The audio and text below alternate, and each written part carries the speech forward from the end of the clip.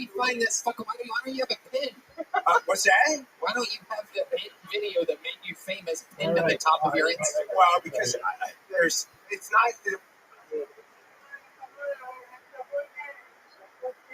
All right, how do we do it? We just that's correct. These are still keeping up on that. People from Australia.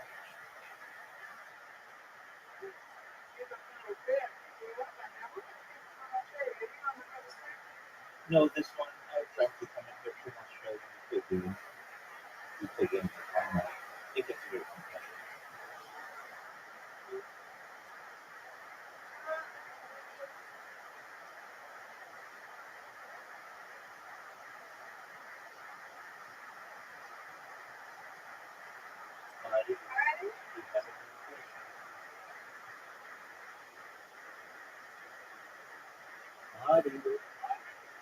You're just there. I'm sorry. Oh, okay.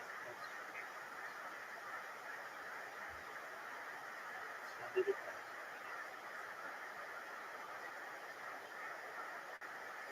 There we go.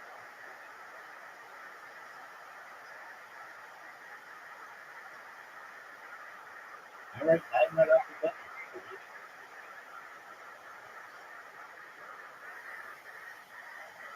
Get it. Left. There you go.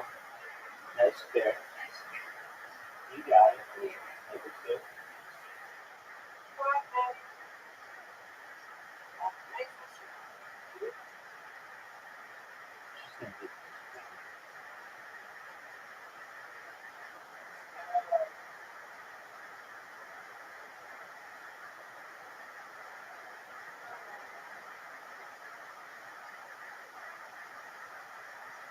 Blue.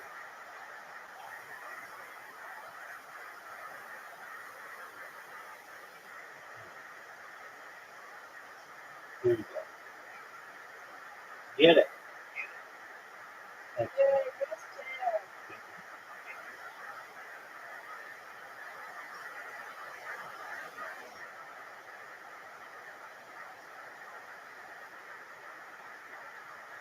This is a tough question. Here. You got one. That's good.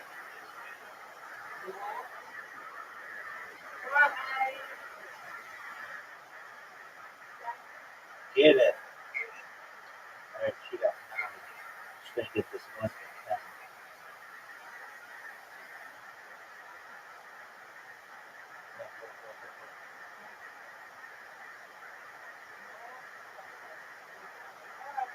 That's what I'm talking about. Whoa! Garbage. I got it. Oh no! Garbage. That's right.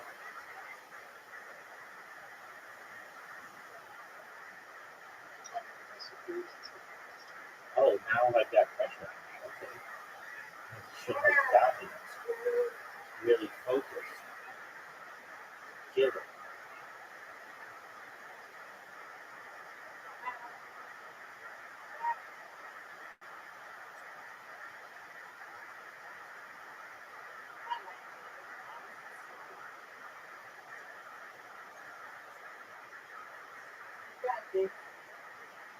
Hit it. Perfect. Perfect split. That was a split. That was really good. All right. I gotta get this beside me. Get it.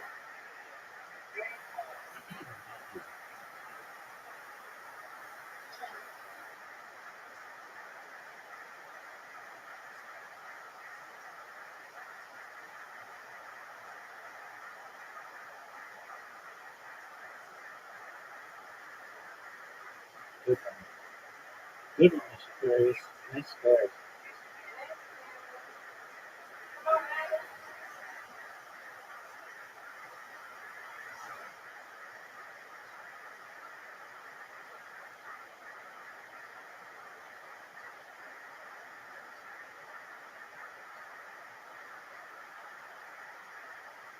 You're good.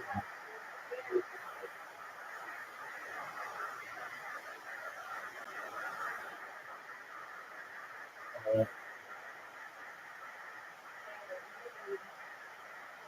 Get it. Whoa.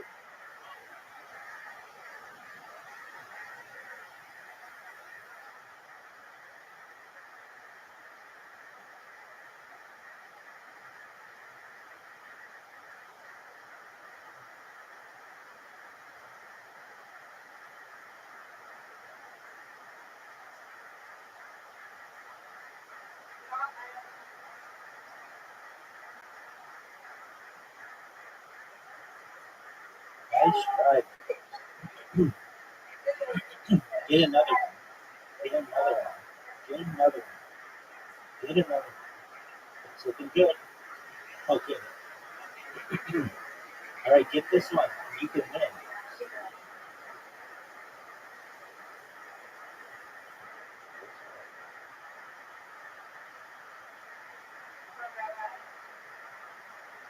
Okay.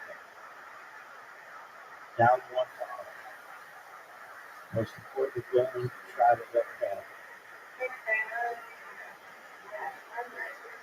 And tie on it. You just need one. Get it. Got it.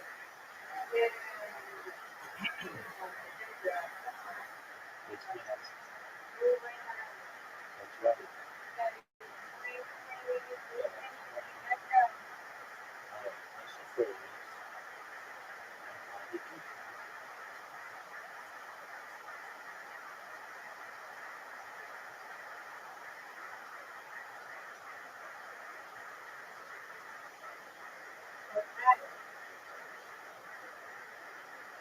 Oh, 8 to 12.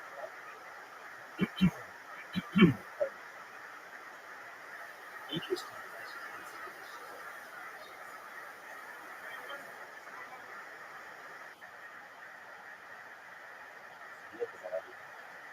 Oh no, it's supposed. That's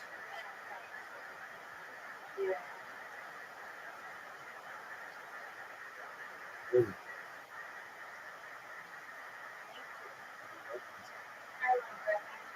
I didn't know that.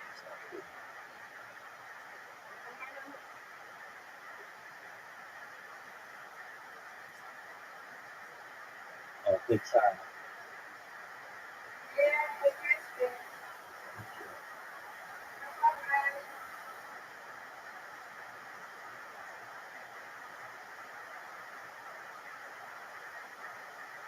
Oh, big time.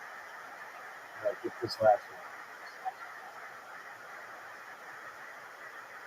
Right? Perfect. Just kill that.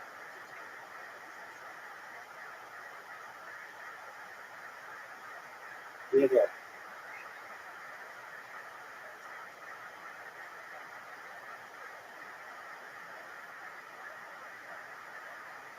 Did you know that bowling was originally just practice? Yeah, it has to do with Germanic tribe, and they would make like wishes to God or their God, and all the pins were if all the pins went down, then they would whenever they approached, they would make them pins.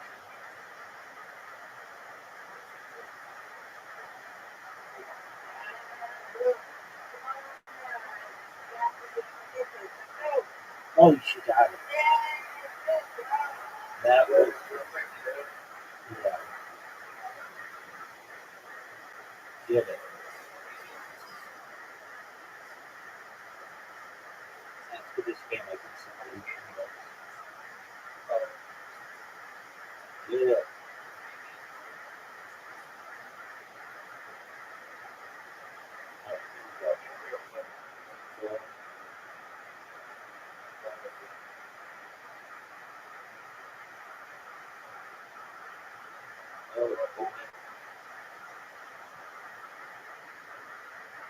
It's a great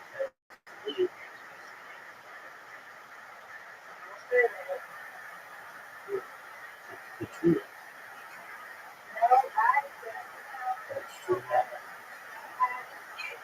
Oh, that's good.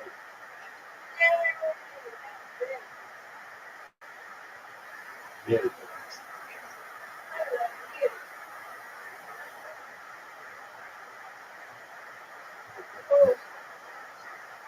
We're supposed to put these two.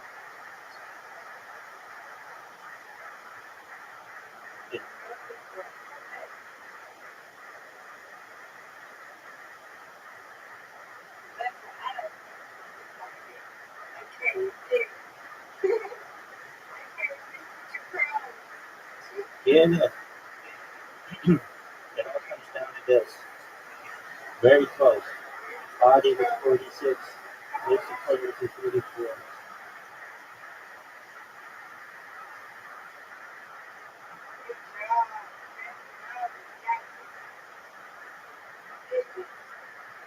So,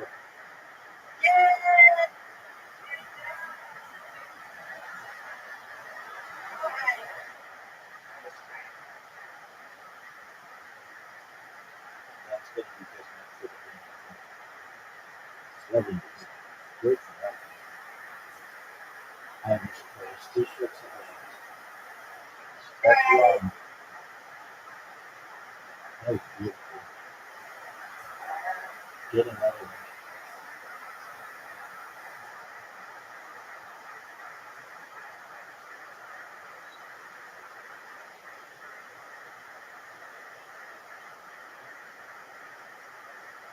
I'm surprised. All right, I'm going to take the W.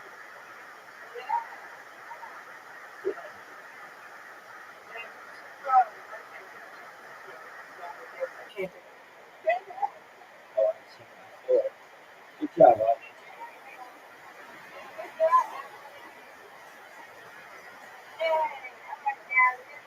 Good night. Take care, Mr. Good night. All right, time to we must leave. All right, I'm trying to check you guys. Do you have an invitation out?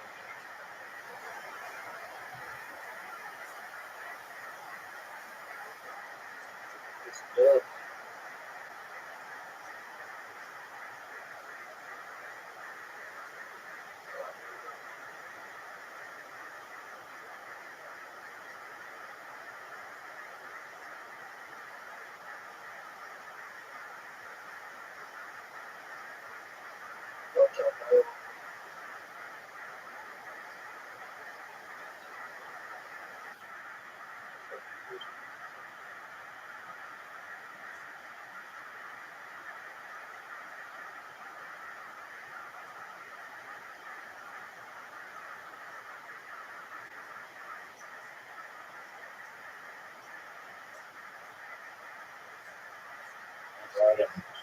That's good.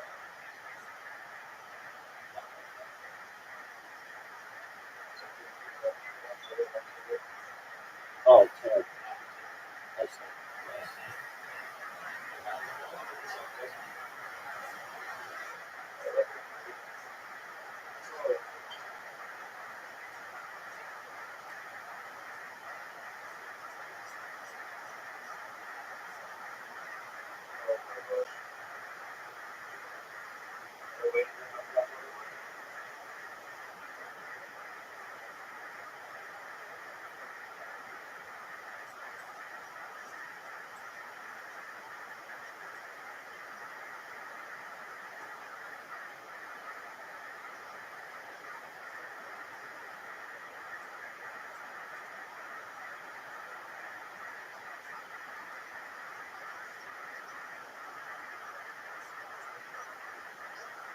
Beautiful.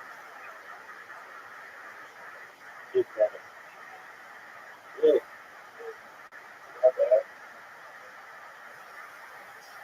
52.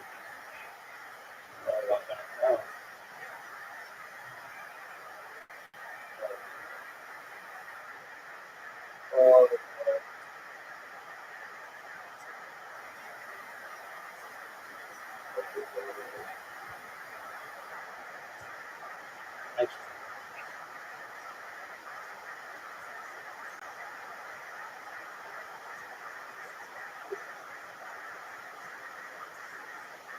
That's right, Bobby. That's gonna be good for you. Get it.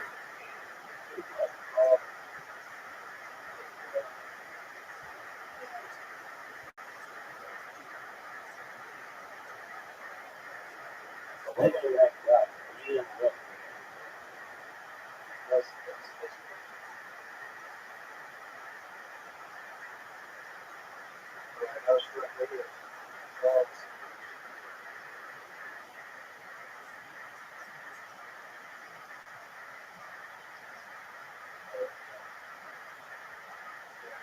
Hit it.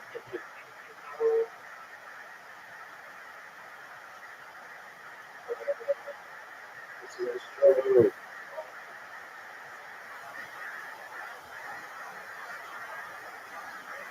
give it to me. Oh,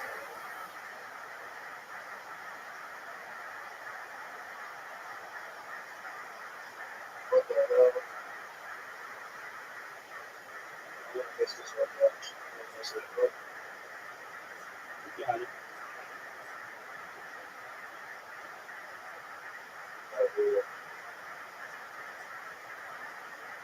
Oh, good job. It's in that way.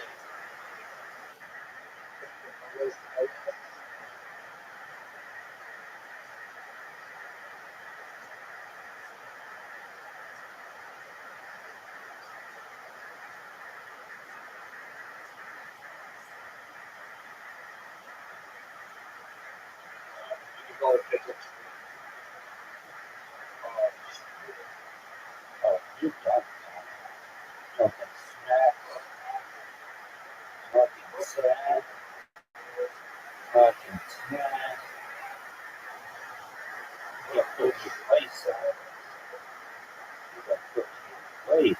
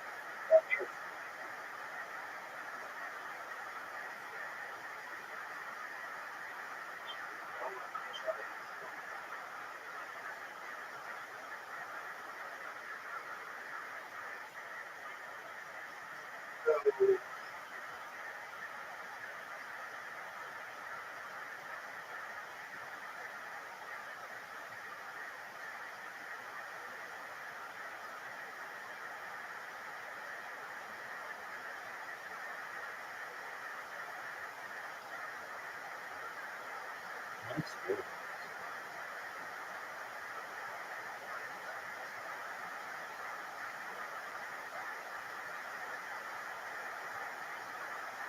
That's right.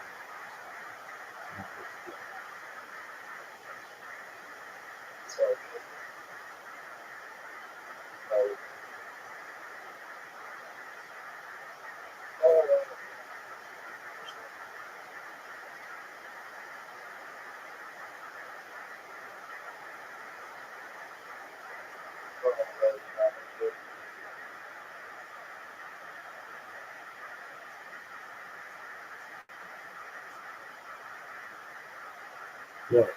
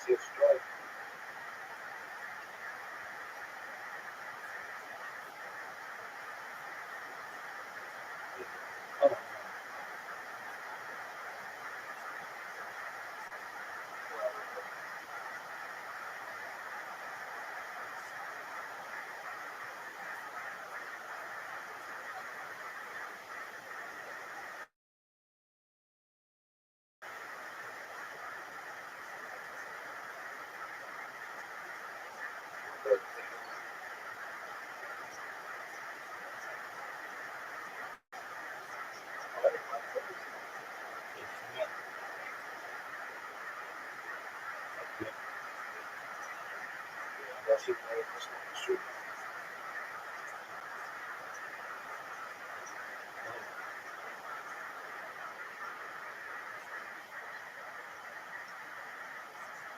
Good.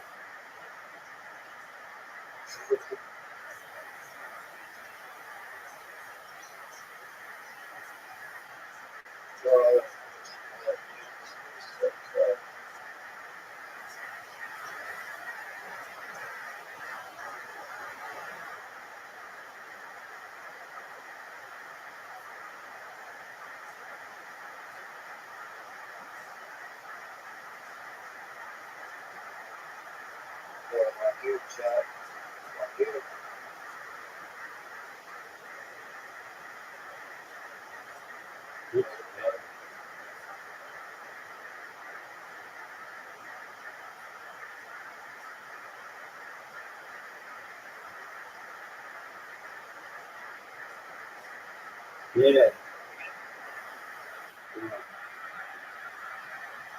I didn't understand.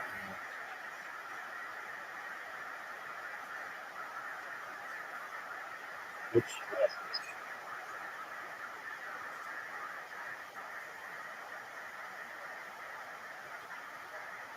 Oh, 2 in a row. Maybe. What a camera.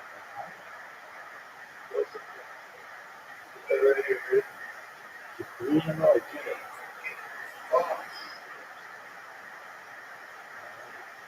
Now we've got the pressure on.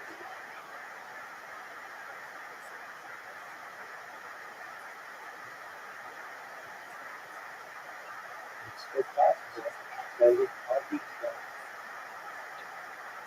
Oh, she's. Oh, come on.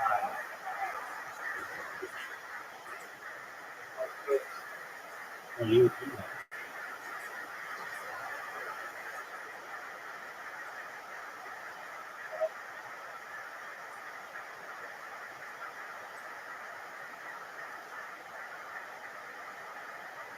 Yeah.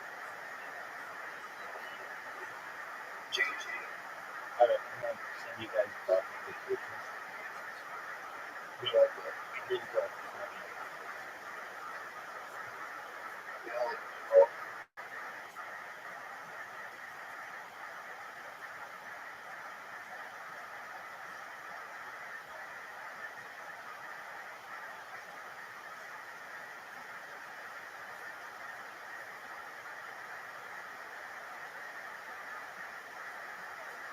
It wasn't that one. There's another one where the original one, I was at the gym and I saw some chick's box sweat.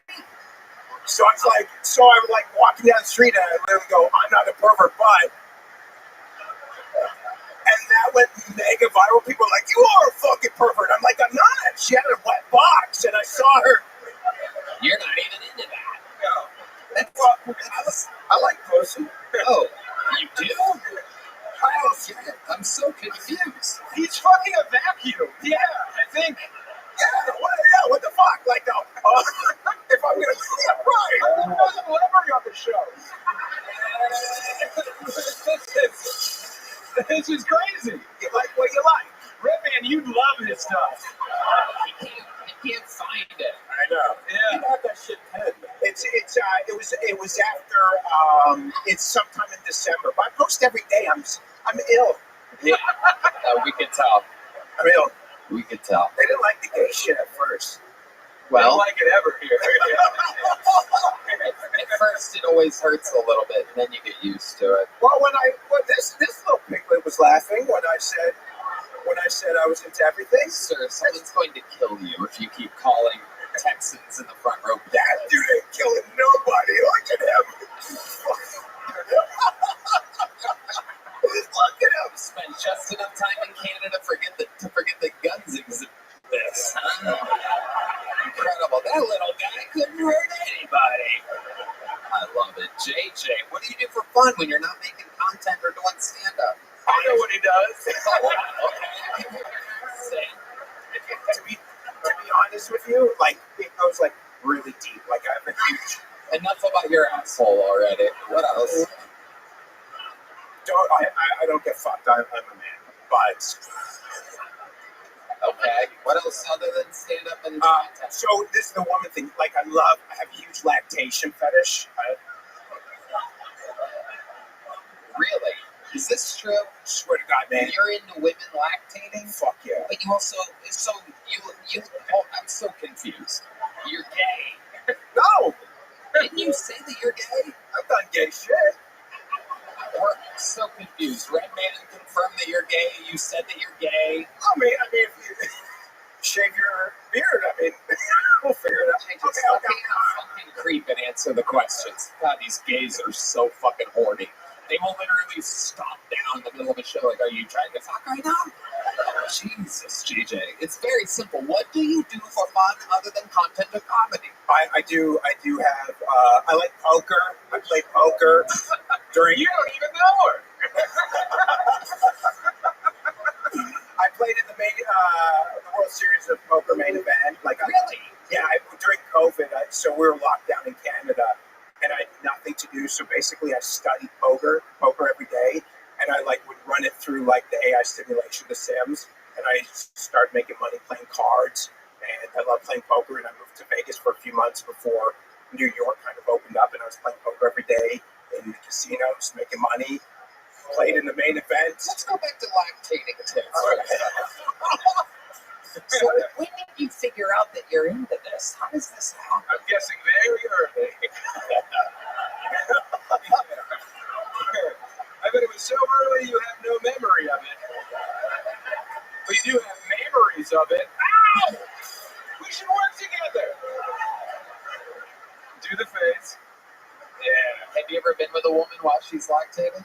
Yeah, so when I started really fucking chicks in 2009, and I started with titty fucking. I love So you were fucking almost entirely just dudes until 2009?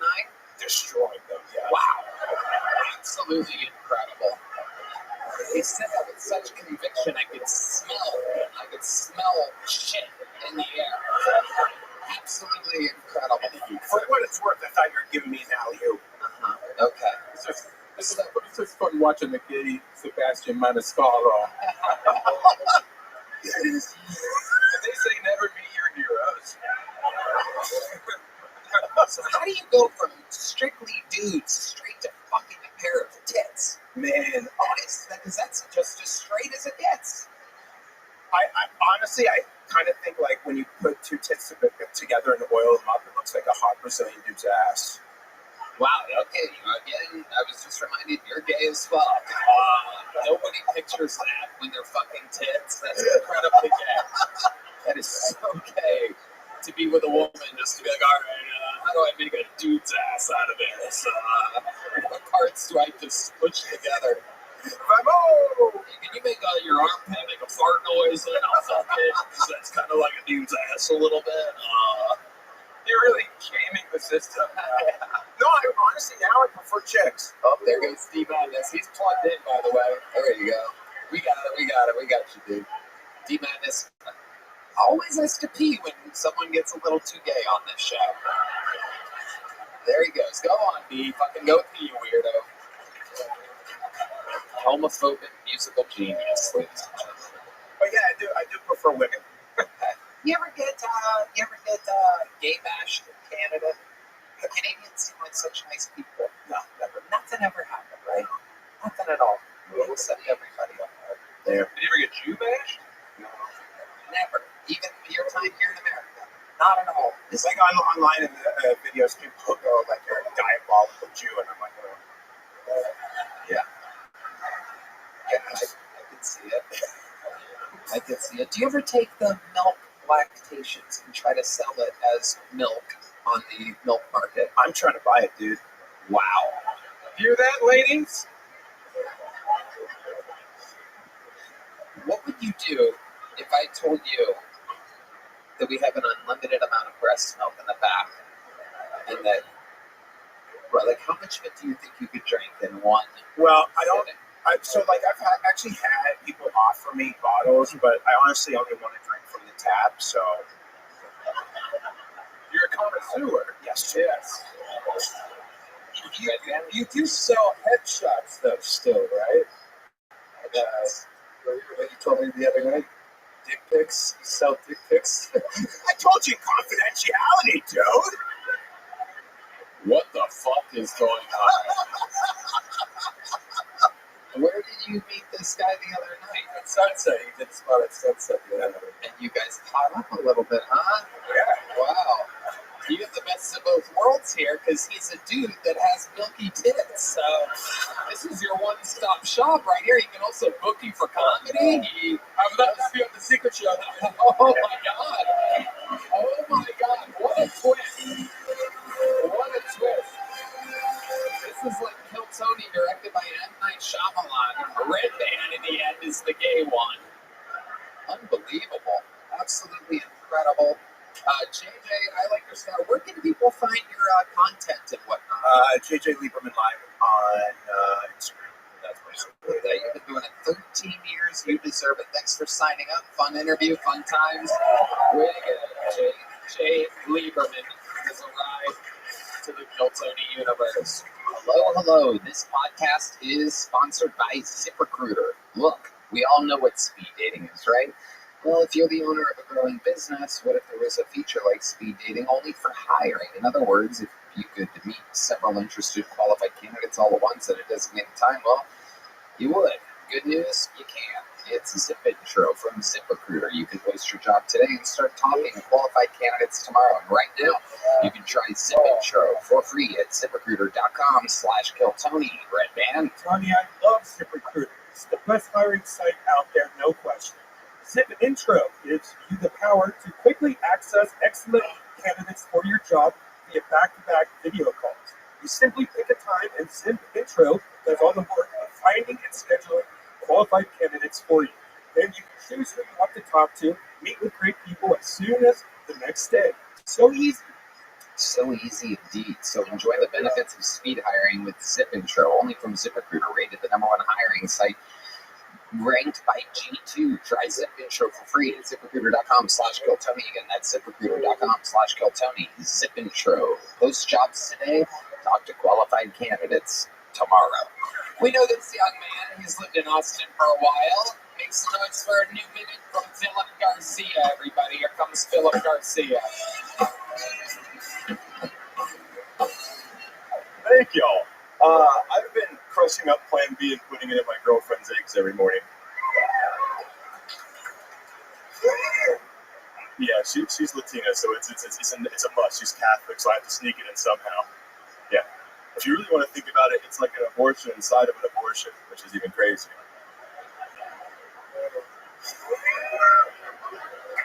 Yeah. Thank you. Also, it's like a $72 egg at this point, you know what I'm saying? We're in love, though. We're shit with the door open, which is great. It's good. That's a good place to be. The other day, she got really scared, but I think she paid attention for the first time. She walked by and she went, "Oh, when guys shit, their dick and balls go inside the toilet bowl with it." And I was like, "Yeah, that's crazy. You put your mouth on that thing." She was like, "It's in the water and everything." And I was like, "Sadly, we don't have that problem. Thank you for that over." All right, guys. Thank you so much. I'm Philip Garcia. Thank you. Philip Garcia. I'm a little confused. Why would she say that the dick and balls go in the water? If I was like blessed enough, they would probably get. Gotcha. Yes. Gotcha. Yeah. Ian, I think you can explain the punchline. Well, Tony, when you sit down on the toilet, Well, I understand the concept, but I don't understand why she would think that. I also don't understand why you think you're fertile. Yeah, I did. You're wasting Plan B, bro. Yeah. Fair enough. You're right.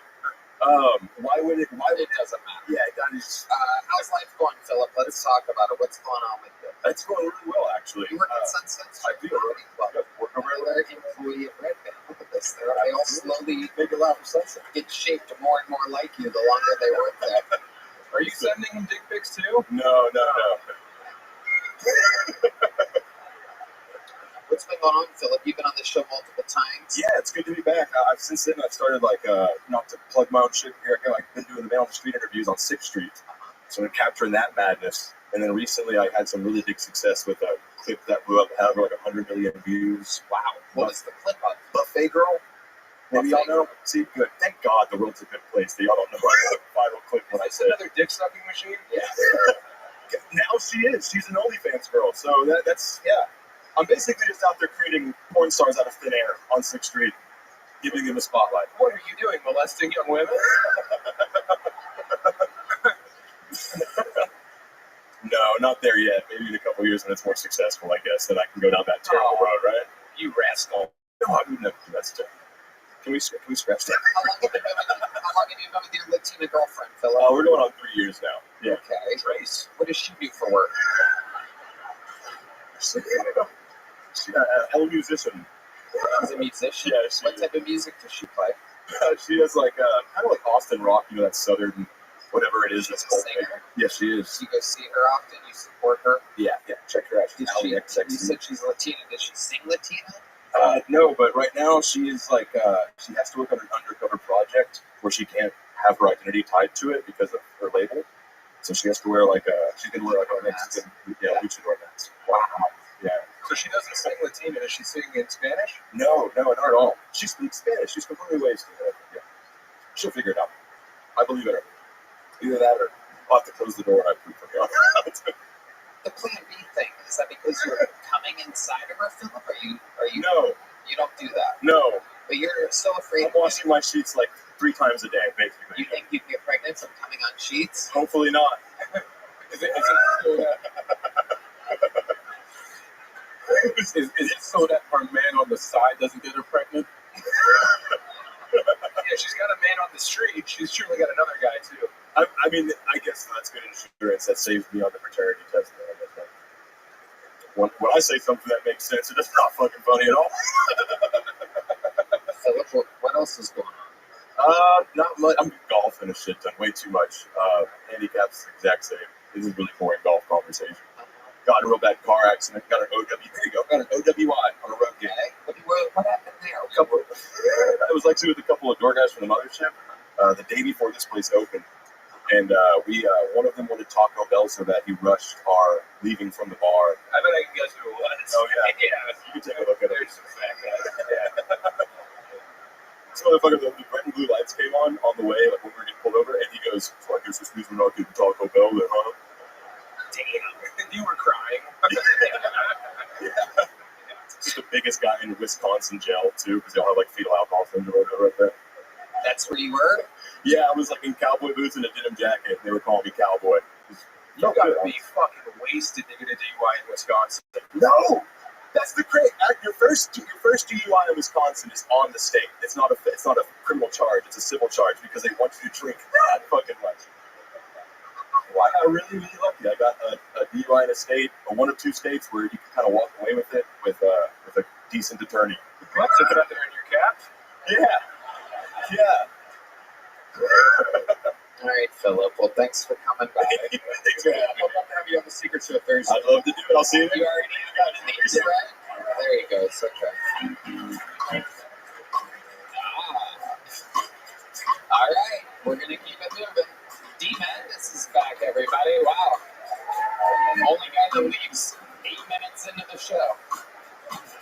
Really get a lot of bang for my buck with D-Madness here. Literally, it's been gone for half the show, for those of you keeping track.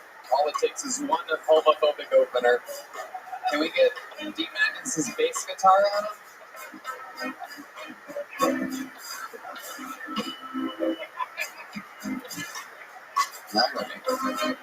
I'm going to hit him for the amazing squad we have here. Some of the best producers, security people, camera people.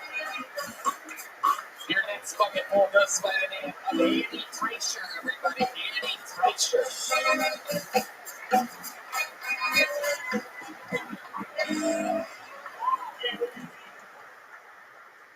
I'm not sure about having kids. My best friend just had a baby, a little girl, and she told me she feels like her reason to live is to be a mom. But if your reason to live is to be a mom, and your daughter's reason to live is to be a mom, and her daughter's reason to live is to be a mom, that's called the pyramid scheme. And I'm not picking up on any drumbeat out there to make any more of me. I can't come close to doing my own taxes. TurboTax asks me the same questions every year, and I still have to call my dad. Like, hey, Dad, do I pay railroad union dues? No? Okay. Am I American Samoan? Hello?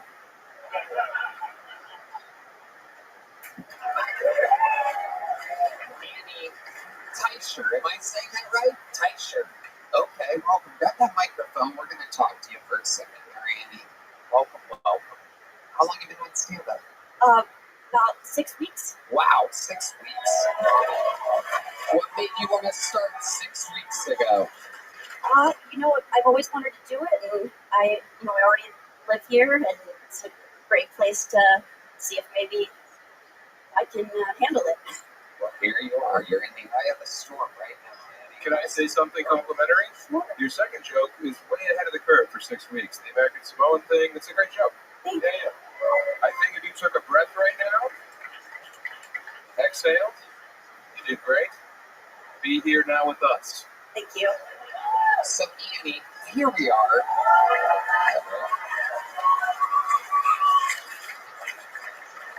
Okay. That was weird, guys. I know. I was nice to a woman and they liked it. That's crazy. So here we go. You said you already lived in Austin. What do you do in Austin? I'm a golf professional. A law professional. Golf. Golf professional. Holy shit. You've been playing your whole life, I take it. Since high school. Right. Yeah.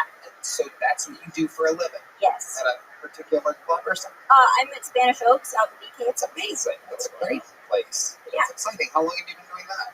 I've been a golf pro for about 10 years. Wow. Incredible. Is that BK? Bee Cave. Oh, It's a suburb. I thought it was Burger King. I don't know. I was like, maybe I'll play Common as a fucking Burger King course. Red Man, did you have similar thoughts?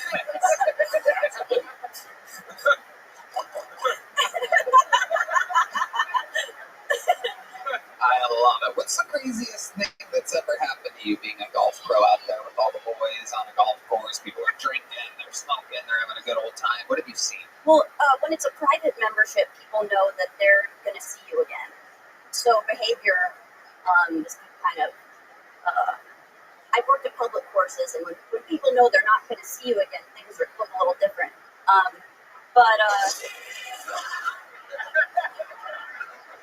Has anyone ever put you in a golf bag and wheeled you around?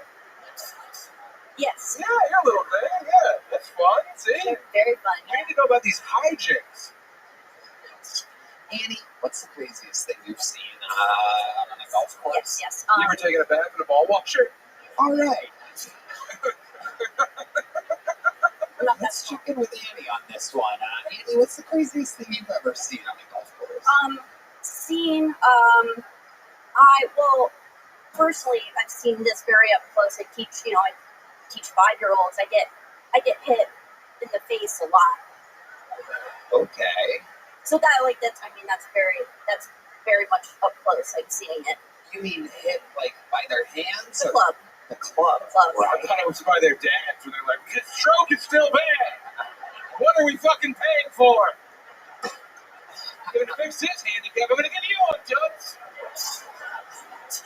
That's what I assume. I don't know. I don't golf. I love it. Annie, when you're not working, what else are you into? What have you been doing your whole life? What am I doing my whole life? For fun. Fun. Well, I try to avoid golf being my answer, but it is up there. I golf. How But about like when you want to get wild, not daytime? Let's say the sun went the down. sun's down. Tony, she's so white. I don't know. She came out looking white, and she said, I teach golf. What's the wildest thing you ever done playing golf? Golf. Yeah. If you guys wondered what it was like at the presidential inauguration, every woman was exactly like this. This is what they look like. This is the new administration of the government. Every Trump, every person. She even answers the questions like she's in fear for her life. Just a regular question.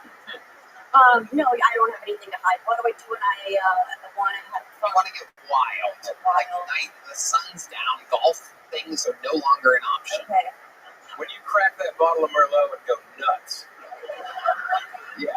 Is that what you do? Do you ever do that? Something like that? I go out sometimes. What do you think? Oh my goodness, here we go. We're getting closer, ladies and gentlemen. We're getting closer. When you go out, what exactly do you do sometimes? Well, I'm from Indiana, so I will, if I can, I'll play cornhole. Oh my goodness, it's getting whiter somehow, ladies and gentlemen. It's What do getting you a do? little whiter. Don't ask J.J. Lieberman to play. It's so white that it's getting translucent in here. You can almost see entirely through it. Have you ever crushed up a Tylenol and not take it?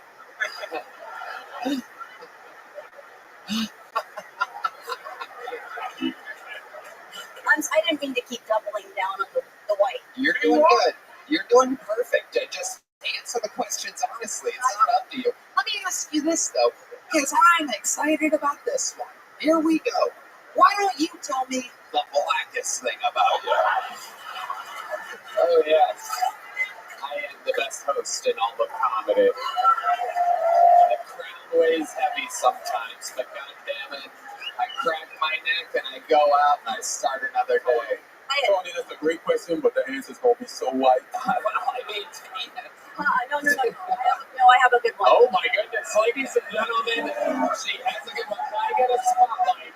Here we are, live in Austin, Texas, with the whitest white woman we've ever met, and this is the blackest thing about her. I shop at Ross.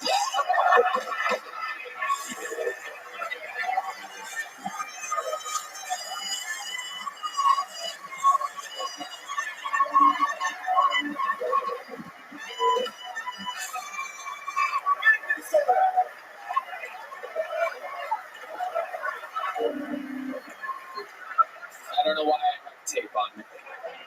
I just grabbed something to make myself comfortable because that is somehow the most racist thing I've ever heard in my entire life. He's incredible. The black guy is the only person not smiling right now. Absolutely incredible. Let me ask you this. Do you actually purchase the things or do you walk out without paying for them? I look for the sensor. Wow. Look at this, ladies and gentlemen. She does it like a white woman. I do. I wanted to keep going down that. I purchased it.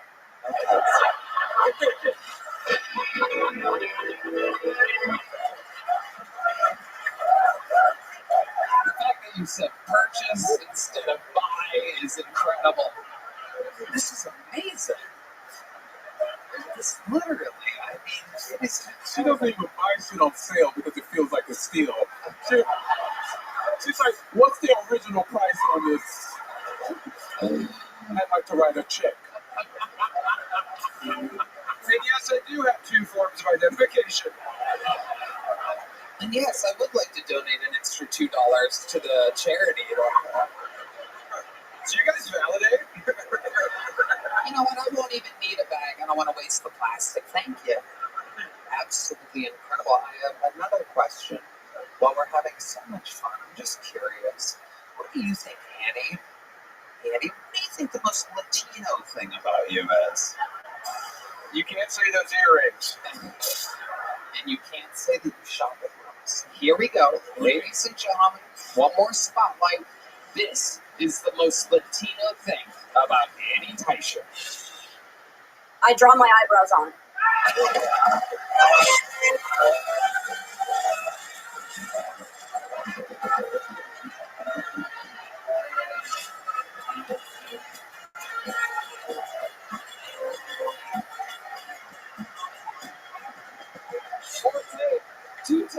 Two-tape Annie, two-tape Teicher. We are here live with two-tape Teicher. I've had the tape color correspond to the question. It's just, that is a very Latino thing. Our entire approval of it. They all know. The ladies, they shave their eyebrows and then they draw them on in the Latino culture. That's a thing. We don't know why. Do any of you guys know why? Have you ever asked one of your 14 sisters, Michael? Why do they do that? I mean, they have hair, they have natural hair. They could. Normally, they're very good at landscaping. You would think that they would trim around it. You don't have an answer. Nobody knows. It's absolutely incredible. Is there a Latino woman out there that has an answer, perhaps? No one knows. It's one of the great mysteries of the world. Truly, nobody knows. I'd be interested to know if we ever find out if anybody wants to send me a handwritten letter about it. Do you have like any eyebrows, or were they frozen off? Yes, sir. Okay, there you go. This is absolutely incredible. Amazing, Annie. Such a fun interview. And for 6 weeks in, very, very, very promising. Distinct punchlines. Thank you. Congratulations, Annie. You're leaving here with a big joke book 6 weeks into the game. There you go. Absolutely. She walks over and grabs it like the whitest person ever. Oh, I'd rather not catch it, Tony. I'd like to have the book handed to me in the most professional way. Hello, this podcast is sponsored by Shopify. When you think about businesses that are selling through the roof like Aloe or Albirds or Skims, sure, you think about a great product, a cool brand, and a brilliant marketing scheme. But an often overlooked secret is actually the business behind the business, making, selling, and for shoppers, buying. It's simple. For millions of businesses, that business is Shopify. And Tony, nobody does selling better than Shopify. Home of the #1 checkout on the planet. And the not-so-secret with Shop Pay that boosts conversions up to 50%, meaning way less cards going abandoned and way more sales going. So if you're into growing your business, your commerce platform better be ready to sell wherever your customers are scrolling or strolling on the web, in your store, in their feed, and everywhere in between. Because businesses that sell more sell on Shopify. Upgrade your business with the same checkout skills. You can sign up for your $1 per month trial period at Shopify.com/BillTony, all lowercase. Go to Shopify.com/BillTony to upgrade your selling today. Shopify.com/BillTony.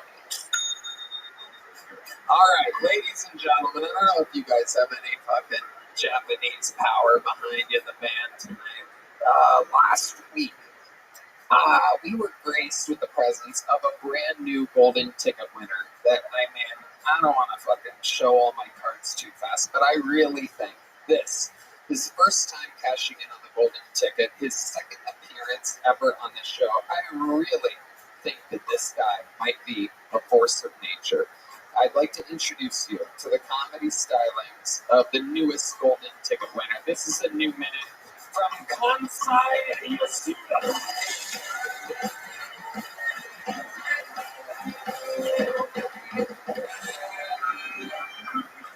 Thank you. Thank you, guys. I just went back to Japan to see my family, and on a Japanese airport, I saw a huge sign that says, "Do not export Wagyu beef semen without permission." And immediately I was like, I wish my semen is imported after per minute, you know. Like I wish everybody desired my semen. Like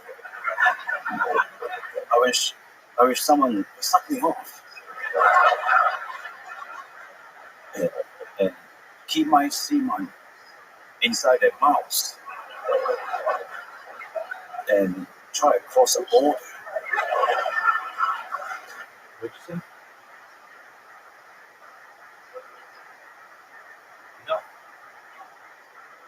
It's just the image. It's like a fire hose.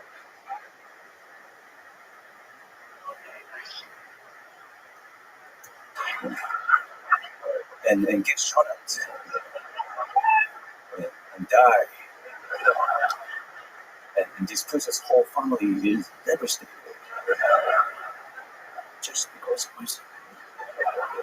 Thank you very much. Kansai Suda. Welcome, sir. Hi, Tony. Kansai. Welcome, welcome. Last week we learned about you that you are Japanese, Yes. live in Canada, Yes. and you almost entirely, with all of your spare time, eat ramen and have sex with your girlfriend.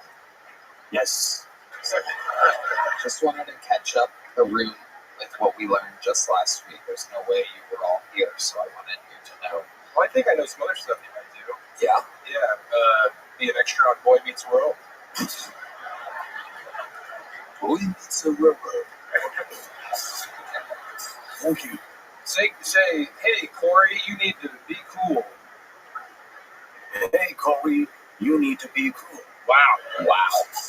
Incredible. Absolutely amazing. Kansai Suda has returned. So, Kansai, how's this last week been for you? That's been amazing.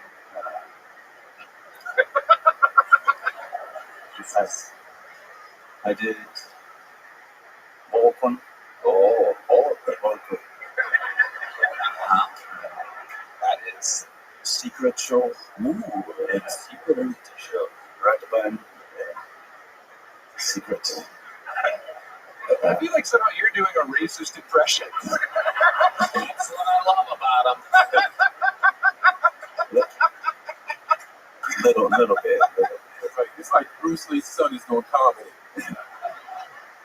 Bruce Lee tart. Oh, sound cool as fuck though. Yeah, definitely. You look cool too. Thank you. Kansai. What does Kansai mean in Japanese? Sick tree. A sick tree? Sick tree. Like an unhealthy tree? Not like a stick, like a sand. A big? Big fat tree. But Wow. not like a strong. Like, Okay. Nice recovery. Yeah. That's okay. The Godzillas haven't been near people, so let me apologize on behalf of my people. Gomen Nasai. So sorry. eel. Kansai Suda. Have you talked to your girlfriend who you left up in Toronto, who you're deeply in love with since winning the golden ticket, and caught her up about this amazing week that you've had in Austin, Texas? I haven't. I talked to her, but she was busy looking at ramen shop. She was busy. She was busy. Yeah. So I talked to my parents. What did your parents say?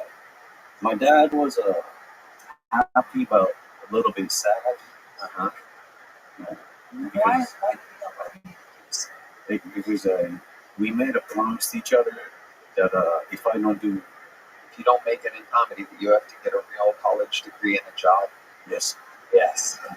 And if you don't do that, you have to do some poku, right? yeah, just one of them. That is as Japanese as it gets. So you told your dad that basically you made it, that you got recognized on the biggest show in all of comedy, Yeah, and he was sad about it. because we made a promise that I was gonna take over his nail salon. Oh, wow. Wow, even more Japanese than any of us could have expected. Your dad owns a body waxing salon? Nail salon. Nail salon? Oh, I thought you said nair salon. Yeah. Nail salon. That makes a lot more sense. Yes. Thank you. And the nail salon that's in Japan, Yeah, it's in Tokyo, Japan. Shinagawa. is it very profitable? Uh, You just gave it a shout out? Say it again. What is it? Shinagawa.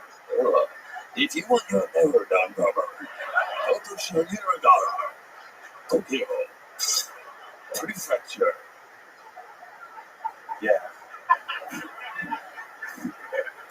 Your dad's shop is going to be packed tomorrow, and it's going to be like, Hans, I am so proud of you.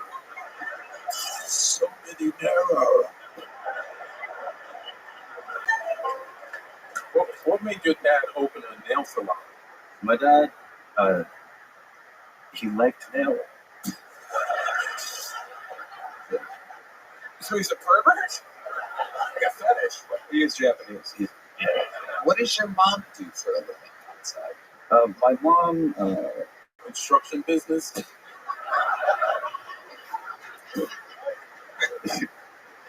yeah, like she helps my dad, but now she quit because she didn't like it, and then now she works at the supermarket. Ah, what does she do at the supermarket? She Oh, yeah, what'd she do, man? she paid never. She controls the vegetable. Ooh, wow. When you say she controls the vegetable, I don't know how Japanese supermarkets work. Can you explain to us what you mean by control the vegetable? A single vegetable she's in control of? Does she use her hands? Yeah, like a multiple vegetables. Oh, multiple vegetables. Yeah, and with the hand, and then and she, I think, just like move it around Yeah. and just hit it, put into the box. Right. Right. That's controlling vegetables. Yeah. That's textbook vegetable control, yeah. This girlfriend of yours that works at the ramen shop, I can't remember if I asked you, she's Asian as well? Yes, she's half Filipino, half Japanese. A Filipino, half Japanese. Does she do anything odd or anything that stands out to you in which you're like, that's Filipino, that's not Japanese? Is there something that Filipinos do that Japanese people don't do that you kind of notice and you're like, ooh?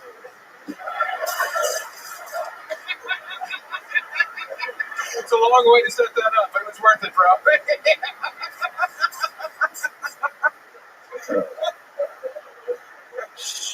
She doesn't let me eat her pussy.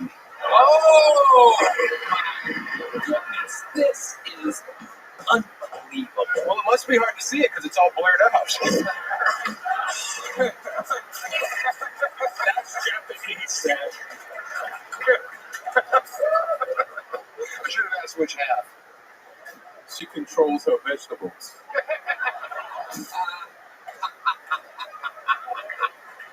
Tony, if I may follow your line of inquest from earlier, would you mind telling us what you think the blackest thing about you is? Absolutely great question. And here we go with the single spotlight. I would like to present to you, this is, with 10 seconds to think about it, the blackest thing about Kansai Yasuda. My eyeball, the color of the eyeball is black. Okay, let's turn the lights back on. Hold on, Kansai. What's that? It doesn't have to be like a physical thing on your body. Okay. Nobody was expecting you to go, oh my huge cock.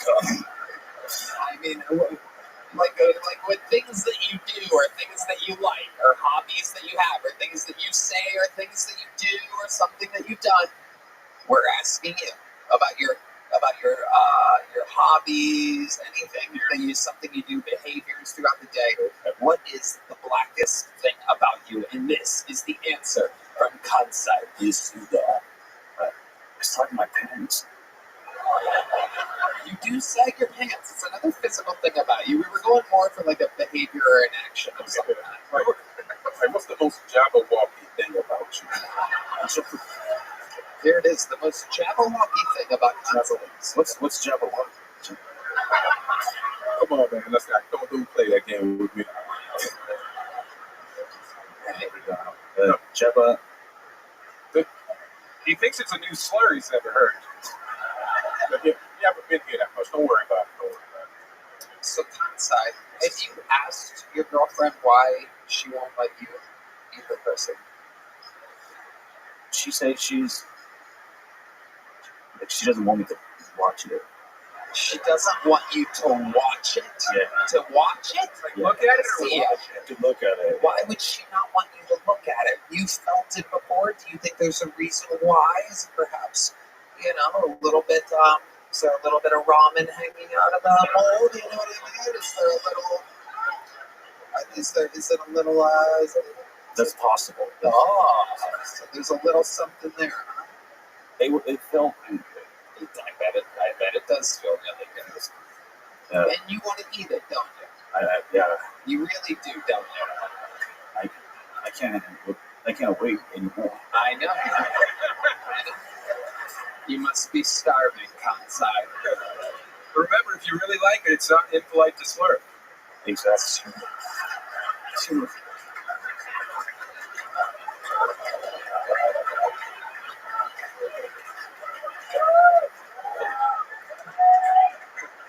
really hard to eat it with chopsticks.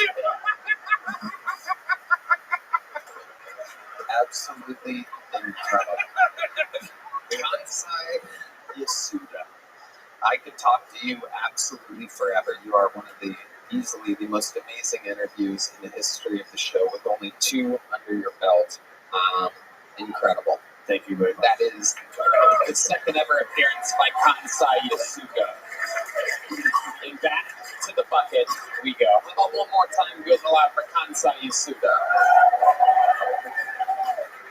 Alright, back to the bucket. There's the lovely Heidi, everyone. There she is. Alright. Make some noise for your next bucket full, everybody.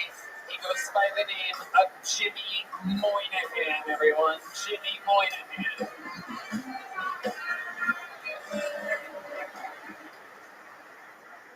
Thanks, everybody. You guys seem very nice, which is good. I've been depressed lately, but I have a therapist now, which is good because I can't talk to my friends about depression. I can't. They're not helpful. The other day, I was talking to my buddy. I'm like, I don't know, man. I think if it wasn't for my parents, I'd probably kill myself. And he was like, man, I think your parents would understand. I mean, they love you, but ultimately they want what's best for their son. I got one married friend who has like a family, so he thinks his problems are worse than everyone else's, you know? We're out late, so I have to go home. I've been up since 8 a.m. I'm like, I had to wake up at 7 a.m. He goes, yeah, but you don't have a wife and 3 kids at home. I'm like, oh yeah, no, you're right. Every morning when I wake up tired and depressed, I think to myself, well, at least I'm alone.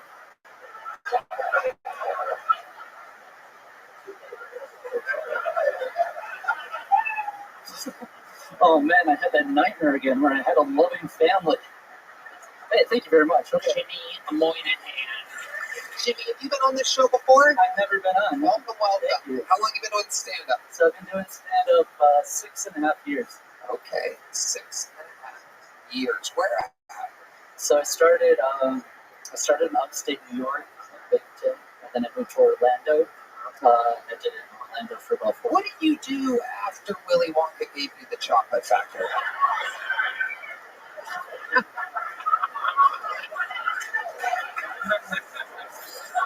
When did you change your name from Charlie to Jimmy Moynihan? Exactly. It's fucking weird that your grandparents all slept in that bed. We were very close. I love it, Jimmy. So 6.5 years. Where was it at again? Your stand-up? So Binghamton, New York, and then I moved to Orlando, Florida. Did it for 4 years there. What made you move to Orlando for comedy? So I moved to Orlando for rehab. For rehab. Oh Yeah. yeah, great. I knew it. Hell yeah. That's where you go. Yeah. So I went to rehab, and then I ended up staying. So what'd you go to rehab for? I was. Pain pills? It was like everything. It was a lot of. I was addicted to Xanax. Benzos. Okay. So yeah, I got clean, and then my parents lived in Florida, so I stayed with my parents for a little bit, 3.5 years, and then moved to. How were you in Binghamton, New York, if your parents were in Florida? Right. So He's fucked up on Sands, man. He has no idea. they turned 65, and then they moved to Florida. That's the law. That makes sense. Got it. Okay. So when did you know you hit bottom and had to go to rehab? What was the low point in which you're like, Jesus? Okay. So your time's deep, Chevy. So this seems bad, but looking back on it, it's not. So I was going Grinder. That's enough for me. Yep.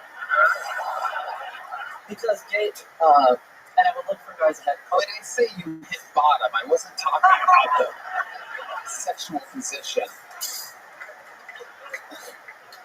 You were on Grindr just to look for guys with coke? Yeah. Oh, you weren't gay at all? Maybe a little. Oh, okay. He's kind of gay, so you're gay.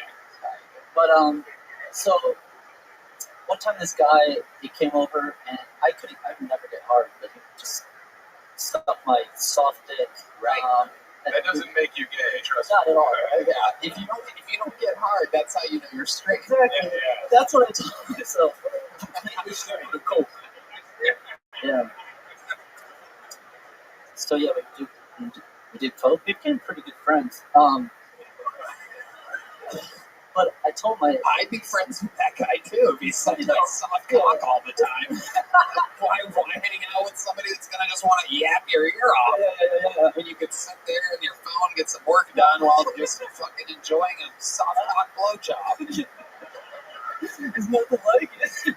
Yeah, that's the life. In Orlando, Florida, the sun's shining, you're just getting your fucking dick sucked, barely able to enjoy it. Yeah. In my parents' house too. Wow, on copious amounts of This drugs. isn't going on anything. No, that's just for here. Nobody ever hears that this is a live show and then it disappears. We got to get you a different wig next time. I know I need a haircut. It's called depression. You guys like it? All right, let's keep talking about the. How do you? Is there a section on Grindr where the dude says, "I like coke," or "I got coke"? Like, how do you? I think it's implied on Grindr. I just roll the dice basically, and then they don't have coke. So, where were we going here? You knew you hit bottom when you were getting your dick sucked. It was soft. You're doing coke with a guy off Grindr. You became best friends. Yeah, I guess that's not rock bottom. I got my dick sucked and free coke. It's not terrible rock bottom. But it was at that point which you're like, I think I need to go to I rehab. need to go to rehab. Right. And Do you have any relapses since then? yeah, I relapsed 2 weeks ago. Oh my goodness! Here in Austin, Texas. Right here. On dick or cocaine?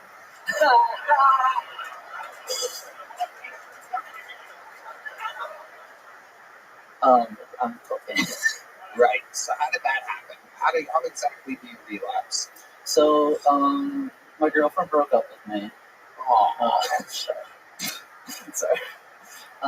And I was already in like a bad place, like mentally, and then I was dog sitting. Scooby Doo. So yeah. Damn it! Man, I'm getting from Oh all my angles. God, that's incredible. These Scooby snacks you were taking? Red Band getting involved.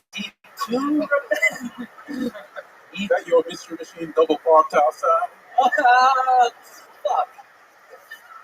Maybe I could have got hard if it weren't for those meddling kids.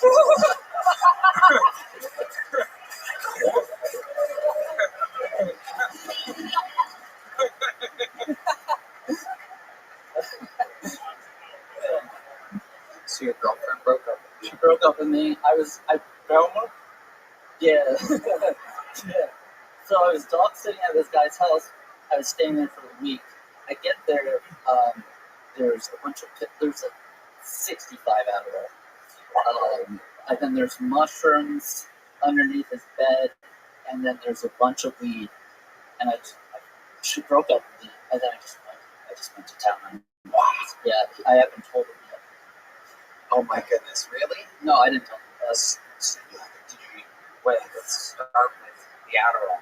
What'd you do there? So I crushed Adderall up and I snorted it and I took 2. So that way I have this slow release.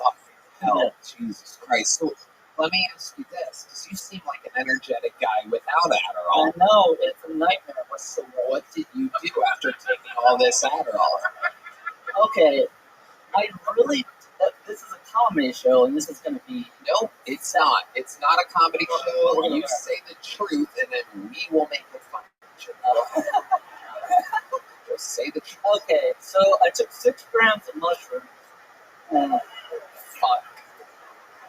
And so This is You take the Adderall, you snort the Adderall, you take 2 Adderall, and then you add 6 grams of mushrooms. And then I ate 6 grams of mushrooms All at like the same time. at the same time, right after the break. Key to like, Dokie. yeah. So here we go. Because I kind of, Yeah. your bone structure, your eyes, your smile, I gotta tell you, I see a little me in you. The fact that I would love that. both on Grindr, I see, I can see a correlation. And I don't ever do uppers of any kind. Oh, Ever. They don't, I tried once as a kid. No. Maybe you can get him hard. Yeah, I bet I can. If he's anything like me, he's into people that look like him. So. All right. So let's talk about it. Yeah. Adderall up your nose, in your mouth, and 16 grams of mushrooms. Yeah. And they're in capsules. So, Right. So take us through it. Okay. So I take the mushrooms. Okay. So I left this part out. Next to the bag of Adderall in the dresser, there's a gun. Oh, fuck yeah. Oh, we're partying now, baby. Let's fucking go. What an episode so far. Let's talk about it. Keep going, Jimmy. The floor is yours. Alright. So I've had suicidal ideation before. Uh-huh. And so it's always been a gun. When I think about it, it's always been a gun. Sure. So I this is crazy that I'm telling you. You don't need to set it up, Jimmy. Just go right ahead. Okay, so I'm kind of like, I'm fucked up, and I keep circling the dresser with the gun in it with a dog that's like waiting to be fed. Yeah. And Starving dog. yeah, Like, literally like, thinking to itself, this guy's going to be medicine. He's been eating things the whole time. I'm hungry. It's my impression of the dog while he's on mushrooms. Okay. So I'm circling, and I'm crying. I'm like sobbing. Right. And have the mushrooms kicked in? Oh yeah. Okay. Yeah, this was like about an hour and a half. Like, Oh, into it. shit. I was circling it, and then I had texted my buddy Joe that I was like feeling this shit earlier. Sure. So eventually, I picked up the gun, and I took it in, Yep. and then I put it to my head, Oh my god. and I held it there for like probably 10, 15 minutes. Just Wow. sobbing. Yeah, Just sobbing. And then my buddy Joe called me. And this is the gun I picked it up. And I said, hey, man. You were talking to the guy? What's going on? Yeah, I was talking to Joe. And so I had one hand and my phone in the other. Wow. And I was sobbing on the phone with him. I said, dude, where are you? Tell me where you are. And I'm like, I'm not telling you where I am. And then I told him I had a gun in my head. And then he said, you have to tell me where you are. I'm like, I'm not going to do that. And then he said something that I forgot what he said, but it made me laugh. And I started laughing really hard. And then I put the gun down and I went outside. You look so concerned. I went outside. Oh, no, he's alive. I'm okay. Hey! No spoilers! He is So sad. around. Keep going, Jimmy. Keep going with the story, Jimmy. Don't sidetrack Jimmy. So I Keep going, Jimmy. Stick with me, Jimmy. I go outside, still crying. The gun is on the dresser outside. I call my buddy Justin, and I do the same shit. I just don't tell him where I am. Right. Eventually, he's like, I'm gonna have to call the police and the tractor call him and tell him where the fuck you are. So I did, and he came over, and I cried, and he hugged me, and just to turn it off. And Again, don't try to make it funny, Jimmy. Keep going with the story, Jimmy. So basically, he took me to his house, and his wife, his girlfriend, made me chicken noodle soup and cried more. And then 2 days later, I went to an AA, and Did you ever feed the dog? I did not. This fucking guy's gonna come home. His dog's dead. His drugs are all gone. Jimmy! Hey, I didn't put my gun over here. Yeah. Never hire a dog sitter off Grindr ever again. Jimmy, you're a funny guy. We could go on and on. This interview's gone a long time. Jimmy Moynihan has made his Kill Tony debut, ladies and gentlemen. It's that easy.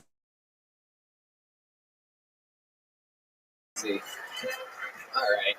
Your next bucket full, ladies and gentlemen. He's been on the show multiple times before. It's been a while. Make some noise for Mike Eaton, everybody. It's a few minutes for Mike Eaton. Where in the world is he? He's on the inside somewhere, we've been told. Where is Mike Eaton? Is he coming? Is that him? He's a big boy. Here he comes all the way from the back. Here comes Mike Eaton, everybody, representing the inside, even though he is a comedian. This is interesting. You guys having a good time tonight? April 7th. Netflix premiere of Kill Tony. Make sure to mark it in your phones. There he is. One more time for Mike Eaton, everybody. Mike Eaton. Hello! My favorite human trafficker, is probably Harriet Tubman. Right? I mean, everyone else did it for money. She did it for the love of the game. She just like moving people. That's a bad bitch. She ran the Underground Railroad for 12 years, and I used to ask people if they knew how many people she saved. And I stopped at Kansas, said, too many. Fuck.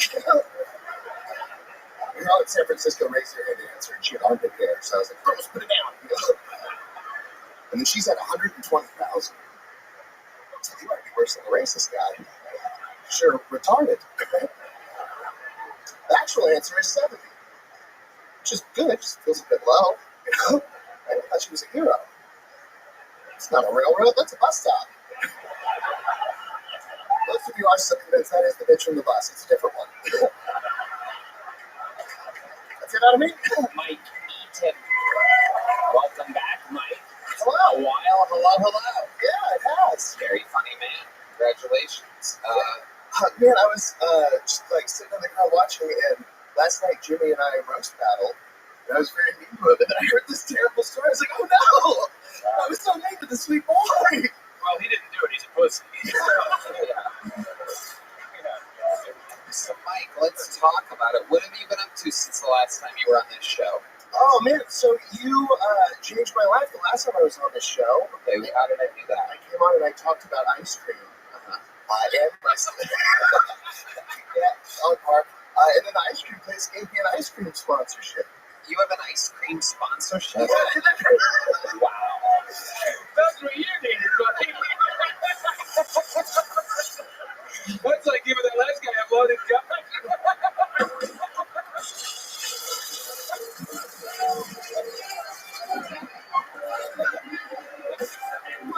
But you did also say the last time you talked about I have sleep apnea. You know, and health insurance. Right. And then one of your fans sent me a CPAP machine.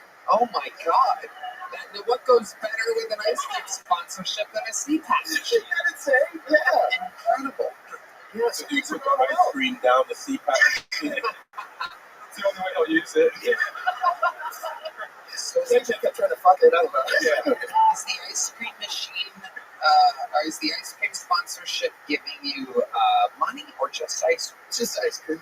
How much ice cream are you going through? It's been quite a bit, yeah. It's been a couple years worth of ice cream. Wow. What ice cream place is This this? is called Bessame. Yeah. Ooh la la. I know. They found out about it, and then they made a flavor and named it after me. Oh my God. What do they call it? Red face fun. I'm kidding. I've known Mike forever. He's very funny.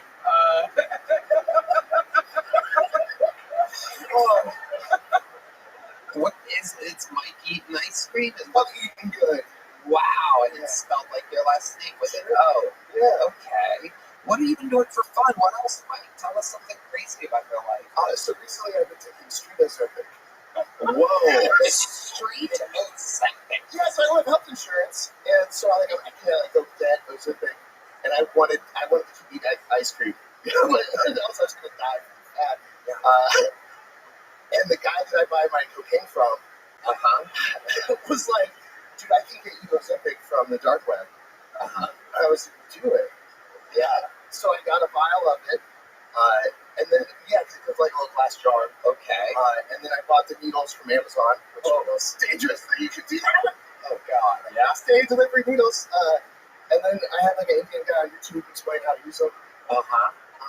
So for like 8 weeks, I've just been stabbing myself in the fat. It doesn't appear to be working at all. No, so I know I look like shit still, but I'm down 50 pounds, right? You are? Yeah. Are you still eating the ice cream? Not very often. Right. I don't have any hunger anymore. I'm in like a post-food world. Wow. You're not overeating. You're overeating. Unbelievable. Unbelievable. That's why he's a front runner for Guest of the Year 2025, ladies and gentlemen. It is incredible. I got a fun story about Mike here. Let's do it. Fucking Mike a couple days ago gets my DMs because I'm also on weight loss medication. And I was talking on my podcast about how my burps are terrible. Like you get fucking terrible sulfurous burps. You know? Oh, fuck, they're disgusting. It's bad. Oh, God. Well, it's either that or morbid obesity. You know, so this fucking jerk off hits me up, and he's like, "Oh man, my fucking girlfriend was sucking my dick the other day, and she said my load tasted like what was it? Quote toxic sludge." Oh, God. Yeah. You thought the burps were bad. Imagine the goo. Ooh. God, that is This guy, losing it. unbelievable. She's not my girlfriend. Don't say that on she'll hear this. You got some rando eating your goo? Yeah. Poor lady. She did throw up. It was pretty upsetting. She threw up? But also pretty funny. How soon after taking the loader, was it like immediate the Yeah, throw up? last week we were in a parking lot. Wow. And so she did that, and You're in the driver's seat of a car? yeah, and she just leaned over, and then I, and then. You gave her the clown horn treatment? What kind of car is it? Paint the picture. Toyota Corolla. Oh, fucking disgusting. Oh, God. Jesus Christ. The story gets grosser and grosser. What year? What year? 2022. Oh, okay. Yeah, not bad. So she does that, and then I assumed she was going to swallow it. She's like a champion or whatever. And then she goes, "Oh," and then on the passenger side, just, and I started laughing pretty hard. Oh, God. Yeah. Now, has she sucked your dick pre-street Ozempic? Is this No. right? This was a first date? No. You know, dates in parking lots. Otters and PTA. You get your ready or you're going to explode. Yeah, it's no problem. No, it was the first time she'd suck my dick. Wow. Yeah. How did you convince her to suck your dick? She loves ice cream. I just asked. Did you have stage dick? Like, was it all sweaty and gross? No, it was a Stage dick, Red Band. That's a thing for you. had a couple nights. No, I showered previous. I knew it was coming. So I was like, be prepared. Okay. Yeah. Okay. I know that all that what I said was gross, but I'm pretty hygienic. Yeah. Shower and stuff. But see, you really think that perhaps because this was her first time doing that, so there was no. She couldn't have known that it was going to be that bad. But I also, I didn't know. My load hadn't been in with You hadn't tasted it yet. Yeah. Have you perhaps taken a little I never have. since the street Ozempic? No, You know what we're gonna do? We're gonna have you blow a load into a shot glass, and we're going to have. Let me see here. Let's have the angry girl with East Side Bangs do it. Jesus. Oh, yeah. Nothing has made her smile today. It is absolutely incredible. Well, I can make you throw up. All right. We gotta keep it moving along, Mike. You already have a big joke book here, right? Dude. Mike Eaton, ladies and gentlemen, has said it again. Some fun interviews today. It's that time that we get around to one of the legends of the show, ladies and gentlemen. This regular is one of the greatest regulars of all time. One of the youngest comedians to ever be a regular on this show, and every week writes and performs a brand new minute. This is the anomaly, the one and only Cam Patterson, ladies and gentlemen.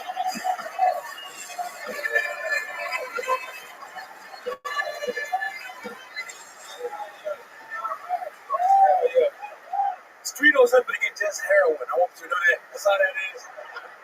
This is happy St. Patrick's Day, white people. Hell yeah. I fucking hate this holiday. Nigga, it's terrible. It's the gayest holiday ever. It's an excuse white people to get drunk and then try to touch you. That's all it is. Oh, you don't have on green, I see. I'm gonna punch the fuck out you, Tim. Back the fuck up, nigga. I hate it so. And it's, the mascot is gay. The mascot is gay. Yeah. Leprechauns are gay, man. Leprechaun was the first gay nigga ever. That's what that is. If you fight behind this rainbow, I got some gold for you. That's gay. It's gonna be a missy with his dick out when you get back up. When no more is he gonna piss on you, that's all it's gonna happen. It's good old fashioned golden shower, brother. Even like how you spell leprechaun is gay. For real. Watch it. Why I'm spelling? Watch it. L. GBTQ. That's gay. Nigga, gay as hell. Y'all got for the spell leprechaun, huh? Fuck, nigga. This is crazy. That's it. Every time. St. Patty's Day special for ladies and gentlemen. Ooh, glad to get out of that one, dog. That was Fuck yeah. hell yeah, man. I'm happy. Cam Patterson has done it again. Yeah, yeah. How's life going, my friend? That's good. I just bought really good toilet paper the other day. Ooh, nice. So first, and I'm excited about it. How do you know it was good toilet It's paper? that Sherman shit with the bear, nigga. Oh, shit. Yeah, yeah. Oh, We got the shell on it now, nigga. We doing it. We doing this shit. Mama, we made it. We doing it, We dog. had the toilet paper with the bear on it. What were you using before? See that good old fashioned. See, we always get Airbnbs on the road, and I just steal. Me and on my home, we just steal the toilet paper for the Airbnb. Wow. That's what we was doing, but now I got that Sherman, dog. Wow. I think it's Sherman. What's it called? How you call it? Not Sherman. Sherman? Sherman. I like Sherman better. That's a better name. You know what? You can call it whatever you Good want. old fashioned Sherman. Oh, hell yeah. Hell yeah. I like it. Sherman, I cannot spell that, no. Hell, fuck no, hell, dog. Are you a big fan of Nat Sharman? Who that is? Okay. I forgot you're a young phenom. Who is that? Who is that, Sherman? You know, I wish I was confident enough to tell you, but a famous black guy. Oh, hell yeah, that's what's up. Let's go to our senior black guy correspondent, Ian Edwards. Do you know who Nat Sherman is? Nat Sherman? I think he just made that shit up. That ain't been a real person. Nat Sherman? Yeah, well, history's written by the victors, you know. So. Sherman Helms? Oh, I know it's written by the victors. Yes, no, I know. Nat Sherman, I believe, was a revolutionary figure for black rights during. No, Nat Sherman is the cigarette. It's a famous fancy cigarette. Yeah, we have a Nat Turner. Yeah, there we go. Yeah, I know that person. But he never stole toilet paper. It's not stealing, it's borrowing. It's Cabarro. It's Sherman. Hell Yeah, yeah. don't change. Even though you're buying Sherman now, still steal toilet paper. Oh, yeah, for sure. Do you take other things from the Airbnbs? No. Only toilet paper. How about hotels? Do you do any weird things in hotels? Ooh, towels be took, nigga. You take towels? Yeah, well, yeah. I take them and I wash them extra hard when I get home. Right. I take towels, so I take towels. What else I? Nothing else. No, it's good. It's Man, I don't take nothing else. Really, just don't come home with my dog, Jar. He my road. He take everything. Uh-huh. He take a lot of shit, but mainly told me at first, I'm like, that's a good idea. When I got shirt, right. I'm excited. Man. Okay. Hell yeah. I wiped with it for the first time today. Oh, How did it make you feel? super clean. Wow. Super clean. I was like, this is great. And I think the whole, you know what I'm saying, the one ply that make your asshole bleed. You know what I'm saying? Yep. But that shirt, Uh-huh. That sweet little teddy bears back there. come on, man. Have you tried like dude wipes or a bidet or anything like that? I tried dude wipes. I don't like his wet. I don't like that. Black people think that bidets are gay. The bidets are gay, yes. Yeah. So when I'm thinking about it, wipe my ass with a toilet paper with a bear on it is kind of gay. Yeah. Having a bear near your ass It's technically is gay. Mm-hmm. Yep. Hopefully, you don't have any honey in there. I got honey at my house. I got Not in your ass, no, though. not at my ass. No. At my house though, I drink a lot of tea. I drink a lot of tea. I do. I like tea. Man. Tea is good for you. When did you start drinking tea? When I got money. This is all new stuff. I love these interviews with you because you get to see what success is like in real time with Man, you. I got tea now. You got Also tea. drinking tea. Yeah, nigga, rich. Rich nigga drink tea, man. Hell yeah. That's right. Good for you. Cam's drinking tea. Cam's drinking tea. Hey, give me a tea over here. I don't know, That's hard. Absolutely. What kind of tea do you drink? Shit, all type of tea. Really, I like Earl tea. I like that one. I like the chai tea. I like chai tea. I like some tea I got just called Energizer. That's good. They got caffeine in it. Okay. Hell yeah. I love tea, bro. Tea is good for you. Okay. Absolutely. T-Pain. That worked. They ain't get it. I got it. Okay. I got it. This tea playing like the rapper, probably. Y'all get it. I'll figure it out. Like T. Grizzly? Tea Grizzly? Hell yeah. Uh-huh. Hell yeah. Tea goes hard, man. Tea is great. Tea's great, though. Tea is phenomenal, dog. I like tea. You fuck with coffee? Nah, not really. Me neither. yeah, me either. Yeah. Coffee make you shit. Yeah. Yeah, but now you got all that Charmin. Maybe you should drink some coffee. See, you be figuring shit out on here, man. Listen to it. Next Hell level yeah. shit. Next level shit. Cam, unbelievable, as always. The man, the myth, the legend. Automatic Cam Patterson every week, making it look easy. Special St. Patty's Day set today. That was fun. From one Cam to another, back to the bucket we go, but back-to-back Cams spelled with K's. Ladies and gentlemen, I do believe this is the Kill Tony debut of Cam G. Cam G. Here he is.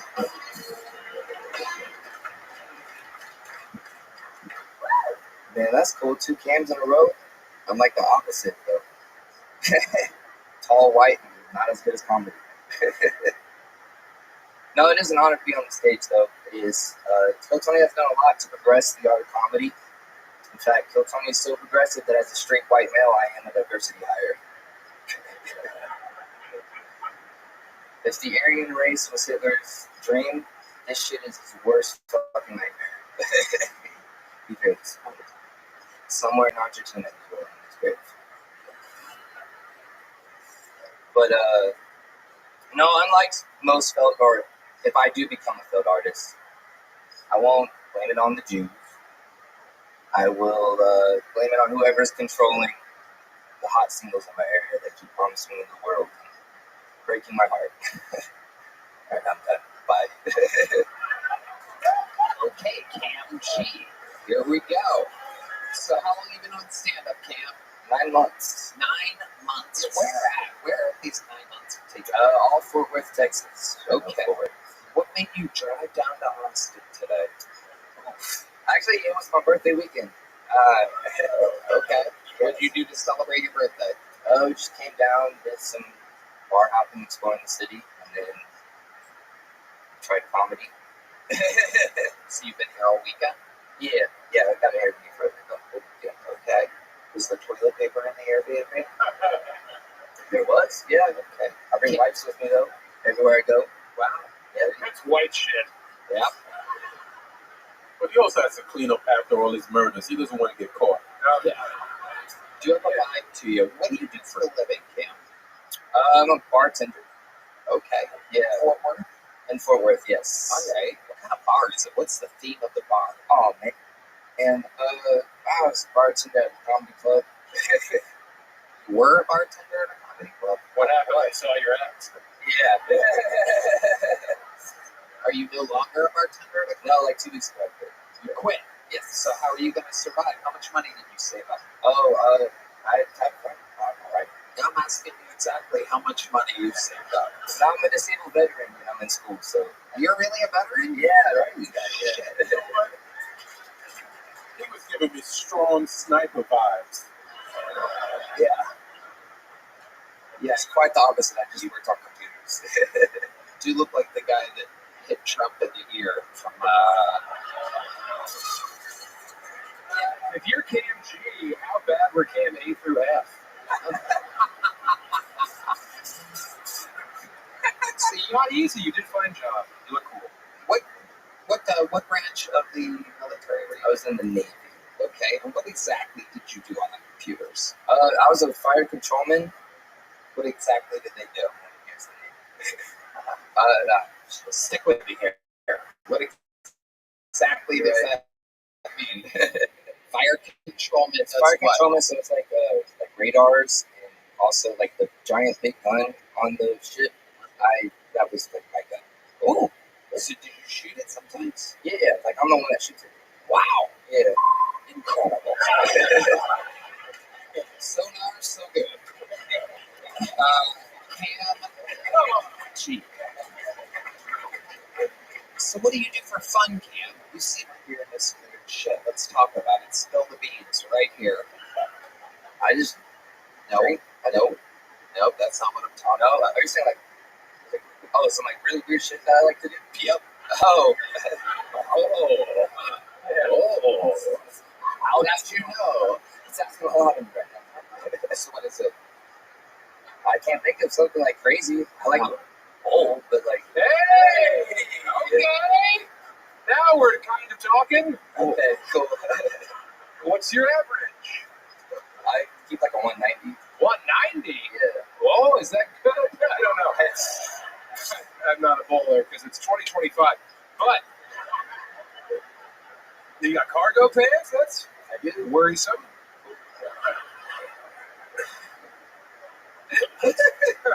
What's your love life like, Cam G? Is it mostly binoculars through windows? No, I got a girlfriend. Wow, what is your girlfriend? Does she know? What does she do for a living? She's also a bartender here. Okay, and she's still working, obviously. Where'd you guys meet? At work? Same place? No, not same place. Okay. That was a different one. Where'd you meet her? There? Yeah, her place. Yeah. She was bartending. You were having drinks. And then what happened? That first time that you guys hung out, exactly how does that go down? Were you like, hey, I want to go to my place. I want to go to my parents' Well, place? it's like How old are you? 28. 20. Okay, so that first hangout with your new girlfriend, how did that go down? It went really good. She's cool. I like her. Yeah, but like, what was the line that you said to her? Oh, I mean, like I had just been going to the bar, so I just kept going. Like it was just like casual, like little here and there's, and then eventually I was like, all right, I need to say something. So How long have you been with her? she's single. I think I'm like on like 4 months now. 4 months. So if you're watching out there and you're having girl trouble, all you have to do is haunt a woman's place of work. Yeah, that's You just go there, you stare at her. Yeah.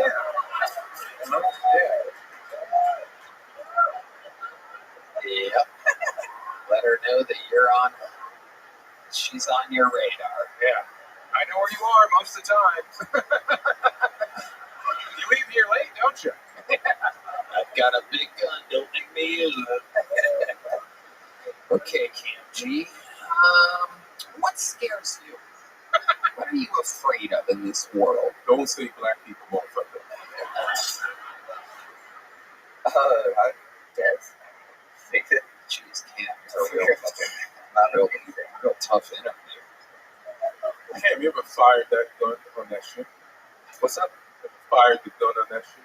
Did you ever shoot anybody with a fucking big gun on your Not fucking ship? anybody. Like it was just practice.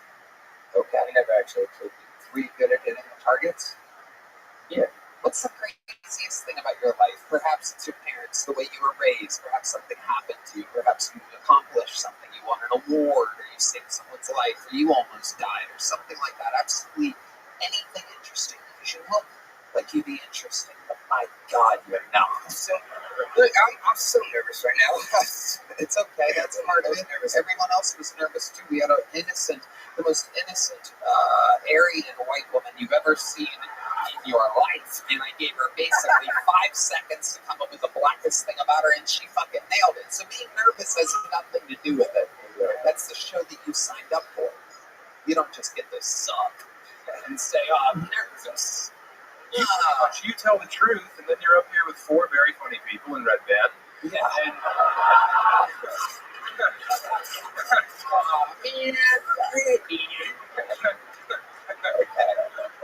You got your whole life to reference here. Perhaps parents did something, or in school something happened, or once in the military something happened to you, or something fucking anything. My mom unless my mom's bipolar. Well, all of our moms are bipolar. Come on, it's gotta be She's a woman, isn't she? You know what I'm saying, brother. You fucking know. You dirty dog. Cam look like he got secrets. Yeah, exactly. I know that there's some fucking good interviews behind you, but you're a little bit shy right now. Perhaps you're on the run. That's why you have your hat so low.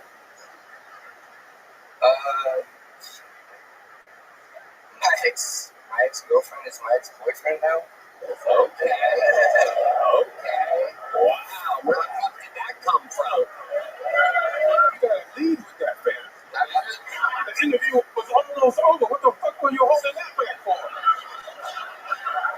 My ex-boyfriend, my ex-girlfriend. What the fuck is wrong with you? We're talking to you, begging you to say something. And you think you have this? Boy, huh? My mom is bipolar, you son of a bitch. Yeah.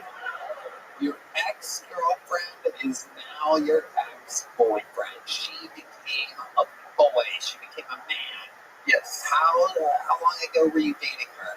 I really hope she doesn't watch this fucking show. If I'm guessing based on the demographics of that subculture, I'm guessing they don't watch the show. Yeah. So that had. What did you ask me? I'm sorry. How long did you date her for? For like a year. Did you see any manly characteristics in her during Oh, that no, year? it came out of left field. Like, it surprised the shit out of me. It came out of left field. Left field. What? There was nothing. There was no. She never tried to wear a strap on or anything like that. No, shit wasn't anything weird. No. So all the times you stalked her at the bar, you never saw nothing like this. Nothing manly at all. She never tried to pick up the tab or open the door for you or support you in any way, no matter what kind of day you were having. Did she know how to tell a story that was funny? Yeah, exactly. Yeah. But I'm trying so hard. It's just, All right, not shit. Cam G, here you go. There's a little joke book. There he goes. Cam G, everybody. And it goes on and on.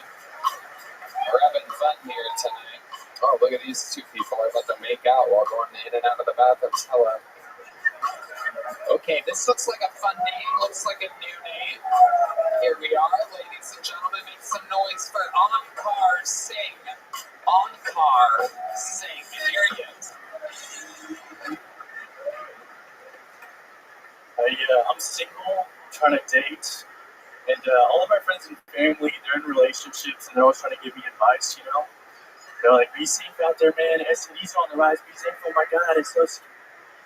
It's like, yeah, STDs are scary, but you know what's scarier than STDs dating today as a man? Is how expensive dating actually is, dude. I went on a date with a woman a couple of weeks ago, and honestly, I much rather would have potted crabs from her in the bedroom than have to pay for crabs at the dinner table.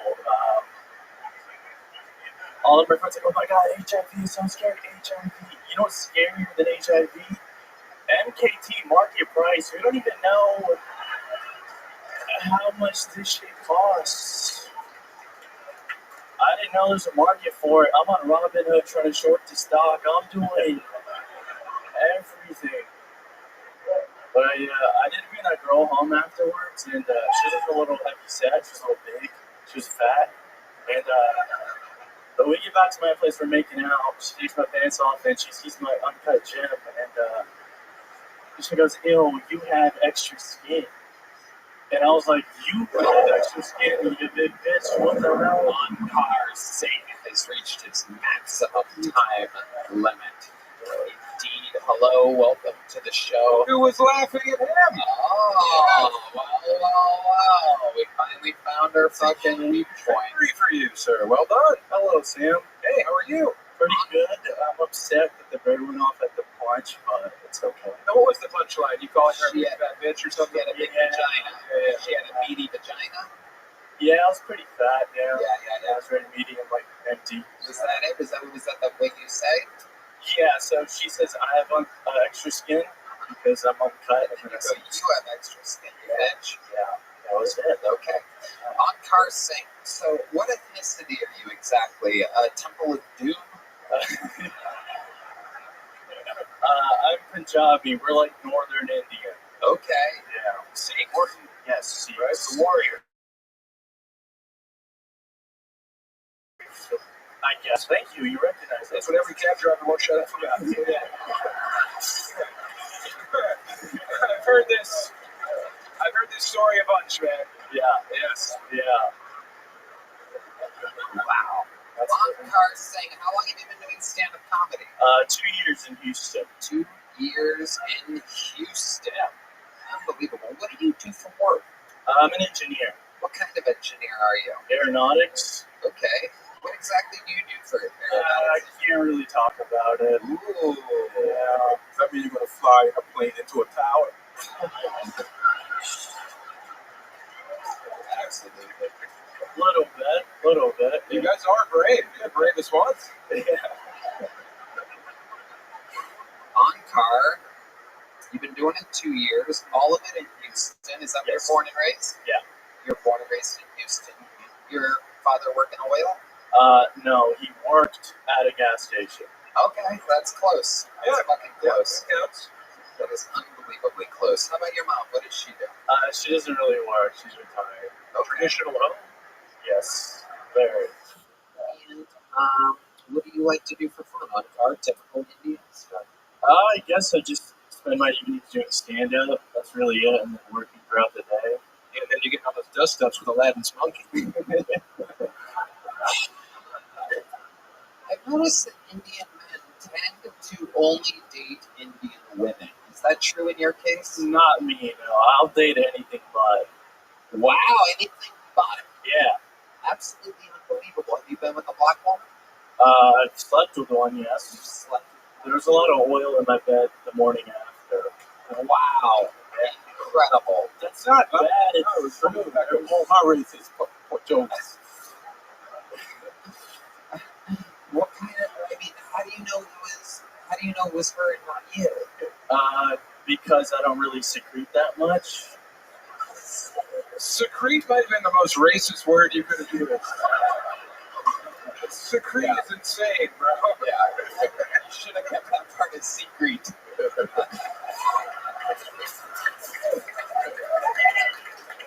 Wow, absolutely unbelievable. Where did you meet this girl? This black one-night stand? Doing comedy. Oh, okay, she's a comedian as well. No, she wasn't. She was in the audience. Wow, she thought you were so funny. I guess so, yeah. And you invited her back to your place. We did. And is that your only time that you've been with a black woman? Yes, that was the only time. Okay, so tell us more about it. What did you notice being with a black woman that's different than being with a white woman? They talk a lot. We should have taken her to a movie.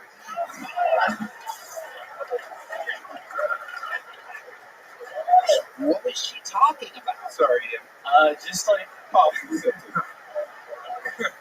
I don't know, a bunch of like stuff about Black history. I didn't really pay attention to much of it. Yeah, you didn't want to hear it. You're just No, I didn't. fuck. Yeah. Yeah. Wow. Okay. And then she showed up the next week at the same spot, and I kind of just pretended like she didn't exist. Wow. And yeah, I've never talked to her since. Wow. you came out here so likable. The market price joke was great. That was a great joke. Yeah, thank you. Yeah. Michael. Did you use a condom with her? Yo, what's going on, Yes. big dog? How long? How you looking, Pip? Oh, you're muted. Shit happens. You must have fucked up. All right. Let's see what's up.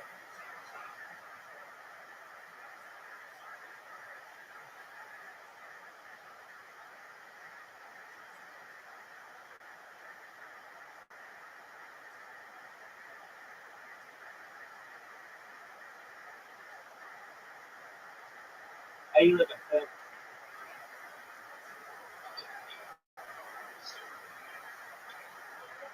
How you living?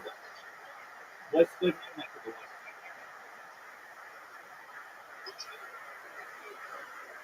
Excellent. How'd you find out about me?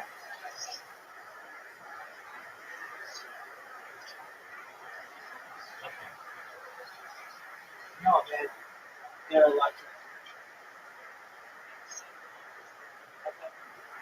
Well, welcome. Glad you're here. I'm working on some bots. Watching for Tony. You look very nice. Absolutely. Excellent. Appreciate it. Take care, man. How long do you think you lasted during that sexual experience? Like 12 or 13 minutes. That's a really exact number. I like that. Yeah. Very honest. Very honest. If you could teach some of these other people how to answer questions during an interview, Yeah. that would be amazing. That is a very honest answer. Almost like you had your own timer going or something like that. Like a bomb of some kind.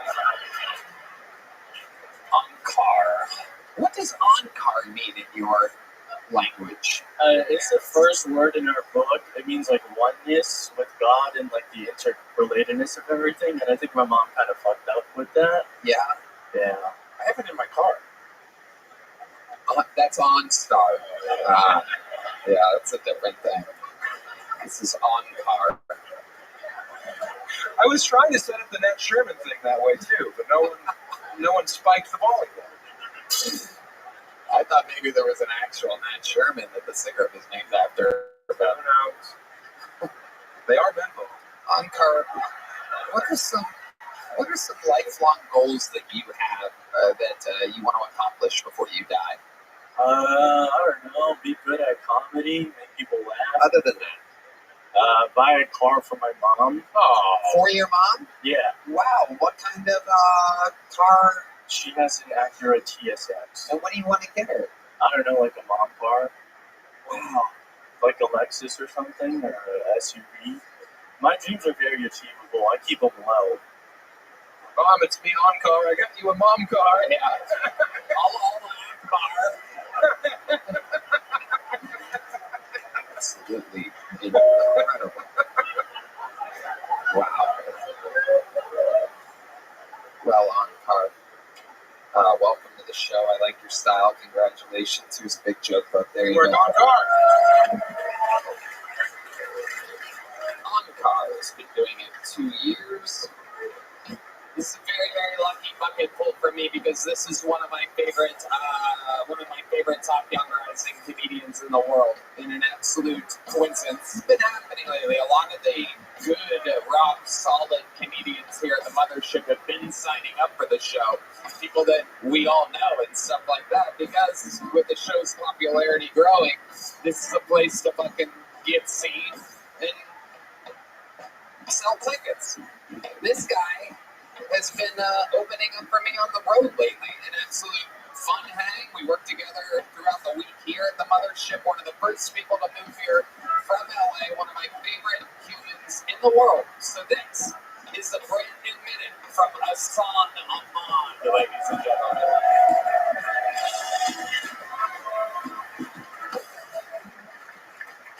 Man, it is a scary time to fly. You know how I know it's bad? I'm also nervous at the airport. I am on your side. The energy to be on an airplane has shifted dramatically in the last 2 months. So I used to walk on a plane, people looked at me like, what's he up to? What's he doing? But now when I walk on a plane, people look at me like, well, if this thing goes down and we need someone to take over, he might have the right training. It's a scary time to fly. A military helicopter crashed into a passenger plane. When that happened, I was like, oh, things are different. Because when I was younger, when the American government wanted to ram an aircraft into something, they outsourced it. The jobs are coming back, baby. They're coming back. Hassan Ahmad. I love it. Hassan, you did it again. All the jokes that I would make about you, I made it the last guy, unfortunately. Temple of Doom, Allah Akbar. Ladies and gentlemen, the second most fun to hit the show. It is 9 minutes later. At some point, the whole stage is gonna completely Were you angry when On Car came on right before you? I was like, oh, hopefully he doesn't make any airport jokes. He was Punjabi. Yes, he was the same. Oh. What is the difference between you and him? He is a Indian Hindu. I am a Bangladeshi Muslim. Okay. Explain the difference to the mass of white people while you guys are done having your side conversation there. Explain the difference to everybody. No, he is Sikh. You're right. It's just different religions. Right? All right, we're still trying to. All right. Let's go for a fourth time here. What's the difference between the two of you? Explain it to the people that are just American that don't give a fuck about the real difference, but are curious to know. It's all just like different cultural differences within like different tribes in the whole area. Like what? What's a big difference? So we're Muslim. It's Ramadan. We're fasting. They don't do any of that. And what do they do? That almost seems like a dig. No idea. I actually don't really know that much. It almost seems like a dig, like you're saying they don't have any discipline or anything like that. Like I've noticed this with Jewish people. Like they'll be like, "Oh, our people fucking those Jews are." Are you doing that right now? Are you kind of hating on the other type of? No, I'm not. Right, you wouldn't want to hate against that because you're Muslim, and Muslims don't hate anything. So it's eating when the sun's up.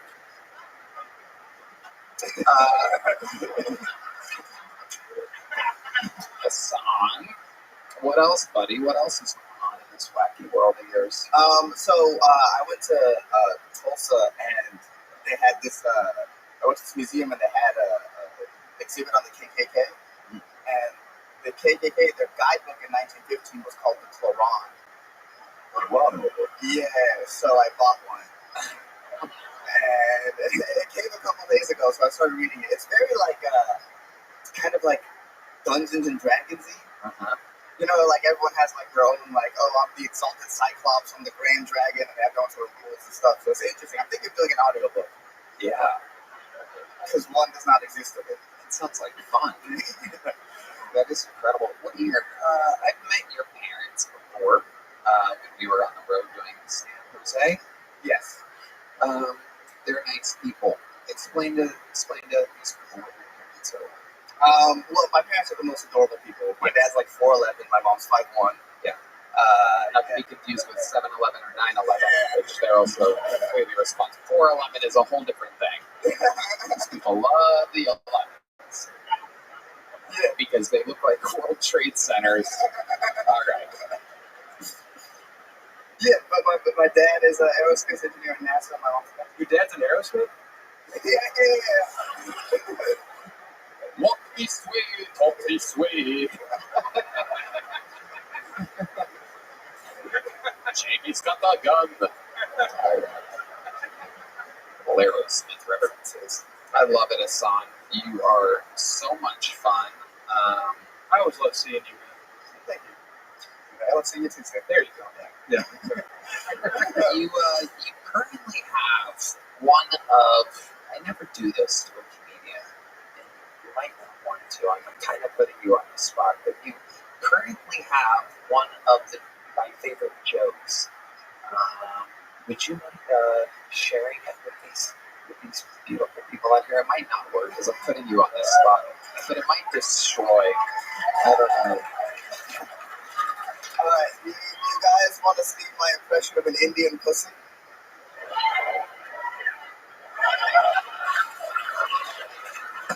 God damn it, it worked. Who would have guessed? That is yet another appearance by the great Hassan Ahmad, ladies and gentlemen. Hassan, where can they find you? You have the podcast with Derek Poston. And I have a podcast with Derek Poston called The Solid Show. Check it out. It's a lot of fun. in your Instagram. It's Hassan J. Ahmad. That is EHSANAHMED. M-A-D. That's how good of friends we are. Make some noise one more time for Hassan Ahmad, ladies and gentlemen. All right. So this is what I would consider a perfect episode. Some compelling interviews, a couple light bombings, some returns of some people throughout the show, some great new faces. Let's get one last bucket full up here and then put a ribbon on this thing. Make some noise for what has to be the Kill Tony debut, or else I would recognize the one-word name of Nino, everybody. We're going to meet Nino together here. 60 seconds, then an interview from Nino. Uh-oh, the Tesla bots, AI, WJ's here. Where my Latinos at? Yes, dude, se acabó. No more el trabajo. Jose, did you get the job? No, they give it to the robots. It's cheaper. I just hate it when they don't work, dude. I can just picture Tesla bots selling fruit on the side of the highway. Like, 3, 4, 5, try it. Very good, very sweet. There's not going to be homeless people no more, just homeless robots. All the obsolete ones. Please, sir, help my wife. She needs a new lithium battery. Think of the children. It's like, all right, dude, here's $10. I'm a good person. Cholos are going to send the robots on missions.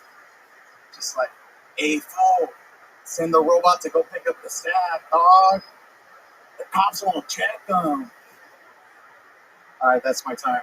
Thank you. You know, Nino, this has been a hell of an episode, I gotta tell you, and I have never done this before in this show's illustrious history. There are some people that have won what's known as the golden ticket, where you can come back anytime you want. There's some people in the history of the show that were immediately made regulars, which means you have to write and perform a new minute every single week.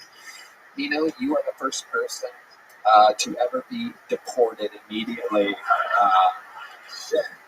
We are shipping you to wherever the fuck, whatever language you just spoken came from. You do not get to pass go. You do not collect $200. I don't know if you know this, I'm part of the current administration of the United States of America. And my connections are so rock solid that there's literally agents waiting for you immediately. These guys are nodding their heads because they know Yoni's giving a thumbs up right now. It is absolutely incredible. You just lost American citizenship live on the show. It is amazing. Let's talk about you, Nino. How long have you been doing stand-up? About 3 years. 3 years. Where at exactly? All here in Austin. In Austin. Wow, that is amazing to me. What do you do for work? I deliver groceries for a living. I'm an essential worker. Okay, sure. All right. What do you do for fun? Let's see. Hang out with the boys. What's the craziest thing that's ever happened to you in your entire life? You guys ready for the craziest thing? Yeah. I set a homeless man on fire once. Okay. Wow. I'm gonna put this little joke book down and follow up with some questions. What do you mean you set a homeless person on fire? We actually get deported. We are fulfilling the prophecy, ladies and gentlemen. I was kidding, and now it's becoming true. Alright, so I'm from the hood, from Santa Ana, California, and Mexicans in the hood, they love 4th of July. We love it more than rednecks. So my neighborhood was known for going crazy on 4th of July. So a lot of friends came over from high school and all that stuff. It's about 1 or 2 o'clock in the morning. We still have some fireworks. So I had the bright idea, like, hey guys, let's go to the main boulevard and throw fireworks at cars and mess with people. So on the way to the main street, How old are you? I was probably like 15, 16. Okay. In high school, yeah. Thank God, that makes sense. Okay. So there was this liquor store notorious for like homeless people hanging out. It was called Natty's Liquor. So I don't know if you guys know what a Piccolo Pete is. So I had some Piccolo Petes in my pocket. I had the bright idea to light it, and I was gonna throw it at the bum to scare him. But my throw was so good, it landed on top of him, and this guy was blacked out, plastered, and the Piccolo Pete just went off, and he just engulfed in flames. So then, hold on. So we rush over there. Wait, it gets bad. So we rush over there to put it out. He's all fucked up. He doesn't know what's going on. He's like, whatever. So then we continue our little adventure on the boulevard. We get hit up by some gangsters. We're throwing fireworks at them or whatever. They have a paintball gun. My homie Alan's like, hey, I'm going to go get my paintball gun. Follow me back to my house. So we start walking back, and I see the liquor store. I see a trail of smoke. And I go, no way, that can't be the bomb. Like, you literally put them out. Dude, we run towards the liquor store. The guy's on fire again. So we're like, fuck. So this time we try to get water. We throw water on him, put it out, and we saved him. And I didn't go to jail. He didn't die. So yeah. Wow. I'm a good citizen, guy. Don't deport me. That's not even the darkest story after that fucking Jimmy guy on mushrooms. So, Well, Nino, sign up again. Do a better minute next time, all right? You got 3 years under your belt. For the love of God, dude. Speak English. There he goes, Nino, ladies and gentlemen. And with that means that there's only one thing that could end an episode like this. William has taken this episode off. Yeah. I know. He needs some time off to prepare for the big upcoming show. But you know, we have a freak of nature here who almost never asks for a week off. This guy has the work ethic of a true American, even though he technically is not yet one. But soon, he will be. I guarantee it. We're going to trade Nino's citizenship in, make him a Mexican again, and this guy will take his place as an American. I present to you the phenom, the undeniable, the one and the only. This is the Estonian assassin, ROTHSCHILD.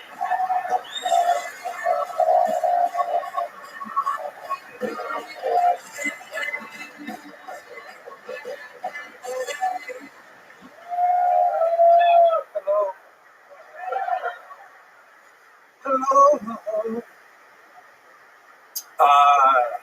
So I was trying to get some pussy. I went to a bar. I didn't have the balls to do nothing. I don't know how some guys do that. They just go to a bar and start just fucking. It's a numbers game, you know. Those I've never walked up to a girl at a bar. I always feel fucking creepy. Isn't it creepy? I feel creepy because we both know what I want.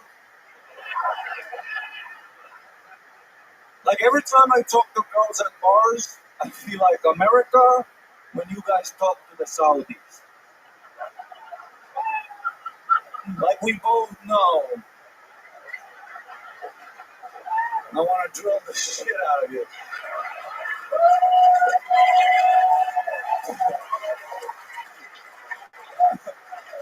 But we need to be diplomatic. Thank you so much. So much fun. Perfect. He's done again. Hello. All right. I love your book. Oh my God, that's how we met, by the way, with the book. Running the Light by the Great Sam Town. 2 L's in the middle, available everywhere. Forward by Doug Stanhope. No doubt about it. that's right. Ari, I'm so happy for your success, man. I'm so happy for you bringing me over to this universe. Look at us now. Look at us now. Sam brought you over? Yeah. Tell me more about that. So how we actually met is, I wanted to read. I'm actually. I know I don't look like it, but I actually read. You look like you read. Yeah. You're European. I don't have glasses though. Well played. Yes. I'm not a fucking nerd.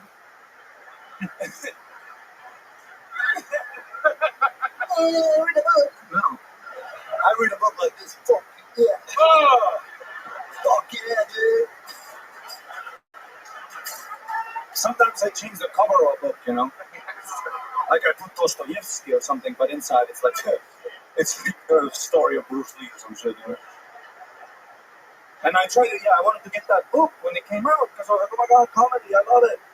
And then there was no Amazon, I couldn't fucking get it. And I wrote to you on an off chance that the world famous Sam Dammit will respond.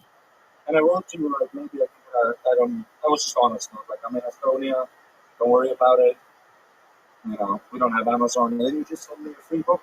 And then a couple of months later, Sam was like, hey, I'm coming to Estonia. So I set him up for a few gigs. We had a great time. Went to a party, a DJ only for you and for you. Yeah. Wow.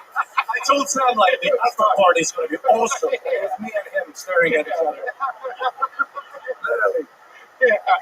It was like playing insane Eastern European techno. And you kept going, like, I got to go. And I was like, and the security, I locked the door. I was like, you ain't going to go.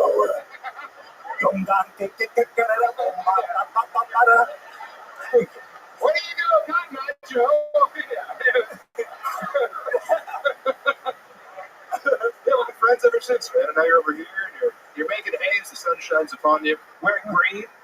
Yeah, but excellent. Totally. I don't care about the Patrick. I don't care. It's crazy. The whole 6 Street full of bitches with the Patrick. You know, Are you telling me you had no idea that it was St. Patrick's Day? You wore that? There's no fucking way you I wore swear to God. wore I swear to that. God. You know I don't know about St. Patrick. By accident. Not even a logo on that shit. Yeah, green t-shirt. Yeah, it's like the most St. Patrick's Day shirt I know. wear any day of the year. I would literally be like, what is it, St. Patrick's Day in Estonia? I for Halloween, I wanted to be Kermit the Frog, so I just got the T-shirt. That's good enough. Oh, God. It looks like they issued it to you at Ellis Island. It's like, hey, welcome to America. We wear this on this day. And you were like, oh, crazy man, or however. You know? Oh, no, that's crazy. I do not like the Patrick. I don't even know what it's about. What's it Well, about? I'm not wearing green because I'm a masochist. I didn't get it. I like to be pitched. Oh. Read a book. It's like mine, Running the Light, available for the 25th. It was fucked up, man, when I emailed you and asked you for a copy of the book. To be fair, you didn't live in America, though. Still, it would have been easier. And I'm a better DJ also. I have no doubt. Yeah. You should have seen it, man. It was fucked in there. How did it end up just being the two of you? Like, that's how I like to party. I do. One-on-one, yeah. I do. It was more intimate. I know Americans love when it's like, every time they go to a bar here, everyone's quiet. Up when you're shit, dude. It was me and you, lovely. One bartender, one comedian, one DJ. What a party. Yeah. We want to talk, I just pause the music, we talk, and then I go, yeah. Whenever I did a cool dance move, you would just restart the track. Yeah. Yeah. It was magic, man. Yeah. Because you go out here, music is, am I older? Music is too loud, you know? Everywhere I go, music is too fucking loud. Can't talk. I agree. I don't like a loud bar. Yeah. Hey, Vancouver, Washington. I'll be there March 29th. Come on. Well, Ari, anything else crazy we should know about before I lay you down? Well, I don't know. I've been traveling. Oh, okay, yeah, I have something stupid that happened. I went to a hotel. Okay, St. Petersburg, Florida. See, I never knew. I've never been to Florida. I mean, we went with you to Orlando, and it was what I expected. So I expected all of Florida to be like, have you been to St. Petersburg? Of course. So beautiful. Nothing like the original. No. The original is a dump, dude. And by accident, there's some fucking festival. Every time I go to a fucking place, there's a festival and there's no fucking rooms for the hotel. So I got a hotel. I thought it was a deal. I go to the hotel and I find out it's like a gay hotel. Oh, what's the name of this hotel? Yeah, what's the parking like? I walk in. I couldn't immediately tell that it's gay, but they were very happy to have me. You know what I'm saying? Oh, I bet. Like I've never had such excitement when I walk into a hotel. You know, they were ready to check me in. You know what I'm saying? And I don't know. Like I didn't even know that fucking. I'm sure Estonia has a fucking gay hotel somewhere, but it's like underground, a secret fucking. It's not on booking.com, you know.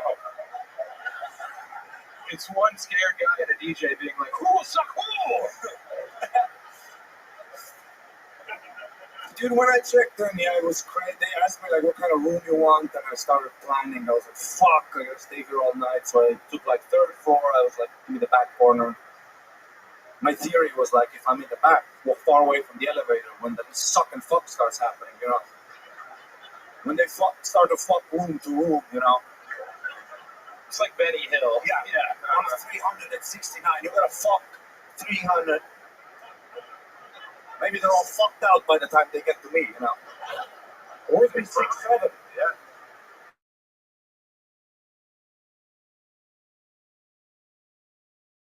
And then they'll never quit before they hit 369. Dude, I stayed all night in Florida. I even went to the hotel late because I was like hoping they'll fucking fall asleep on it. Yeah, gay guys don't stay up late. Yeah, dude, I went to 3 a.m. prime city, dude. Because I saw them printing one key card. Like, they give me one key card, but I saw them printing 7, you know what I'm saying? They were up to something. And then, dude, gay shit was everywhere. So I go to my room, there's like a picture of 4 chicken, and I'm like, oh my god, look at these chickens. But then I realized, no, it's cock, you know? Oh my god. 3 different types of lotion. 3 different lotion. Aloe vera, some natural shit, and some shit from China that didn't come off, you know what I'm saying?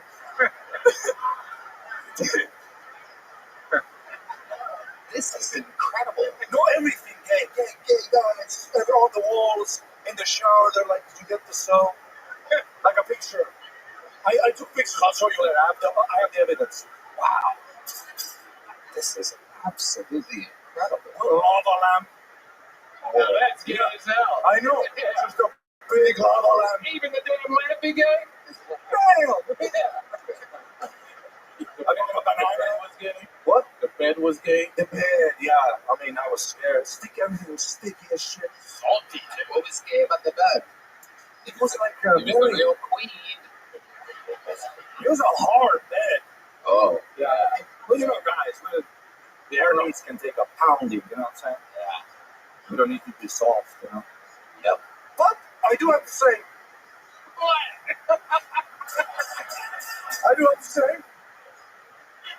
at some point I did go down to the bar where all the gay guys were hanging out. I gotta say, it was a wonderful time of my life. Hell yeah. Gay guys know how to fucking party, dude. Yeah. Because usually you go to bars, you're scared you're gonna get your ass beat or something, dude. All I got was shower with compliments. Just That's fun. right. Free drinks, a smooch, dude. Things were wonderful. Hell yeah. Oh, smooch! Ari, you are a fucking sensation. Thank you so much. I love you. Everybody loves you. And we did it again, ladies and gentlemen. Brought to you by Shopify Blue Chew via Open Phone and Segovas. We are going to London, England at the O2 Arena. There's still actually quite a bit of tickets left for night 1 of Nashville. I don't think people understand that Nashville, we added a show. There's a whole arena for sale. Yeah, so you can go see us at an arena in Nashville, Tennessee. And another huge announcement coming. Probably will be out by the time you hear this. You know, maybe we're going back to New York, maybe to a specific venue at some point. The Johnny from Rage and Evo is in it. It is absolutely incredible. Of Sam Talent with Ian Edwards on like a being beamed up. Sam Talent's an alien. Yeah. Running the Light is available in bookstores everywhere. How about one more time for Sam Talent? Thank you. Ian Hey, Edwards. real quick, Australia, the UK, I'm coming down there. UK, Australia, come to the shows. That's right. Ian Edwards, ladies and gentlemen. Check out Ian Edwards comic on YouTube and Instagram. I'm on tour. I'm going to be at the Honda Center in Anaheim, the Maverick Center in Salt Lake City. I'm doing stand-up comedy in a couple arenas, ladies and gentlemen, which is absolutely insane for me. I'm going to try to do really, really good. So if you live near there, go to that. And some other venues everywhere. Connecticut, the Mohegan Sun Arena, and some other places. TonyHinchcliffe.com for tickets. Let's check in with the great artist Chris Rogers, a local artist, and it's Ari Maddie as a leprechaun, a guy who literally hates St. Patrick's Day being represented. That's priceless. That's going to be for sale after the show, right, Dan? Check out the secret show every Thursday at the Sunset Strip, ATX.com. Love you guys. April 7th, we make our debut on Netflix, ladies and gentlemen. Make sure you watch it. Tell your grandparents to watch it, your parents, your cousins, your children. When you go to your buddy's house, put it on their Netflix, watch it. Sir, sit the fuck down, you creepazoid. Jesus fucking Christ. Watch it everywhere, and then watch it again. Just leave it on in the background sometimes. Put it on and then put it on again. That all counts. And that's it.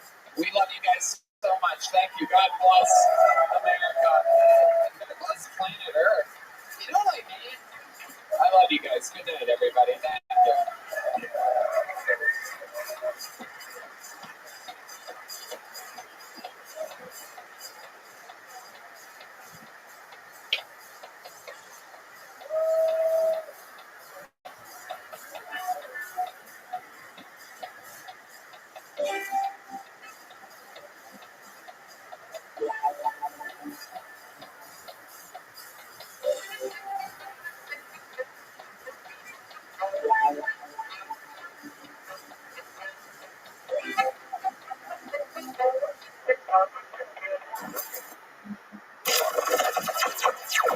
The Sunset Strip Comedy Club in Austin, Texas is now open. Check out Red Cat's secret show every Thursday. Go to sunsetstripatx.com for tickets.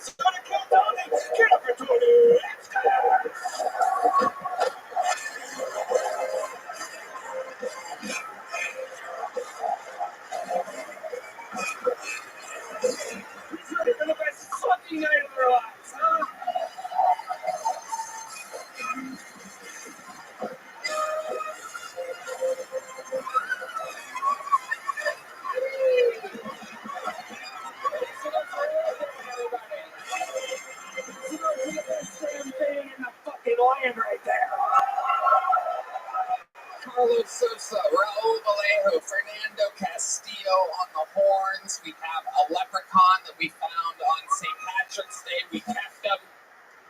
He's on violin. Jake Kennedy, everybody, is his name. Wow. One of the Kennedys. Hopefully he gets shot in the head by the end of the episode. How about a hand from Big Mike, Michael Gonzalez on the drums, Matt Muelling on the electric guitar, John Mays on the keys, and this is indeed the one and only live in the flesh, the great and powerful D Madness on the bass guitar. This is the #1 live podcast in the world, soon to be an Emmy-nominated television show. Brought to you by Blue Nile, Talkspace, Voodoo Ranger, and ZipRecruiter. How exciting is this? And before we get started, here's a little bit more quality on other amazing sponsors that make tonight's episode available for you here, right now.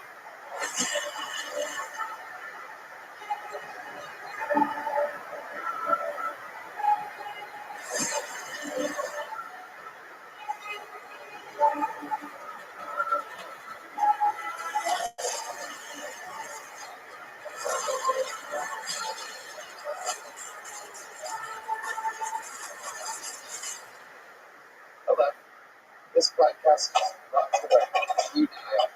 Consider this your special hope as the Mother's Day is fast approaching. Sunday the 11th of May is the day for all the moms in our lives to show them how much we care. This year, go for a gift that ignites your smile and maybe even triggers a few tears. For this special piece of jewelry from BlueNile.com. Not a rake or a broom.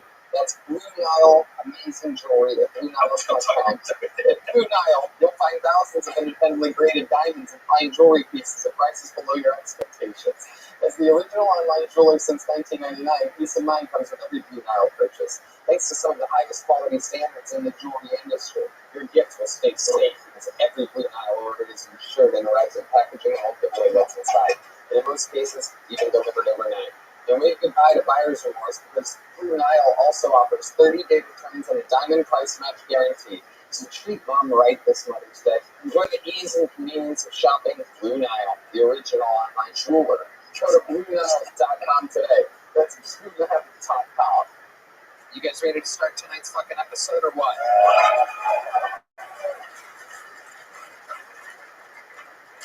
All right. Every single week, I book two of the funniest guests in the world. This week, no different. Ladies and gentlemen, two returning guests, two of my favorites. This is a mixture of chemistry of two hilarious comedians that are willing to truly be themselves on this show. They're not nervous. They're fun. We're going to have a blast. I present to you one of the record holders for all-time appearances as a guest on this show, and one of my favorite guests who debuted this year in 2025. Make some noise for Louis J. Gomez and Lemaire Lee. Oh, yeah, baby. Louis J. Gomez, the creator of Skank Dance, the legend of Skank Dance storyboard. Skank Dancer in the air. The great venerable Lemaire Lee, ladies and gentlemen. Huge pro wrestling fan. Not getting the signs of pop that he was expecting here. Powerful Lemaire, one of my favorite goofy debut guests of 2025. Makes himself right at home, very silly.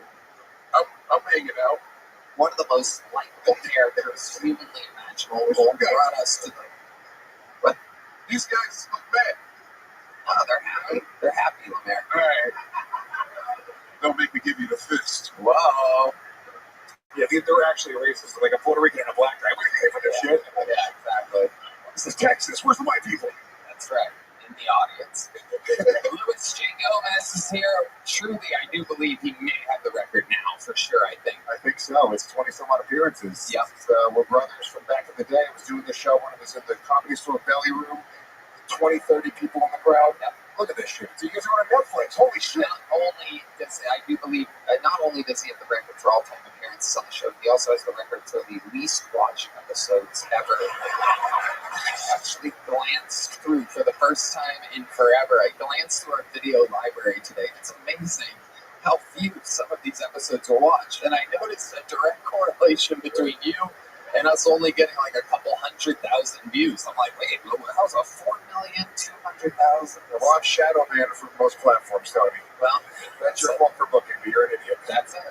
And you know what? I have no regrets because, contrary to popular belief, I clearly love Puerto Rican garbage. Here it is. Louis J. Gomez. Proof. By the way, proof. They could have looked that up. Any of the fucking media outlets could have been like, wait, he seems to really love this guy and Kim Condon. Truly, like, I mean, just You're one of the most garbage-ass Puerto Ricans on the planet. yes.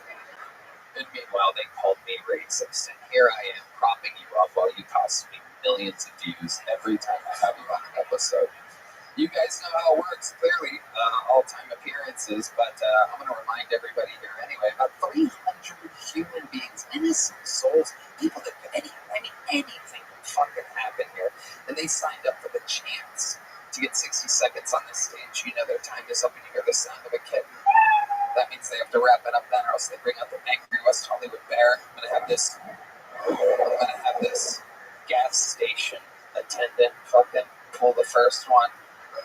You don't have to say it out loud, sir, but Jesus.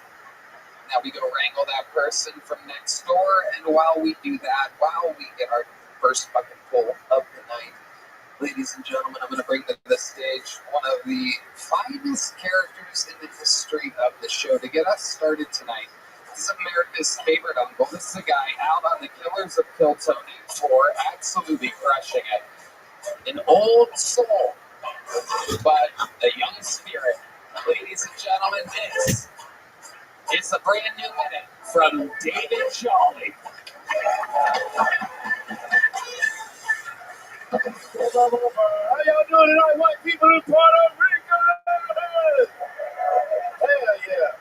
I ain't a political person, but I don't like the way they treat women in the media, you know, like saying women can't be the president and shit. I was raised by a strong black woman. I believe women can do anything the man can do, you know? Clap, bitches, I'm talking about y'all. Have a little faith in yourself. We let you bitches read it right, you know what I mean? You know what I'm saying? The sad part about it is, I don't think we ever gonna see a female president unless that bitch is trans. Them good old boys ain't letting no fully up with a bitch in office. They gotta have a dog in the fight.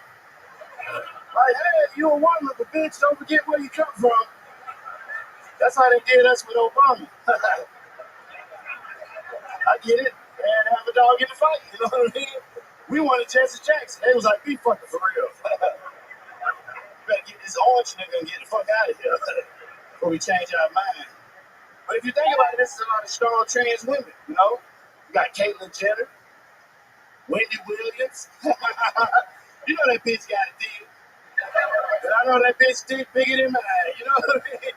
You be fucking that bitch running back and shit, slapping your kneecap like, god damn. Throw it over your shoulder, you big donkey dick bitch. Hell yeah, that's my time. Thank you. You big donkey dick bitch. Put it on a t-shirt. David Jolly has arrived.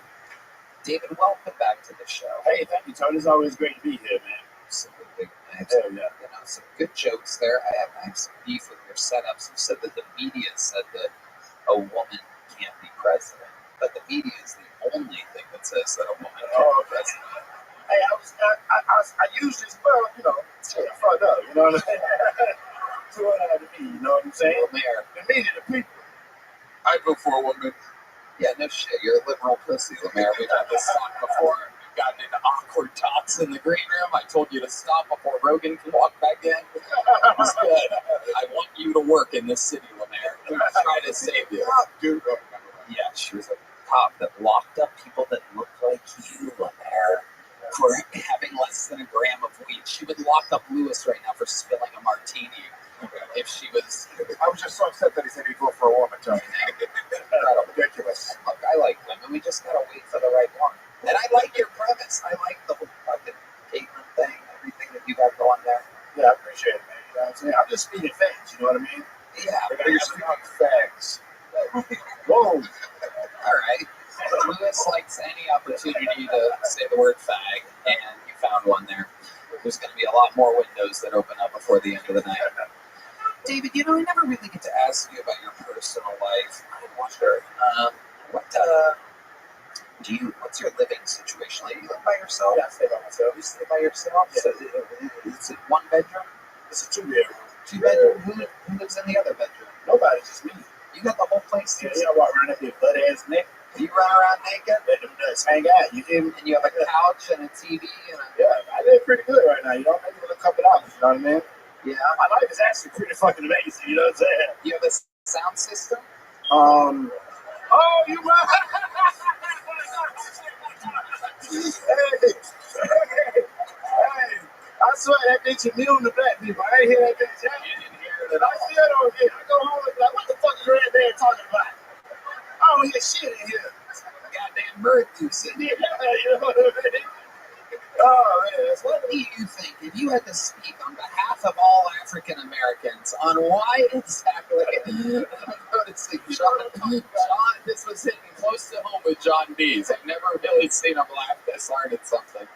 That's what I don't know. If you had to speak on behalf of all African Americans on why it is that the smoke detector beep goes unnoticed with you people and you people only, and when I say you people, I fucking mean you people. I get it.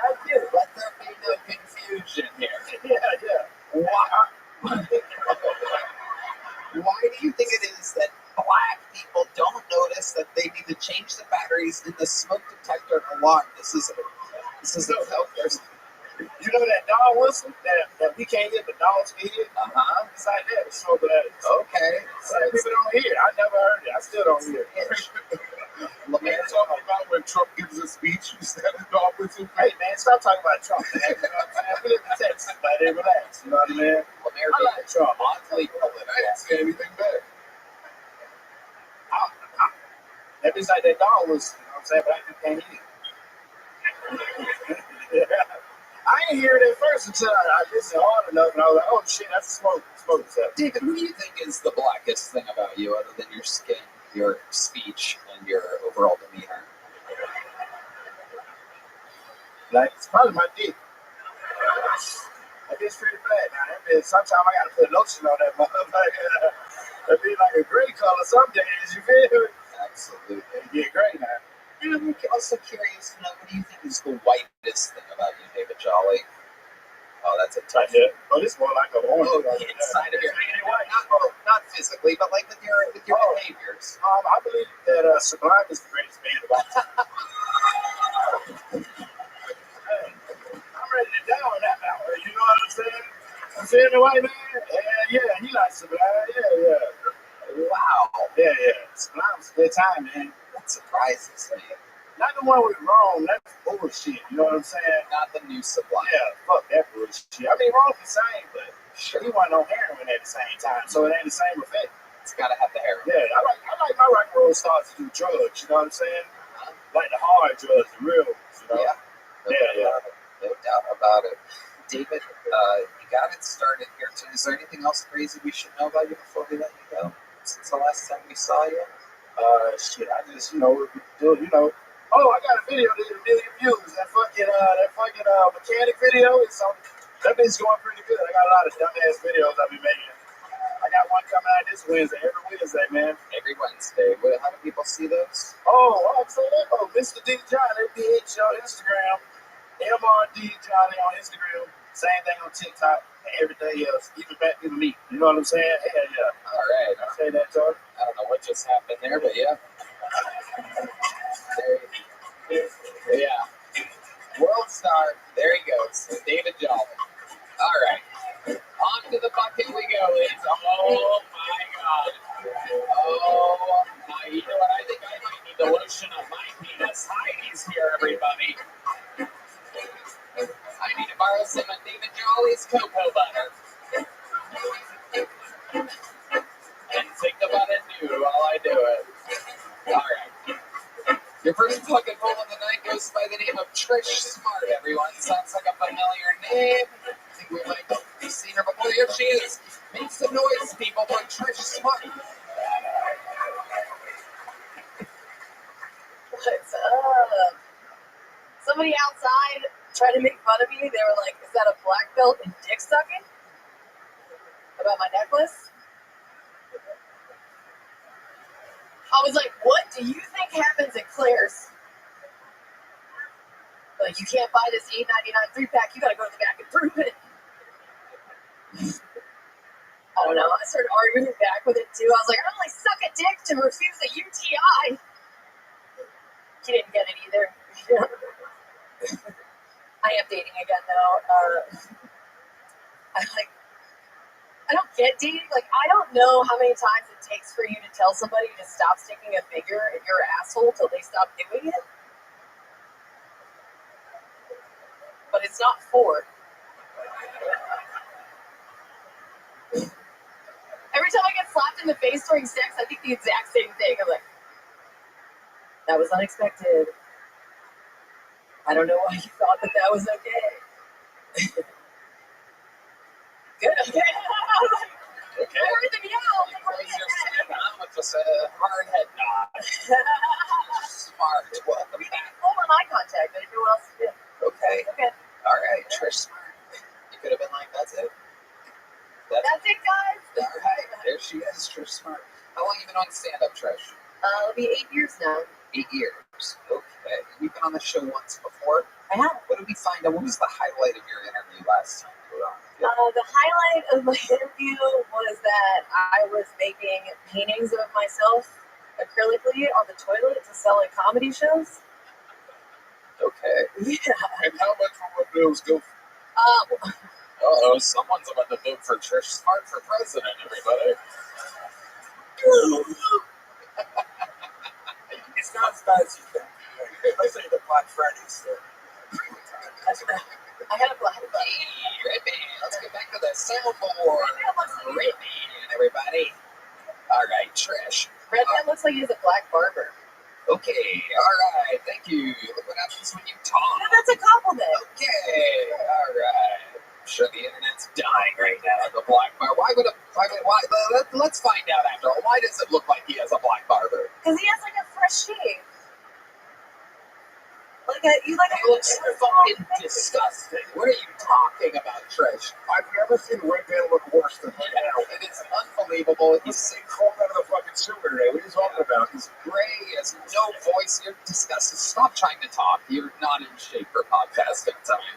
Literally, there's all these buttons. Here, hit one. Turn up your fucking volume and hit a fucking button. There you go. Hit anything. Try it. Hey, all right. There you go. Okay, stick to that. Put the mic down. Trish, tell us what's been going on with your life since the last time we saw you. Oh, well, it's been a year now. Adam Ray bought me that week of hotels. That's how we get started. It was free, and then I accidentally invited a homeless musician. I adopted him, and he destroyed the hotel room. And I had to call Adam Ray and be like, listen, this guy brought a dog, like all this stuff happened. And he thought it was very funny, so that's how that ended.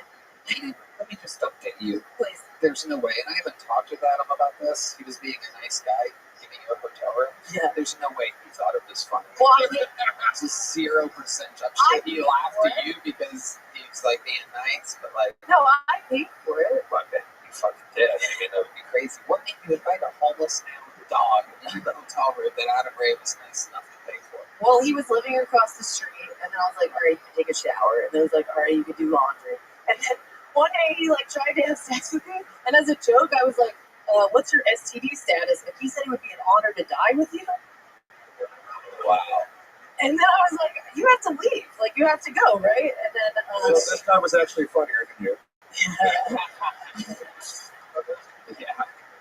I'd love to hear his version of the story where he's like, hey, this homeless chick let me stay in her hotel room. I'm afraid to say it, but your mustache kind of looks like my panty liner. Okay, My mustache is covered in shit right now, just so you know. I'll paint it later and then sell it. Okay, this is getting weird. Trish, please stop trying to thaw the panel tonight. It's not, your roasting skills are very, very, very, they're like complimentary. Would you like me to compliment you? Okay, yes, I'm gay. Good one, Trish. No, Let's just move forward. I was going to say, how does it feel to be the photo for John Waters' plastic surgeon? Jesus fucking Christ, Trish. Nobody? Yes, literally fucking nobody. In a room of 300 fucking people, nobody. 8 years of experience. I tell you to stop roasting the panel. You're like, how about one more? How about this reference from 1960 something?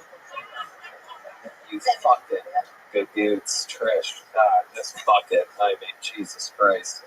I can already tell how fucking tonight's gonna go. So, Trish, anything else about your life that we should know about? I don't know if I should say this, but I had a friend pass away a couple days ago. I think I'm feeling pretty strange about it today. Okay, how did they pass away? Are you guys familiar with the term Ketflix and chill? Nope. It's where you do ketamine and I'm pretty sure you Ketflix and kill. And I don't know if I should be saying that, but I feel like when something is like so fresh that you're just like, I want to talk about it and I don't know how. Yeah.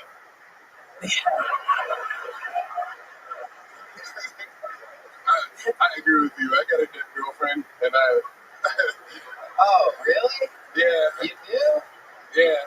I went and I did a show that night, so I understand totally what you're talking about. Yeah. Yeah. Yeah, I did a show last night. I talked to Hold on, stop, Trish. Shut the fuck up. Lemaire, when did you have a dead girlfriend? I was first started back in Lancaster, Pennsylvania, 717 until I died. Okay, so you were in PA, you had a girlfriend, and then how did she die? She had pancreatitis, a very avoidable disease. Unless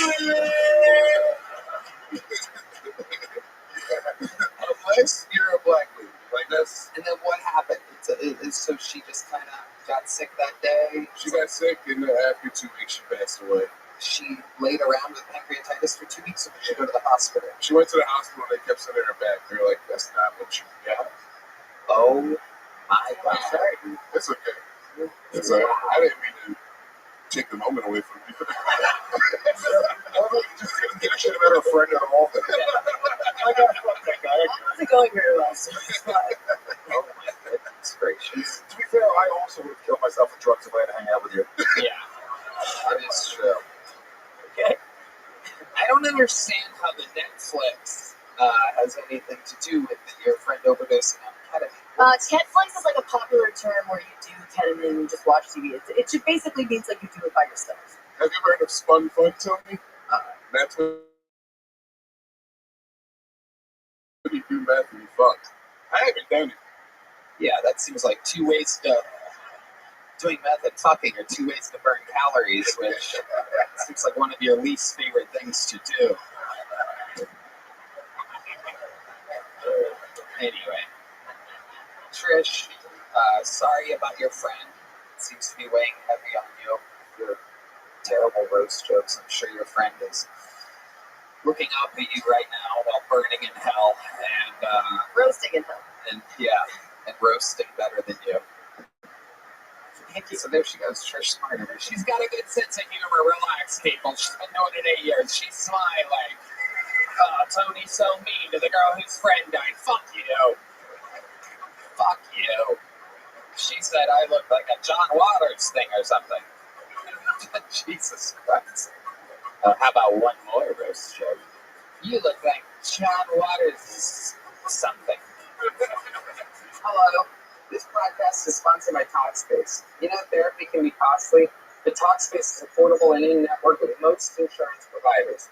Did you know that most insured members have a $0 copay? Right then? That's right, Tony. Talkspace, the leading virtual therapy provider, makes getting the help you need easy, accessible, and affordable. I think Talkspace is providing some of the best mental health treatment out there. Yeah, I mean, we seem fine, don't we?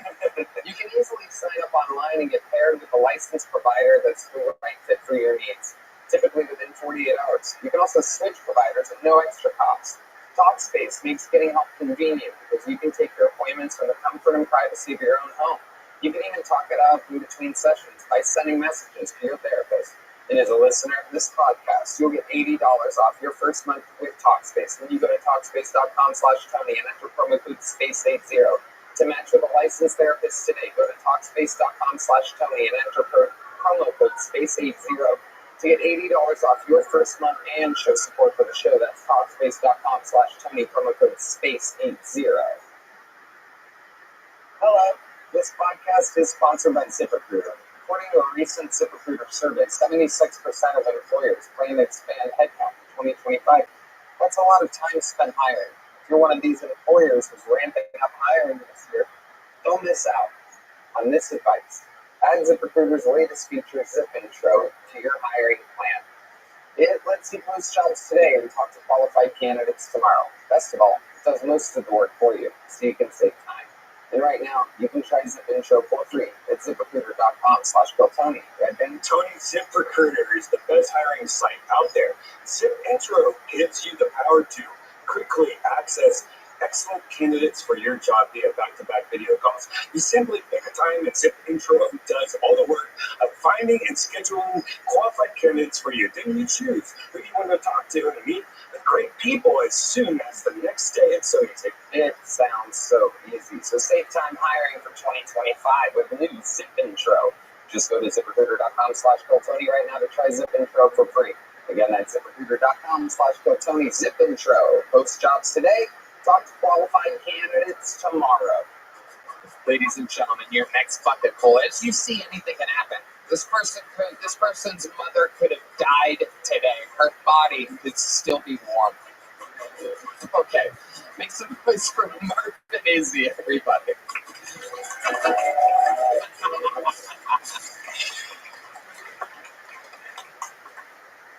Man, I can't stand managers, yo.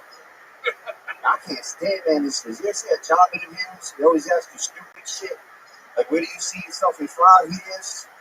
I'll be looking at them like, probably in front of another motherfucker asking me where do I see myself in 5 years, man. I can't stand managers, yo, when they come into the office 8 a.m., ready to go, energized, hopped up on cocaine and coffee. Don't do that shit, man. Don't come into the office 8 a.m., hopped up on cocaine and coffee, and I'm 15 minutes late high on weed, bitch. Like, we just not on the same wavelengths. And I can't stand it, man. As soon as I come into the office, first thing I hear, hey, Marvin, I need you to do me a favor. I need you to put this order, put the cat and fax an email to me. Communicate the fellas to location of the practice. You do the right decisions. Coordinate the device time. Somebody trying to get them in the parties. Today is Tuesday. You should organize the party, have it out, put it in chronologically, and then do inventory. Then I need you to stay overtime. When I leave early and prioritize my family time, this whole deal yours because we're going to go to the movies. If you need anything, just send me an email. Sister John, okay?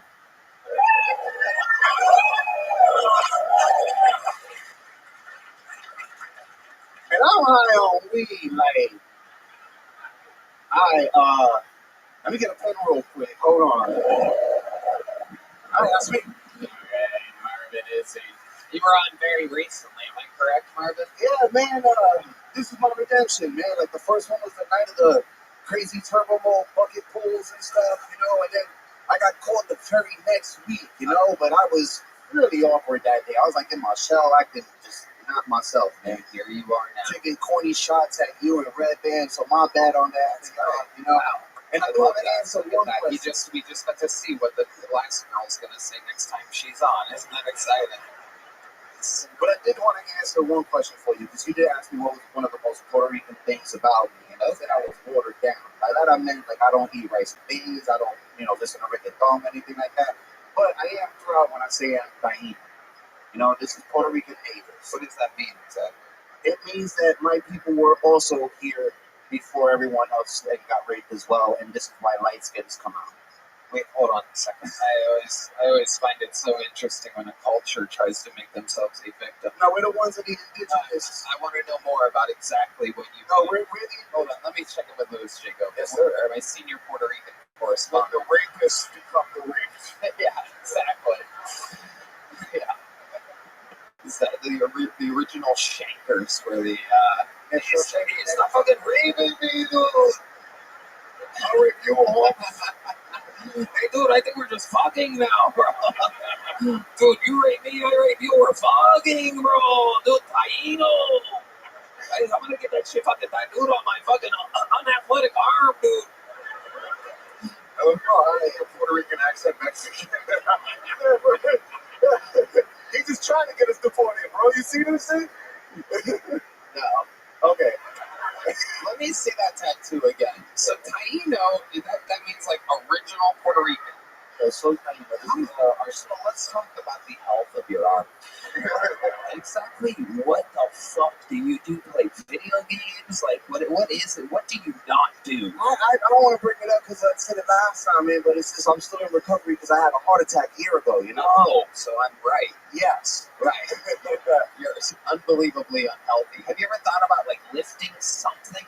Well, I'm going to get into that now because I'm under the weight that I wanted to be. Like, I wanted to stay at 165 and I'm 156, completely, dyslexic. So, I want to. Typical Puerto Rican to try to get the welterweight division. Hey, I have to make weight before I can start lifting, dude, so that I can fucking rape some dudes, dude. Lemaire. I bet he has abs. Let's see. I bet compared to you, he has abs, Lemaire. All right, here we go. Oh, fucking disgusting, ladies and gentlemen. Absolutely. Your stomach looks like your face.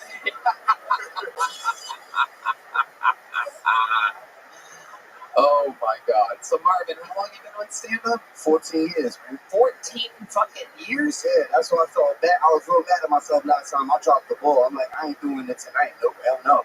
You barely held on to the ball tonight. Yeah. You dropped it, but yeah. I meant during the interview because last time I was weird as shit. So I want to be at least, positive weird today. Okay. Yeah. All right. Well, you're still in it right now, so be careful because there's nothing weirder you can do than talk about how weird it could be right now in the interview. Whoa, there it is. Fucking Dirk Kreischer. All right, Marvin. Tell me something crazy about your life that I didn't find out last time you were on. You've had some time to think about it.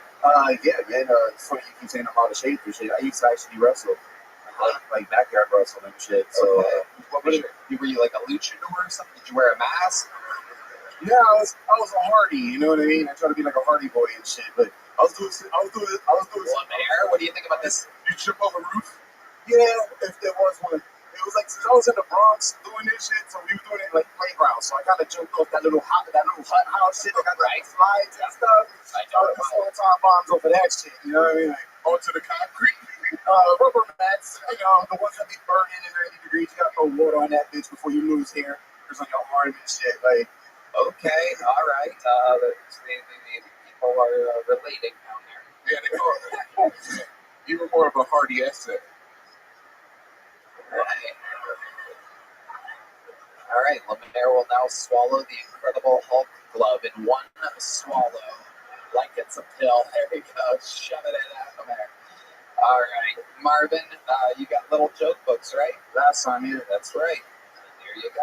Remains the same. Yeah. It was good. It was good. You did the trick where you talk really fast, and the fucking crowd went wild. But the tricks, it's a trick.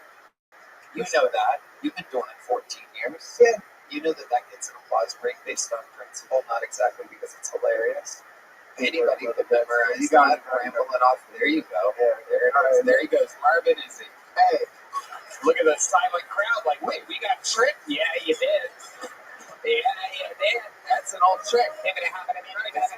Can I just say though? What?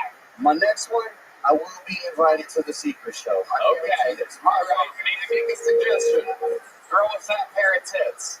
All right. Red Band books his show in a very specific way. Lemaire is there every week. Good areolas, Lemaire. All right. This looks like a new name, thank God. Let's meet them all together. Make some noise for R.J. McKeegan. Everybody, R.J. McKeegan. There he is. So, I signed up for Bumble about a month ago, and I met this chick on there. And she was a big Texas Longhorn fan. So we went to the basketball game together, and she kept yelling, "Hook 'em horns, hook 'em horns." So at the end of the night, I fucked her in the butt, and I fist hooked her, and I was like, "Hook 'em horns, hook 'em horns." But I like hot chicks. But, I like hot chicks, but I have a gay twin brother, and his name is Tommy. And when I go to bars and I meet a hot chick, I say, "Oh, hey, queen. Hey, queen. Oh, I love your hair. Your tits feel so good." And we become best friends. And at the end of the night, I tell them, "I lost my keys. I don't have anywhere to stay." And they let me come back with them. Because I'm gay and I won't try anything. Then when we get back to their house, we take a bunch of shots. And then RJ comes out of me and I fuck the living shit out of them. Wow. First, let's check in with Louis J. Gomez. I can't even look at you right now. Louis. Can I? I'm Irish, Tony. Can I offer you some ketamine?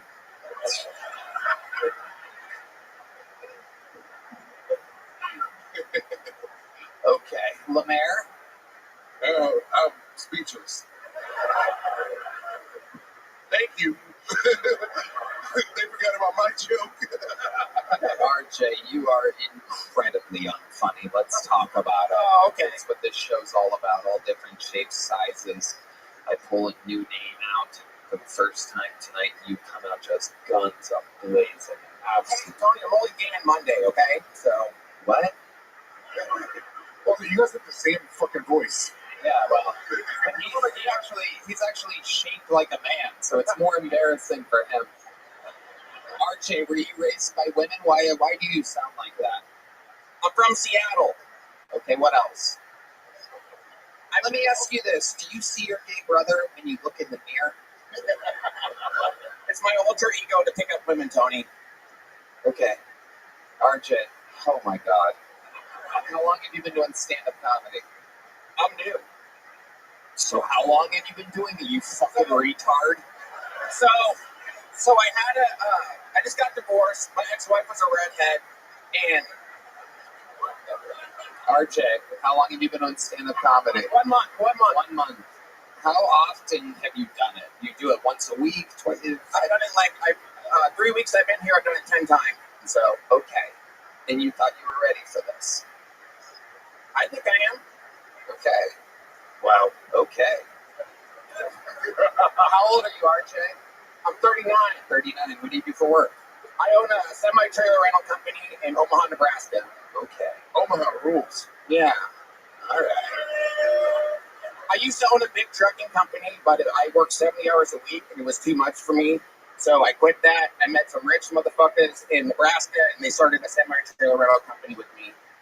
Watch out, the black center motherfuckers. Dude, is it because I related to you? Exactly. Yeah, we're all related. Blacks and Irish are like the same, same race, No. Why? How? What do you mean? What do you mean? If you're going to say that, you have to follow it up with a fucking thing. Okay, so I was watching this World War II documentary the other week, and I got we all know about the blacks versus the Irish. I got so happy. I couldn't believe Hitler was going to put the Nazis or the Irish in the master race, and I was like, what the fuck? No one's ever believed in the Irish before. And the British, they've treated us like shit for thousands of years. So when the Nazis were fighting the British, I was rooting for the fucking Nazis. I was like, Elon, Elon. Boo Nazis, but up the RJ, has somebody told you that you're funny ever or anything like that? What exactly? This is like Red Band trying to get in the NBA right now. Like, what are you doing in this industry? Okay, well, I got a lot of pain from my ex-wife divorcing me, so I moved here. Okay, let's stop right there. Your ex-wife may have been onto something here. Yeah. Okay, well, she was a redheaded. You know what a redheaded wife gets you when you're a successful businessman? Lots of anal sex. And for the first year of her marriage, we had anal sex. RJ, take this fucking little joke book, get the fuck out of here. RJ McKeon. And here we go. No, RJ, no handshakes. Go. You get to touch people as a fucking consolation prize. Look at Jay Gomez. This rules. Yeah.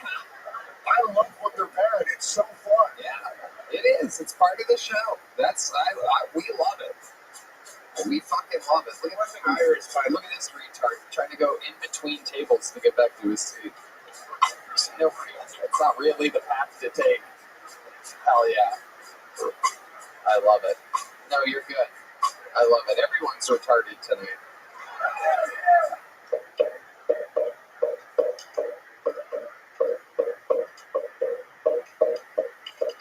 This podcast is sponsored by Voodoo Ranger Mini Rippers. Guess what? The best beer on the market just got a whole pop better.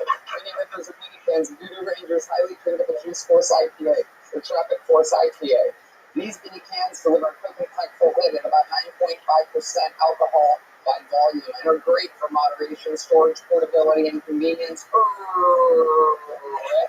little Mini Ranger, Mini Ripper.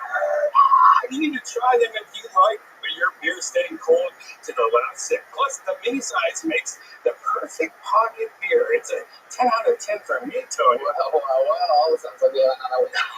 That's right, Red Band. From here on out, it's mini can full throttle because Voodoo Ranger Mini Rippers are the new go-to beverage to start your night with a bang.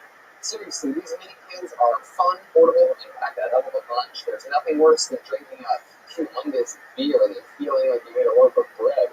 Find them nearby at VoodooRanger.com. Hello. This podcast is sponsored by Voodoo. Consider this your official as the monthly statements fast approaching. Sunday the 11th of May is the day for all the moms in our lives to show them how much we care. This year, go for a gift that ignites your smile and maybe even triggers a few tears. With a special piece of jewelry from BlueNile.com. Not a ring or a broom. That's Blue Nile amazing jewelry at BlueNile.com. At Blue Nile, you'll find thousands of independently graded diamonds and fine jewelry pieces at prices below your expectations. As the original online jeweler since 1999, peace of mind comes with every Blue Nile purchase, thanks to some of the highest quality standards in the jewelry industry. Compliment mom's classic taste by designing a one-of-a-kind diamond pendant or ace of piece with brilliant style with a classic tennis bracelet. Need to know more about a particular piece? Well, Blue Nile's jewelry experts are waiting 24/7 via phone chat from tech specs to budget recs. They'll help you find a piece your mother will love. Tony, I love Blue Nile. They make such classy pieces at an affordable price point. It's so easy to I used purchase to amazing understand. jewelry from their website. I think I'll get my mom out. You came in here, awoke me earlier, Rabbi, and then leave as I'm talking to you.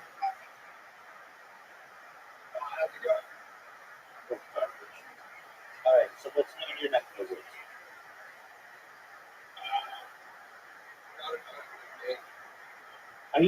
Are you fucking serious? No, did you get tested? Oh, okay, so we can't play?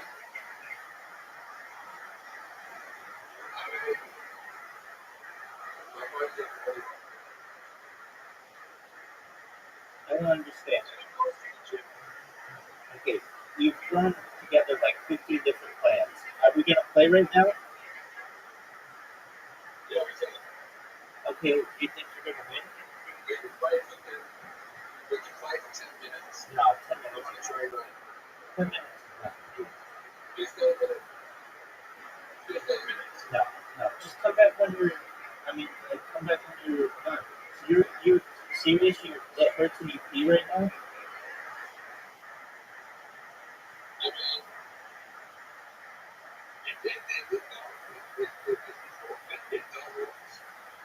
Oh man, that's kind of disgusting.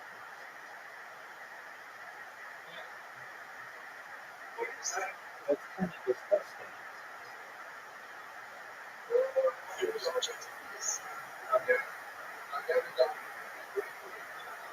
Doug, Doug, you basically stuck your dick in the dumpster and hope for the best.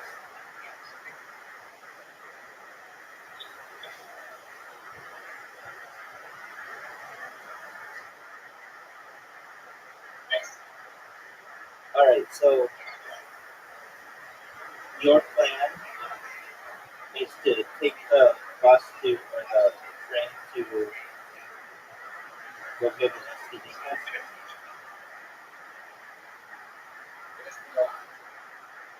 But whatever, man. I think it's just about so you're gonna spread whatever disgusting shit you have on your body all over the gym? That's awful. Doug, you are a walking hurt pill, man. I don't know. Does it really hurt when you pee?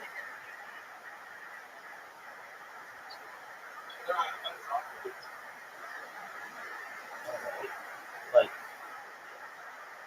alright, I mean, whatever. Okay, so then you're gonna go to the gym. Why?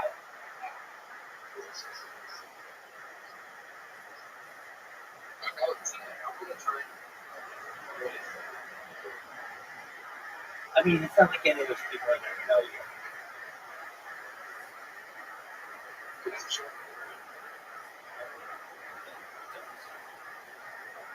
Okay, well, that's right. How's your friend who, uh, like, needed your help all of a sudden with all this money? She's in the Caribbean, and then all of a sudden she's like, "Oh no, I'm fine. I have the money." Like this really suspicious story that you told. What was that? I'm not saying. I'm not saying what you said was suspicious. I'm saying that she said was suspicious. So, I mean, is this not like an awakening to you? Like, okay, there's this person with whom I've been talking for like 5 years or something long, crazy long amount of time that should know you. She should know like everything about you. After 5 years of discussions with you, like she should know you. She should know you like a good kid, but she doesn't. Okay, so she all of a sudden has to travel, as you call it, overseas because we don't call it that when we go to the Caribbean, but that's fine. And then she says to you, "I need money." How much for how much money did she have?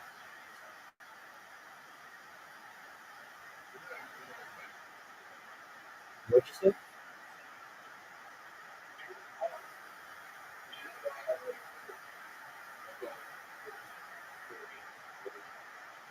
Hey, did you like walk into a tunnel or something?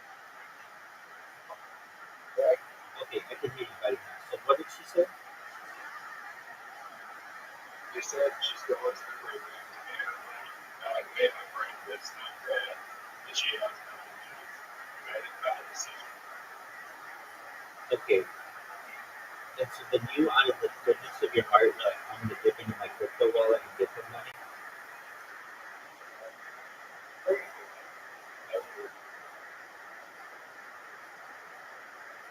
Okay, and now everything, like, how all of a sudden is everything okay? Did she get money from her parents or something?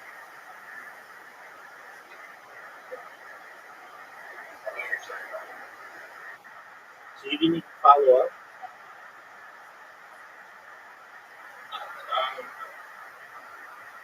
She's busy. No, so she wasn't busy enough to tell you that she doesn't have any money, but then when she's okay again, she's now busy.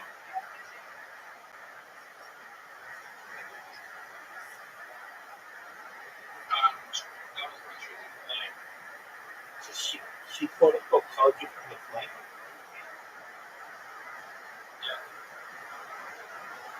Is that even possible? Best family plane. Okay. So she messages you on the phone and says that she doesn't have any money, it's a bad idea, she just needs her food to meet her friends. Yeah. And then Yeah. you're like thinking to yourself, okay, I can help save the day, I'll give her some money. And then she messages you, everything's fine. Yeah. And you didn't even say what happened.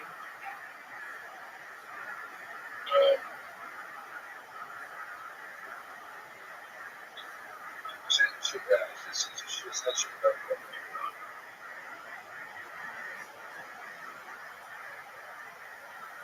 Look, I mean, she didn't tell you, like, hey, apologies for scaring you earlier. I wanted you to know that I got access to my money, or someone gave me money. She didn't say anything like that. She just said, I'll talk to you tonight. Yeah. All right. We'll do. I'm not an expert, just a regular person, but this sounds like a suspicious story. I'm not saying it is. I'm not saying that she can't be telling you the truth. It's just strange. But I don't know. Decision that she regrets now. Okay, I can understand that. Is she the same age as you? Just Okay, so she. All right. a year and a half. All right. If you don't think at all she was like looking at you to give her money,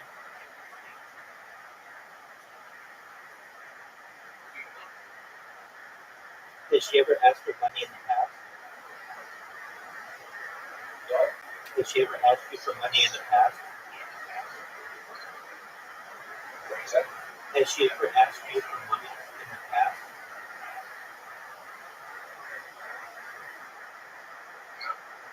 Okay. All right. Do you know what where she's going in the Caribbean?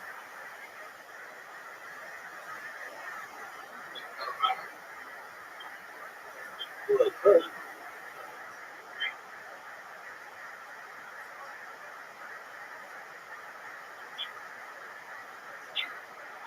You're saying that it doesn't matter that I know, or it doesn't matter that you know.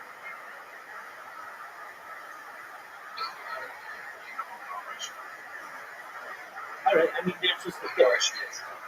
There's a difference. If she's in the U.S. Virgin Islands, it's a lot easier to get a hold of things than if she's perhaps in like some remote area, St. Kitts.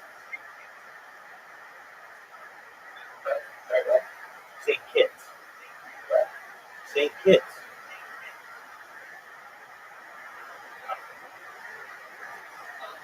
All right. Well, I hope everything goes well with her. And I hope that your STI test comes back negative so that you can go back to your local library and stick it in any holes you found desirable.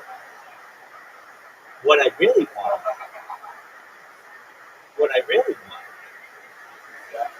is for you to get your STI test done and your gym done so that we can play and I don't have a time limit on how badly I can beat your ass.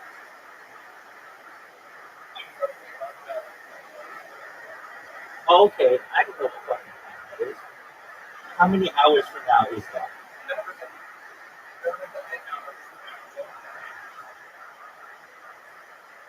Okay, that's pretty early. All right, well, I'm down for playing. Zoot. All right, enjoy.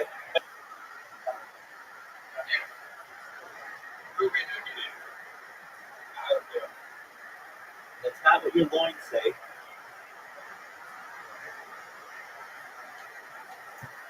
A heart diamond is mother's. Oh my goodness, that's so nice of you. So thoughtful, Red Band. Your gift will stay safe because every Blue Nile order is insured and arrives in packaging and won't give away what's inside. And in most cases, even delivered overnight.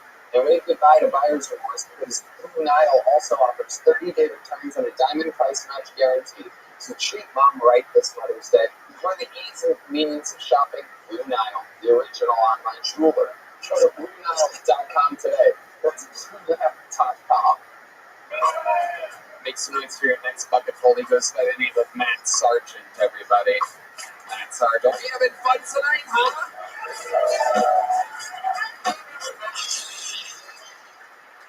Oh, holy fuck. What's up, bitches? Talking to all the 14 women here in this fucking sausage fest. This is cool. Ever here from Austin? 3 of the most boring fucking people you've ever met in your goddamn life. This city makes me want to kill myself. I would have already drowned myself in Lady Bird Lake if it weren't for the fact that anybody that finds my dead body is just going to assume that it's a gay one. Hey, it's like it's one of them floating queers. He's floating face down. Look at him. Oh, thank God. This is going better than I thought it would. Hell yeah. This place is fucking great. Jesus. So many ugly people. This is a very Austin crowd. You know what I mean? It's a very diverse crowd. Never seen so many different kinds of white people in my life. Alright, well, I guess that's all my time. My name's Matt Sargent. Alright, Matt Sargent.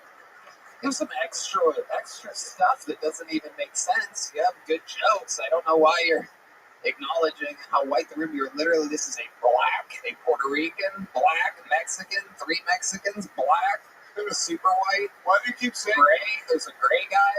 There's a fucking illegal immigrant right in front of you. What the? But he's with his dad, so it's okay. He's Mexican. Is his dad legal? Don't make jokes. There's Mexicans everywhere. There's women everywhere. There's so many women in the crowd. You said there's some chicks here. 14 women here. They're the hottest ladies in Austin. In between your jokes, you make stuff up and then talk about the lightning. I'm nervous. I don't know. You don't have to be. Look at your hair. God, I wish you told me that 50. How could you be nervous with fucking hair like that? That's absolutely incredible. Good hair on top of my head, and then I got a lot on my ass. So I think that's okay. Prove it. Absolutely not.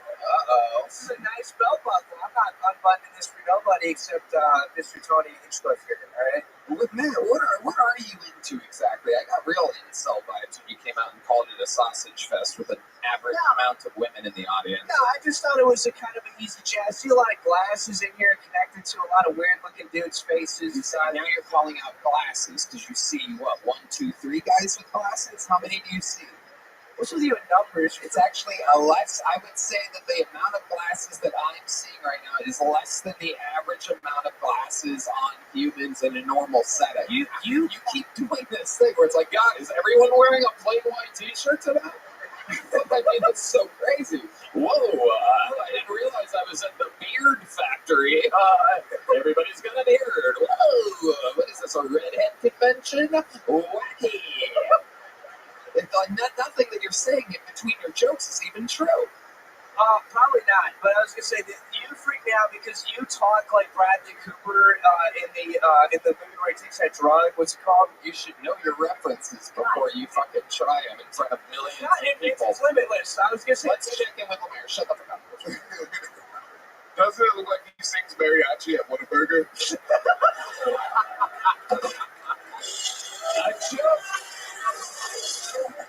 A pure, clean joke. I almost forgot what it's like when those happen here. You do look like you sing. Do you know how to sing? Do you know how to do something other than stand-up comedy? You're a talented guy. I can jerk off on cocaine very well. You do a lot of cocaine? Not a lot. I just almost every other time it ends up like gooning. So it ends up what? You know what that is. There's no way you. Every other time it ends up what? It ends up in gooning. Gooning? You know, like, never heard of it. I don't know what it means, so why don't you explain it? I'm sorry. Okay. How many times are you going to, you know what it means? God, why is everybody terrible tonight? Are you going to let me explain gooning? It's jerking off on magic. The fucking attitude on this guy. Are you going to let me explain it now that I said you know what it is 5 times? Oh, direction. Fucking bucket we've had tonight so far. It's still just me being nervous. I don't know what to talk. Oh, I'm nervous. Maybe I'm nervous too, huh?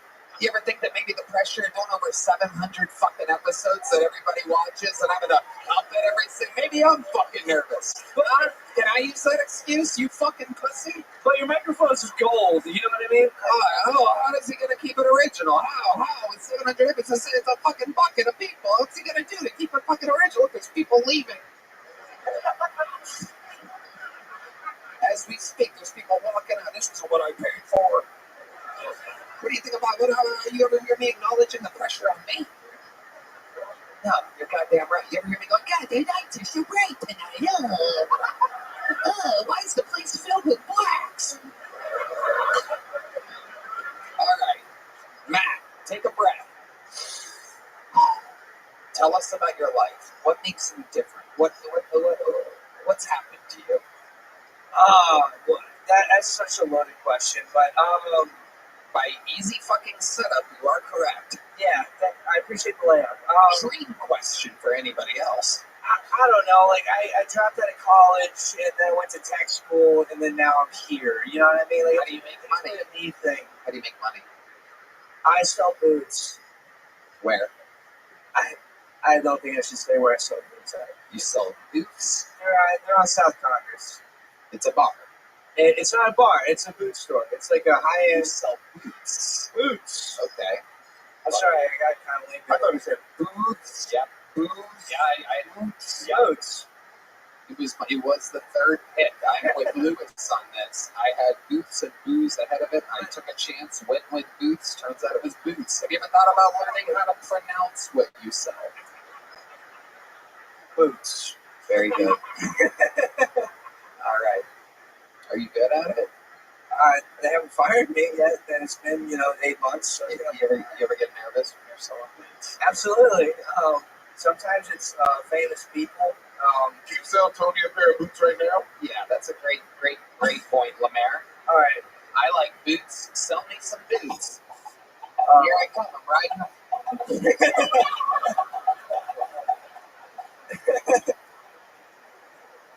Oh, howdy.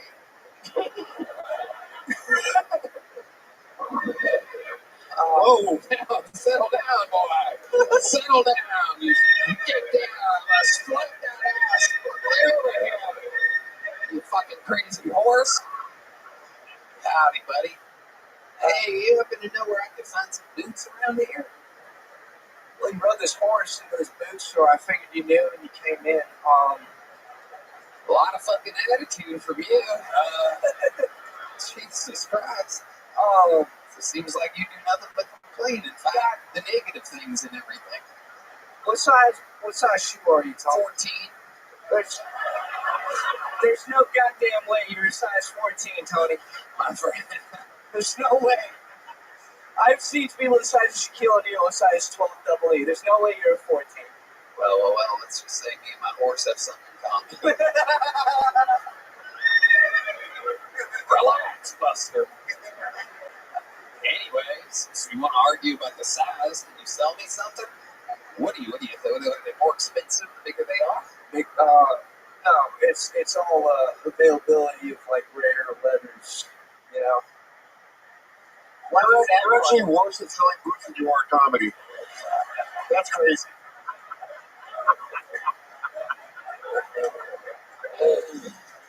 So, do you have any boots available? Of course I do, and Louis J. Gomez is a hater, and that's why he smokes, what cigar is that? Oh my god, what are you doing, bro? Focus. Sell me fucking boots, you fucking idiot. I'm sorry. Tony, I wish this guy with boots could put you up. You're right. I decided I don't need boots. I'm gonna wear high heels for the rest of my life. There you go. There he goes. And he drops the book, ladies and gentlemen. You can't blame him. The lights are bright. He's nervous. Let the mic stand over there. Heidi, can you grab this mic stand and put it in the right place for us? Alright, let's do this. Let's change the tone in this room a little bit. Let's get a veteran of the game up here, an absolute superstar. Ladies and gentlemen, this is someone new in it from the one and the only great and powerful. This is Cam Patterson.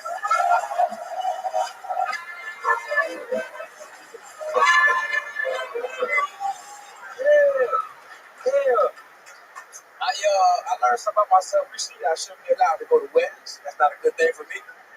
I went to my cousin's wedding this weekend, and I cussed out the maid of honor. She was a bitch. She deserved it, though. Because, like, let's understand something. At my cousin's wedding, all the groomsmen were my cousins and my friend of my whole life, right? And I didn't get to hang out with them the whole time. I was really in the wedding. So we started eating and stuff like that. I finished eating early. I was going to talk to my cousins sitting at the groomsmen and the bridesmaids table, right? And the maid of honor called me over, and she was like, hey, can you come here real quick? We're all over here eating, and you kind of bothering us. So can you come back later? And then I was very confused. So I said, respectfully, get the fuck out of my face, right? And then a fat bitch came out. There's always a fat bitch around somewhere. She came out and she was like, hey, who the fuck even is he? And I went, bitch, Google me, right? The coolest shit I've ever said in my life, dog. And then I walked outside and I was like, hell yeah. But I had to make sure I was Googleable first, right? So then I Googled myself and it came up, Cam Patterson. That was cool, but I scrolled a little bit. And then it said, Cam Patterson, the worst comedian of all time. I said, wait a minute. Bitch, don't Google me, ho. Don't do that at all. And then that night I found out that it was kind of mad at me because I may not have said, I'll slap the fuck out of this bitch. And listen, hear me out, understand something. I never said it like that. But if I did, I'm fucking meant to. I became about that guy so much. Hell yeah.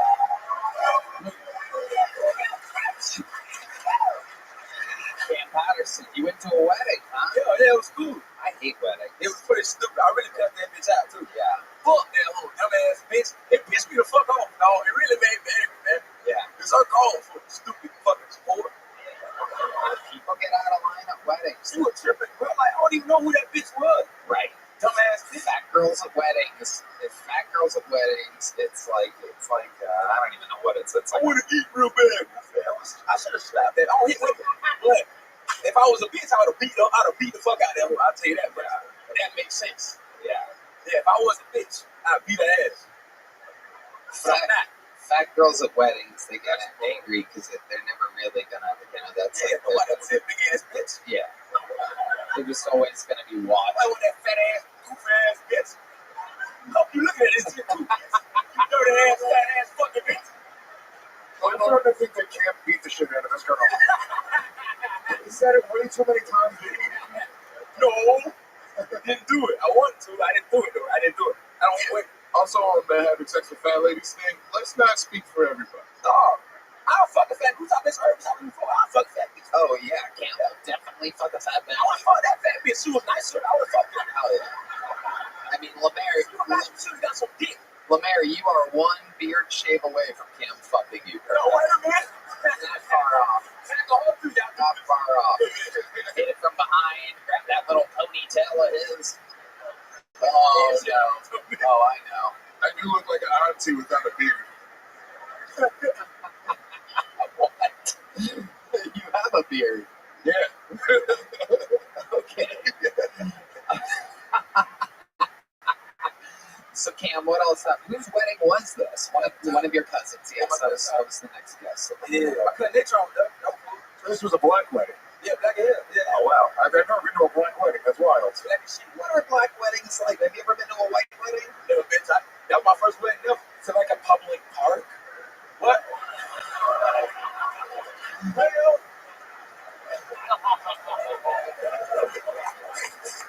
Where's your sound effect? Give me your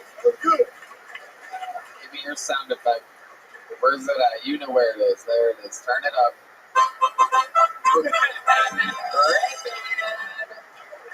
With barely a voice tonight, the allergies are affecting him. Does that stop him? Does he complain about the bright lights? Does he acknowledge the people in the room? No. He plants his feet and he says the racist joke. it was at a party. Let's talk about it. Have you noticed the smoke detector going off in your apartment? What? Do you hear that? You don't hear anything, do you? What's up, about? Do you hear anything? That was a piano. That was a piano right there. No, it wasn't. Do you hear anything? Cam, no, you gotta hear it. Wait, do it again. Do it again. No, Lemaire trying to defend his entire race right now. No, don't look at his finger. Look out straight and see if you hear anything. Did you hear something? What was it? What do you think that is? Cricket.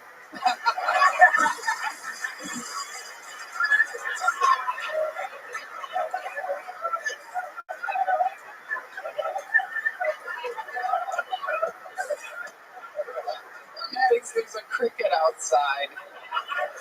No. What is that other noise? Is that you? Okay, guys. So hold on. Why do you think it is that black men don't notice smoke detector alarms when they need to be replaced? This is a mission that I'm trying to find out on this episode. We're trying to solve the world's problems. Why do you think you heard a cricket and everyone else hears the smoke detector alarm going on? Oh no, man, you already need them in charge for real. Okay, can you repeat that? Can you repeat that one more time? You already need a smoke detector for real. You don't need one. You smoke inside, it's not gonna fuck up the house. You know what I'm saying? It's gonna do its job too good. You know what I'm saying? So you never replace it. It's genius. Is this true, Lemaire? Is this the reason? I agree, Tony. I recently had to take down 3 of my own fire alarms.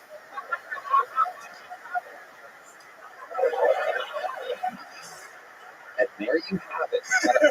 Kill Tony solving the world's issues. Absolutely incredible. So, your cousin got married. Now, normally at weddings, people get a little horny, they get a little worked up, they get some drinks in them, right? Open bar. Was there an open bar? Hell yeah. So what ended up happening? Did you notice people sneaking away? Yeah, my auntie tried to fuck my homeboy. That was weird. Okay. And my auntie older. She older. Your auntie is older? Like ballpark, give us an age. Yeah, like 49. Oh, shit. Yeah. Only in the black community do you have to clarify that your aunt is older than you. Yeah. That is a great point. You guys do, dude. I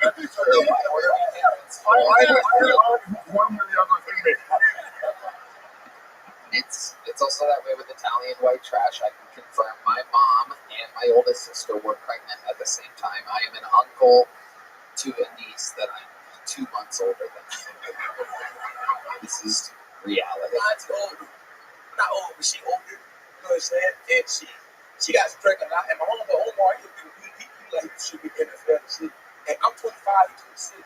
And the whole time she was like, Gotta come on almost. And that was making me angry. He wouldn't walk. He was just standing there like letting her feel it and shit. And I couldn't be looking too big. I'm about to tear and punch that white fat chick in the face. No, it was a black fat chick. Everybody, well, that's why I got her before she lost weight. That's what she was. Black fat ladies are undefeatable. Yeah, what? They got good hormones. They been putting on their whole life, nigga. You understand? Their whole life. It's a strong bitch now.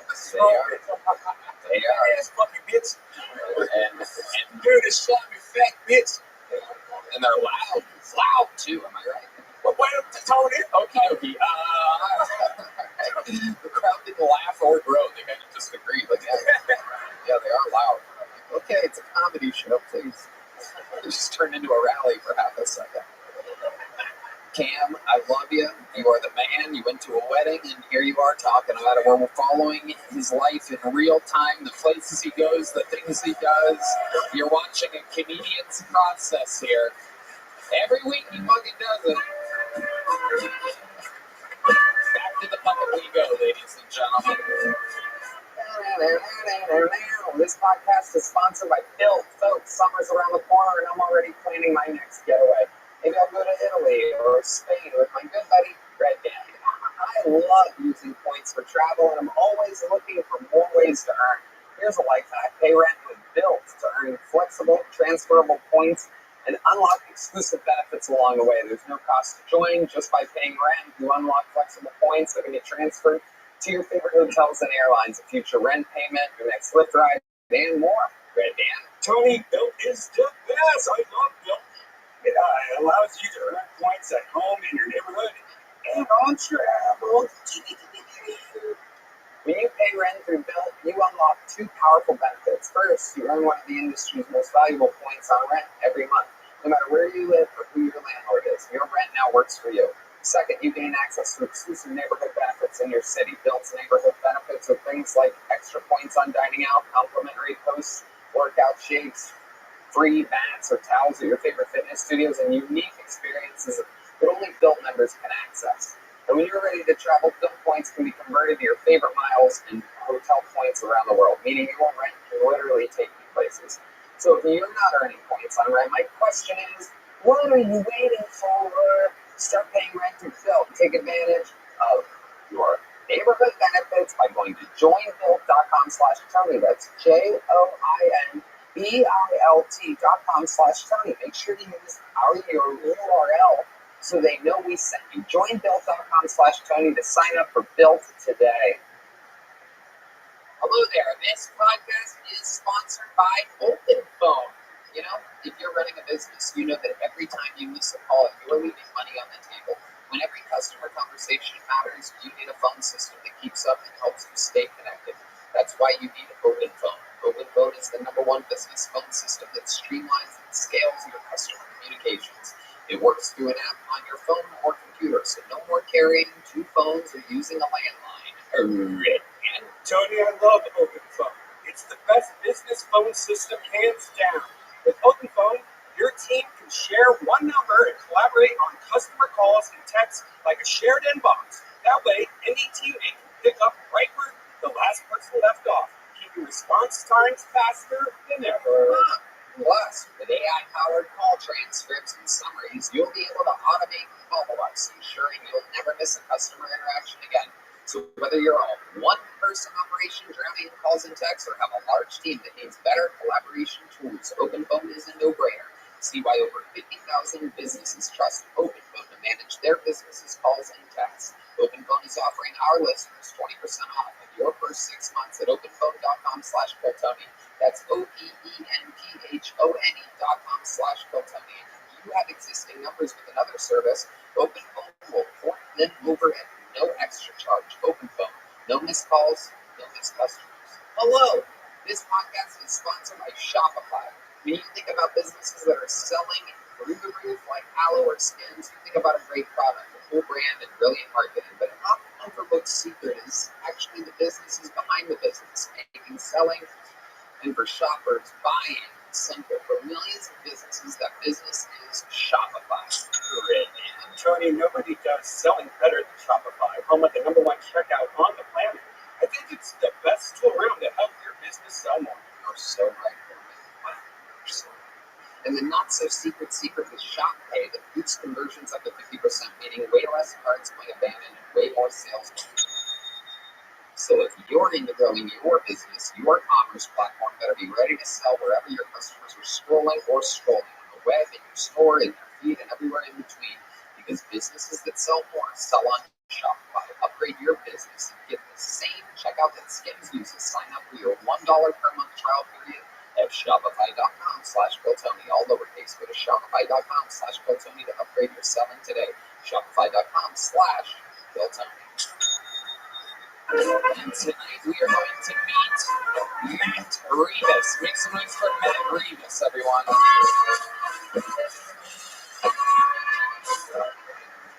What's up? My name's Matt, guys.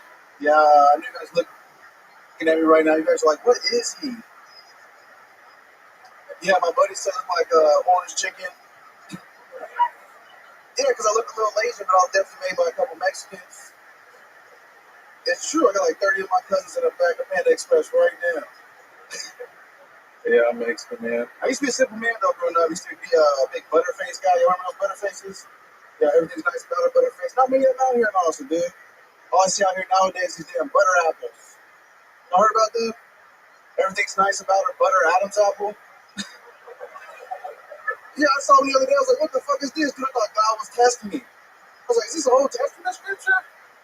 Am I supposed to kill it right now? I didn't know what to do, man. Yeah, I was kind of turned on. I'm not gonna lie, dude. This bitch was 6 foot.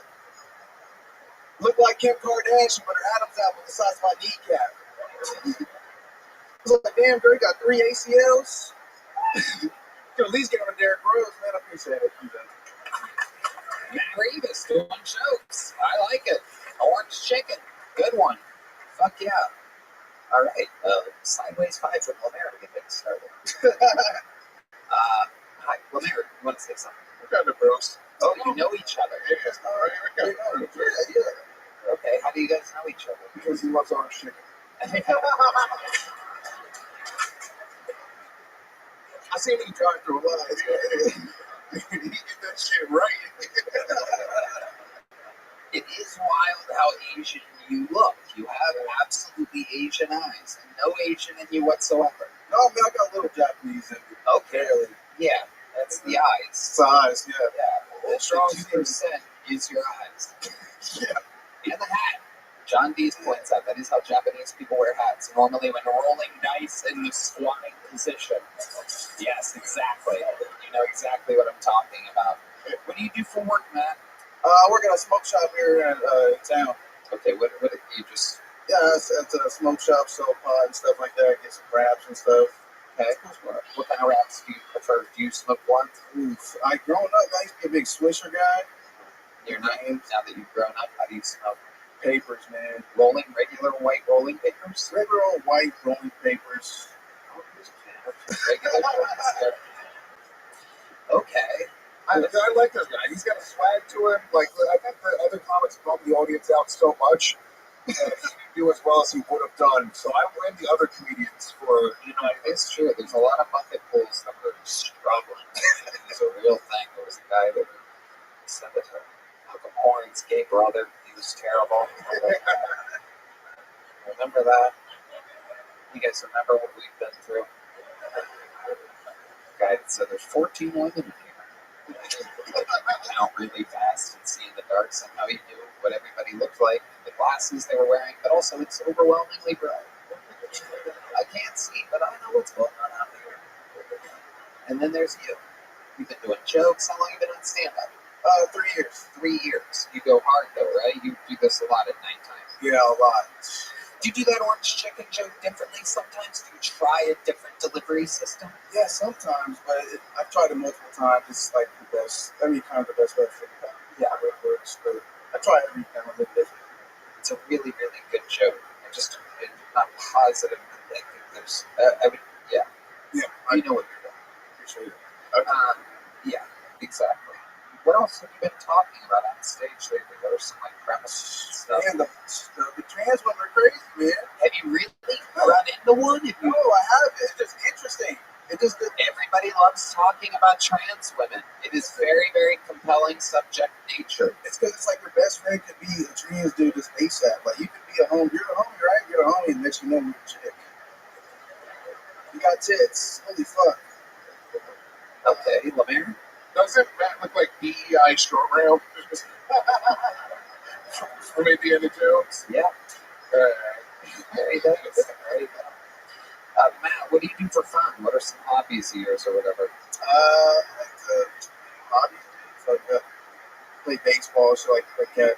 You play baseball? I did growing up. You're an adult. I know. What you play baseball for? That's what I'm saying. That's what I just do. When's the last time you played a game of baseball? Bro, like 8 years ago. Like, do you ever go out? Do you go out in the city? Do you do anything? I go to bars, man. I get hang out, talk to chicks at the bars. You know. How do you talk to chicks? What's your opening line? I just tell them I run for Dave Chappelle, and they're like, oh, yeah, cool. Is that true? No, right, yeah, that doesn't make any sense. No, that's horrible. But seriously, like, when you're at a bar talking to chicks, like, what would you say? You'd be like, hello. Yeah, it'd be like, hello, depends on where we're at. All right, hold on. Pretend Tony's a girl you're hitting on at a bar. Yeah, I'm gonna come up on my... Fuck. Hold on, I'm coming up to the bar. Here I come. Hold on a second. Here I come. Here I come. Hold on. Okay, here we go.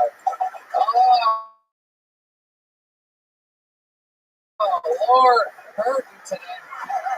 Can't wait to get myself a nice sarsaparilla and fucking chill out. Oh, howdy, boy. How you doing there, partner? Good, good. You mind? A guy like me just want to know what your sign was. Oh, I'm a, You come off mine as a Scorpio, seem a little spicy. you know what? I Oh, yeah. don't know how you guessed that. Oh, yeah. Who was gone? Hey, what do you say we jump back on my horse?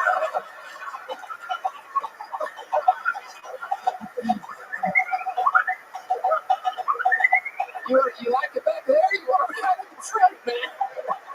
Man, come on, let's switch positions. Whoa, whoa. Oh, well, let's go, man. Yeah. All right. Now, what's the gayest thing you've ever done? I think it was that interaction. I'm not gonna lie, that was the gayest show I ever done. Come on, what's the gayest shit you've ever done? Yeah, dude, that was beautiful. I think we have like a real connection there. Okay. It was pretty romantic, Tony. I was surprised I had it in me. I did kind of. What's your biggest regret in life, man? You have a regret? You ever wish you did something a little bit there? Okay, please let the fucking interview happen. Here we go. Jesus Christ. There's a part sometimes where the guests realize that they can answer the question. You get a very light laugh. All right. Biggest regret in your life, memories? Man, honestly, I wish I graduated college, man. Okay, why do you wish? I've never heard that one. It's only, Me, I'm a proud college dropout. I love the fact that I got the fuck out of but it. yeah, it's because my mom, man. My mom, she just wanted me to graduate. That's the one thing she has. Right. I fucked that. Okay, how far into college did you get? I was like 3 years in. Oh, wow, that's pretty fucking deep. That was deep. Too, like a lot, money deep. And how much do you owe still? Well, like probably like 50K. $50,000. $50,000. And imagine There's some victims in here. working at a smoke shop. Some victims. Like, I've been Working at a smoke shop, that's going to take a long time. absolutely. You didn't take advantage of that Biden shit, like where they just threw it all away. And Yeah, Biden totally did that. My fiance just got $40,000. I always hear those stories from like white people. That's crazy. You know what I'm saying? She's Asian. Oh, She's fuck. Yeah, maybe if you just show them your eyes. Matt, you've been on this show before. What kind of joke book did you get then? I got a small one. You know what, Matt? Just because it's fucking good interview and orange chicken, you got the first big joke book of the night, buddy. Congratulations. Who's that girl, man? Orange chicken. Matt Reeves, ladies and gentlemen. And onward we go. You guys having a good time out there? How many of you like it when comedians do good on this show? How many of you like it when comedians do bad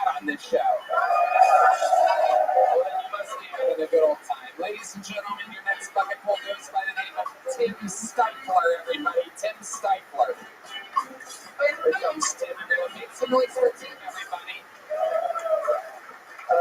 Just before I hop into my minute, I gotta do a quick ad read. No me gusta mi padre. No me gusta mi trabajo. No me gusta myself. Oh, Dios mío, es BetterHelp.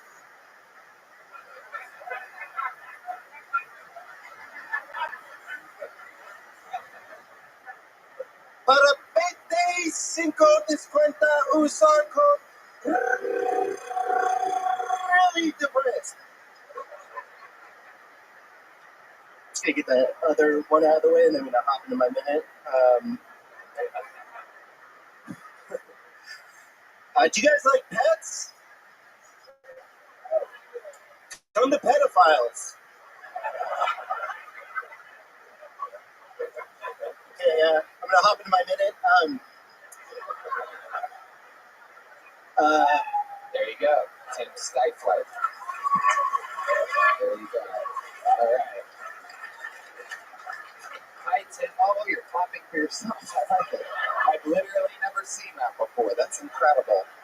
700 plus episodes. Oh my god. And little did I know that it was even possible. I thought I've seen it all. And then I turn around and there you are, talking. You're having a good old time.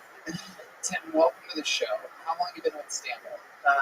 Just a little over 2 years. A little over 2 years. Where at? I started in San Diego for 9 months, and I here for the rest. How long have you lived here? A little over a year. Okay, perfect. What do you do for work?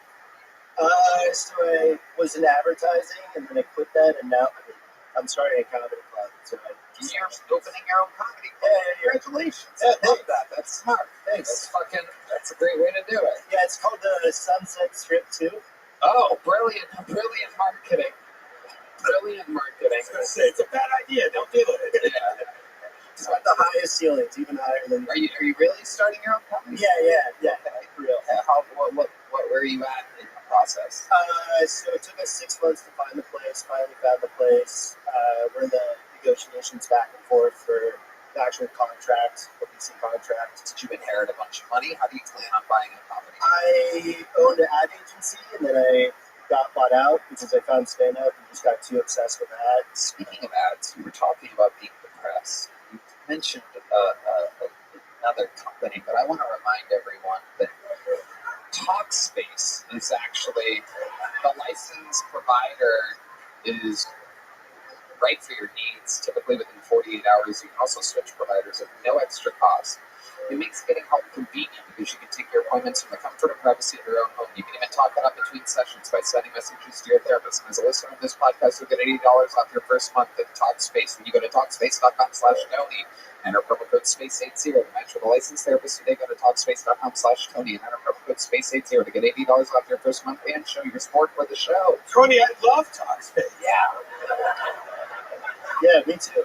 It's important to remember that Talkspace is the place to go. Yeah. No other company. My bad. No, it's across the street from the Sunset. No. There's another club being built across from your club. Wow, this is. Are you serious? This is amazing. Yeah. No, yeah. It's like 100 comedy clubs here. Yeah, well, that's what happens. It's the live comedy capital. I am so nervous. I did not know I would be this nervous. Let me tell you something. Let me just cut you off. Relax for a second. Let me talk. Just let me talk. Yep. A lot of people have been nervous tonight. No one has handled it better than you.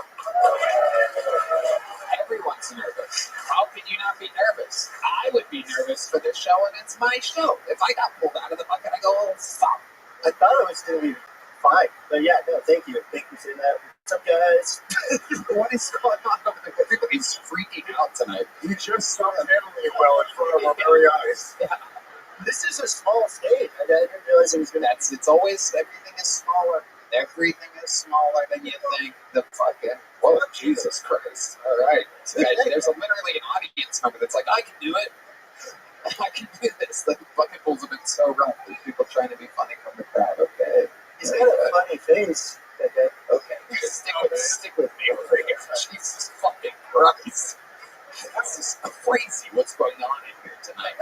How tall are you? Because you are adorable. Oh, thanks, man. You you too.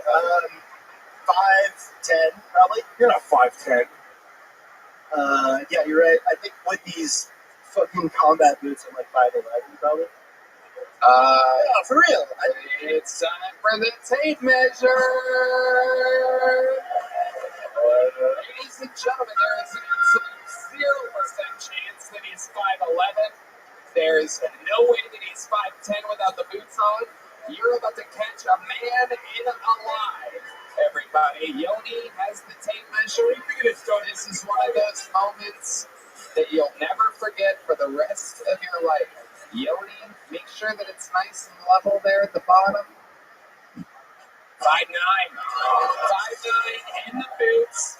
We're going to call it 5'7" without the boots. And now back to the point that you are adorable. Little squeaky devil, you. 5'10", probably living in the combat boots. Holy shit, dude.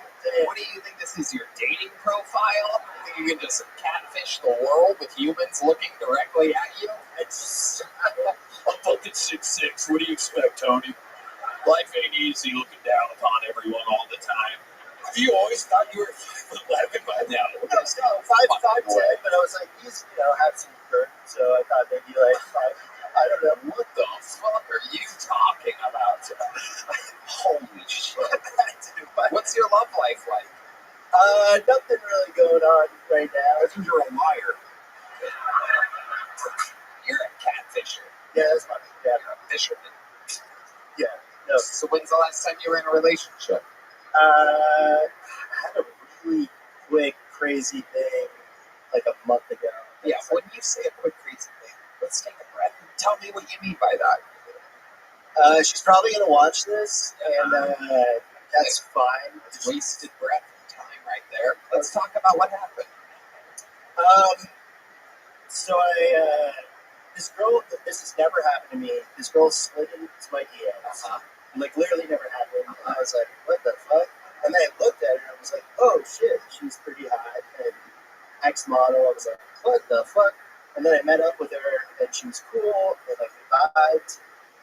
Probably the most passionate, crazy week. And then really irresponsibly, we're just like, yeah, let's get in a relationship. And then immediately after that, she just like was nuts. Like she just Okay, here we go. So let's take it one beat at a time here. Passionate week meeting, like she comes over to your place, every night you're having all out unprotected sex. Am I correct? Yeah. That's right. Very good. The catfisherman caught a dolphin, and there you are. Passionate, unprotected sex. Your bed is covered. Eye contact. Who doesn't love that? One of them. Look at the ladies getting wet in their panties at that part. Who needs sex when you have straight eye contact? Unbelievable. Are you sure it wasn't a dude? You homo? No, I'm kidding. Eye contact's gay. That's gay, dude. And I would know. Yeah. All right. So, when you say after a week, first of all, let's talk about how you introduced relationship into this. Were you like, man, I fucking love you? Yeah. It was I didn't say love, but I did say, yeah, we should do a relationship. I'm 35. I'm older. Yeah. So she was like 26. And I was super responsive. Yeah. Lewis loves bad decisions. He gets a applause break for bad decisions. It's not a bad decision. It's a young hot babe. What? It's a young hot babe. What is he supposed to do? Yeah, what could go wrong? Pancreatitis.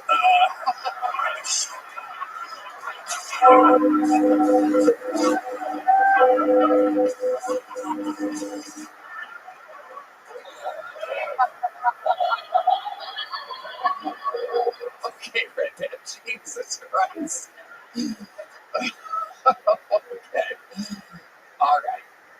So, when you say things start to get a little crazy, what do you mean? You're allowed to talk about it. It's your life. The show, everyone does a minute, and then it's a fucking interview. You're being interviewed on a podcast. No one knows what questions they're going to get. You're not under any crazy circumstance. I'm saying this for her when she's watching. Is this all? You just have to be honest in this. No, honestly, fuck her. She's like, Oh, okay. You didn't have to say that. That's crazy to say. You may have been the crazy one, and now I'm on her side. Okay. When she started getting a little crazy, or things got a little crazy, what do you mean? Give us the first thing that happened. Not the most extreme thing. We'll get there. The first where you notice, like, shit. Like, was there something you didn't like about her? Like, she has like a weird, like, butthole or something? no. No, she had a normal butt. Well, You almost stopped the butt there, and I was gonna repeat that. Yeah. Like, very specific. Sometimes it's there's things. Yeah, there was a hole for sure. Yeah, that's what you need. It just needs to be a hole For sure, 100%. That wasn't weird. I think the weirdest. The beginning of weird. The beginning of weird. She's like, I'll cook for you, and she like burnt the pancakes. It wasn't that exciting. It's actually kind of sad. Like she that night she like had a panic attack, and she's like all of a sudden it was like Gone Girl. Perfect, and then and then once it like happened, it was like She didn't take her meds to your place, did she? no, probably not. Right. And I don't judge that. That's totally cool. Totally cool. And if you ever run out, remember Tom's face. And if that doesn't work, try some New Ranger. And if you lose your job, go to ZipRecruiter. Okay. Let's get back to the fun here. Okay, guy has a panic attack. Did you guys smoke weed? Is there something that onset the panic attack? No, she was like, I told you this was gonna happen. I was like, no, what are you talking about? I genuinely almost spit coffee all over the front. You can thank me later, you two. It was so close. The I told you this was going to happen is nuts. What day was it when she said, hey, just so you know, there may be a part where I fucking go fucking crazy? That, by the way, that would have been the answer to the actual question. The answer to the actual question was at some point, a couple days in, maybe even the first night. When do you think she told you this shit? I don't think she did at all. Oh, you just weren't listening. You were busy with that eye contact, just fucking. Yeah, dude. My name's Tim Stifler, dude. Look, I'm out of the advertising agency. I'm getting in the comedy club game. Once these negotiations, more eye contact. All right. So she warned you. She says that she warned you. Lemaire, what do you think about I was just going to say, eye contact sex kind of rules. Lemaire? Fucking Lemaire. You're a psycho. Lemaire is using this appearance on this show to try to get a woman to fall in love with him. Look, I just believe in a woman president and eye contact during sex. It rules. Look, we all love eye contact during sex, but you can't say eye contact during sex. It just happens. You can't be like, oh, my favorite part of the sex was the eye contact. No, it's the wet pussy with a dick moving back and forth. God damn it, I'm sick of all this bullshit. And by wet pussy, I mean wet butthole. And he looks back at you and you say, sir, I love you.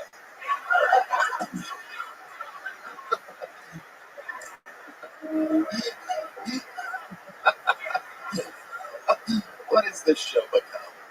All right, so it's a panic attack. What type of panic attack is this? Is this she's sweating? She's laying down? Is it like Sweat. She's right? Oh, yeah. Yeah. We were in the shower, and then Well, I mean, she should be wet in the shower. Okay. that was Yeah, you were in the shower, and what happened? and then she just was like, I'm freaking out. Oh shit. And then How long did that last? And you tried taking care of her. I You're was like, we're in a what's relationship. what's going on? And then she You're still trying to fuck. You're like, whoa, what's going on?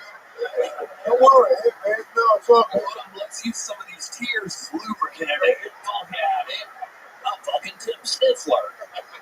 That's your actual name. It's Stiefler, but Oh, it's Stiefler. it's all good. Oh boy, Stiefler, you barely knew her. Literally, you barely knew her. All right.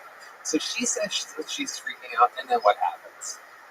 I mean, we got through it, and then there were, then it was like every day, and she was just like, yeah, this is how periods work. But then the period like never ended. Right. Yes. It was It was more of an exclamation point. Yeah, it was for sure. Right. And you were like, I'll fix her. Like this hot model. The only reason she's with me, there has to be a reason why she's single. Yeah. And how long did that last? The period? Sure. When the relationship? Yeah.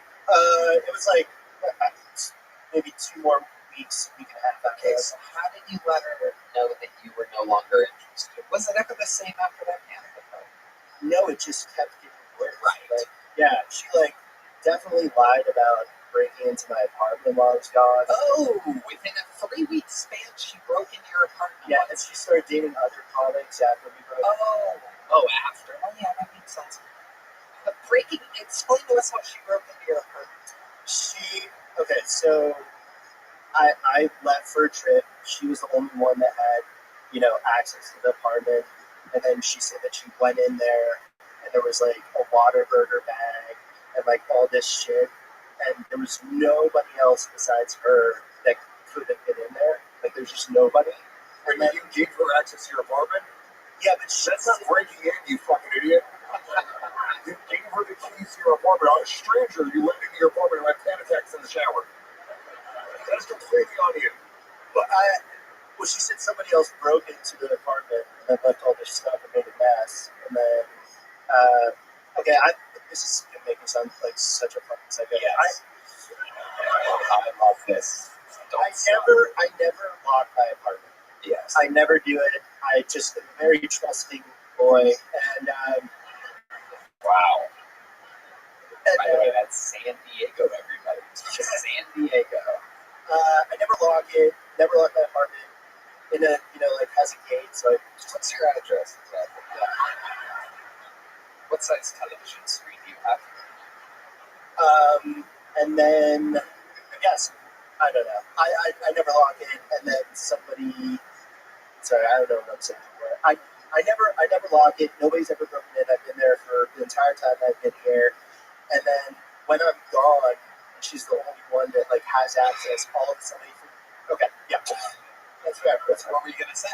No, I guess it's not that interesting. No, go ahead, finish it. Yeah, I mean, she's the only person that could have actually got in. That's right. Yeah. Sorry, I'm a bad storyteller. No, you were a great storyteller. Your interview lasted 17 and a half minutes. It was fantastic. Clap for yourself. Congratulations. There's a big joke, bud. What's the name of the comedy club you're going to be, Tim? It's gonna be called Dumb Comedy Club. Dumb Comedy Club, everybody. You can't even make it up. It's actually a pretty cool name. Ladies and gentlemen, your next bucket full goes by the name of Sarah Sloan. Sarah Sloan.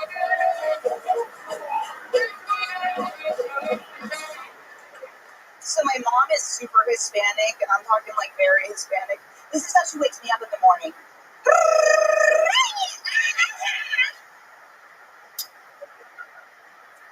Her accent is so thick, she has trouble pronouncing my name, so she has to call me Sara, she has to call me Sarita.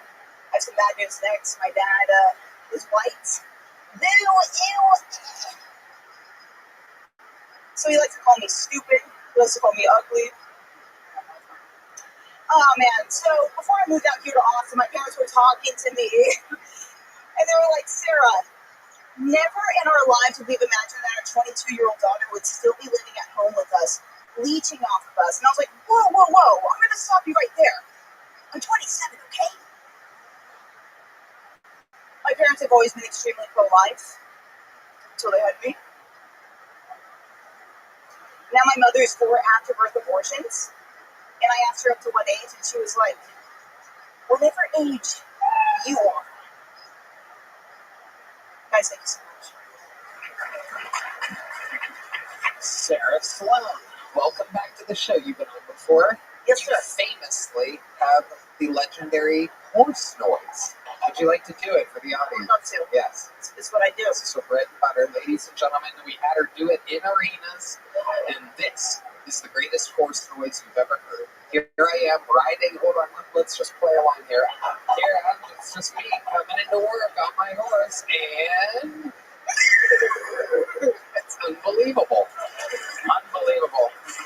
That's right. People are in awe looking at each other like, did you hear that right now? It boggles people's minds. But that's basically the only thing that you're good at. We've tried to figure this out. We've heard a couple minutes. So Sarah, how's life been going? It's been amazing, especially ever since, being on here. Like, you change lives. That's what I do. Absolutely. You wouldn't think so by the attitude of some of these fucking bucket pulls are there, I gotta tell you.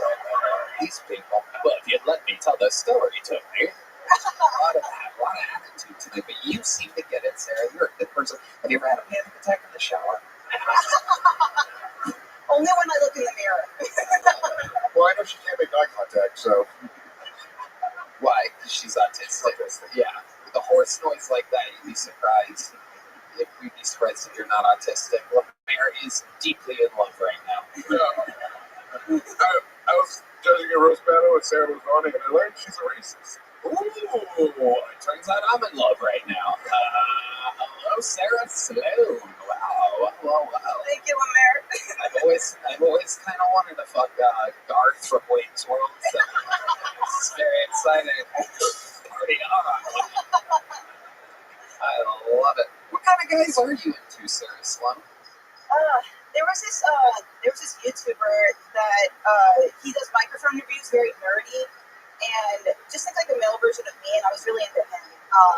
Did you hit him up? I put in the comments, I was like, hey, you said you were single on your podcast. That's crazy. I've had a baby crush on you for a while. Baby crush. Baby crush. Who's the YouTuber? He's a huge listener to microphone reviews. Yes. His name is Bandrew, and he has the channel Podcastage. Bandrew Podcastage. Yeah, it's a pretty big. Yeah. Nothing was ever going to happen between. Look at me. It was never going to happen. Oh, Sarah, you're adorable. And you're so likable. And do the horse noise one more time.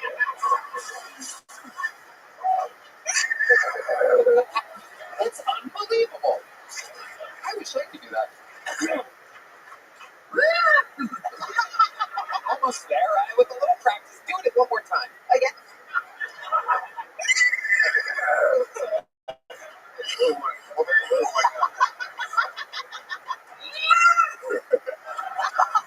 It's funny. Try it. Okay, I think you gotta stand up. She gets low. It's like from her balls.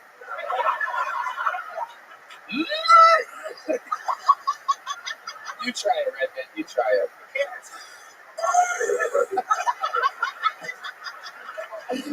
Luis J. Gomez, give it a little shot here. Really try. All your horses have such deep voices. Lemire Lee, ladies and gentlemen. Here it is. Oh, he almost died. Whoa! Oh my God, little Black Beauty over here. Holy shit. That's incredible, Lemire. Absolutely unbelievable. Fucking look at this. I love Mr. Antonio. Oh my God. Sea biscuits. When he sees biscuits, he eats biscuits. Lemire always has peanut butter on his gums. Yeah. He's a big fan of the Kentucky Slurpee.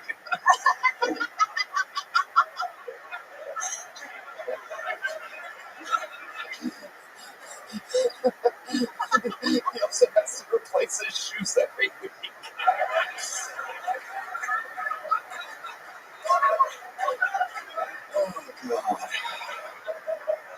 Oh my God. Absolutely incredible. So, Sarah, when was the last time you were on a date with somebody? I've never been on a date with anybody ever. Really? Really? Never. I don't get it. You seem Oh, look at me. Why do you keep saying that? You're adorable. Look at my big mic over here. Is there something Mike? Say it into the microphone, Mike. Then kiss me. Mike, what? I was kidding.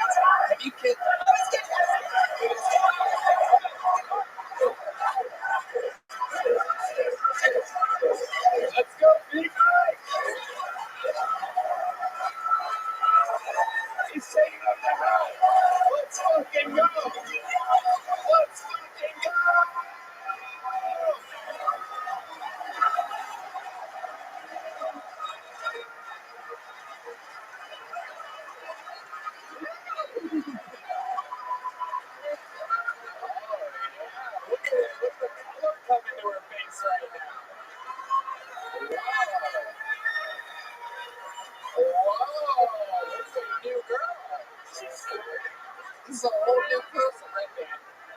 It's a whole new person. Look at you. You've changed. You just ruined my life. My parents are going to kill me. Your parents are going to kill you for kissing a boy, Sarah. My mother. You need to pull up. If your parents are going to kill you because you got kissed by a She fucking... hated the last time I was on the show. Okay, let me tell you something. Have you ever seen the Menendez brothers documentary? It might be time for you to fucking X-nay on the parents' nay. You know what I mean? You gotta have the Americans for sex then. Look at Lemaire pretending like he didn't hear that idea. Just like, oh, just sitting along, just having fun. What's your mom's problem with you on the show and your appearances? It was okay. So it's like Not your show. a little, a little. God. Well, they were like, let's get lunch together, my parents, and so then I sit down and we order this really good food. And then they were just like, Tell me more. I'm being dead serious. Yeah. And they were just like, you laughed at what? It's like, just for those of you listening to the show, if you're wondering how we're laughing, there's a guy that sounds like he's dying of laughter in the audience right now. Because the fans of this show have an unbelievable sense of humor, where someone softly admitting that their parents are disappointed in them. Literally, there's a guy in the back of the room just like, ah! It's unbelievable, sir. You are pure evil. So they said you're disappointed in you. Why? They give any specifics? Yeah, I thought, you hated my minute, but like my last minute I thought was better than this one. And they said, like, they didn't say anything acknowledging that it was good. All they did was just talk about how I shouldn't have been laughing at the jokes you were making about me. And they said, you shouldn't have gone along with the jokes on a comedy show. They wanted you to stand there like a fucking stiff. You're funny. I can't help but laugh. Well, you're goddamn right. They're the ones in the wrong. They probably had a lot of bad things about me to say about me at the end of October, early November. And look at us now. Look at us now. Parents don't have shit coming out on them. Yeah, thank you. Thank you. How about that? How about that? It's a slow. Ha-ha.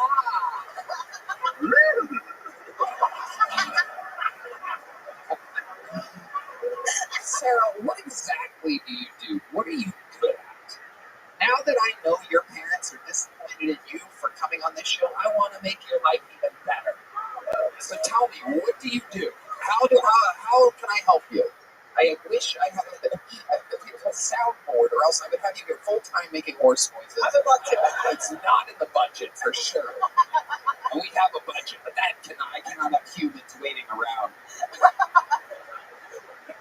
Oh no, yeah, I like I really do like doing impressions. What exactly do you do for work?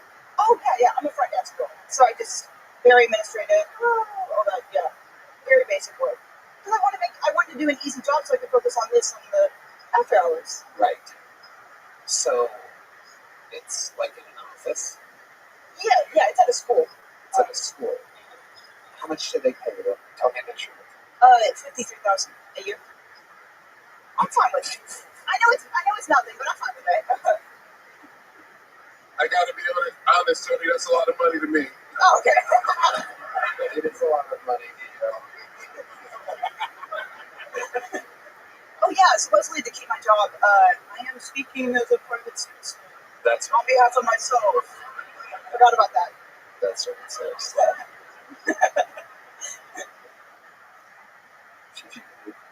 Tony.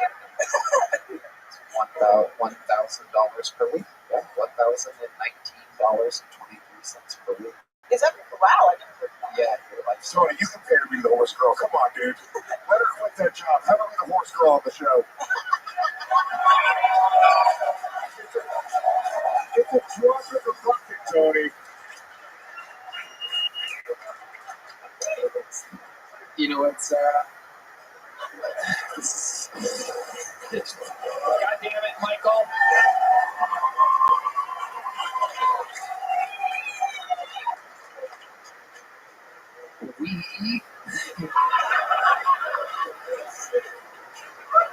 All those horse impressions. shit's had my throat fucked up. Do you drive? Do you have a car? You can like do things? You can show up places and do them properly? Is there anything fucking nuts about you that we don't know? I'm very confident. I really am. I know I don't look it, but I'm confident. Yeah. I'm about to piss off your parents so bad. Sarah.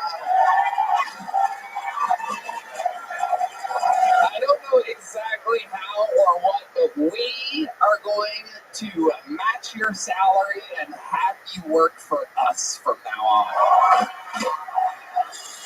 Sarah Sloan works for me now. Be proud of your daughter next time. You idiots. That's for you, Mr. and Mrs. Sloan. Now she's mine. And you know what?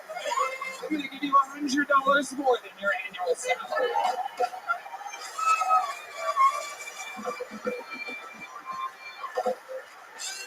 You have to go through a 2-week trial and pass it. I have to make sure you're like not completely nuts, but I promise I need people that do things like groceries and stuff. Can you paint? Yoni and Christy will train you. They're very, very good, cool people. It'll be good. It'll alleviate some of their pressures. Since they're big, fancy television producers now.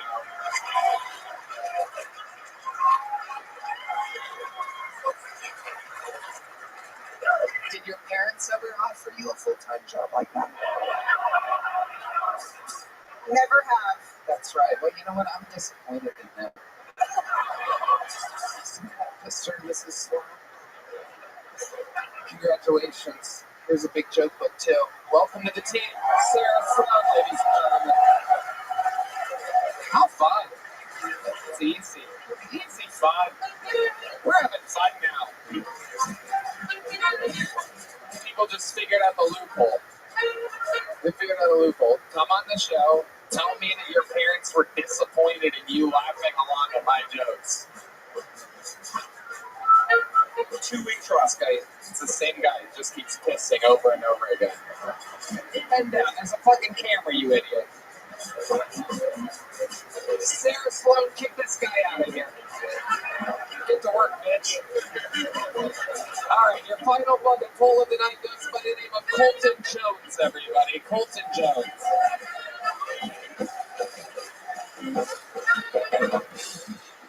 Hey, did anyone get the number on that sexy blonde I just passed in the hallway? Hey.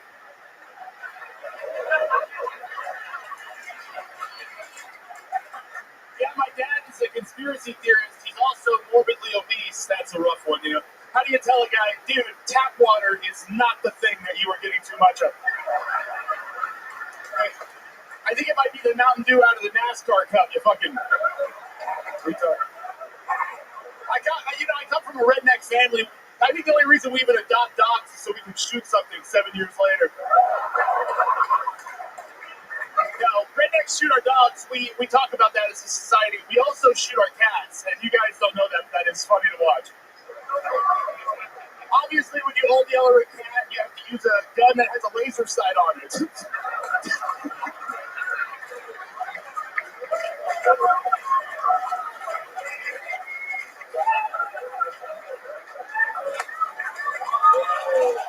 Wow, ladies and gentlemen, what a turn the bucket has taken as we come around the final bend. Colton Jones with the set of the night here on Kill Tony. Absolutely incredible, Colton. Very funny man, very likable, very jolly, strong delivery, great, unbelievable writing. Perfect all the way around. Welcome back. You've been on this show once before? Once before. And this is your return. It's been a while, a year or two, right? It's been a while. That's right. That's right. How long has it, Last time I was on, Theo Vaughn was the only guest, and you kind of said a few times that I look like a serial killer, but Theo kind of stuck up for me, is what I was. When was that? How long's it been? It's all good. It has been like a year and some change, I think. Yeah. Remind us, what do you do for work? I work at Sunset Strip. Ooh, well. Looks like we're all fucking employing great people here. Favorite people that works at the Sunset. Oh, that's so nice. It's so nice. It's kind of crazy, huh? Hell yeah! I wonder why I called you a serial killer. That's not creepy at all. It's just the shock is all. It's yeah, it's great. And I produce a kind of a night show here in Austin called The Absolute Show. I'm one of the head writers on that, starring Lucas Lemaire and Liz Flat. So love it. Very funny people, Lemaire. Colton's one of the funniest people I've seen. Yeah, I think we can all tell. It's absolutely incredible, Colton. Amazing. Yes. Getting the crowd to make even more noise. God, this is great. Yes, it is. It is fun. I absolutely love it. What should we talk about? What should I ask you? I just got back from New Orleans today. I drove in yesterday. I killed a lot of hand grenades. Saw a bunch of homeless people be really good at the trombone. New Orleans is a crazy fucking city. It's diabolical. I was there for the Super Bowl. I did a show the night before the Super Bowl. It was crazy. I've been there before. Every time I've been there, it's crazy. There is a vibe in the city, and I will say that for the first time ever, coming up, let it be known that our friend here, Luis J. Gomez, puts on literally the best comedy festival of the year, and it is happening this year in New Orleans, Louisiana, for the first time. For the very first time. Let me ask you a question. Colton, would you like to go back to New Orleans this November 14th? I fucking love that. We would have loved to have you at Skankfest this year, brother. He's doing Skankfest. You were fucking good. Not only did you do the best out of the night, but it was dark, genuinely funny fucking comedy. My type of shit. I really dig your shit, dude. That's Thank you, man. Very confident. You're going to have a blast there. You're a man that is so grotesque. You have so much confidence. It's unbelievable. Yeah. I'm sorry to say it again. I've never had a stroke right now. It's great. It's great. Louis, did you have the whole Absolute Show at Skankfest? Because it's a really great show. But no, that's crazy. That's crazy. Let's talk about it. I'd love to hear about it. You're just fucking great, though, dude. You got a great interview. I appreciate it. You're friends with fucking Redman. You're friends with Lemaire. I know you're a fucking A-class dude, so I'll see you in New Orleans Skankfest. I'll fucking be there. Let it be known, you're witnessing history. Colton Jones booked on Skankfest, the most fun and the biggest comedy festival annually now. I used to always say that it was the best, and now it literally is the best. There is no more JFL. Netflix is a joke, only happens every other year. And so, the best annual festival in all the time. It's also better than Netflix's show. So, yeah, they give the Netflix better. I mean, we do. Yeah, yes, it's a superior festival. But as far as annual festivals, Louis, you are truly just, I mean, it's unbelievable. When I think about the amount of money that I get paid for Skankfest compared to the amount of money that I get from, let's just say all I have to do is 9,000 for Skankfest. Actually, probably mathematically more. Way more. Yeah, way more. Just I'll still do it, just to be clear.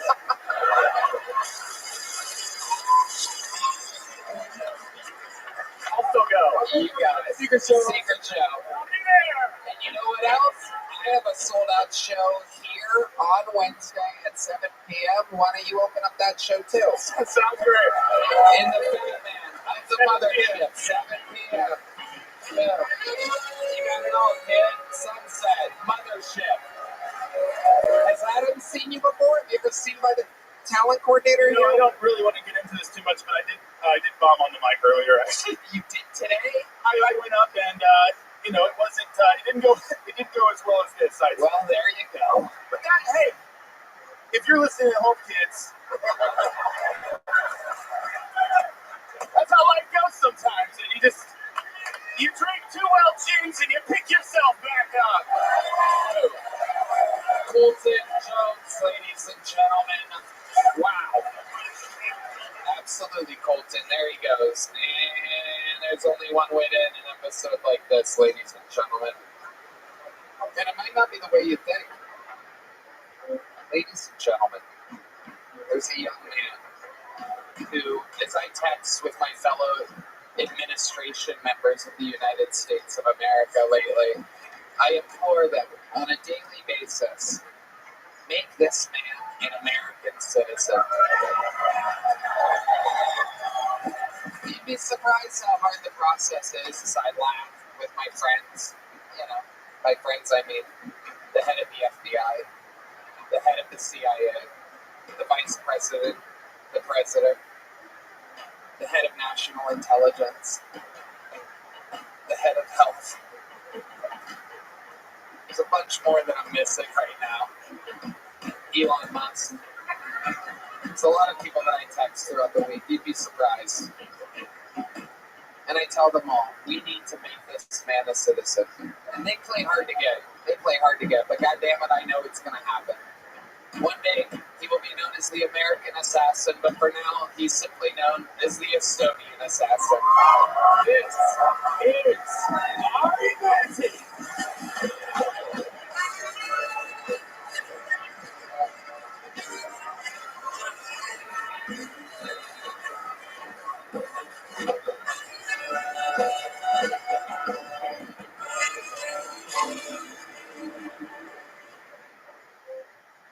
What's up? Fuck Southwest Airlines. Give me a fucking seat. Dude, I didn't know it's legal to sell 360 tickets and then just let us baboons figure it out.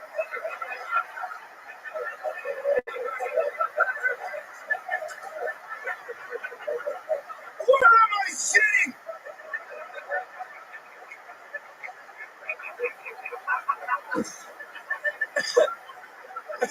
You know when you get like an aisle seat, then another guy's got the window, and you try it all to keep that middle seat fucking open.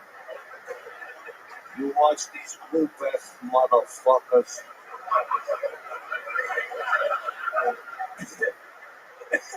You know when you're covering the aisle and you try to look as insane as possible?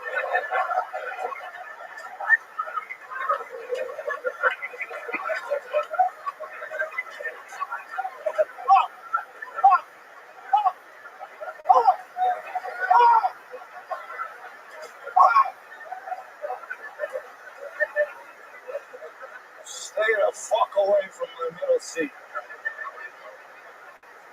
That's why now I carry a Quran.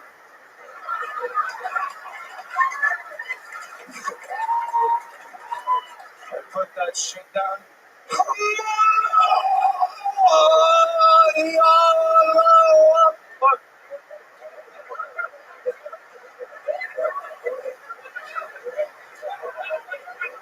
And hey parents, leave your shitty fucking baby at home. What the fuck's he got going on in Phoenix?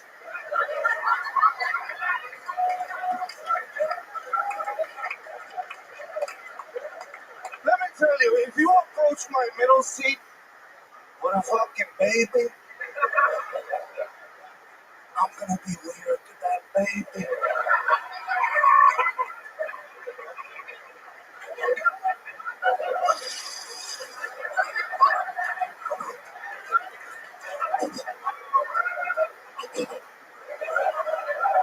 How is it? Single digits. The most delicious. I'll fuck your baby for some legroom.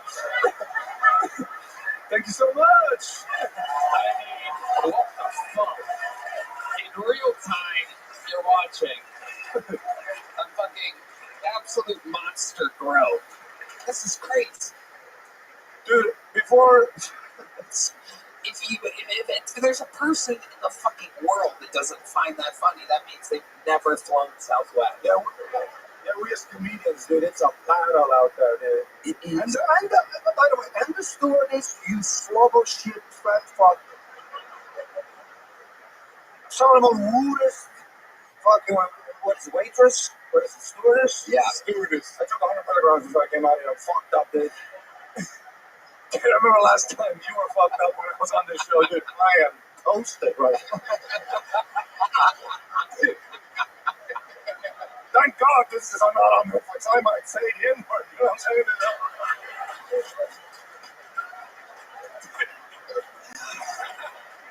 I'm fucking lucid, dude. Dude, when you told me I'm going to be on today, I already took the edible. You know when the edible is in your stomach like this?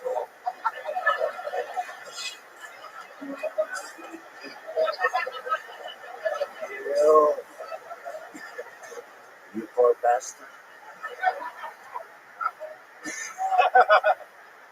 Alright, that cut was so fucking funny.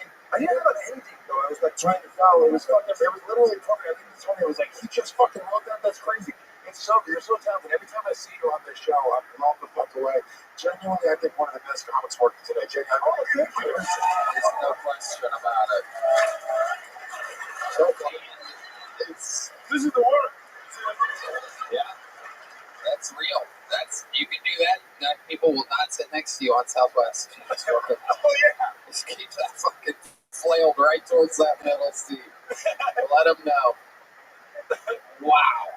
I mean, it is wild. Not only are you, like Lewis just said, one of the best comics working today, but it's just amazing to me that, we've just never had,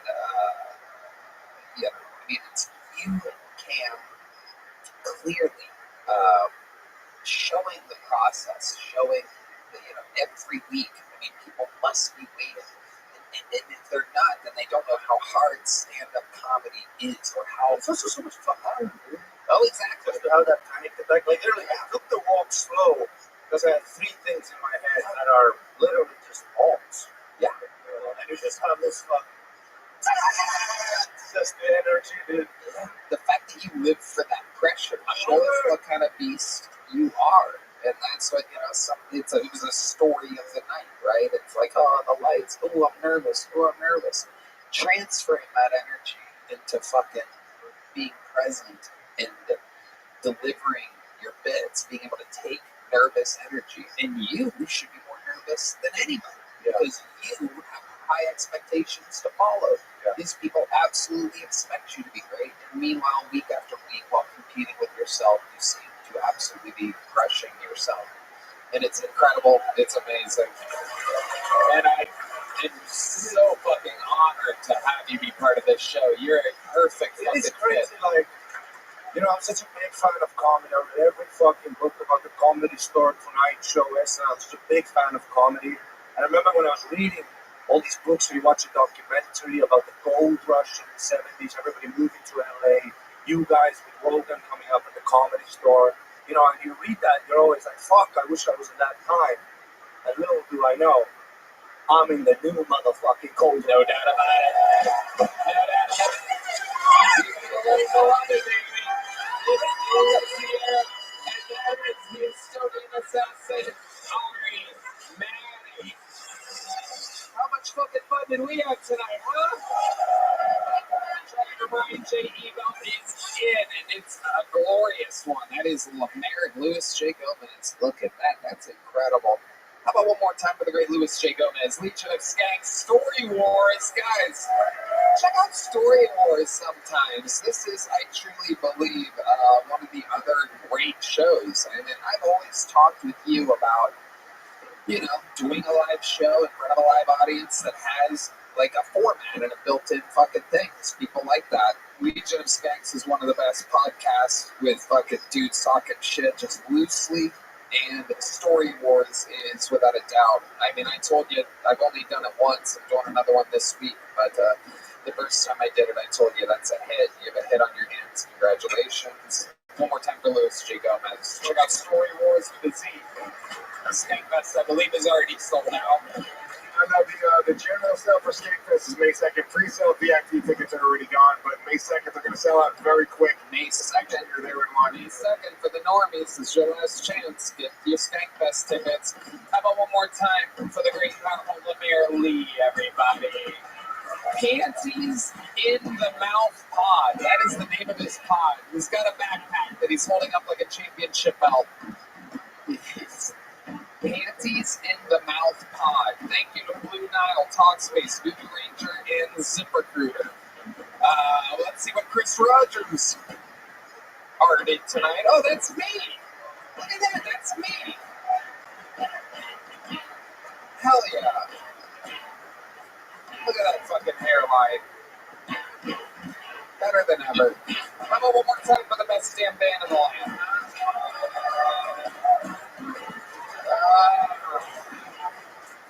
Hey, thanks for your support for the Sunset Strip every Thursday secret show. SunsetStripATX.com. I love you guys. No doubt about it. Why don't you go rewatch Kill Tony on Netflix? Tell your friends to watch it. Go watch it again. Just put it on. Just put it on and leave it on. Then put it on again. And watch it again. Alright.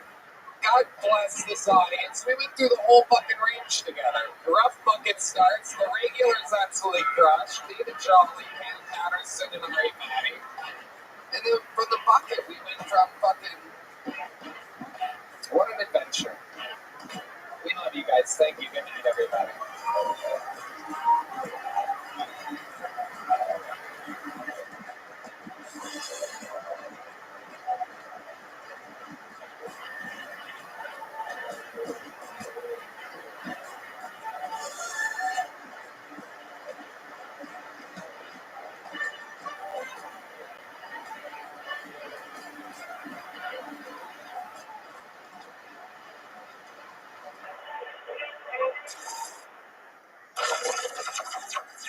The Sunset Strip Comedy Club in Austin, Texas is now open.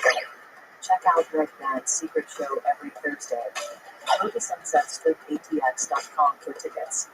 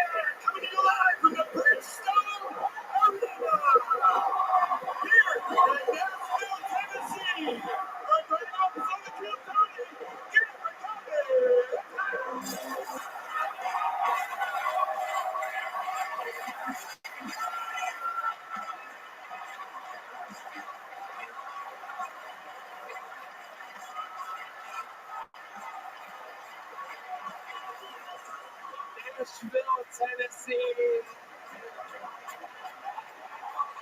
Who's ready for the best fucking night of your lives?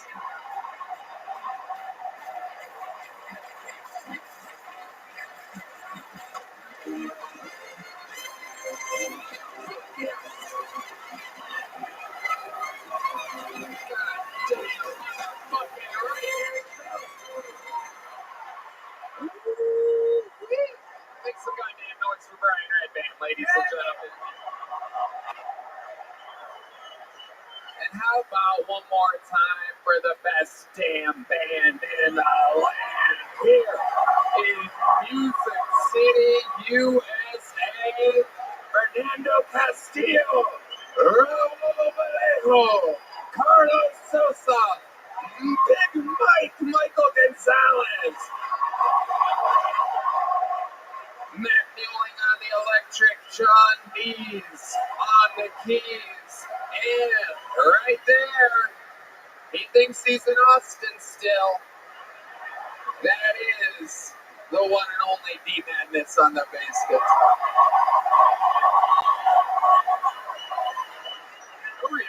No reaction. D, you don't even smile. You got fucking 15,000 people going crazy. You're sitting there with a straight face. There you are, you son of a bitch. How about one more time for our little opening act, our little crowd warm up? Why don't it shut? What kind of fucking dreamland are we in? We might stay here. Let's. Why don't we do a residency in Nashville for a while? The man and Gene rolling on the beautiful fucking national anthem. We are here in the United States of America, ladies and gentlemen. What a time to be alive. The #1 live podcast in the world is here at Bridgestone Arena. Thank you so much for being here. We're going to have so much goddamn fun. Before we get started, here's a little bit more from the amazing sponsors that made it all possible. This podcast is sponsored by Blue Chew. Guys, have better sex with Blue Chew. Blue Chew is the original brand offering chewable tablets for better sex. And starting now, Blue Chew is offering a combo so strong it'll knock your socks off and your neighbor's socks off. You'll have to move towns with the amount of noise you'll be making.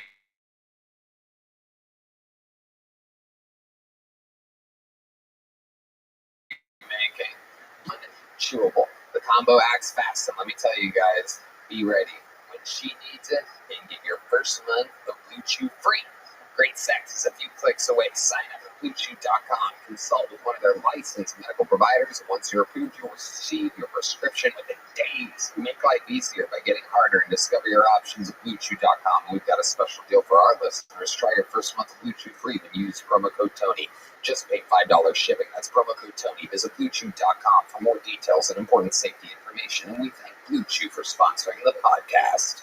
Who's ready to start tonight's fucking show? Wow. You know, we have two totally different shows between tonight and tomorrow night. Not easy to select, not easy to decide exactly who you're going to have on a Friday night in Nashville. And I got to tell you, I don't think I could have possibly have booked this fucking thing any better and any cooler.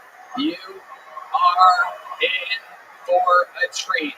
Ladies and gentlemen, your first guest who's going to be with us all night, one of the best comedians in the world, a sniper, a genius. You know him, you love him.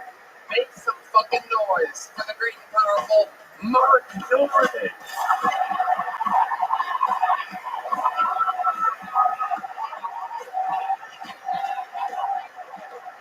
Yeah, right there, baby. Mark Norman. Hell yeah. Let's fucking go.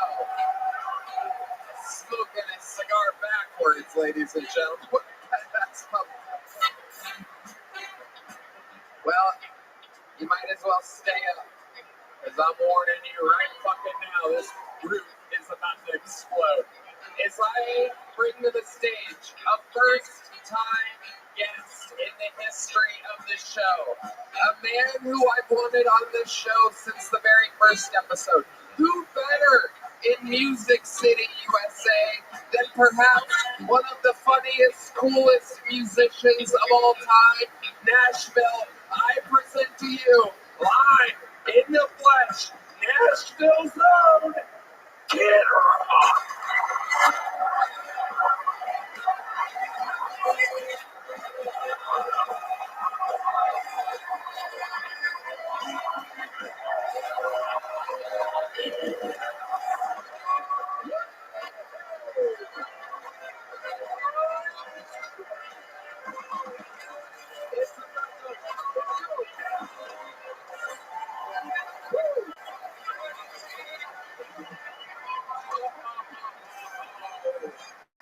My God.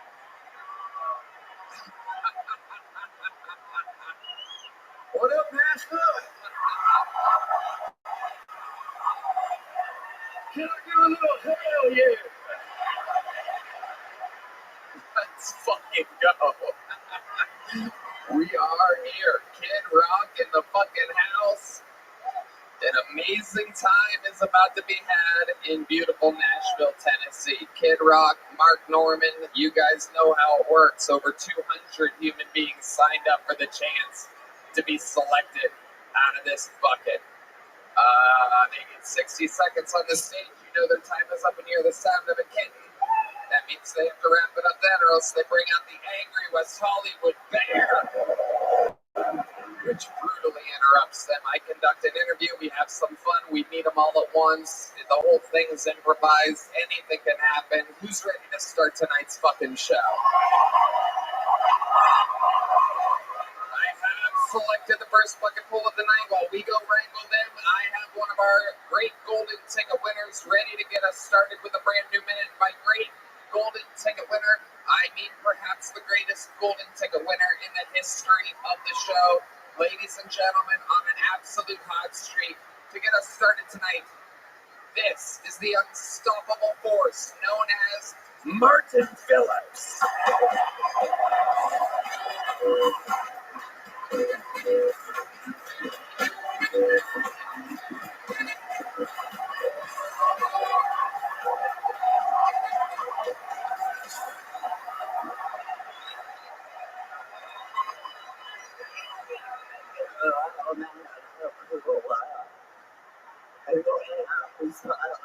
I was up the road, and a lady DM'd me, and she said, "Hey, I'll show you around town and my pussy."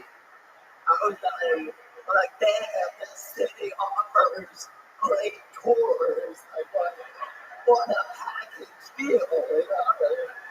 Not too bad to see, you know, you might be stretching this out, right? I would advocate for smoking during pregnancy because those moms deserve to look cool too. And when you see a messed up kid, you're like, hey, his parents are chill. You know, let them stream. When I was a kid, the tooth fairy was coming, so I put my grandfather's dentures underneath my pillow with a note that said, "Here's a full set. Pay up, bitch." I included the guy. Martin Phillips, getting us started here tonight. I love it, Martin. This is a very special look. I'm a cowboy, baby.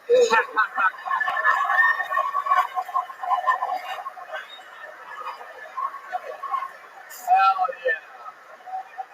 I fucking love it. You look like if Brokeback Mountain had an actual broken back.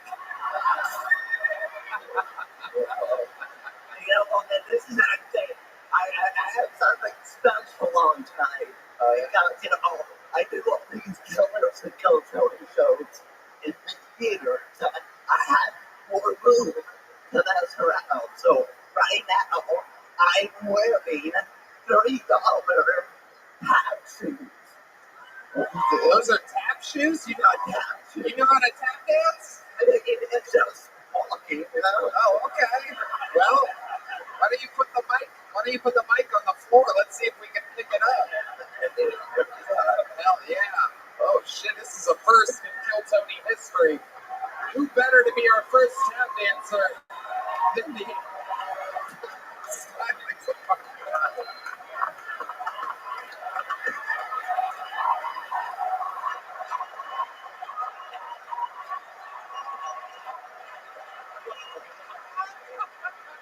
that easy to do. Unbelievable. So book me, Grandma. If this isn't a Make-A-Wish, I don't know what it is. This is a beautiful thing. It's like if somebody put a Woody from Toy Story in the microwave. If there's a cash prize, just fucking give it to me. Oh, I love it. Martin, you're enjoying Nashville? It's cool. I just got here this afternoon. Jesus. You got thrown right into the vortex, huh? Yeah, I just jumped in, you know, along with it. This whole outfit's also very hot, very uncomfortable, actually. But I'll tell you what, you wear that outfit, you go right down the street here to Kid Rock's. I'm waiting for you. You go in there, drinks are on me, and you crush as much pussy as you want today.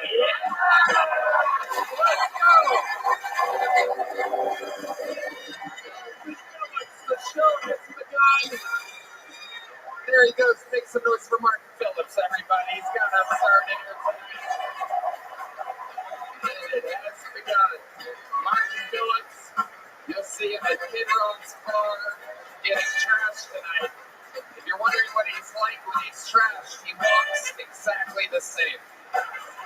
There's no way to know. Hello, everyone. You know, sometimes life throws a little roast your way. Maybe it's a Google review that has you looking like a villain, a mugshot you wish never happened, or a negative article that's haunting you like an ex at a party.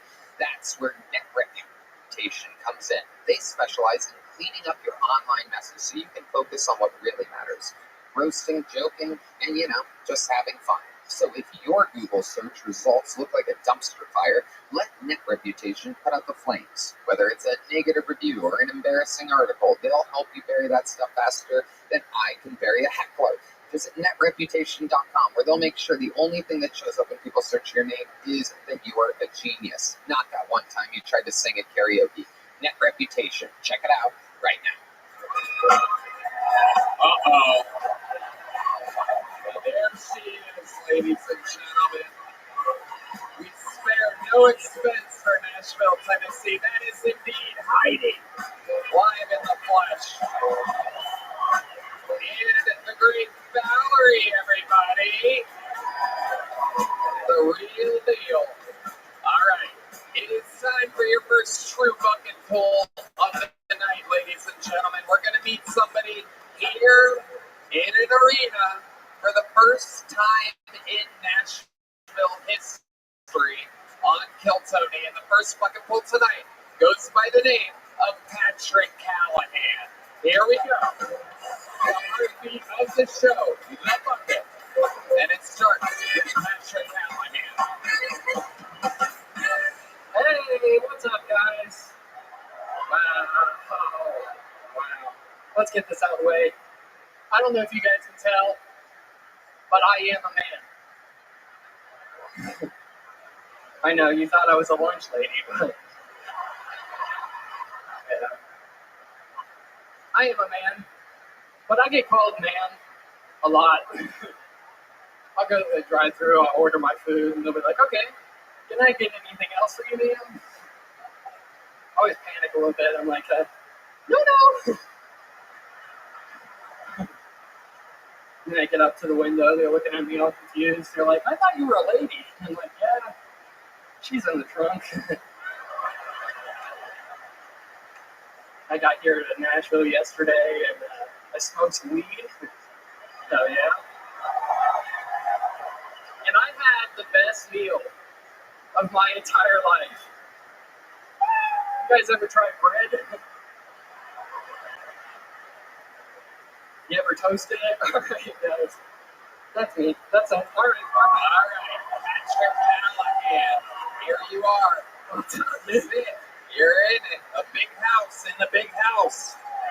Hi, Mom. Hell yeah. What's up, buddy? Does your mom look exactly like you? She does. It's kind of...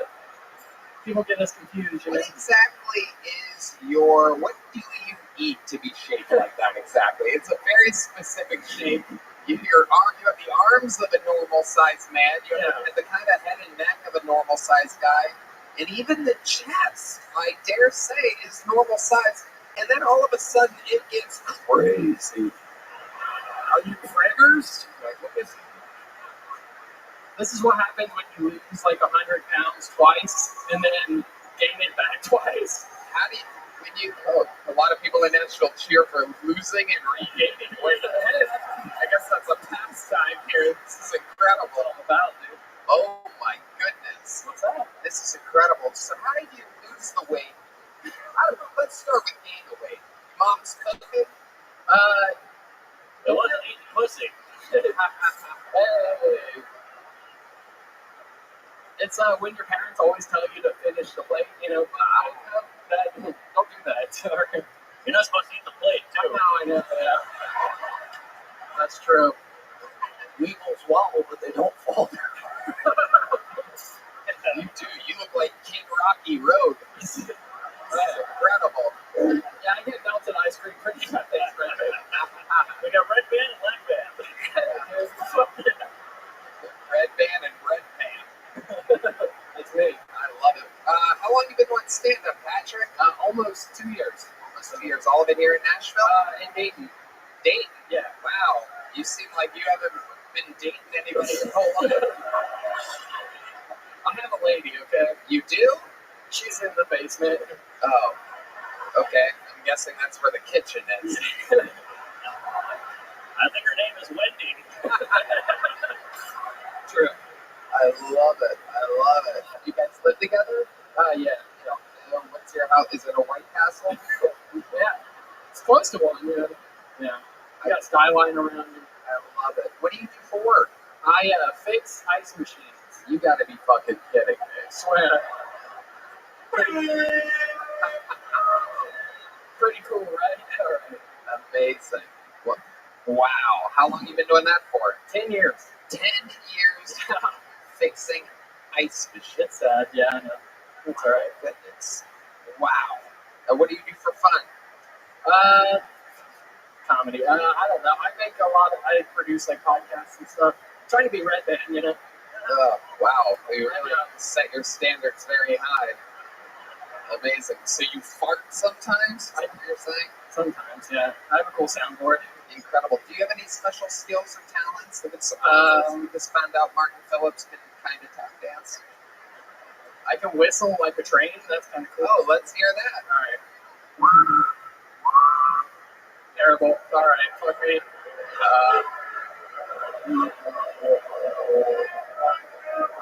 Wow, people hated your train whistle. They should. It's autism, you know. Sounded a lot like a UFO. Something. Yeah. Yeah. Amazing, Patrick. Amazing. Well, congratulations. You did get pulled out of the pocket. What do you guys think? Big or little? How many do you think big? How many do you think little? How many do you like it when comedians do good on the show? How many do you like it when comedians do bad on the show? Oh, you are evil fucks. Let's go medium for you. There you go. It's his first time. Oh, no. It's his first time ever getting a medium.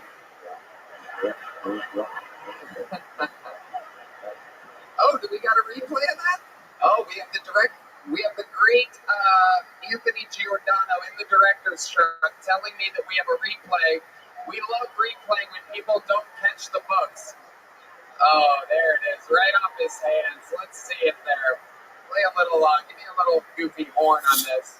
Here it comes, the moment of a lifetime in an arena. Oh my goodness gracious.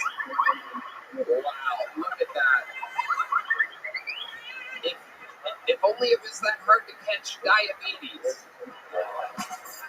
This podcast is sponsored by Prize Picks. Cash in on the basketball playoffs with Prize Picks. Don't miss your last chance to add your favorite players from the core to your Prize Picks lineups.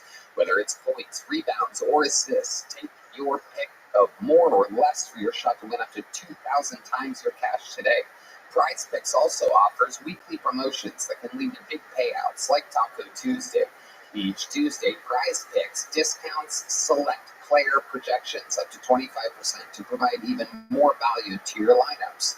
Think LeBron James will get more than 24 points? Giannis for more than 35 points? Cook up hot takes with your friends and win real money this basketball season when you run and your crew run your game on Prize Picks. Red Man. Tony, I love Prize Picks as much as I love basketball, almost as much. The basketball playoffs. Yeah, the playoffs are my favorite, yeah. They're the best. This week on Prize Picks, I'm selecting Luka Doncic for more than 28 points and Jason Tatum for more than 8 rebounds. Ooh, how exciting. That's a killer lineup, Red Band. I'm personally selecting Nikola Jokic for more than 25 points, and Jaylen Brown for more than 4 assists.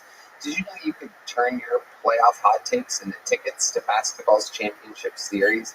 Starting with the play-in round, every lineup you make on PrizePicks will enter you in the Takes 2 Tickets sweepstakes, which could get you and a +1 on a VIP trip to the ship. So download the app today and use code TONY to get $50 instantly after you play your first $5 lineup. That's code TONY to get $50 instantly after you play your first $5 lineup. PrizePicks, run your game. Hello there. This podcast is sponsored by Nick. Look, you've heard us talk about Nick. They've taken nicotine pouches to the next level. They're the only pouches that we use these days. My favorite flavor is citrus ice by a mile. Nick is a step ahead above the other pouches.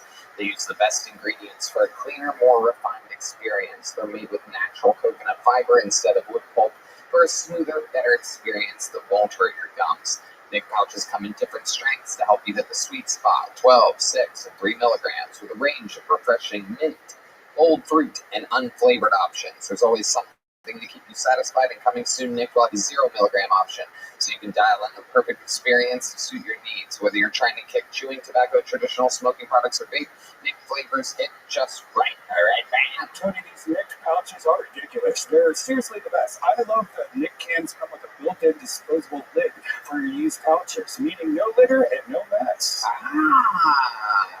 It's time to upgrade to Nick nicotine pouches, just like we did. Right now, our listeners get 35% off when you order through our exclusive URL, nykdpouches.com/Tony. And you can use this code up to 3 times. Don't wait. Get 35% off now at nykdpouches.com/Tony. That's nickpouches.com/Tony. Nick products are only for adults of legal age, and every order is age verified. Warning, this product contains nicotine. Nicotine is an addictive chemical. Ladies and gentlemen, your next bucket pull goes by the name of A.J. Jackson. Straight back to the bucket we go. We want to see what the hell that is still has to offer tonight. Oh, shit. A.J. Jackson brought a human with him. Yeah, I did. Make some noise one more time for A.J. Jackson.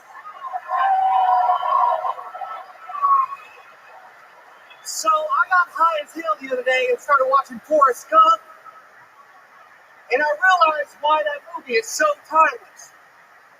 Because women are whores and men are retarded, huh? Oh, buddy. All right. So I'm a 90s baby. I'm a big fan of the Mighty Morphin Power Rangers. I think the Power Rangers are badass, huh? Y'all know what else is badass? Abortion! Hell yeah, I think abortion clinics are stealing the Power Rangers' thunder. Right, Ozzy, get over here. Ozzy, come here. Because abortion clinics, they'll be like, dude, the patient will get out on the desk and they'll be like, you ready? You ready? And the abortion doctors will go, get the abortion call. Come hang your finger, blah, blah, blah. Baby plants are blah, blah, blah, blah. Go kill some babies. All right. We're gonna stop you right there. Holy shit. You realize we are in the Bible Belt. And the fucked up thing is, I am Catholic. Sorry, Father. All right. Hey, when you brought the dog now, you're going to need emotional support after that. Sure thing. Okay, AJ, let's just talk about it here. First of all, this is the first time in this show's history where the dog did a better job than the comedian. We love the dog. I see why he was trying to get away from you the entire set. Absolutely embarrassing. Yes, sir. How long have you been doing stand-up comedy? A little less than a year. Little less than a year. And you came out 2025 in an arena with Forrest Gump and Power Rangers references. Those are two of my favorite things. Yes, sir. Still two of your favorite things. 30 years. That's called autism. Are you just call yourself autistic, or are you really autistic? Still dying. I don't know if you've seen our autistic people on Kiltony. They're autistic as fuck. Yeah, I'm more ADHD, attention deficit, horny disorder. Every time I look, people are like, squirrel, my goodness. Seems like you got a lot of excuses for being just a boring, normal dude. I'm autistic, I'm ADD, look at my dog, I got nothing, Power Rangers. Have you been diagnosed by a doctor with any of these things? Not a doctor. Right, right, just ex-girlfriends. Not too many of those either, Tony. I bet it is. Kid Rock. Power Rangers and Forrest Gump. Save some pussy for the rest of us.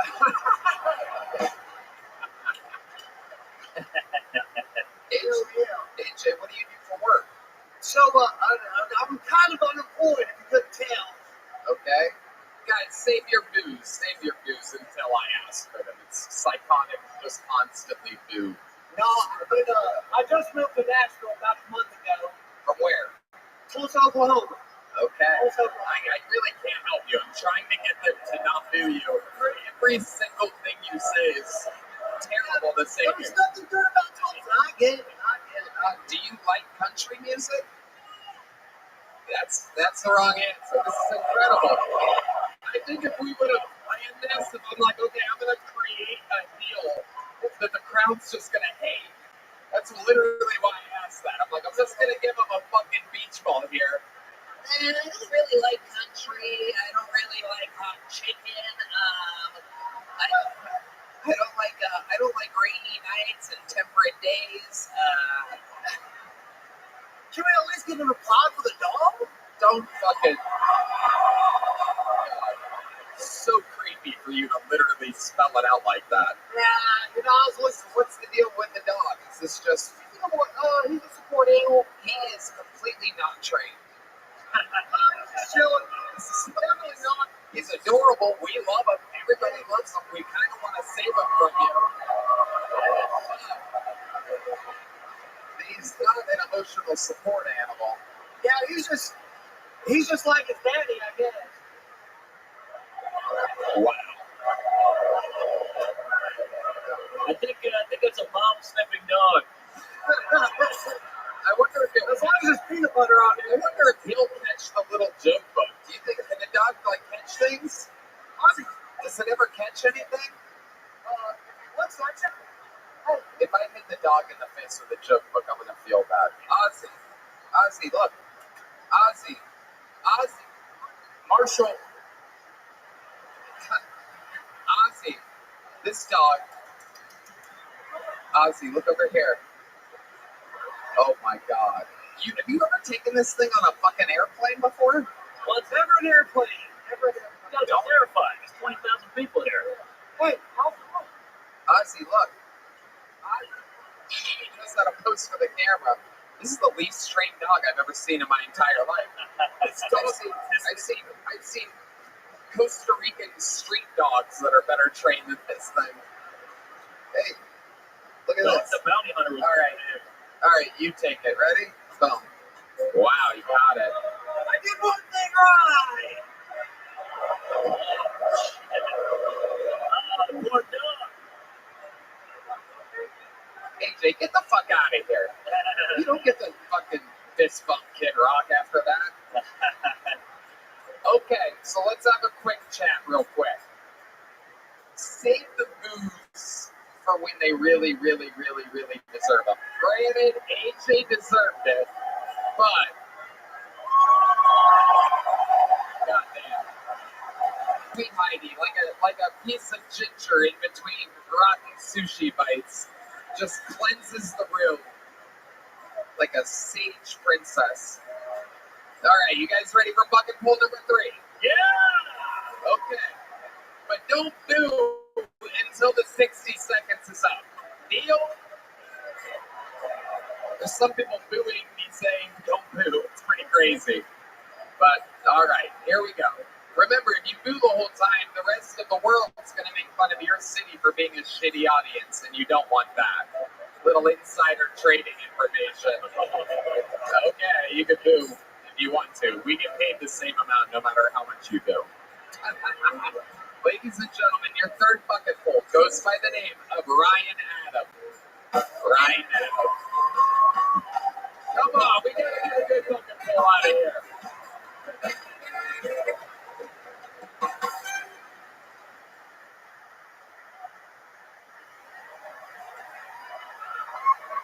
Has anybody here ever taken the MIA test on Facebook? If not, don't bother. It's 35 minutes of gay porn, and once you get to the end, there aren't even any questions. I checked twice.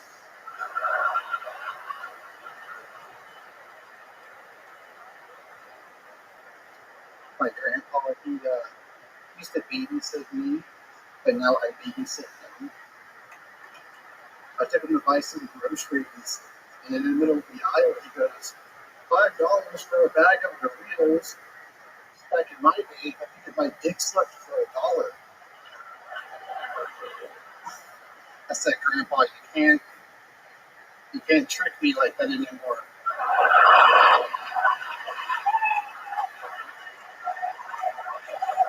There we go. Look at that.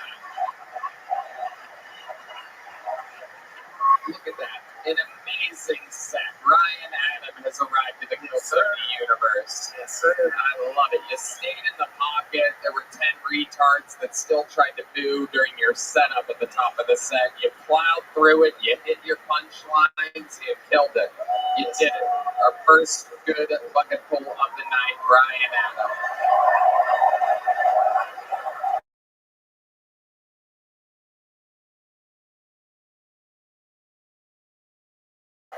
Incredible. Living here in Nashville? I'm from Atlanta. I drove up here today. I love it. Congratulations. That's What's your birthday? Is your birthday today? Birthday. Happy birthday, buddy. Fuck yeah. How old are you today? I can't tell if you're 17 or 48. I'm 30. Oh, that's 30. Nice. Yeah. What do you do for work, Ryan? I am I'm a restaurant manager full time, and I work at a sex shop part time. Ooh. Yeah, selling dildos. Yeah. Is there anything new on the market coming up in the sex shop? Any state-of-the-art technology we should know about? Yeah, we got one that's called the Showstopper. Ooh. What's that? I mean, I have one in my ass right now, but tell the crowd what it is. It's just like a giant, dildo, and it has like an air suction control, little jackrabbit thing on it. Air suction. Showstopper. That's what we used to call a rape whistle. It's funny, I actually have this. Like, the whole thing sucks out, though. Like, it comes out of the shell too easily. Well, it's like a little air pulse jackrabbit thing. We just got those on the shelves. They're like little, kind of like vibrates, but it's just like, it sucks, and then it pushes air out real fast. You really have one of these? Shut the fuck up. What do you do with it? I used it once, but like I said, What did you use on your butt? no. It's are you talking about the suction? Never mind. He's not even paying attention. Red man appropriately wearing his Predator shirt. In honor of Russell Brand. Hell yeah. The number 17-ish. Okay, very good. All right, Red Man. He also looks like the goalie from the Big Green right now somehow. Okay, so Ryan Adam, let's talk about it. You're born and raised in Atlanta? In Atlanta, yeah, about like 30 minutes south, but pretty much Atlanta. Okay. Yeah. And what do you do for fun? You got a girlfriend, a boyfriend? Are you really gay? I'm not really gay, but I do have a fiance. She's great. For fun, I like to ride my dirt bikes. Oh. That's about it. I like to go moto camping, where I go out into the woods with my dirt bike and set up a little camp and stay out there for a couple nights. Hell yeah. And then comedy. Fun fact, Comedy. every bike's a dirt bike if you use the Showstopper right beforehand. The old muddy trails. Oh, yeah. I love it, Ryan. Before we get you out of here, tell us something crazy about your life or childhood or something that would surprise us about you. My childhood. My dad was really big on meth when I was a kid. Ah. Wow. A huge pop in Nashville for crystal meth, ladies and gentlemen. Crystal meth. You can't even make it up. The crowd goes wild for meth, of all things. Absolutely incredible. They booed almost everything all night. You mentioned meth once, the place goes nuts. Kid Rock. Did you say the dad was on meth? He was big on meth. Probably had a couple Kid Rock CDs.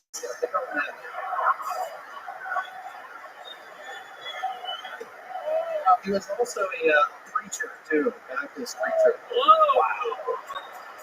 Yeah. Oh my goodness. Incredible. He was breaking bread and breaking bad at the same time. Yeah, pretty much, yeah. Amazing. What does he do now? He's in like the trucking industry. He kind of got past all that, married a nice lady, got a nice subdivision manager. I love it. That's making it 30 minutes south of Atlanta.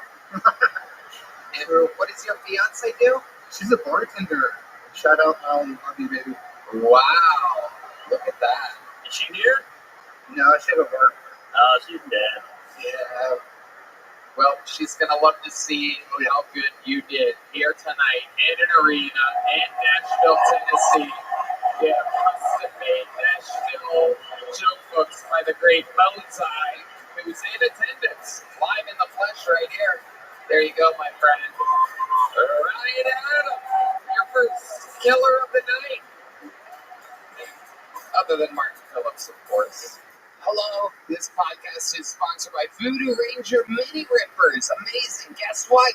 The best beer on the market just got a whole lot better. Mini Rippers are mini cans of Voodoo Ranger's highly drinkable Juice Force IPA or Tropic Force IPA.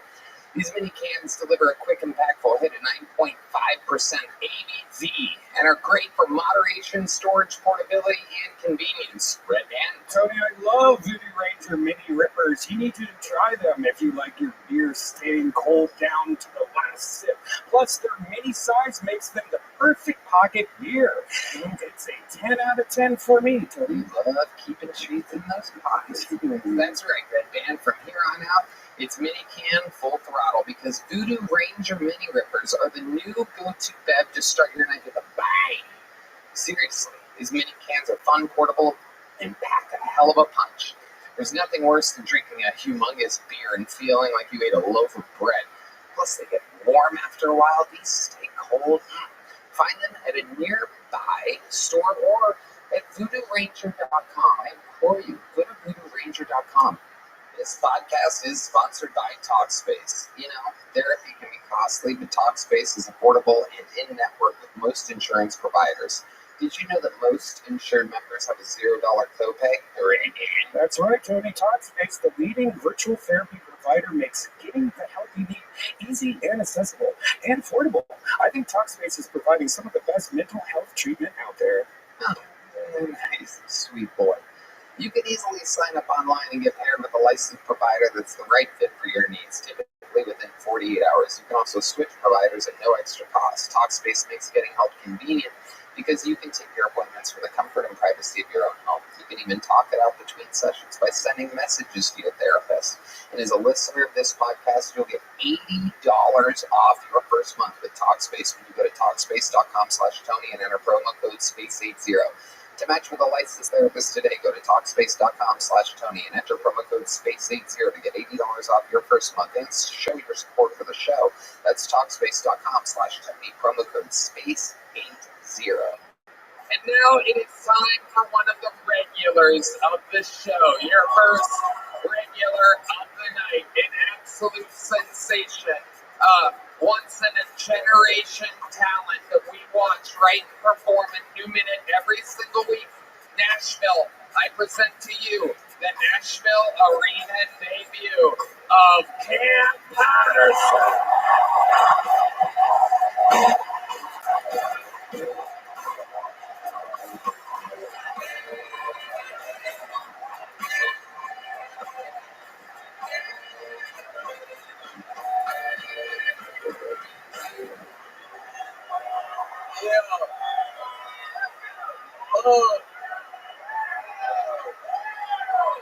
Hey, thank you. Thank you. What's up?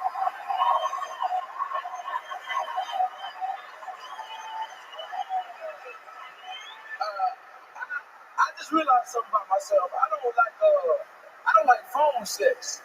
I was having phone sex with my girlfriend. We was on FaceTime, and she was playing with herself, and I was beating my meat. And then she was like, "Can I use a toy?" And I was like, "Yeah, no problem. You can use a toy." And then she pulled out an 11-inch green dildo, and I was flabbergasted, really, dog. To understand, so bitch, I said a toy, not Hulk's dick, you dirty hoe. It's clobbering time, dumbass bitch. That's crazy. And like, I don't listen. I'm fine with my girlfriend having like toys to use, play with pleasure herself and shit, but it has to be the same size as my dick, no bigger. And like, I've been out house a million times. I've never seen a green dildo there ever, dog. Where's she been hiding this bitch from me? I want to go there and cut it in half and have two of my dicks so she can use it when she needs. Like, that bitch, just understand something. That's like me going, you know what? Can I use a toy? And I just pull out a fat white bitch. It's clobbering time. Wow, I don't think everybody said that was a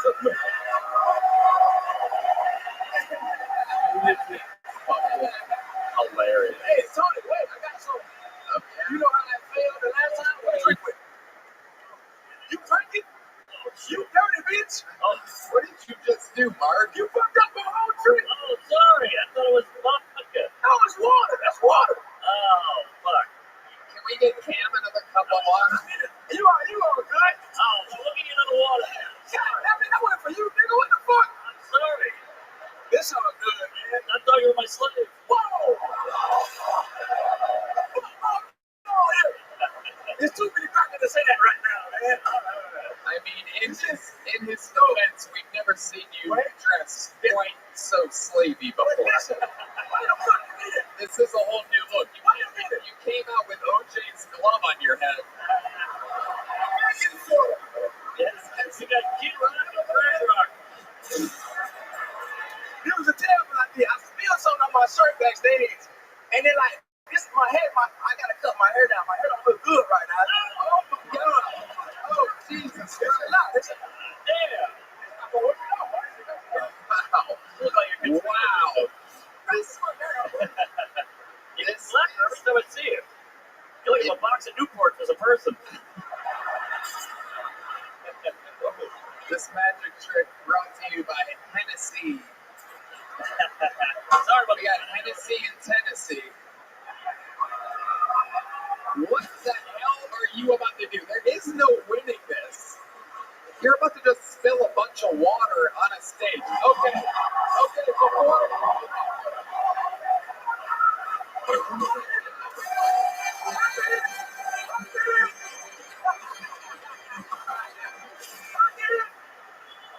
Is in. Yeah, nigga. Science, nigga. Wow. Leonardo, science guy. Leonardo, science guy.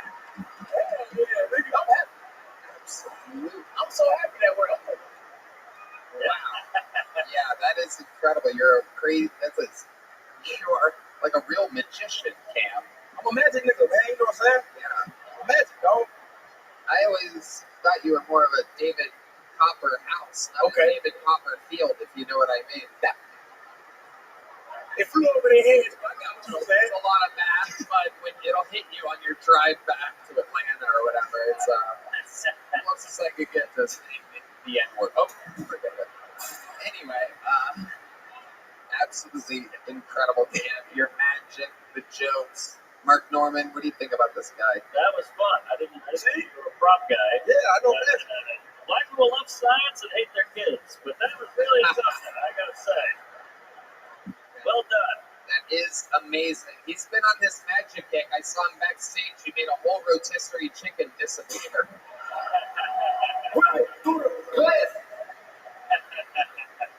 Oh, shit. Yeah. I just realized my face was up there. Yeah, it's cool, right? We have state-of-the-art technology. Oh, shit. What the fuck? It's actually a mug shot that we took it off of.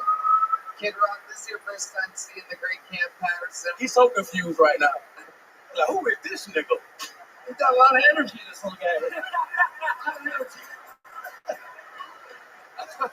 He's got a lot of energy, this little guy.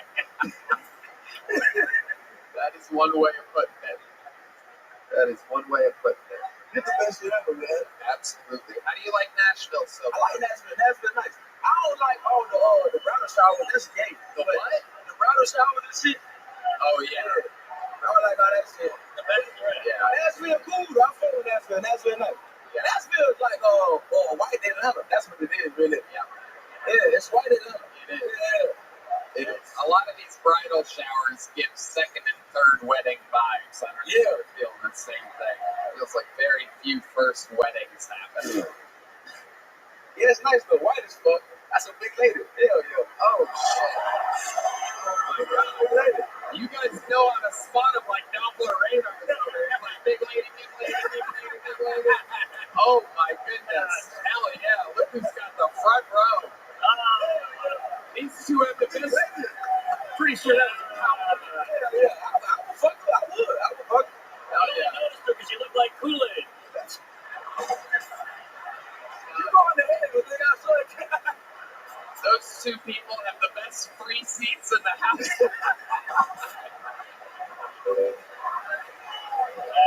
You chose the wrong show to come 30 minutes late. It's a tomato, nigga. That's crazy. I love you, white lady. It's good. Hell yeah. Hell yeah. I love you, white bitch. Hell yeah. Hell yeah. It's good. I love it. The first fucking fool put a wig on inside the front row. You gotta love it. Absolutely incredible. A tornado and a tomato. Hell yeah. Oh my goodness. Cam, it's amazing. That is, I can't believe you were able to get the punchline to your joke to show up to the front row. That's a Tennessee Taik.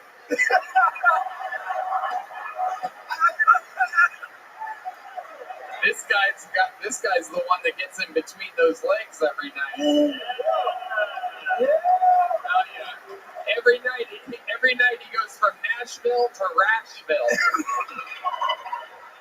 Oh, this is Tilton. Tyson. I'm gonna say, God bless you, soldier. We love it. You know what I'm gonna do? Here's a big joke book. Check this out. This is over. Oh, it's over. It's over. Here's another one.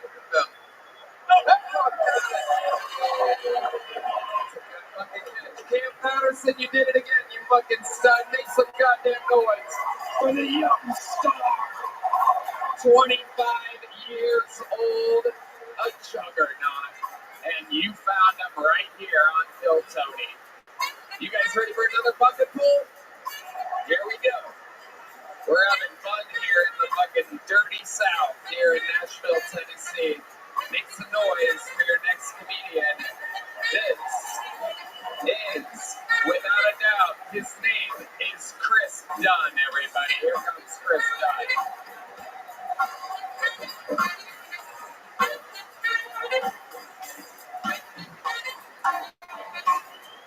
What's up, Redstone? How we doing?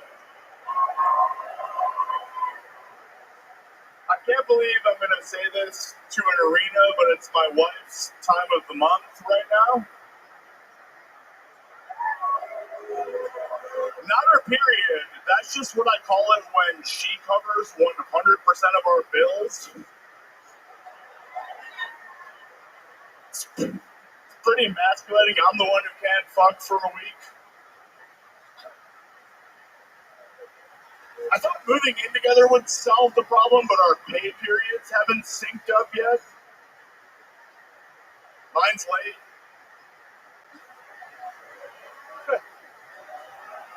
Are you kidding me? Shut the fuck up.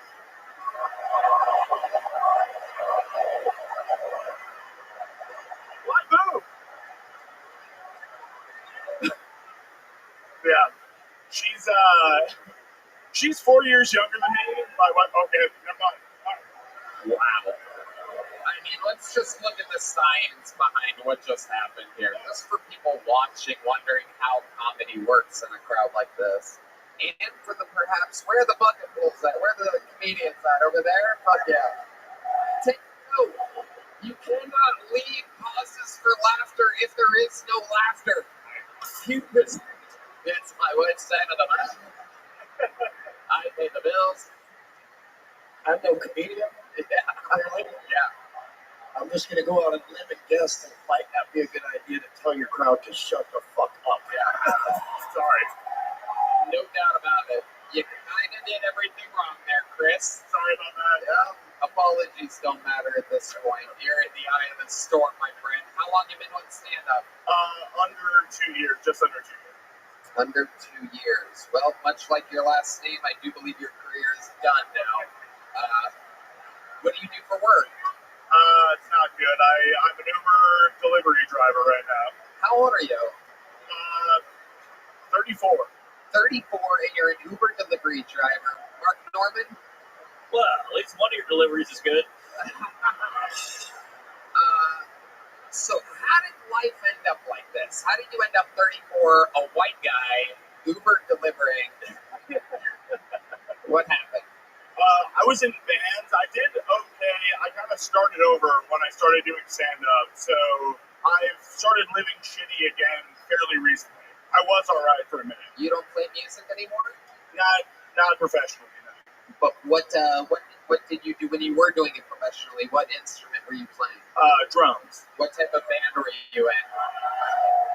Mostly like rock, punk rock type bands. But you decided to not do it anymore? Didn't like it, always wanted to do comedy, and started doing comedy. Do you think you're better at drums than you are comedy? Right now, yeah.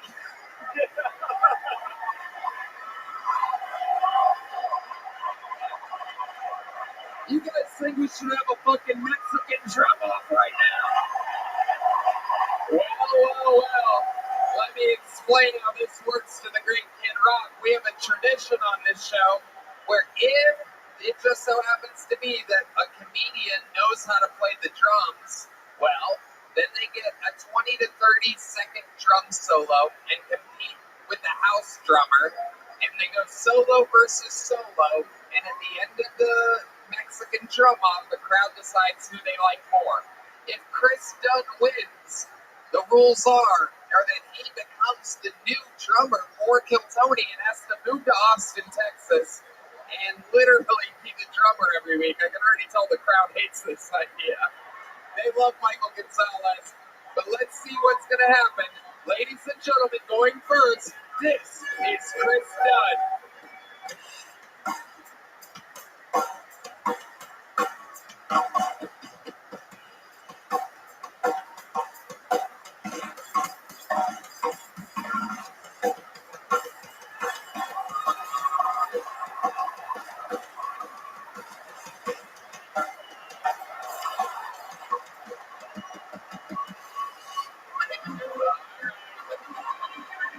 He lost a stick there at one point. Doesn't get much more embarrassing than that unless you count the set that he had earlier. We got a little replay of him losing his stick. Let's see that real quick, Anthony. Let's see it. Absolutely embarrassing. Everything's going okay, and then and it hits him in the head. Jesus, we didn't even notice that the first time. Let's see it again. See the replay up there? It's unbelievable. I mean, even God himself is like, nope. Look at that. All right, here to defend his throne, undefeated all time in Mexican drum-offs. This is the legend himself, the one true Mexican king, Michael Gonzalez.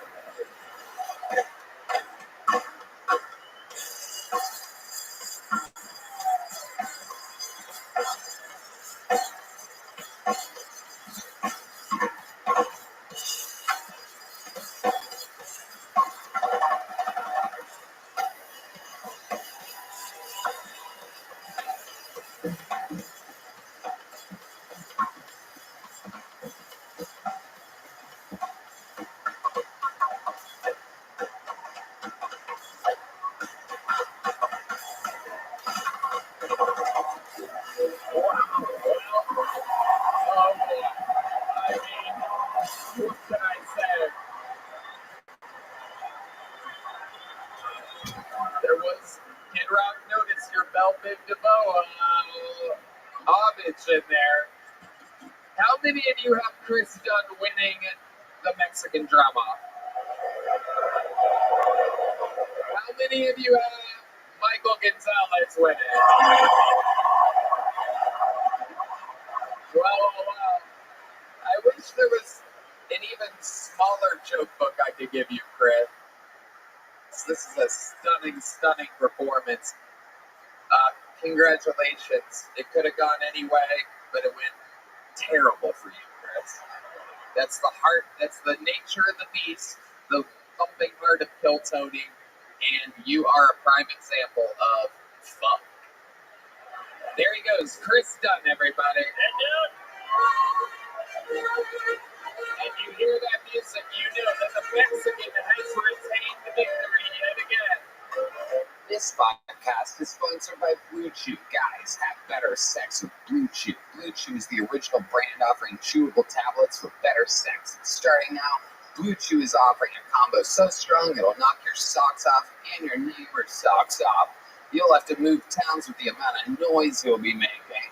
Blue Chew Max has arrived, and it combines the active ingredients of Viagra and Cialis into one chewable. The combo acts fast, and let me tell you guys, be ready when she needs it, and get your first month of Blue Chew free.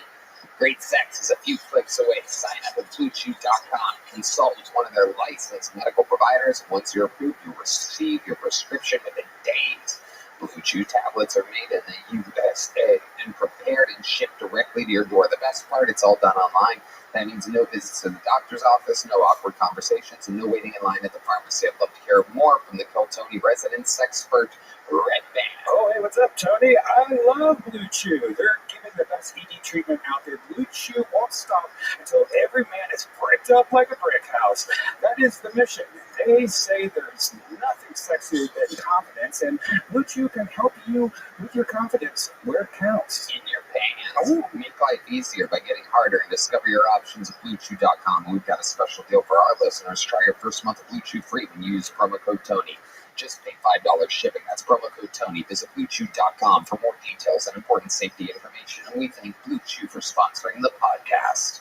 Oh my God, wait a second. Wait a second.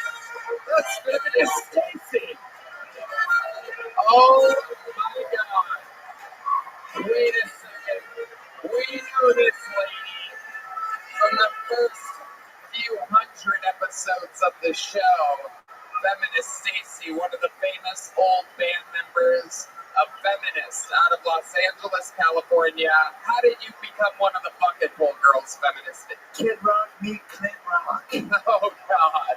Oh, no. And yes, it's at least 5 inches. Oh, my God. I cannot even imagine what that pussy looks like. Your beard is unkempt, Feminist Stacy. I'm not taking my estrogen pill at the moment. Oh, Jesus, you are extra angry tonight. Look at you. You savage beast. It's amazing. All the booze that we've gotten tonight, the place is completely quiet for a feminist in fucking Nashville.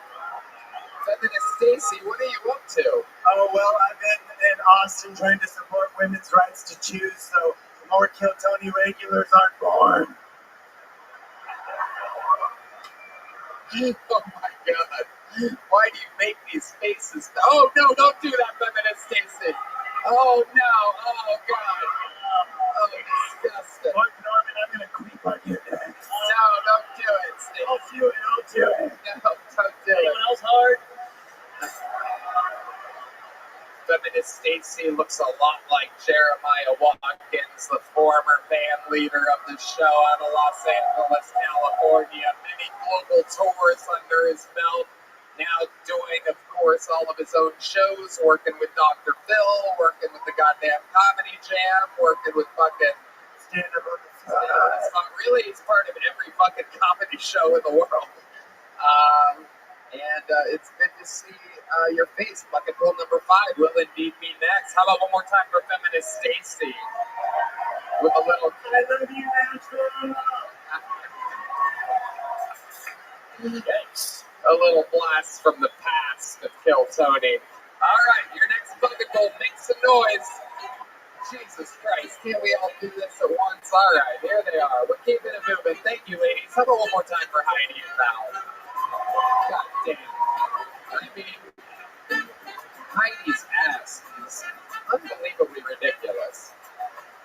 Usually I can keep it professional and not audibly say that, but how about one more time for Heidi's ass, everyone? You can tell America is back by the sweet cakes of Heidi's ass. All right, your next bucket pool goes by the name of Mitch Kralinger, everyone. 60 seconds uninterrupted for Mitch Kralinger.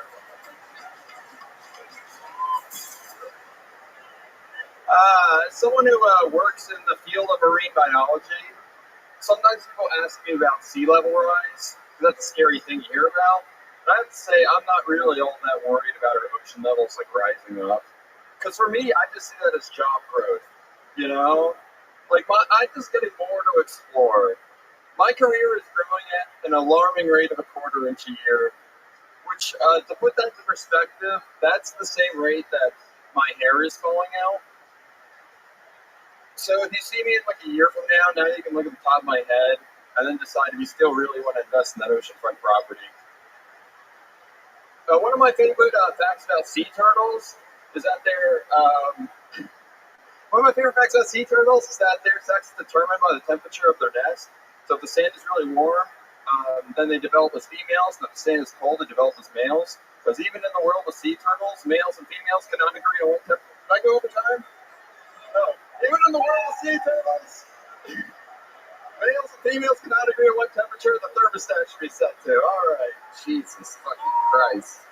A very oceanic set. What's your question exactly? I'm curious to know.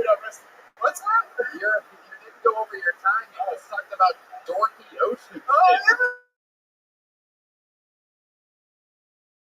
Are you a comic or a substitute teacher? Exactly. That was fucking odd. How long you been doing stand-up? About a year and a half. A year and a half. Is all of your material that you've written ocean stuff? What the fuck Like was that? 60% of it. Why? Because it's what I do. I'm passionate about the sea, you know? What exactly about the sea are you passionate about? I don't know. It's what I do for a living. What do you do for a living? So I'm an aquarist. So I'm in a department called aquatic sustainability. Oh, boy. Yeah. That's I'm not a Greta Thunberg. It's not what don't worry. Ocean life is the only time you're around something wet.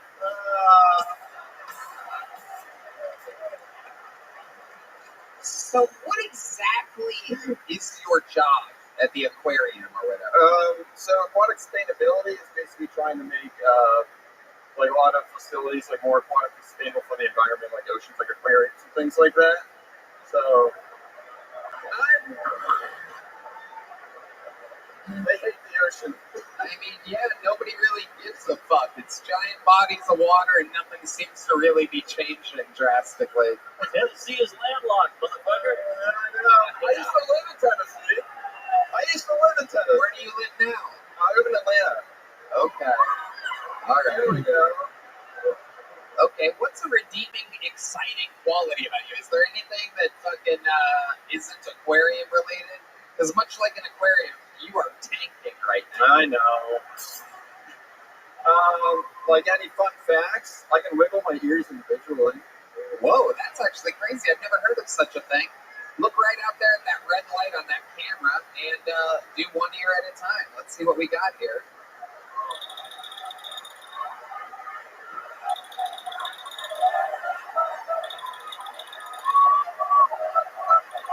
Kid Rock. Oh, wait, you can do it? Oh, my God. Wait, Kid Rock can do it. Holy shit. Kid Rock has 145 more talents than you. That's incredible. Kid Rock, international fucking superstar for 3+ decades. It's like, I got that too.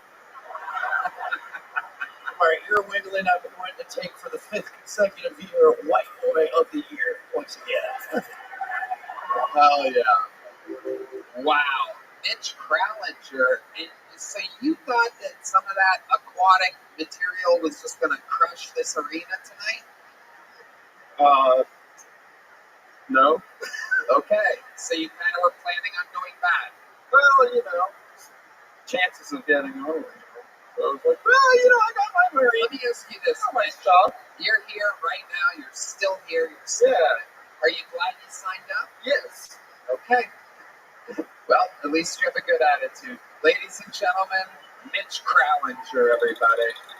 We are running out of little tiny joke books fast. Both sides nowhere to be found. I think he might be in the back sewing some up right now. This is unprecedented, the amount of little joke books that are going out. We get to take a break from bucketfuls for just a moment.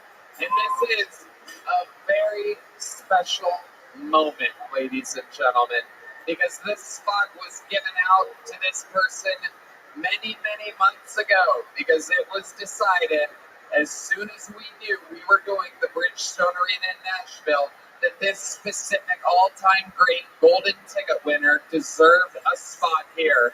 She is from Nashville, Tennessee, one of the all-time great golden ticket winners.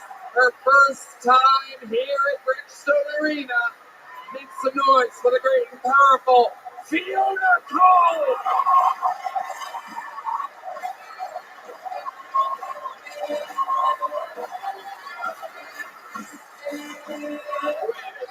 She looks better than ever. That's right.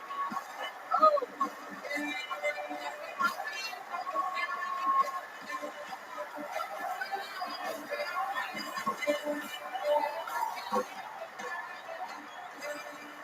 One more time for Fiona Cole.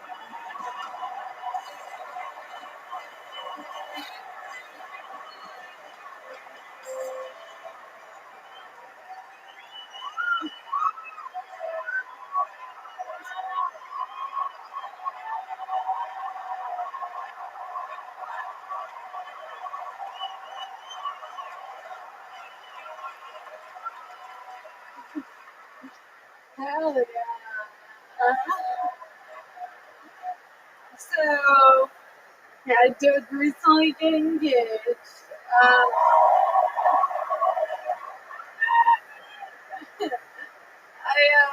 really used the hell out of my Make-A-Wish. I'm marrying John Cena. Oh my god, no, my fiance, he is like a good bit older than me. And the only good. The only real difference I've noticed there is when I give him Reddit, I guess all I had to give is kind of Reddit.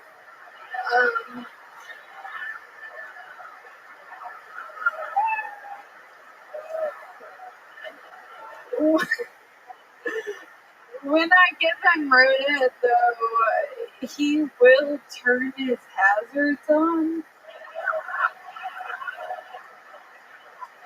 Like, what the fuck? Safety first, yeah. Thank y'all so much.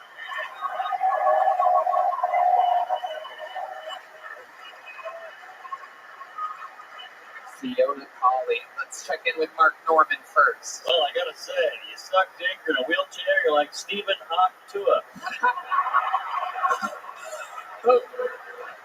Holy shit.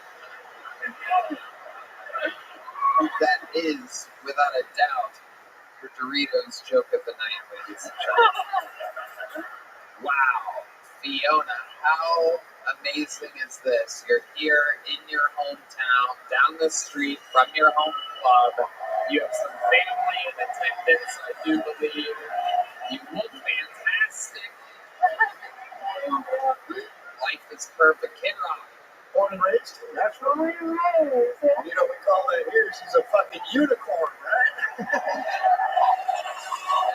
Right. Kid Rock meet Kid Roll. Let's see. You guys were in a band, that would be the name. Rock and Roll. Oh, yeah. Rock and Roadhead. How exciting that you're officially engaged. I know. Amazing. Anyone can do it. Amazing. Amazing. Is your father gonna roll you down the aisle?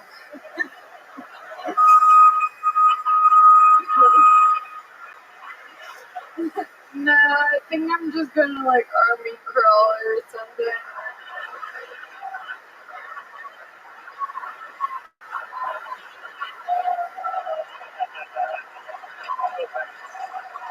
This is one of those moments that only happen in this fucking show. This magical dialogue. And he's older, right? So you'll both be in a motorized scooter soon. Yeah, I'm excited to teach him how to use it, you know? Hell yeah. I love it. Seriously though, is your father in your life? Is that how that works? Is he kind of like, is he just gonna like hold your joystick and push it slightly forward and walk alongside of you? How does this work exactly? No, my mom will walk me down the aisle. Oh, perfect. Yeah. Well, we have good news for you. We are here at Bridgestone Arena, and the great people at Bridgestone have donated a new set of tires for.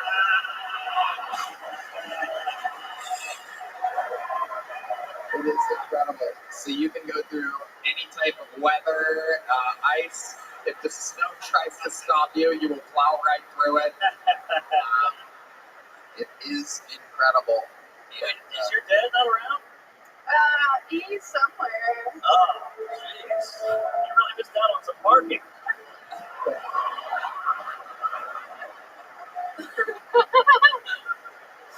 It's a really good story, and When did your dad, was he ever part of your life? he was, yeah. And then when you got sick with this debilitating disease, he hit the road? Yeah, kind of. Oh, jeez, I was kidding. Oh, my God. Every once in a while, I ask a question. You find out is that true? Oh, man.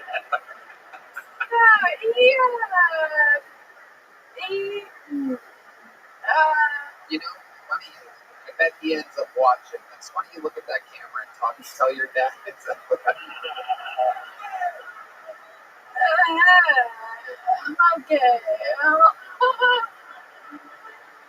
Not him.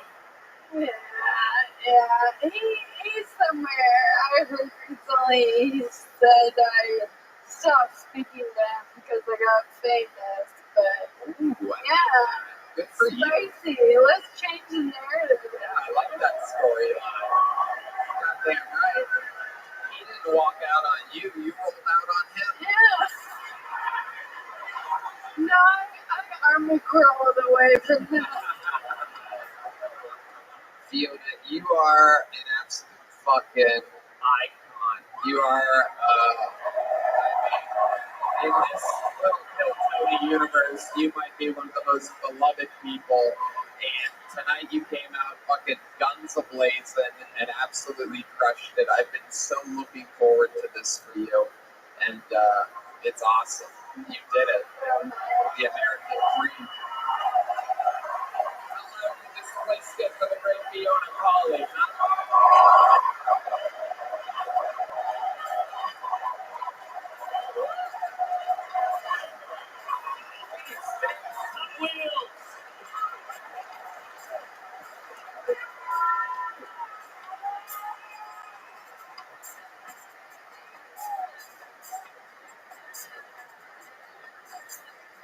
All right. I mean, that standing ovation was a little offensive. All right. I do believe we have a bucket full in the bag. Ladies and gentlemen, this is a one-word name. Make some noise for Maniac, ladies and gentlemen. Maniac. It's a one-word name. This should be interesting. All right. Actually, this is Matt Atkins. They weren't able to find Maniac, I guess. They handed me the piece of paper, so this is Matt Atkins. One more time for Matt Atkins.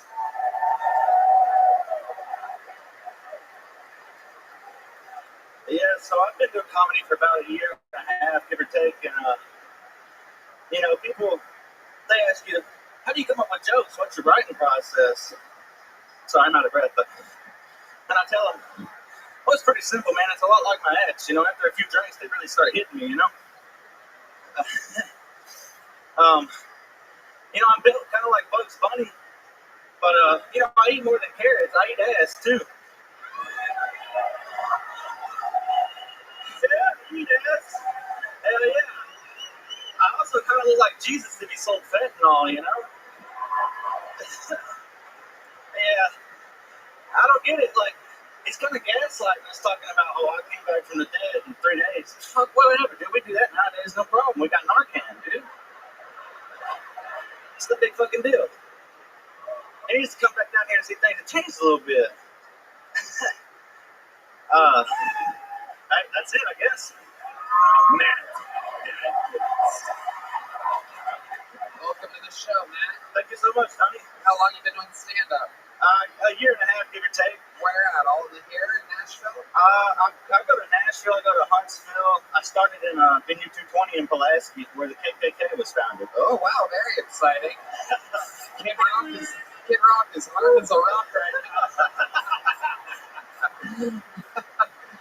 What do you do for work? Well, I'm a painter. I paint not like artistry, but like houses and stuff. Okay. Commercial, whatever you got. Okay, absolutely. What do you do for fun? You look like you have some interesting habits.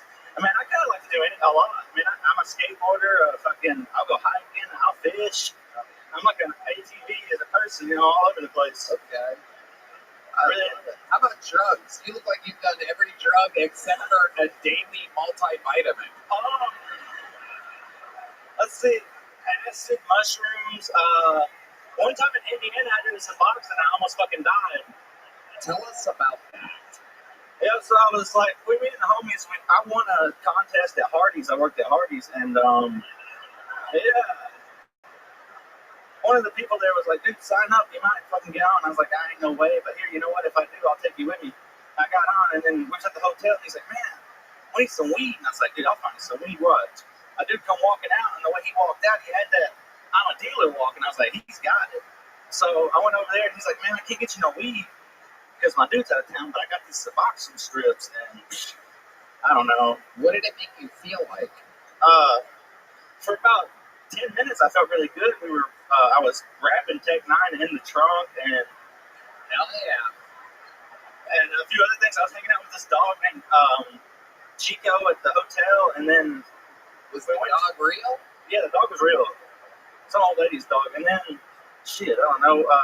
We went to Wendy's, and I think that's where it went downhill. I got a Frosty, and that made me throw up. And that's actually happened to Red Band. He just overdosed on the Wendy's one time. Oh, shit. Got a little blood sugar in that, didn't you, big boy? Come on. I love it. Tell us the craziest thing about your life, other than your near overdose. Interesting. I got my hair ripped out by a drill, which was, I thought it was my shirt, too. I didn't even know. And my headphones. But shit, I don't know. I got struck by lightning, kind of. Oh! So,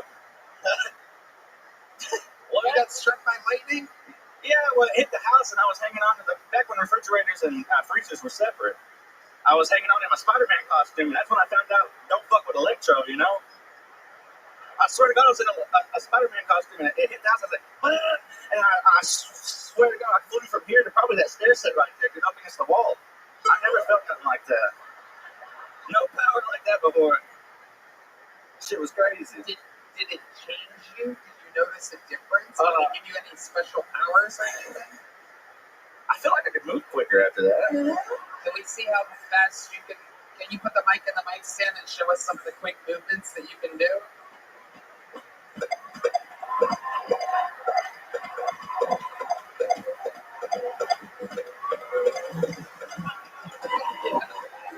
Look out, look out. Wow. Dude, you gotta start a cult. Oh, dude, I've been told that I could be a cult leader, actually. I'm not even playing. Oh, yeah, I'm the third person now. Within a week that's told me that. Just thinking about the thought of like second at this pump. Oh, yeah, hell yeah, bro. You're like Charles Manson, but without all the ladies, right? Yeah, and he killed.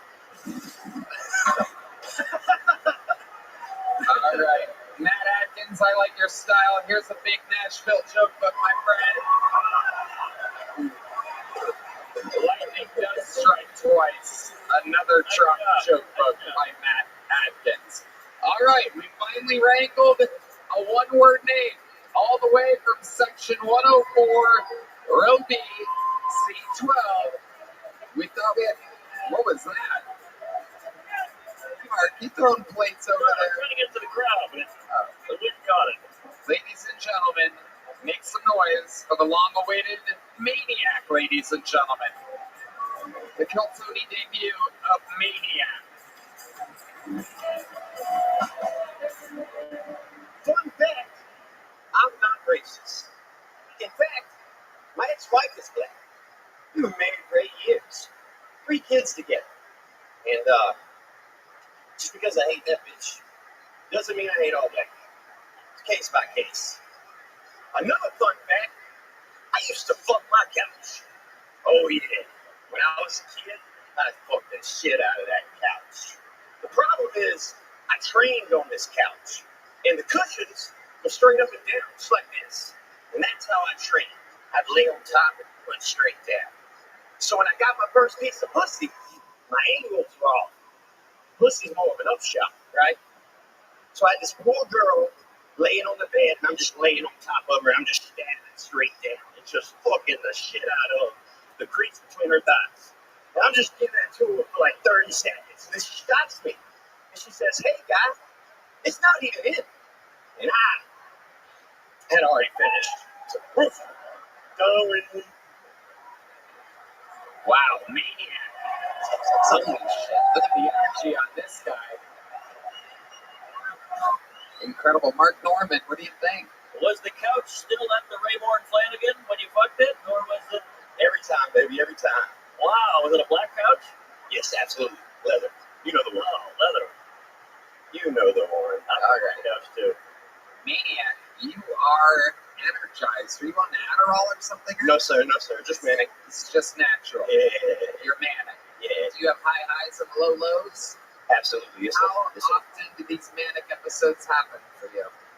My wife would have to tell you specifics, but pretty much every week, you know, we grind. And then, of course, exciting stuff like this, bro. I'm manic as a motherfucker right now. How y'all doing? I love it. Very honest. Sir, People that come up here with bipolar disorder are not aware of it at all. Yeah. He's got ups and downs syndrome. So let's talk about it. How long have you been doing stand-up? 4 months next week. 4 months. Wow. Sir, yes, sir, yes, sir. One of the least experienced comedians out of everyone, yet somehow you stayed in the pocket delivering your stuff super into it. Yes, sir. You didn't lose traction, nothing threw you off at any point. What do you do for a living? I do HVAC commercial industrial. Yes, sir. Okay. And you said that you're married, which is very surprising. You said married with 7 kids. You have 7 kids? Yes, Holy shit. Wow. Oh my God. Got married last weekend and built a treehouse because that's what we do. Wow. How old are your kids? So we got 18, 14, soon to be 13, 12, 11, 10, and 6. Wow. This is amazing. How's the 18-year-old turning out? She's doing fucking awesome. Got her own job.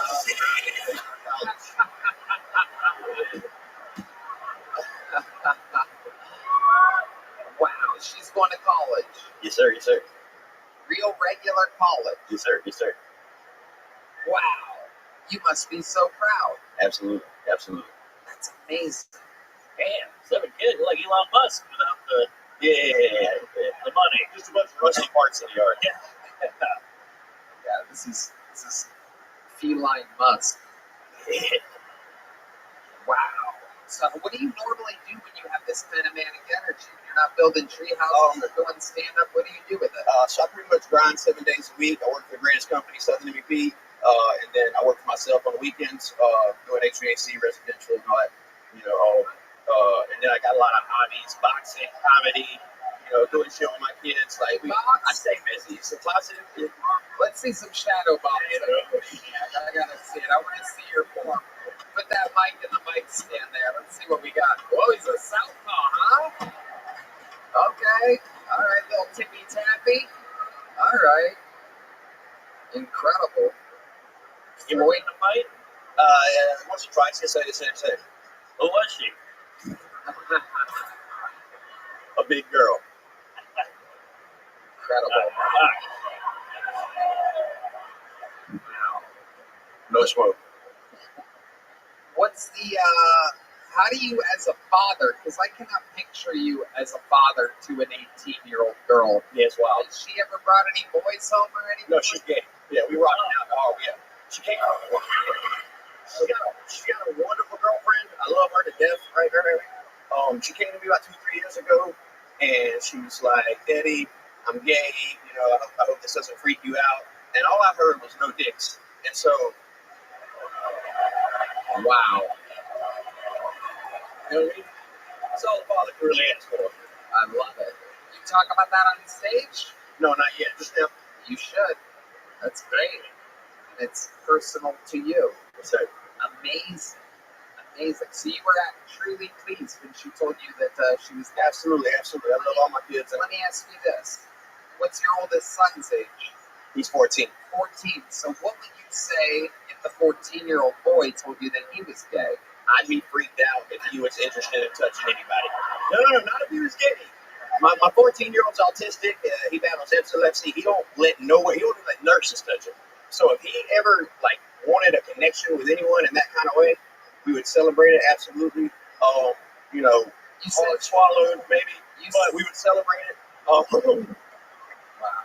Yeah. You said he suffers from epilepsy? Epilepsy. Yeah. I suffer from speaking weird. Yeah. So maybe where it comes from. I like your fucking style, maniac. It's incredible. You got one big joke book for you, buddy. Let's keep it moving along. Before we get back to this bucket, ladies and gentlemen, I must warn you, this place is about to get very loud. I'm bringing up another regular, and it's a very special regular indeed. This man has been an icon in the show's history. And soon, I'm sure, we will be able to get him his United States citizenship.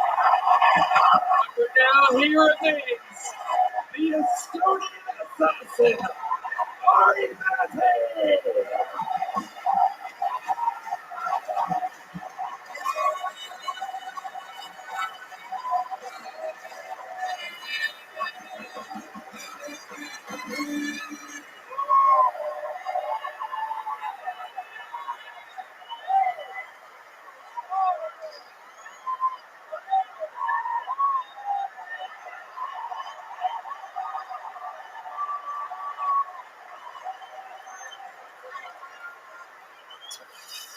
I was walking home last night, and guys will know this feeling. You know when you're walking late at night, and you're like behind a woman you don't know,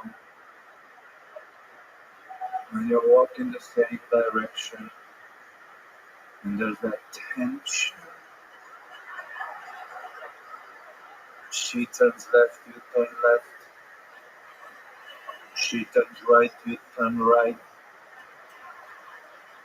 And you're kind of in a rush. But you also don't want to seem like an assailant. It gets really strange. You know when you notice that she knows you're there as well? The body language changes a little bit. They start clutching the bag, warming up the hamstrings. And then there's a really tense moment, you know, like when they finally look.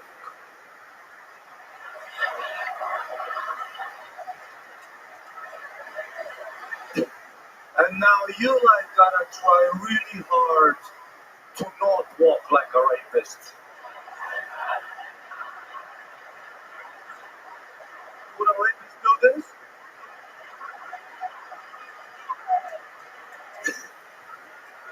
Then you take an alternate route, and then you reappear from another street. You gotta be like, don't worry, I just live where you live. Thank you so much.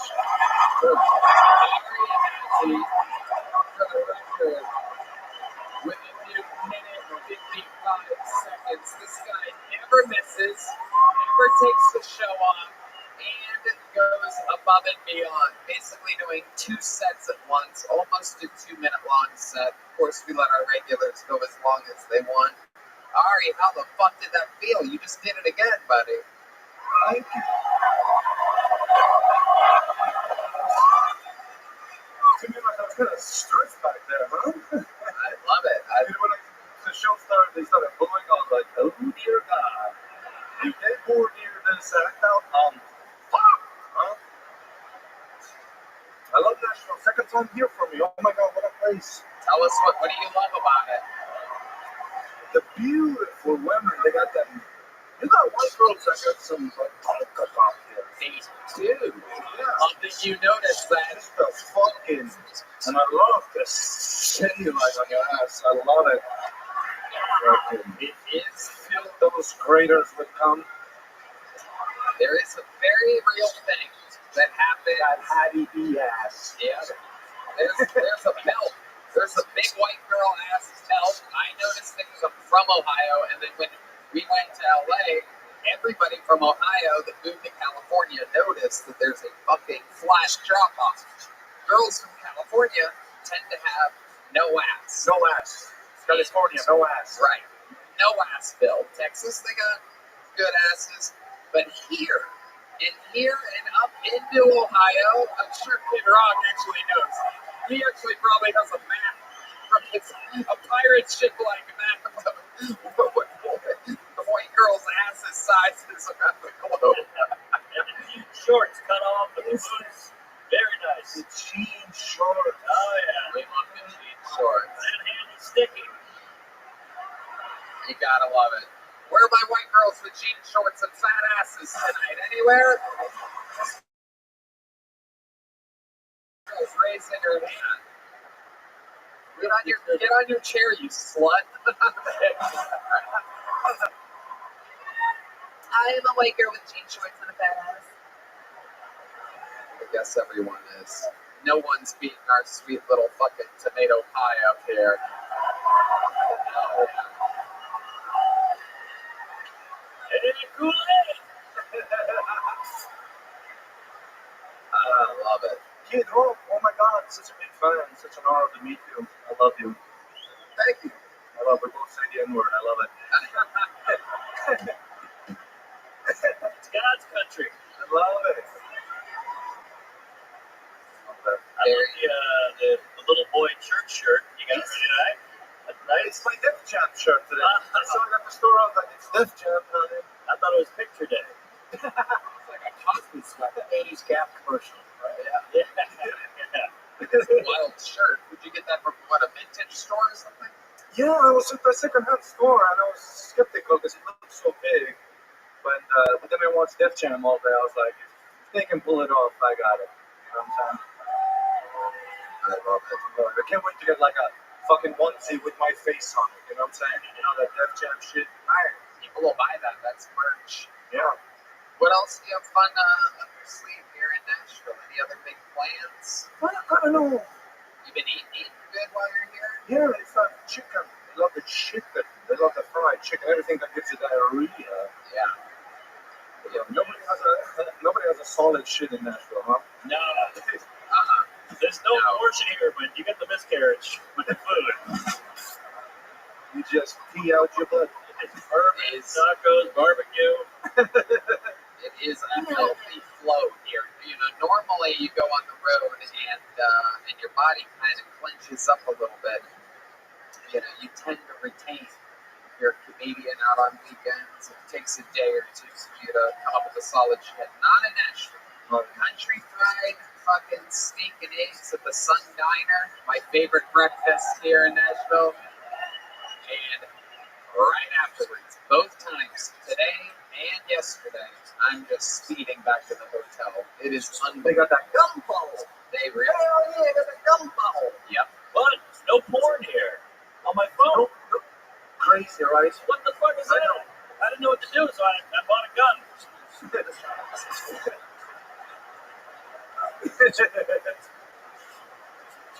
I love it. All right, Maddie, you are a goddamn superstar. You did it again. You did it again, folks. The juggernaut, the Estonian assassin, Ari Maddie. We're trying to get him his American citizenship. It's a lot harder than you think it would be. You could probably make a call, right? Kid Rock knows a guy. Ooh la la. Heidi and Val absolutely killing it tonight. Time for fucking pull number 8. Ladies and gentlemen, make some noise for Ryan Sharp, everybody. Here we go. You guys still having fun out there? Here he is, Ryan Sharp. How we doing tonight? It's weird. I'm 23, I'm from Pittsburgh, and I went for a roommate, and it's weird being an adult male with an adult male roommate, because some nights I'll be at work, and I work overnight, so I don't get home until 2 a.m., and I'm texting like, hey, there's a fresh batch of brownies on the counter. Don't forget to clean up after yourself. It feels like living with a wife sometimes. And other times, I'll wake up at 1:30 in the morning, and I'll open my door, and he'll just be standing there looking at me like that. Like, hey, is this looking affected to you? But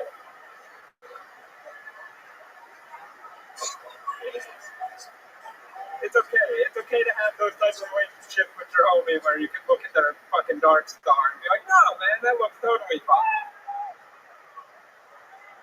Yikes. So, Ryan Sharp basically saying that blah, blah, blah, blah, you have a roommate and your roommate showed you his butthole once. You could have done that in five seconds. It took you 60. Okay. You're 23. How long have you been doing stand-up? About a year. Amazing. So, is that your best show? Yeah. Really? I never claimed to be good at this. Do you have anything shorter? Do you have like one short joke? Do you have like something that's like 10 or 20 seconds long where it's like, No. How is that possible? You must have one joke that has nothing to do with your roommate just showing you his butthole. I'm rooting for you here. I'm trying to help you. 23. There must be something, right? You got a one-liner or something. Shut the fuck up with who's a 23-year-old, you fucking dorks. Shut up. None of you chased your dreams at 22, so stop being a faggot, okay? Stop it. You can boo the fucking 40-year-olds that have been doing it 8 years, but don't boo a 23-year-old 1 year in. And that's coming from me. You got a short joke? Pull your dick up. Okay, we're going to create you a short joke right now just by asking you the right questions about your life. You ready? You just gotta answer honestly. You're 23. Did you go to school? No, I dropped out. Of college? No, 10th grade. Okay, sweet. You dropped out of 10th grade. What made you drop out of high school in 10th grade? The prison system? Tell us more. Whoa! I was a really bad drug dealer, and I got arrested at school. And how did you get arrested? Some kids like, his backpack smells like weed, and they searched me, and I had a quarter ounce of weed on my backpack. Yep, that'll do it. Have you been selling drugs since then? No. That made you stop? Yeah. Did you go to the juvenile justice system? Yeah, I was there for about 3 years. 3 years? Oh my God. It's like the Lil Wayne of little kids. That's incredible. They put you in juvie for 3 years? Yeah. Fuck. How old were you when you got caught with the weed in your backpack? 16. 16. And they kept you there until you were 19? Yeah. Yeah, I got out right after my 19th birthday. You were like the oldest kid in juvie. ruined. Really? Yeah. I've never even heard of such a thing, keeping a 19-year-old in that system. Okay. All right. So you're a shitty drug dealer. What do you do for work now? I'm a manager at Chipotle. Hell yeah. Let's talk about it. Hell yeah. How long have you been a manager at Chipotle? About 6 months. Where's the Chipotle in Pittsburgh? Yes. Most of the people that work for you, are they white, Mexican? Mostly black. Okay, we're getting closer now. We're almost to the joke. Can you guys feel it? A lot of black people working for you at a place. And what's that like, Ryan? Feels good to have power. No, I'm good. I love it. He stopped himself and said, I'm joking. You did it. That's a joke. Feels good to have black people working for you. Doesn't it? Indeed it does. When you tell them what to do they always listen to you? You seem like you'd be kind of easy to bully. No. They listen to me. I'm just the most well-rounded manager we have. When you say you're the most well-rounded manager, I mean it more way than one. Yeah. Sure. But what are the other managers like? Brandon and retarded. Wow. Let me be the first to tell you, you're fired. You no longer work at Chipotle. That's a wrap. That'll be the best thing that happened up on this stage. Okay. You get free burritos? Yeah. Nice. Hell yeah. If you couldn't tell, that's all I eat is food from work. Absolutely. Yeah. What do you do for fun, Ryan? You're 23, you're in Pittsburgh. What do you do when you want to get wild? My buddy's actually a comic that I'm here with, and I record a lot of his stuff, and I just go out and do open mic for about on the road and shit. Sure. Other than comedy, is there something else that you're into? Any other hobbies? Music. What do you do musically? I produce music. Yeah. Do you ever not sing? Not as much anymore, but what do you do? You sing? What was that? You ever sing? No. What do you do exactly? I just make beats and mix and master. All right. Incredible. Most embarrassing thing that's ever happened to you? Besides this. This has to be up there. Come on, Ryan. This is what you want. I can't think of anything. Virgin? No. All right. Do you have any special moves in the bedroom that you do? Have you ever done a trick that works for you? You have any special things you do to please a woman in the bedroom? Are you sure that's called sexual harassment nowadays? No, not if she consents, Ryan. I'm saying that when you're having sex with a consenting woman, do you have any tricks or anything that you do? Any special maneuvers? The burrito bowl? Yeah. Yeah, I pour the burrito. I take the burrito and I empty it out and then eat it out of her. That's my special go-to. Christ, Ryan, you are crazy. This is wild. Do you love doing stand-up? It's a fun hobby. I'm not really good at it, but I do it anyway, just for the love of it. It's fun to get on stage, embarrass myself. There you go. I guess that's about as good as it's gonna fucking get with the styles of Ryan Clark, ladies and gentlemen. There he goes. Is any woman willing to fuck him? There's a dude that raised, a couple dudes raised their hands. One guy. Hey, everybody, I tried. Can't believe he's not luring those black chicks from work back to his apartment with those sick beats. He's right.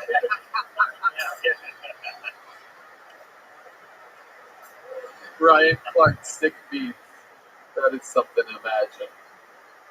Ladies and gentlemen, it's perfect that set was pretty lackluster because I have something on deck that you're not going to fucking believe.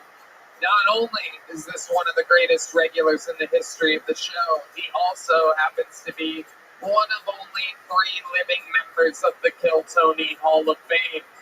This is a very special surprise drop-in from Kill Tony legend, one of the greatest regulars in the history of the show, one of the greatest roasters on planet Earth. This is David Lucas.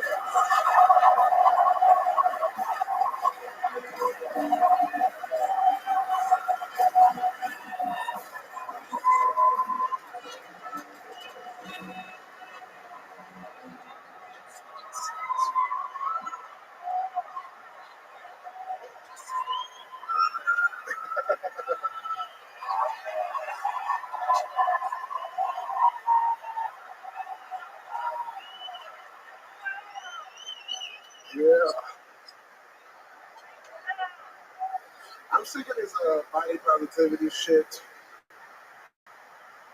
They tried to make it real popular a few years ago with Lizzo. And even she was tired of being a fat bitch. She lost weight. They tried to make us start feeling bad for fat people again this year. And I'm a fat person. I don't think the world should accommodate big back motherfuckers, you know? Y'all saw that shit where that fat ass girl tried to sue Uber because she couldn't fit in the car? It's like, bitch, you know you ordered the wrong size Uber. You should have ordered a tow truck. You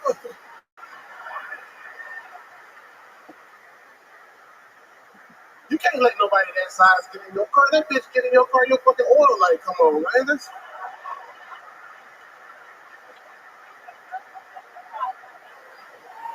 If she would have tried to get into my car, I would have turned into a Japanese granddaddy. I went, oh, no. Oh, no. Too big. You big size.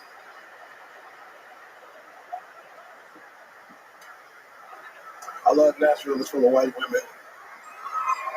Yeah. I feel like if I don't fuck white women, then Martin Luther King died in vain. All right, that's my time. Okay. David Lucas. Yeah. Martin Luther King-size comedy. Look at Tony, nigga, you got on Netflix without showing your pussy. I'm surprised. I was like, I know they're gonna have this nigga topless on the first episode. Hell yeah. Your sweat is streaming everywhere right now. You get on that shit that can't get wet, Tony, so we don't know if you sweat. Kid Rock. What's up, Kid Rock? What's happening, bro? Kid Rock, of course, friends with the greatest president of the United States of America. A fun fact about David Lucas that you might not have guessed by looking at him is that David, surprisingly, is right-wing, right thigh, and right crest. David's been up to the house. Yeah. I've been to your house, Kid Rock. You a party motherfucker, bro. You actually look dehydrated today, nigga. Somebody gives at the house last night. We had fun last night at the Southern White House. David was at the Southern Waffle House. God damn, Tony. You the only nigga that took his pants off when he walked in the Kids Rock house. He's like, asses out. I love it. Damn, yeah. You are a beast. Hell yeah, bro. How you been enjoying Nashville? Oh, bro, Nashville dope, bro. Got to hang out with Kid Rock and Mark Norman last night. Was in that bitch till 5 a.m. though. Yeah. Kid Rock is the most partying motherfucker, and we found out he only has 2 jokes that he says all night, nigga. Look at him. Kid Rock, you need an IV, nigga? You don't look all right, bro. You look like David Spade. Fucking hell of a week. Kid Rock look like the T-Move version of Randy Johnson. I look like fucking Brad Armpit. Hey, you look like one of them things we used to have as a kid when you got to drop it in water for it to expand, nigga. You look dehydrated, nigga. You don't have to get a sip of water. Somebody bring this nigga a liquid IV, man. I don't. Like white trash Ellen.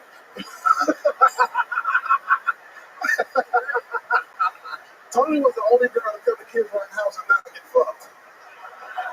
I got lucky. I got out of there. You don't know that. Yeah. Couple more beers with him, but goddamn Cowboys would have been on the side. Nothing. Yeah, Mark. Kid Rock's got a lot of women, but Dave was the only one whipped last night.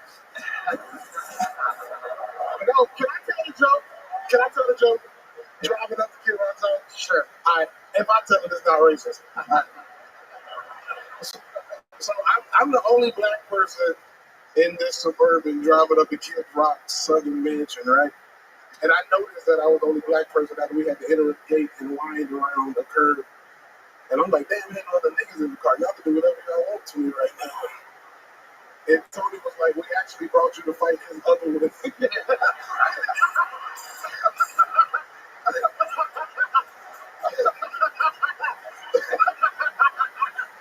was like, Kid Rock got one? Oh, yeah.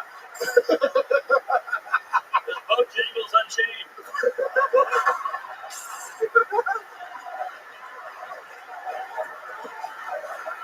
Mark, you got up the pre-pass, nigga. Shut your ass up. You got your ankles out like Heidi, nigga. What the fuck's wrong with you? Listen, Ari Maddie was wearing your shirt from 8th grade. It's true. We went from Ari Maddie to Ari Fatty. This is incredible. Tony, shut the fuck up, nigga. You look like you about to assassinate a nigga with the pressure coming out of your ass. I put a 7.62 on that ass, boy. You can shoot a nigga from a half mile away. I know it. It'd be silent. All you hear is nigga drop dead, bro. Oh, what a wild. I thought Kid Rock was gonna talk on shit tonight. All the shit we were talking last night. Oh, well, it's cool, man. It is. I have a show tomorrow. I don't drink before show, so I'm a little. Oh, yeah. This nigga heart don't start beating till tequila touches tongue. It is fitting that you're here at Bridgestone Arena since you are burnt rubber. I knew it. Well, you got skid marks on the front of your drawers, nigga.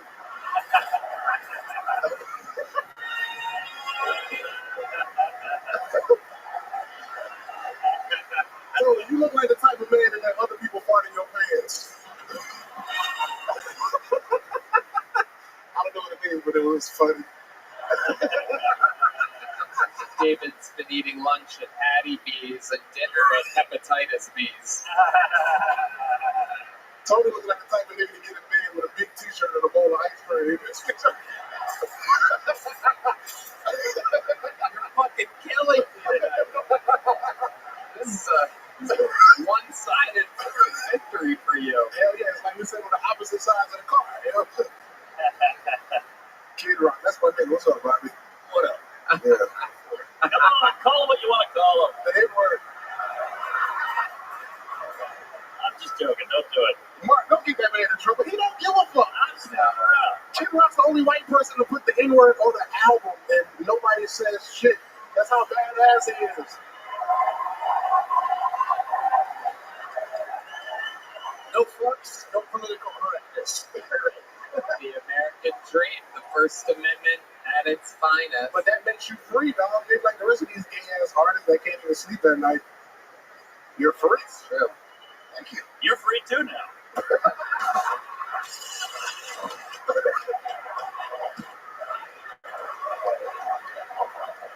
Mark looked like he would have owned the only trading slave plantation, no? A plantation full of RuPaul's.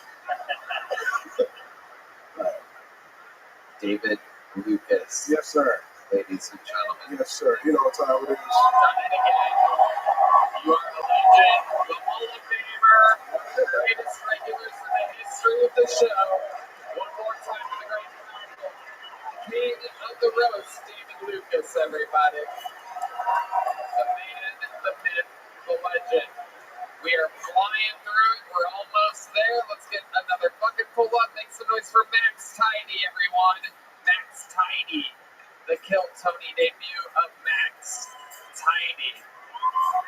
There's Heidi, and here's Max Tidy. Hey. So I seen a video of a guy killing a bear with a blow dart gun the other day. Yeah, because that's what pops up when you type in guy blows bear. Nashville, we shave our balls in here. We shave our balls. Yeah, I like to do mine with the straight razor. Act like I'm holding my dick hostage. I start saying weird shit, and I'm like, you know how I got these scars? My dick looks up like circumcision. Oh man, you guys, this crowd probably doesn't have to imagine, but imagine getting into the Ku Klux Klan and finding out you're not a racist. How embarrassing is that? You gotta get the tattoo covered up. Just says JKKK. Hey, solid. Cool, I'll take that. Well, I'm not good now. So, Max Tidy, welcome to the show.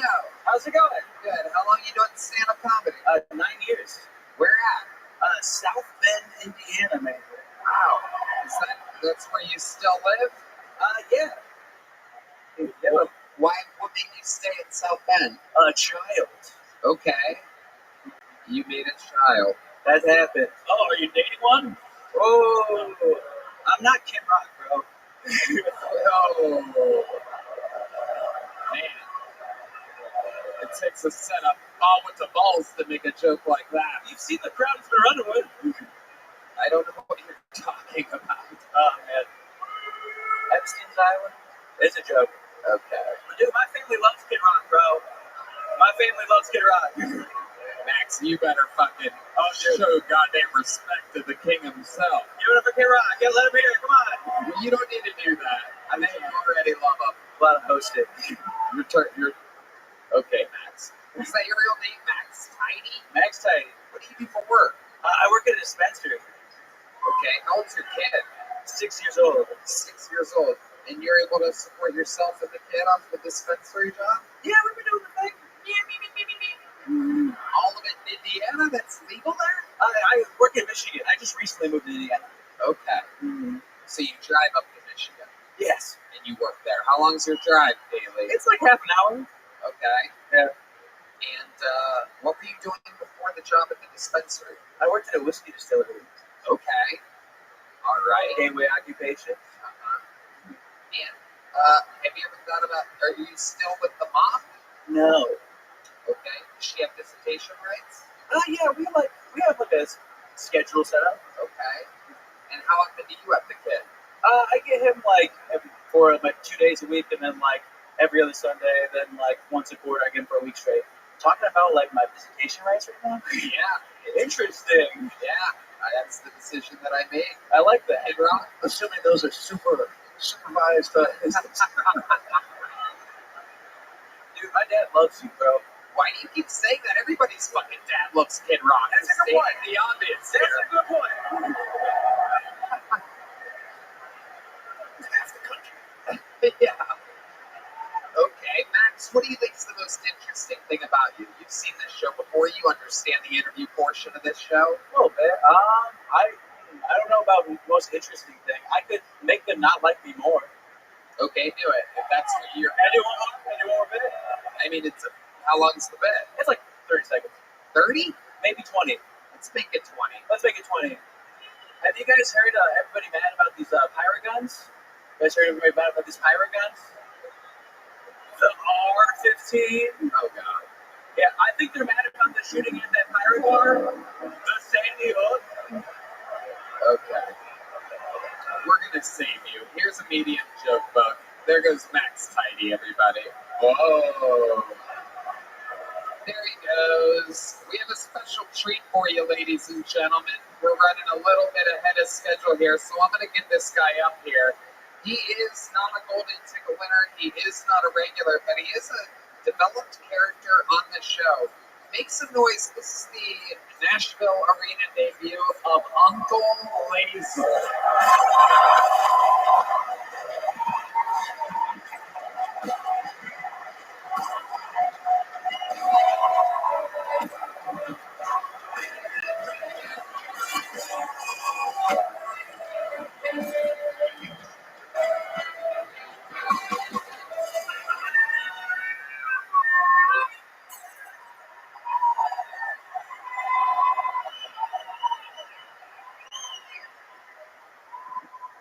I was probably addicted to cocaine at some point in my life.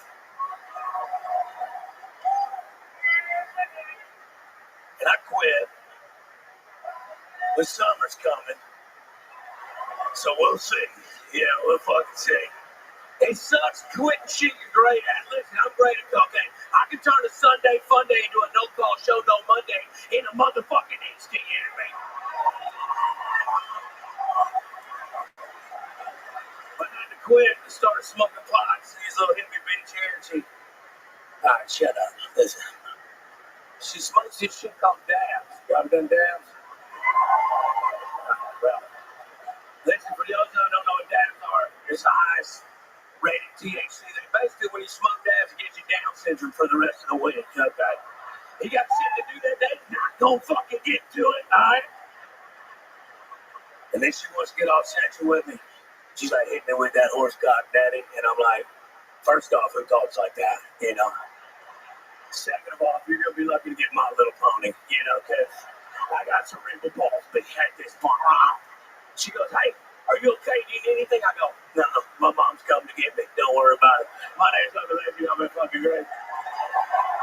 Uncle Laser, coming from a place of experience and honesty, talking about what he knows. Very real stuff. This is the real guy, live in the flesh. This is who he is. This is what he does. He keeps a harmonica on him at all times and a pair of outfielder sunglasses. He is an actual gas station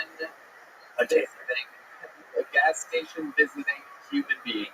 Rocking the Stone Cold Muscle shirt right at home here in Nashville, Tennessee. It's a beautiful head of hair. Thank you, son. Thank you, this month. Like a homeless Pat McAfee. Dollar General, I'll take that. Hell yeah. How you been enjoying Nashville? It's a good time. A lot of country folk out here. Good time. Just trying to put the country, you know what I'm saying?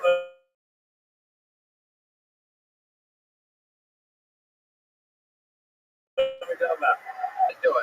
Tony, I'm at nowhere in Nashville, and this is more of an officer restaurant, but I think I found out who the Rainy Street Wrangler is. Okay. For those y'all don't know, there's a serial killer in Austin that killed like 30 boys that fit my description to a T. But the other night, there's no girl I see a little nighttime ballerina, and she calls me. She goes, hey, if I give you $3,500, you come over here and fuck me in front of one of my clients while he watches. And I said, is that going to be cash or check? You know? And I went, and I get there, and he's wearing a diaper, like an adult diaper. And I'm thinking when I drive there, I'm like, he's probably some decrepit old man, you know, just trying to live out a sexual fantasy. When I get there, he was 6'7", 285 pounds, and he was nonverbal. He just looked at you real weird. It sounded like a diesel engine when he opened the door. And I had to fuck my best friend while he watched in the corner to the greatest hits of Creed. And I didn't know they had a Spotify playlist for cuckolding music, but son of a bitch, What? Jesus. That's wide open. Oh. 3'9" with a 10-foot dick. You know what I'm talking about, old son? Hell yeah. All right. Uncle Laser getting to perform in front of Kid Rock. It's my idol. I know. This is my fucking idol. No, I'm nervous as shit right now. No, it's good. Don't be weird. This is incredible. This is like if David Lucas got to perform for the Kool-Aid Man. Laser, I love it. You were on the final part of my depth chart here, and you came in swinging, crushing, great stuff, Uncle Laser. Thank you, Tony. Thank you, guys. Thank you, I thought I was done with the fucking, but then we realized we have not had a female comedian yet tonight. So I went through about fucking 50 names until I found one. Ladies and gentlemen, your final bucket full of the night, your first female comedian of the night. Make some noise. 1 minute uninterrupted. Oh, that's right. Fiona was up. Yes, your first standing female comedian of the night. Make some noise for her. It is Joanna Dixon. Joanna Dixon.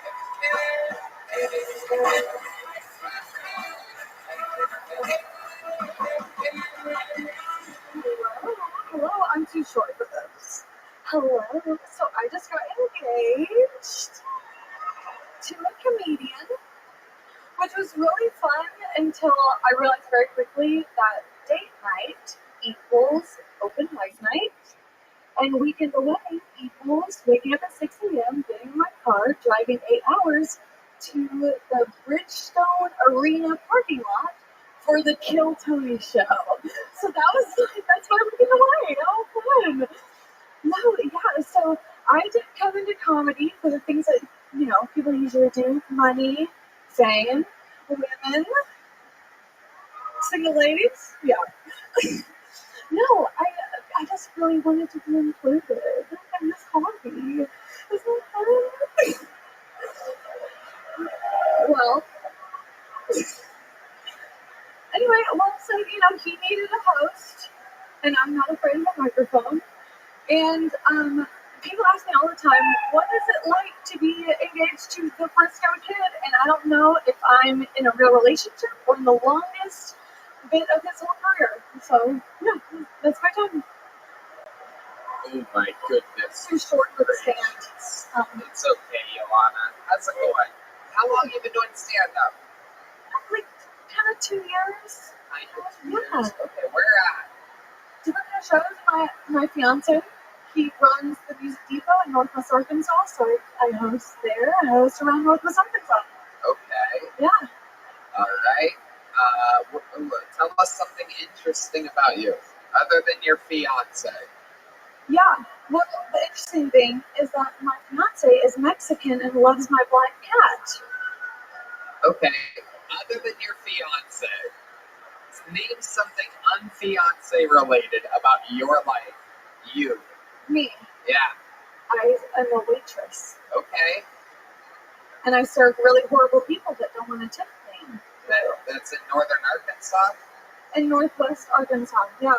The land of Walmart. Walmart employees don't want to tip me money. So. Okay. Boy. Do you talk about your fiance the whole time when you're delivering their food? Is that so horrible? Sorry, you're not in a happy relationship. That sucks.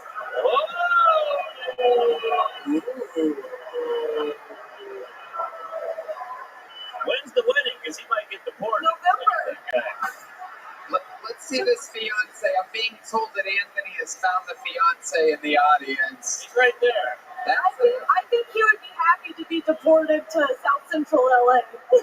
How the fuck does that guy live in Northwest Arkansas? That's some long He heard it was NWA, a nice white area. Where did you guys meet? At church, at the Lord's house. Where else would we meet? All right, to the relocation program. Did he want God's country, yeah. Did he want to get up tonight? And then you ended up getting up? That's how it went. Oh. Well, sucks to be y'all. Joanna Dixon, congratulations. You are the last Little Chill book winner of the night.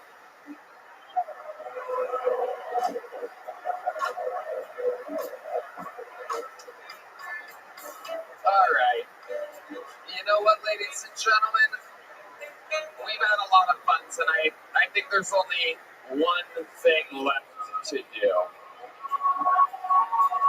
I gotta tell you, this is an amazing moment in the history of the show. If you could have told me at any point in the last 12 years that we would be lucky enough to be doing one sold-out arena here in one of my favorite cities in the world, Nashville, Tennessee, I would have told you, holy shit, that's incredible.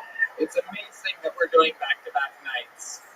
Not only because I love Nashville and because I have so many awesome friends and what feels like family here in Nashville, the great Zany's Comedy Club here in Nashville, one of the best comedy clubs anywhere in the world, the great Dorfman brothers and fucking Brian Dorfman and so many great people, the great Lucy, There's just so many great spirits here in Nashville, Tennessee. But there is one man who was born and raised in Tennessee, who just so happens to have the record for all-time appearances on the show, the record for all-time interviews on the show, the Hall of Famer, the Memphis Strangler, the Titan of Tennessee, the Dark Knight of Nashville, the Monster of Memphis, the Vanilla Gorilla. This is the Big Red Machine. What's up, William Montgomery?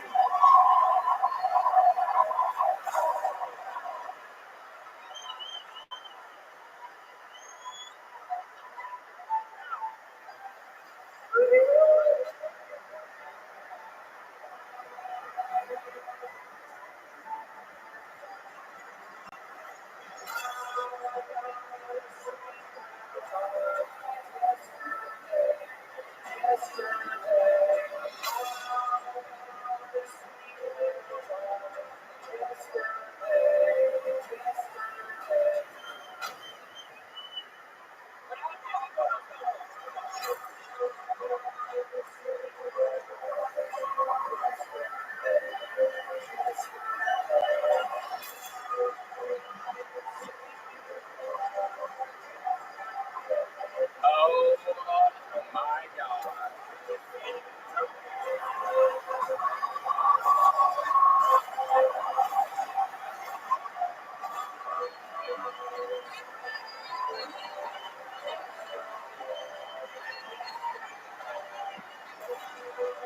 It's him, live in the flesh. So no, William Montgomery is here.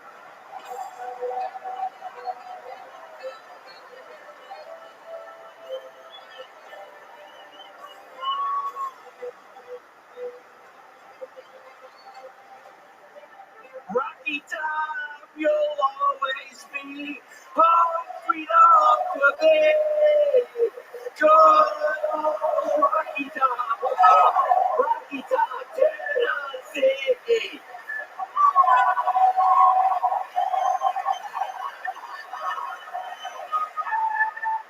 Rocky Top, you'll always be home sweet home for me.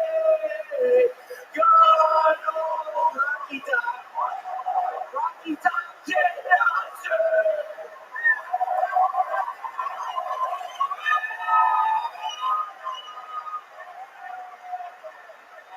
Rocky Top, you'll always be home sweet home for me. Good old Rocky Top, Tennessee.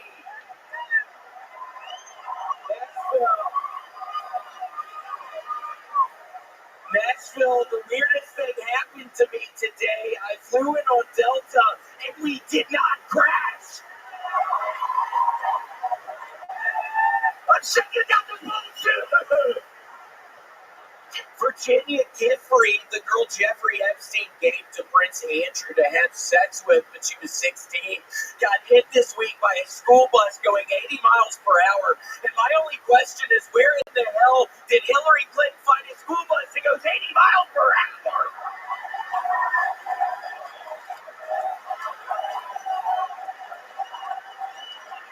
You know that there's kind of no school bus. And you know Keanu Reeves was driving that motherfucker saying, the bus can't go 150 miles an hour.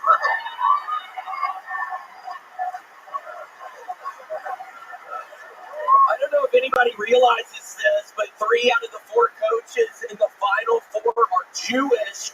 I mean, first it's Hollywood, then the banking system, now this. What's next? The right to vote?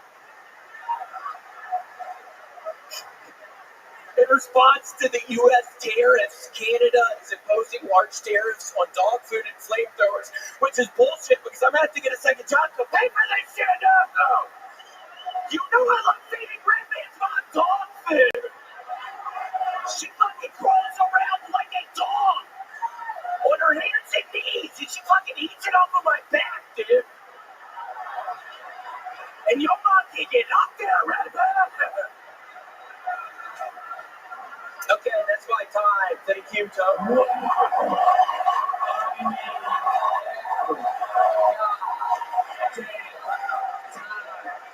The one true one king of the show, Tennessee's own William Montgomery. Yes, Phil, it is so nice. I had a horrible time in the hotel last night. I ordered 2 large Papa John's pizzas, and then I got an alert 30 minutes later that it was canceled, and then I ordered a bunch of White Castle, and I ate the White Castle, Tony, and then about 30 minutes later I get a text message, and it's my pizza at the front desk. What did you do? Ended up eating the 2 pizzas after the White Castle, so... Nashville, you're gonna make my ass stand up here! That happens. Uber delivery does that sometimes.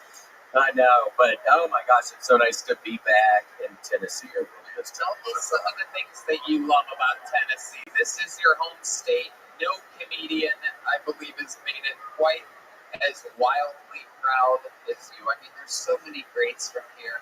Well, I was, excuse me, Tony, I was saying Pi Kappa Alpha at the University of Tennessee, and Tony, one of my fondest memories of the first time I put a ton of funnel in my asshole, the first time I butt chugged, Tony, that happened up in Knoxville, Tennessee, about 3 hours away. So it really is so nice. I ended up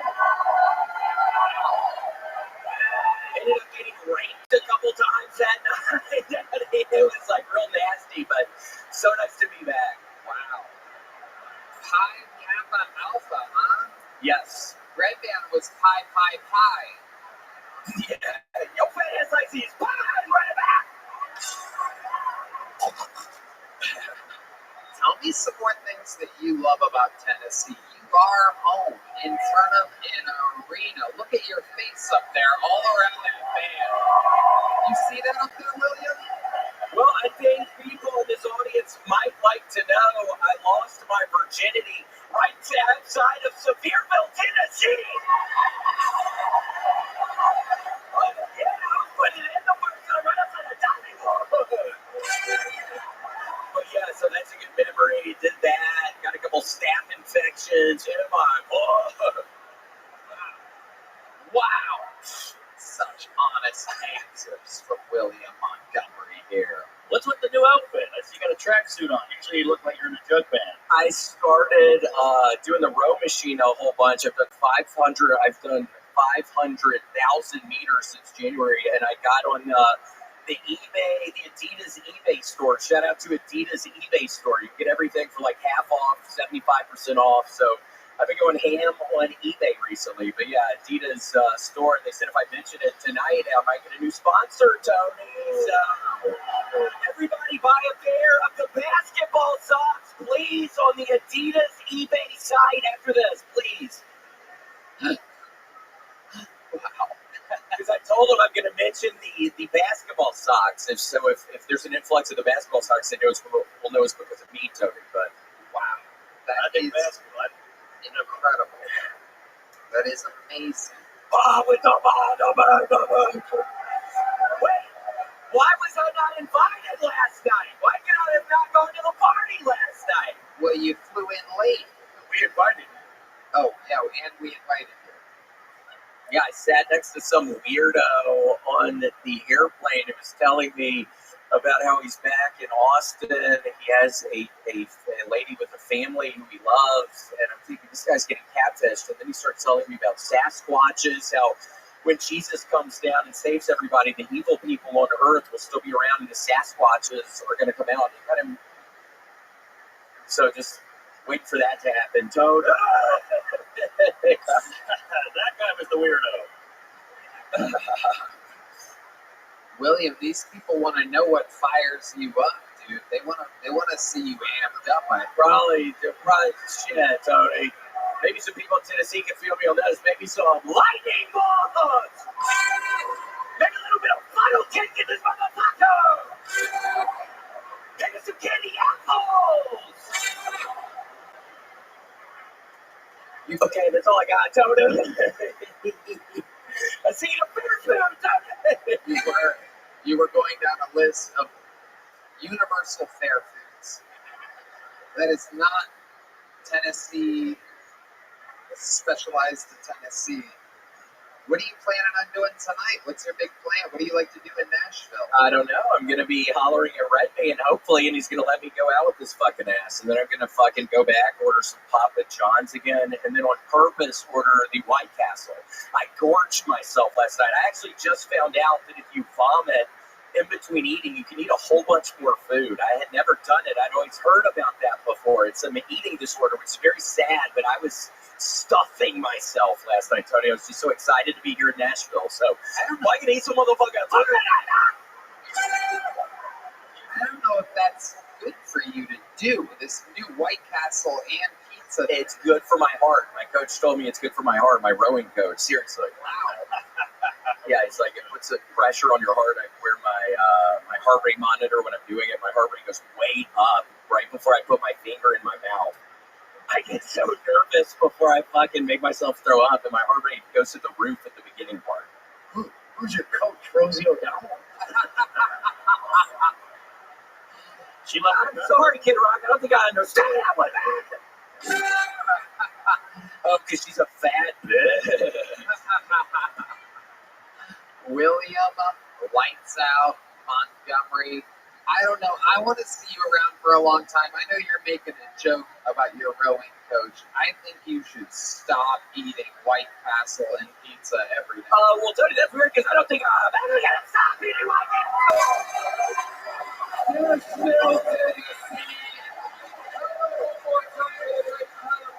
William Montgomery. Tennessee. William, the Big Red Machine. Montgomery. Guys, this has been a crazy honor for me. Can you please do me a favor? Let's see how loud this place can get for motherfucking Kid Rock.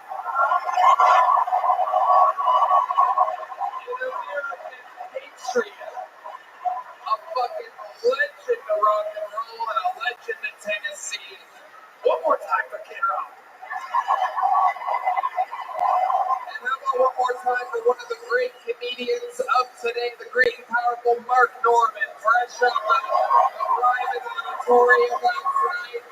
This guy's fucking crushing it. Mark, anything you want to plug or shout out? I love Nashville. Thanks for having me. You guys are the shit. Make sure you check out Kid Rock's bar on fucking Broadway. So much fun. How about one time? Tony is clever. Thank you. Thank you to Winona Judd, Cactus Mosher, Amanda Jean Rowland, McVader, Yoni, Christy, Notorious Productions, Red Band. Love you guys. God bless Bridgestone Arena. Outback presents Zanies here in Nashville. And God bless the United States of America. We love you. Thank you. Good night,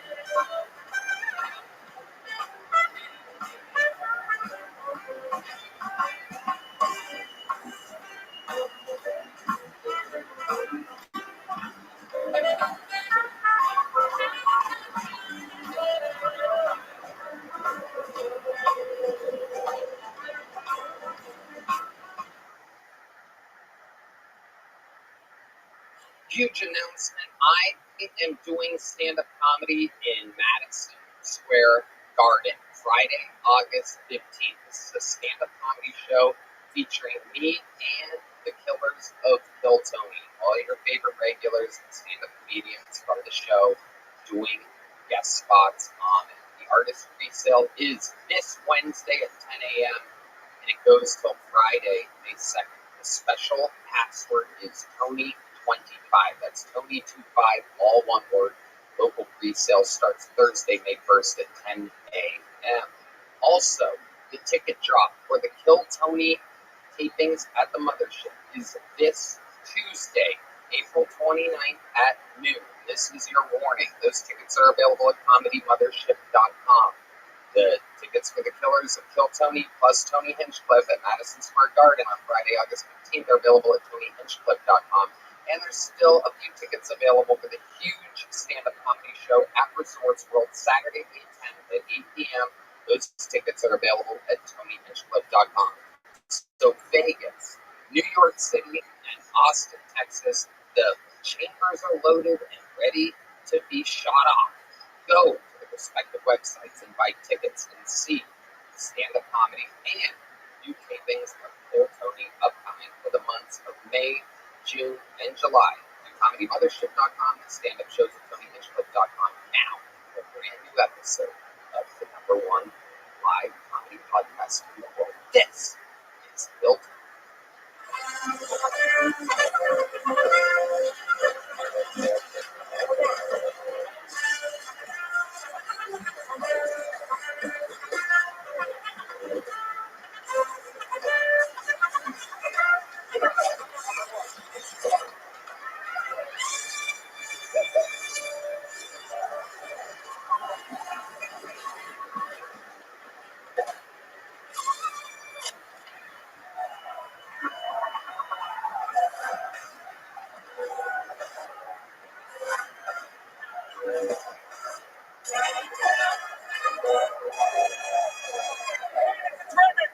From the Comedy Mothership here in Austin, Texas, for a brand new episode of Kill Tony. Get up for Tony Hinchcliffe!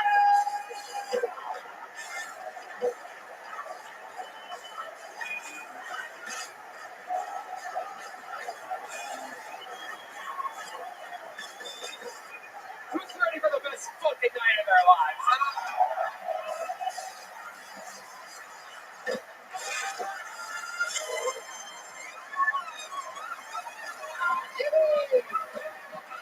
It's a fucking noise for Red Band, ladies and gentlemen. And indeed, it is the best damn band in the land right there. You saw it live in the flesh. Raul Vallejo, Fernando Castillo, Carlos Sosa, Michael Gonzalez, Nachos Valgrande,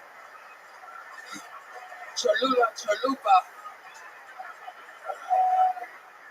Matt Muley representing the whites on the band with a black wife, little black kids, and 7 cats. John D's on the keys, ladies and gentlemen. And this beautiful little camper right here on the bass is D Madness, live in the flesh. This is indeed Kill Tony, brought to you this week by Blue Chew and Nicotine Pouches. What an amazing episode we have. There's chaos in the room. A guy just broke a beer bottle over his own head. He's so excited. Before we get started, here's a little bit more of the amazing sponsors that made it all possible.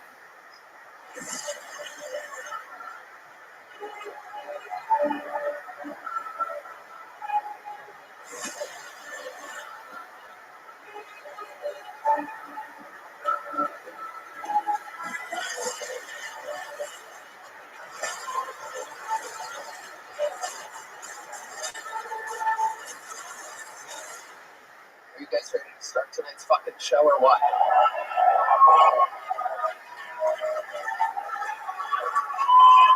Very, very excited about this one, ladies and gentlemen. Sometimes we have repeat guests. Sometimes we have new guests. Sometimes we have big famous celebrities. Sometimes we have funny motherfuckers. This is one of the latter episodes. This is the debut of both of these guests on panel. 2 of the funniest humans in the world. 2 guys that I've wanted to get on forever, And it just so happens they're on together here tonight. Make some fucking noise for Chris O'Connor and Tim Butterly. Oh yeah.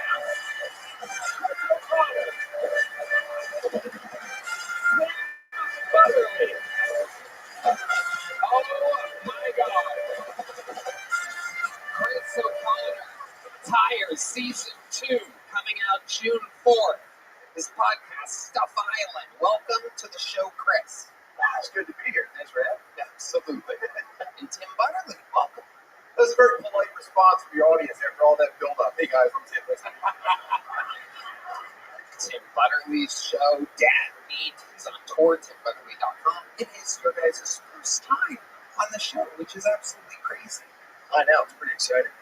I planned to get a good night's sleep last night, have a quiet Sunday. Instead, I got incredibly drunk at the Masters. Yep. I was at the Masters while Rory was making history. I was laying in the grass farting. 300 yards away from whatever he was doing. My farts got a big roar from the crowd. Well, you look great. You don't look hungover and inflamed whatsoever. It's going to be awesome.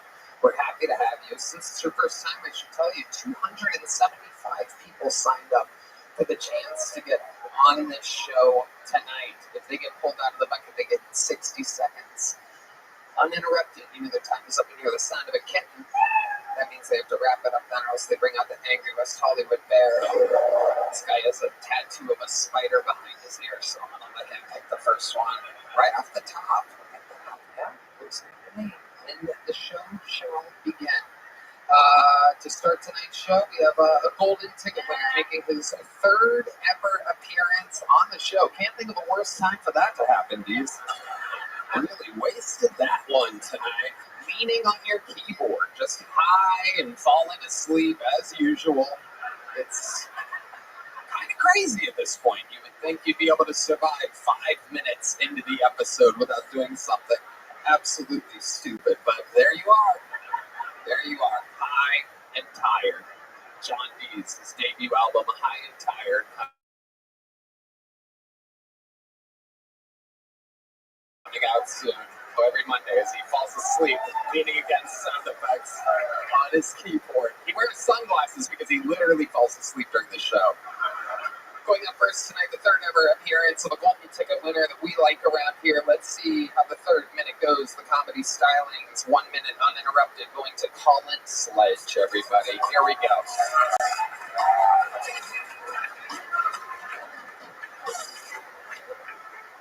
Okay, thank you. So, when I was in middle school, my Texas history teacher, Mr. Gomez, used to tell us all the time, you don't know how good you have it in America, because back in Mexico, my family has to jack off horses for money. And I was confused. I was like, where are the horses even getting money?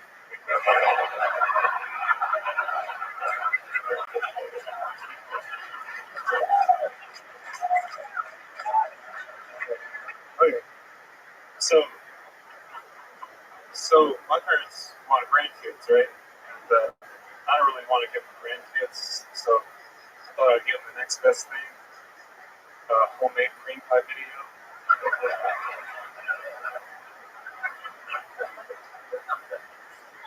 My parents hate to see me coming. Okay, so I'm in therapy now, right? And my therapist asked me recently if I ever had any homicidal thoughts. I was like, I didn't get it. You ever say that shit again, I'll fucking kill you. Oh, you think so? Phil, Colin Sledge, smart, funny. Such a serious man, Colin. Fun. You smiled. I smiled this time. You did smile a little bit. Look at you. Adam Ray said I'm pretty good smiling. Adam Ray said that? Yeah, that's kind of absolutely incredible. How's life going for you, Colin? It's been okay. Yeah. Should I answer more? Should I say some more about it now too, or you don't know? What did your therapist ask you for having homicidal thoughts? Oh, that was made up. It's pretty believable. Pretty fucking believable. Do you see a therapist? Well, my copay went from 50 to 90, so I haven't seen her in the new year. Wow. I emailed her my Kill Tony appearance. You did? Yeah, she says it was funny. Okay. All right. I'm gonna go back soon. Okay. Went from 15 to 90. 50 to 90. 50 to 90. I don't know if you know this, my dear friend Colin Sledge, but the amazing people over at Talkspace, you can talk to a licensed provider typically within 48 hours just by going to Talkspace.com/Tony and enter the promo code SPACE80 to get $80 off your first month. I love Talkspace. Yeah. Thanks, Red Man. Thank you. Absolutely. Thank you for setting us up for that. It's good. It's good. I could afford an extra 1,000 of your therapy sessions because of what I just said. Thank you.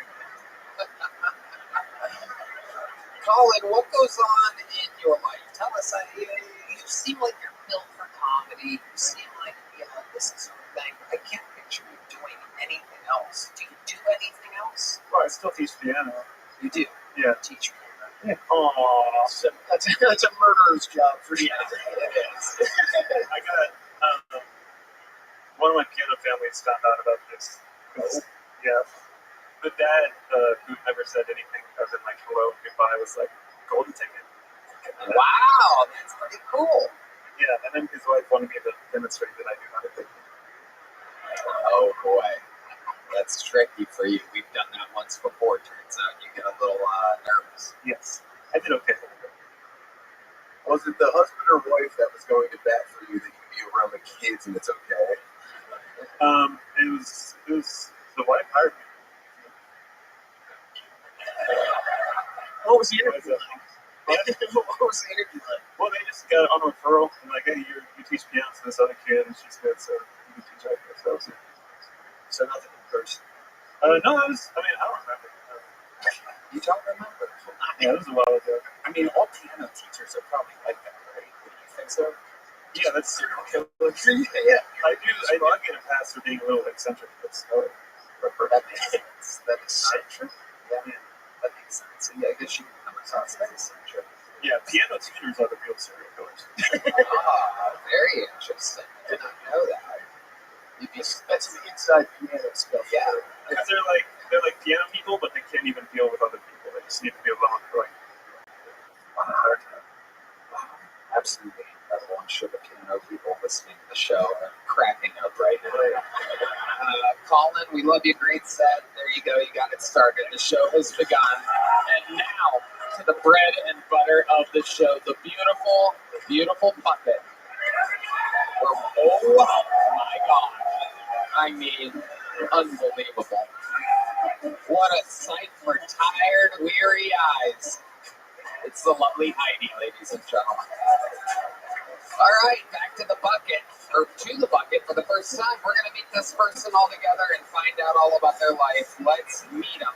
He goes by the name 60 Seconds Uninterrupted, going to Josh Gideon. Josh Gideon.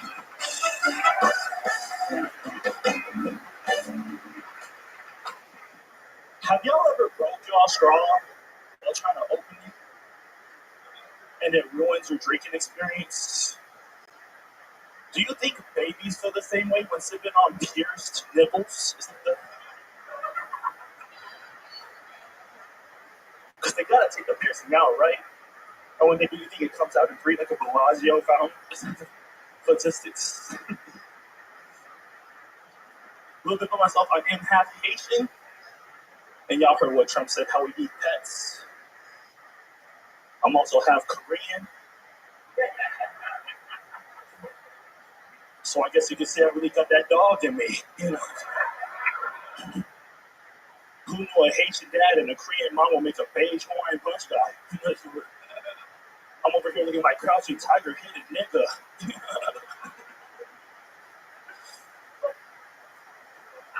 So I get.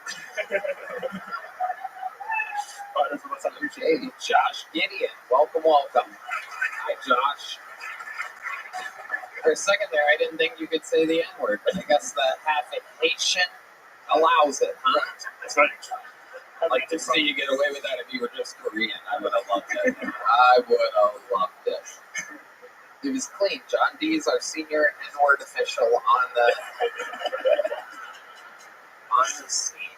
Absolutely incredible. Very Korean to be dropping a word like that. But you are. How long have you been doing stand-up? It's about 3 years in May. Where at? I started out in Newport News, Virginia. I just moved out to San Antonio in October. Okay. You were in the middle of Virginia. What do you do for work? I work at Foot Locker now. Wow. Perfect. You look like a Foot Locker guy. Doesn't? You walk into Foot Locker, like, this guy knows what the fuck he's talking about. Yeah. They cut your hair like that when you join the army. Yeah. They pick it out when you get hired at Foot Locker. Wow. So you wear the referee shirt and everything. Yeah, everything. That makes sense. Half Haitian, half Korean, split black and white, right down the middle, wearing a referee shirt. That makes sense. Wow. So you help people find shoes at a Foot Locker. That's all I do. Are you good at it? All right. Okay. I can find shoes in a couple seconds, I guess. Yeah. Is that what you're asking? Yeah. What would you recommend for a guy like Red Band if he walked in there? He's like, hey, this is fat and ugly, and I need 2 shoes. What would you say to him? I'd recommend some sandals, I guess. I don't know. Oh, wow. You can buy those for sure. Wow. You guys have sandals then. Okay. What do you do for fun, Josh? I play basketball. Really? Wow. Okay. Basketball and I lift weights starting just now. Recently. Just started lifting weights. You play basketball. Have you played basketball your whole life? Yeah, basically. Okay, so you play basketball, you say the N-word. Yeah. How about the Korean side of you? Still the N-word? That's right. What do you do that's Korean? Any Korean activities? I take off my shoes when I enter my crib. Oh. Is it, I'm guessing your dad is the Haitian and your mom is the Korean, just getting absolutely fucking pounded and filled with just a huge Haitian God.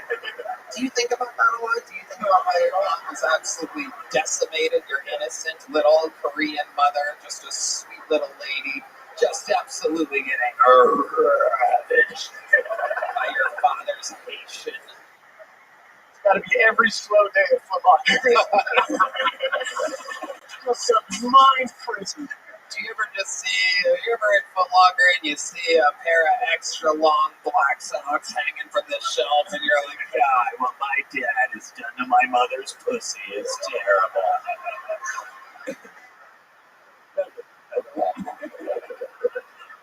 Wow. My goodness, Josh. So you live in San Antonio. What made you go from Virginia to San Antonio? So I got out the military. I did 4 years in the Air Force. Oh, wow. What did you do? Wow. Amazing. You went from the Air Force to Air Force One. This is absolutely amazing. That's right. Absolutely incredible. I didn't realize that. Crashing the planes. The Korean side. Right. I keep forgetting he's Korean. Okay. So, what did you do exactly in the Air Force? I painted airplanes. Wow. I painted airplanes. I worked on the F-22s, painted gray. That fucking rules. That's like cool paint, isn't it? I mean, Is there like special paint? I mean, there's metals in there. Yes. That's top secret paint, I think. That's a cool fucking job. What's your love life like, Josh? You seem like a good looking guy. Are you Asian with the ladies? Are you more Korean? You a little shy guy? Yeah, I'm very sad. I'm very Korean, I guess you could say. Very shy. That's for the Koreans. But yeah, I'm single. But I'm not really putting myself out there for it. Okay. Well, like the last date that you went on, like what was that like? How'd you find this person? How'd that go? I haven't really gone on a date like that for. I haven't even gotten a date since high school. Really? When's the last time you kissed a girl? I mean, I fucked. Oh, wow. Okay. Well, there you go. There you go. Well, you blew that one, buddy. You had a fun time coming your way, but you want to brag about going straight to fucking. I don't date. I just insert my dick right into a woman when I meet her. Absolutely incredible, Josh. I think that's called rape. This is it. You really are patient after all.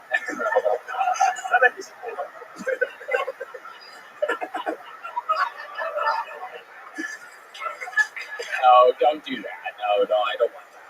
This isn't a fucking one-man show. Anything else crazy we should know about you? Not just shit. Doing comedy. What do your parents think about you doing this? They're actually high key supporters. You know They're what? They're high key supporters. Like they're supporters. High key. High key. The ancient Korean art of supporting your son. Start reading the fucking book sometime, Tony. Really high key of you. Selling Nike, we are high key. There you go, buddy. Congratulations. Welcome to Kill Tony. That is your first fucking bowl of the night, Josh Gideon. And the show shall continue. This podcast is sponsored by ZipRecruiter. According to a recent ZipRecruiter survey, 76% of employers plan to expand headcount for 2025. That's a lot of time spent hiring. If you're one of these employers who's ramping up hiring this year, don't miss out on this advice. Add ZipRecruiter's latest featured Zip Intro into your hiring plan. It lets you post jobs today and talk to qualified candidates tomorrow. Best of all, it does most of the work for you, so you save time. And right now, you can try Zip Intro for free at ZipRecruiter.com/KillTony. Right, Dan? Tony, I love ZipRecruiter. It's the greatest hiring site out there. Zip Intro gives you the power to quickly access excellent candidates for your job. Assess via back-to-back video calls. You simply pick a time and Zip Intro does all the work of finding and scheduling qualified candidates for you. Then you can choose who you want to talk to and meet with great people as soon as the next day. It's so easy. It's so easy. A red band can do it. Save time hiring for 2025 with new Zip Intro. Just go to ZipRecruiter.com/KillTony right now to try Zip Intro for free. Again, that's ZipRecruiter.com/KillTony. Zip Intro. Post jobs today. Talk to qualified candidates tomorrow. This podcast is sponsored by Talkspace. I'm a huge proponent of therapy, but good therapy can be costly. However, our partner Talkspace is affordable and in-network with most insurance providers. Did you know that most insured members have a $0 copay? That's right, Tony. Talkspace, the leading virtual therapy provider, makes getting the help you need easy, accessible, and affordable. Accessible. If there's a C, it's I. If there's an S, you know what I'm talking about, guys. I think Talkspace is providing some of the best quality mental health treatment out there. Yes, indeed. Red band.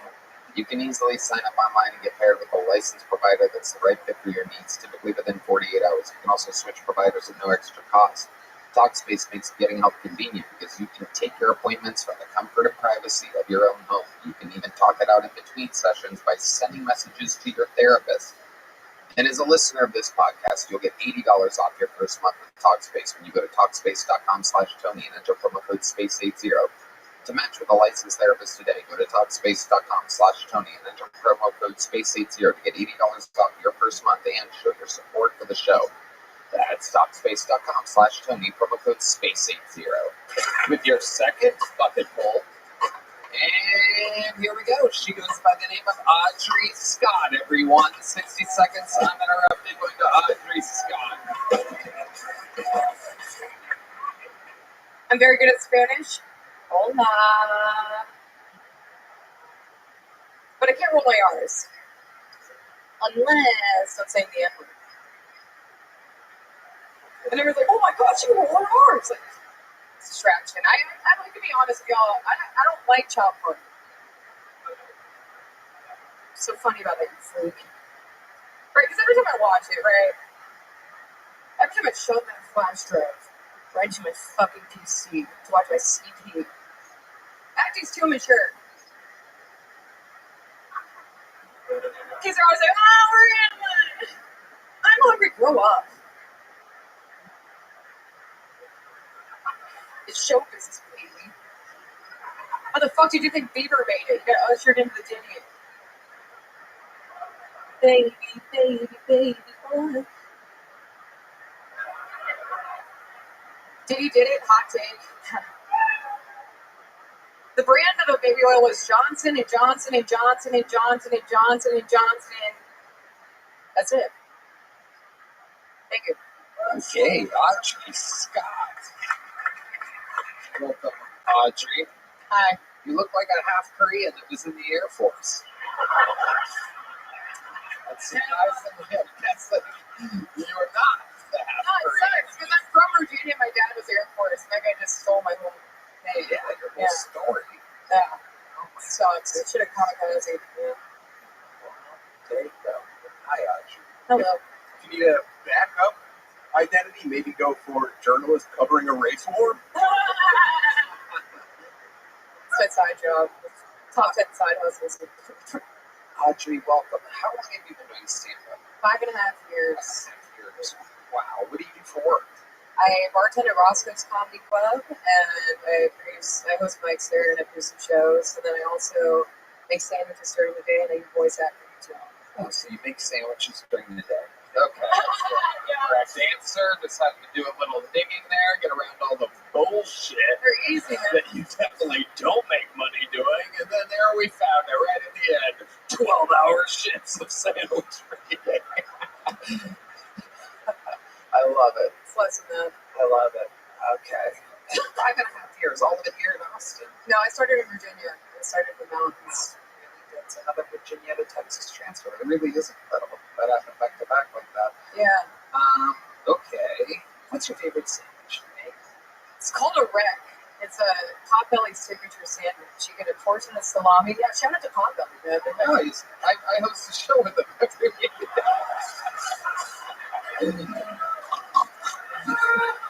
It's the best open mic in Austin. Free sandwich on the way. Yeah, it's roast beef, salami, turkey, ham, and then Swiss cheese on top. It goes pretty hard, actually, but it has some things on it. Audrey. What do you do for food? Sauce? I've been hula hooping recently. I got a hula hoop at Walmart when I was buying roach poison for roaches in my house. I have roaches in my house. They're really bad. But the hula hoop's been like really helping out. Okay. Yeah. Have you learned any cool tricks yet? No, I'm not like the EDM like slutty level, where I'm like, we're just wearing sequins and shit. But I'm getting like an hourglass figure from. I just go like this in the backyard. What kind of tricks should you know? You can like throw it and catch it. Yeah, dude, there's a whole fucking show you can do with that thing. You can hoop it everywhere. I can You do still the can work on the hips though. I can do the neck and the arm, but now I'm mastering the hips. So it's a new challenge. Get rid of that thing. It's the worst person at every festival. Hula hoop lady. Why? The fucking hula hoop. Dude, it's not. It's a really good exercise. Like, I don't want to go to the fucking gym and get filmed by an influencer, like a sweaty fat person on Instagram. This is correct here. The hula hooper is one level away from the person with like the ball on the rope. It's just like a side thing. I don't identify as a hula hooper. That would be weird. That's what I'm saying. You got to get rid of it now. Maybe I'll do pogo stick or unicycle or something. Pogo stick actually pretty cool. They scare me, man. Like they're Pogo stick. I've never been mad at someone on a pogo stick. Oh, really? Have you ever seen someone on a pogo stick? Yeah. But I was happy. They were shoving it. Let's talk about the cockroaches, Audrey. You let them. I didn't cause them, man. There was this bitch named Suzanne who lived in my house before me, and she left like a whole fridge of organic food in the house and just left it. And then the house was Did you make sandwiches out of it? No. You think I make sandwiches after getting off work making sandwiches? That would be psychotic. That would just be, I don't hate myself that much. That much. All right, I have a line. I hula hoop, but I don't make sandwiches for myself after I make sandwiches. But she left all this fucking product of like cabbage and like organic steak, There were roaches in the fridge. In the fridge. They were in the fridge. How do they get in the fridge? I don't know. I don't know what's going on. And I spray them all the time. And I live with like a hippie who doesn't want to like kill everything. And I want to bomb the whole house. They won't let me. You won't let me. Yeah, it's bad. It's so bad. And you know, if a cockroach goes in your ear, it can't go backwards. So it just goes into your fucking head. Have you had a cockroach? You know, I don't know, but it's scary to think about. All right, bring up the scope. We're having the first ever Kill Tony ear roach off. Let's go. Let's go. This is incredible. It's bad. It's really bad. If you had to guess how many roaches you see on an average day or night. Oh my god, it's so bad. I keep going in my kitchen because my room is clean. Because believe it or not, like my room is actually not a bad place to be in. But the kitchen's hell. But doubtful. Yeah. I know. That's why I said believe it or not. That's why you ever asked or gotten an exterminator? I've been begging for one. I've been begging for an exterminator. Yeah, but the main roommate, like he's the one who like keeps the information to the landlord. Yeah, I can't just directly talk to Dana for some reason. Is that the landlord? That's Dana. Dana's my landlord. Yeah. Dana. Was it an olive branch? It's an olive branch. Outside my kitchen to say my new apartment of the week. You're doing pulp behavior to get his attention. Yeah, I even tried, like, I bought these Amazon, like, they're like, oh, we use, like, certain sound frequencies to get rid of them. They just started dancing to them. I swear to God, yeah, they just, like, liked it. They Our senior cockroach correspondent, Brian Redman, says that does not work. He would know. If there's anybody that has food scattered around his kitchen. But I would say on average, I see fucking 12. Okay? Oh, wow. And they're big and small. There's the big ones and the tiny ones. I'm going crazy. I'm going insane. You should see how many live ones you can fit into a sealed envelope and give that to the landlord. Yes. That's a great idea. I don't want to tell you, like, I love every other bug. I'm a huge bug fan, but they really... I sprayed one 20 times. It took me 20 times to spray one with poison for it to die. Okay. Well, Audrey, absolutely incredible. Thanks. Here's a little joke book. Deal with that. There you go. Get down. There she goes, Audrey, ladies and gentlemen. On to the next one we go. On to the next one. This looks like an interesting name. Oh my goodness. There she is. The one and the only Heidi. Look, just making this stage nice. Fixing the logo halfway. Halfway fix of the logo. Just a few degrees away from a perfect turn of the logo. But she tried, you know what I mean? Ladies and gentlemen, this looks like a fun name. Make some noise for Neil Rubenstein, everybody. Neil Rubenstein.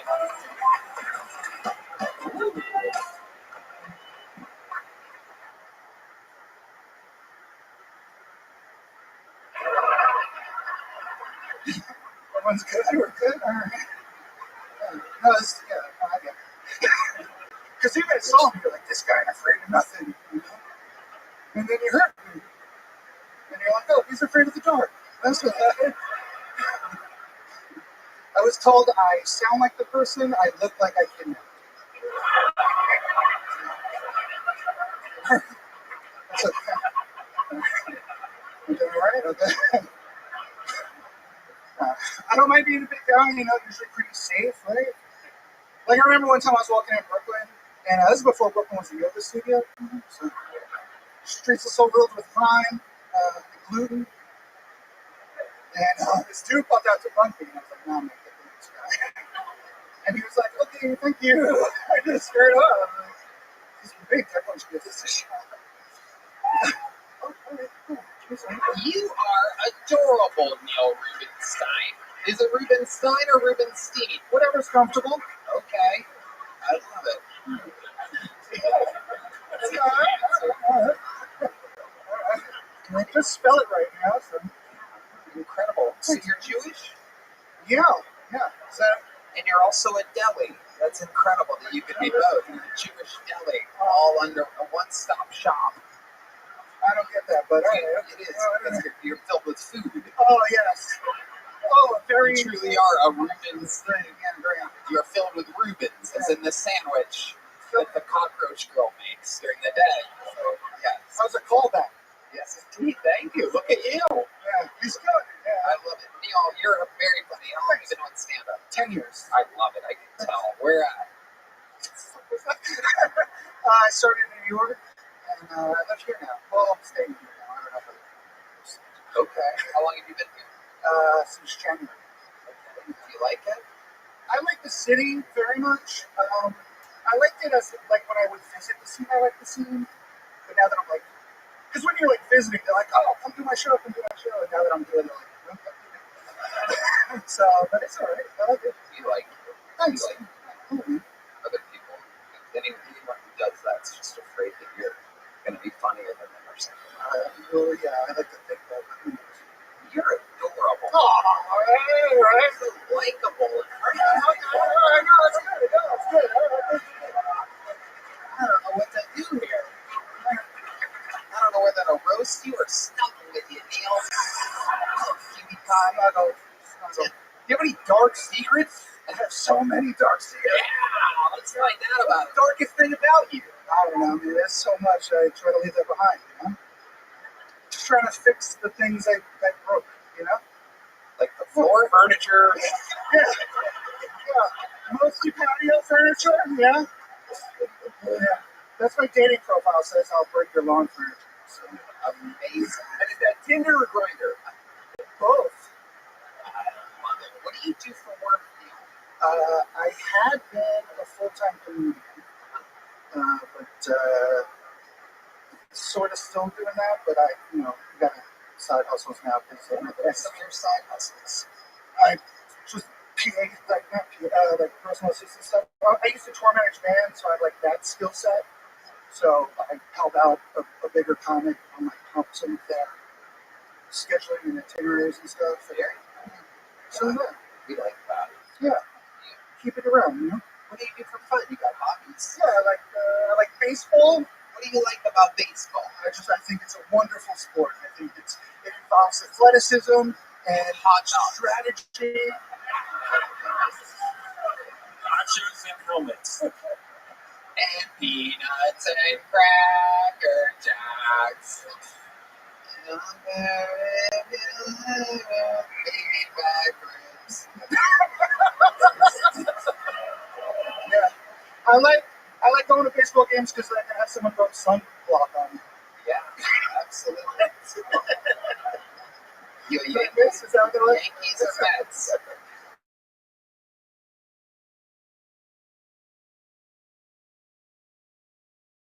Mets. Okay. A bigger Mets fan. Bigger in size or in? That's all I know. I'm not that big. I'm like 6 foot. Mr. Mets head under this shirt right now. You said you're not that big? What are you trying to say? No, I'm saying like this. I mean, I'm tall. Yeah, that's a word. I'm not like accusing a rascal fat. I still fit in the booth at Applebee's. Like I'm just a. That's a great measurement system. Yeah. Like airplane bathrooms are difficult, but fucking food. Absolutely. Yeah. You have trouble? No, he doesn't. No, like you are 3 Carlos Sosas worth of humor. Don't look at my band. I'm just saying, like, why do you Don't compare yourself to my band. Don't you dare. Over here, Neil. Over here. You son of a bitch. I like them so much now. They're great. They really are. I kind of look like I'm Red Man Back from the Future. You tell him, don't do it. It's still time. Don't do it. Don't do it. Oh, you know how to tickle my heart, Neil Rubenstein. Red Man, that's your looper. You have to kill him.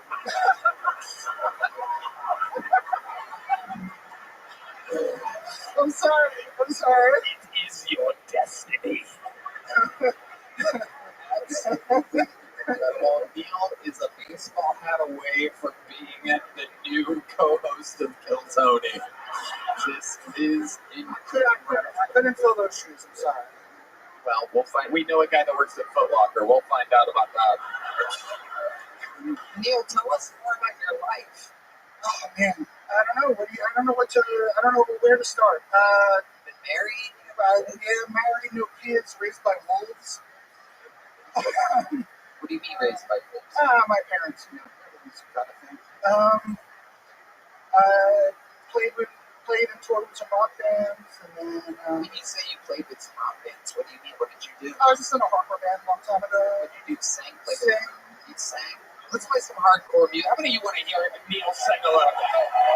Oh, no, you have to. A one, a two, a 1, 2, 3, 4. Come on, Neil. Look that way. Come on. I have a tiny voice. Hold on. All right. Stop.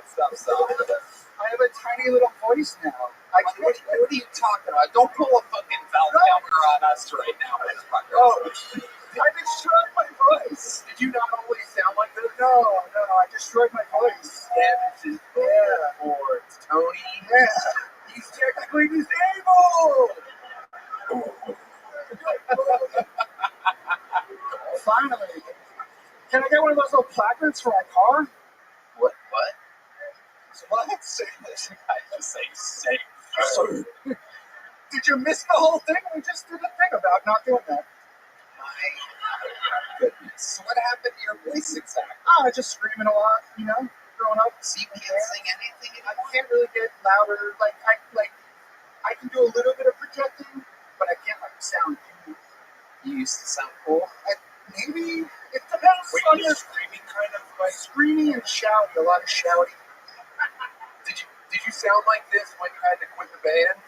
No. I don't know if I can sing that song anymore. It's for real, guys.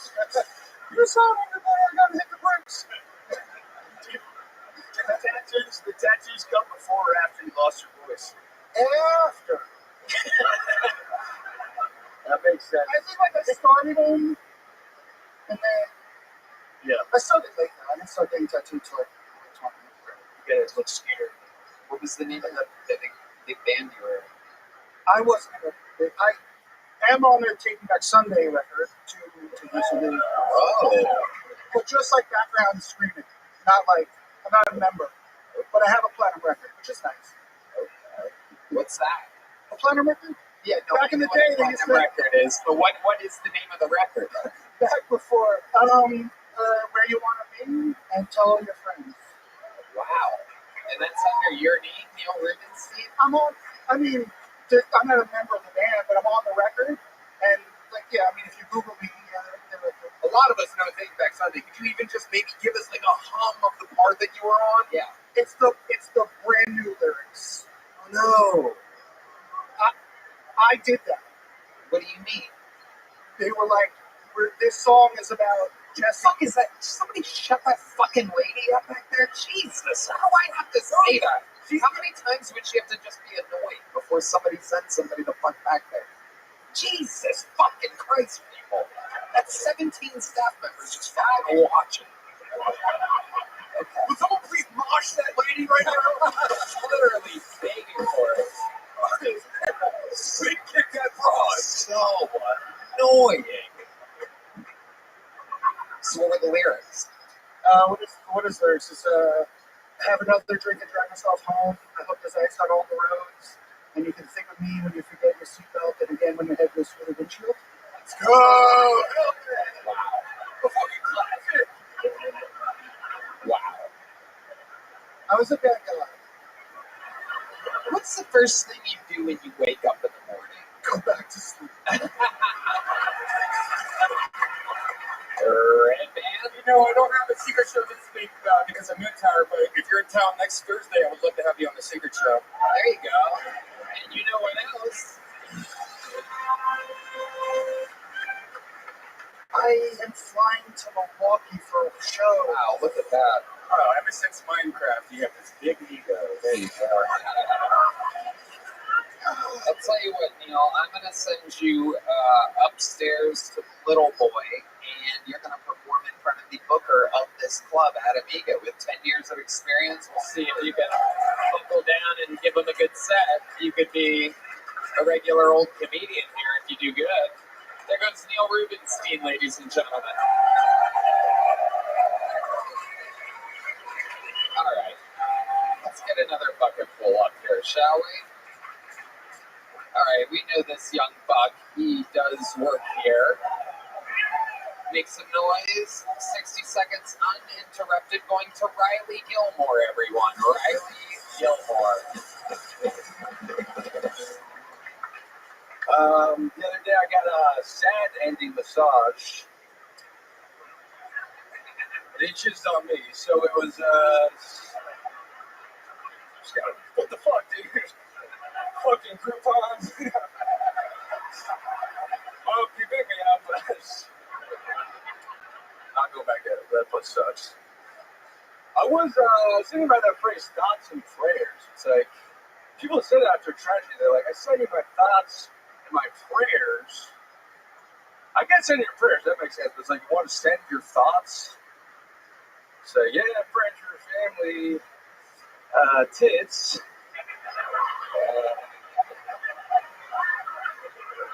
Taking back in the bike. What else?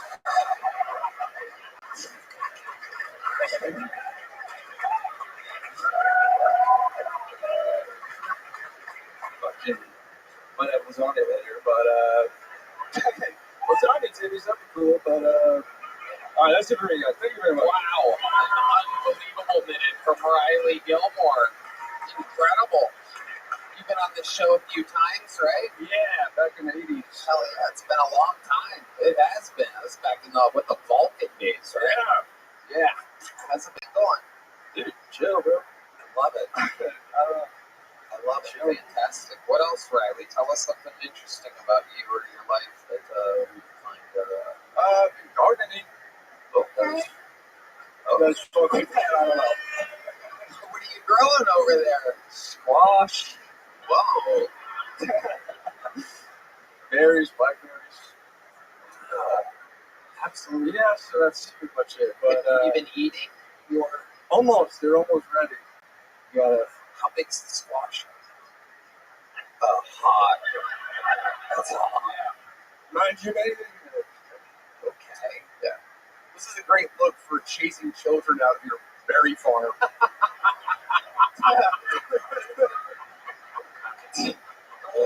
I'm trying to keep those kids away. They keep fucking... Oh, man. Mr. Gilmore's looking through the window. Oh, let's get out of here. No, it's only Gilmore!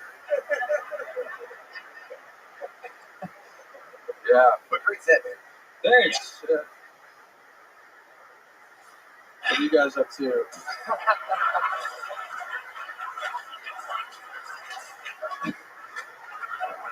That's one of the all-time great moments in the show's history. That is a first.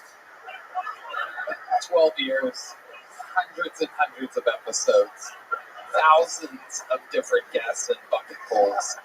It is the first time anyone over there has asked us what we're up to. It's the first time for everything. So, yeah, okay. With it, man. We're podcasting, dude. Oh, hell yeah. I love it. Tell us about being a comedian in Austin. Wow, it's a crazy life, you know. Lots of pussy. Basically, I just have to take out the trash after you guys leave. I do see you doing that a lot. Yeah, I love it. You are like the trash guy. You ask for that around here. Do you ask for that? Yeah, no, they promoted me. I used to work recycling, but no, I just love it. You know, I love cleaning. And so, I'll get you later, bro. I used to be a trash guy. I love being a trash guy. Fuck yeah. I would sneak beers out when I was taking the trash out. I would just drink. Oh yeah, dude, I trash. bro. You gotta squirt it and fuck up, smoke a cigarette by the trash. I've never been a trash guy, but I was known as the garbage guy a couple months ago in the news. Nice. Riley, give us one more crazy fun fact about your life. I can do a good lion impression. Oh, this is very exciting.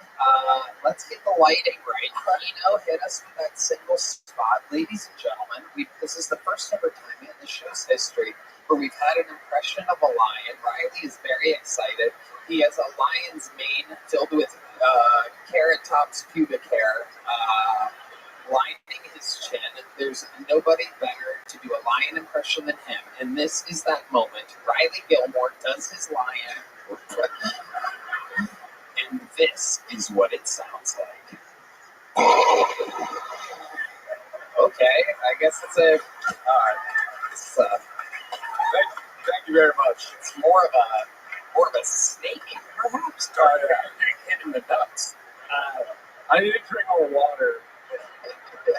It's a very parched lion. Can I try it again? Yeah, you want some? This guy's offering some water. Yeah. Yeah, the stranger in the front row. Thanks, bro. There it is. Some fucking $15 water. Should be very good. You're not lying. All right, here we go. Oh my God. This sounds like fucking Neil Rubenstein adjusting his sleep apnea mask in the middle of the night. I'm not even that big. I'm not even that big. Here he is, doing the lion one more time. Ladies and gentlemen, anything can happen.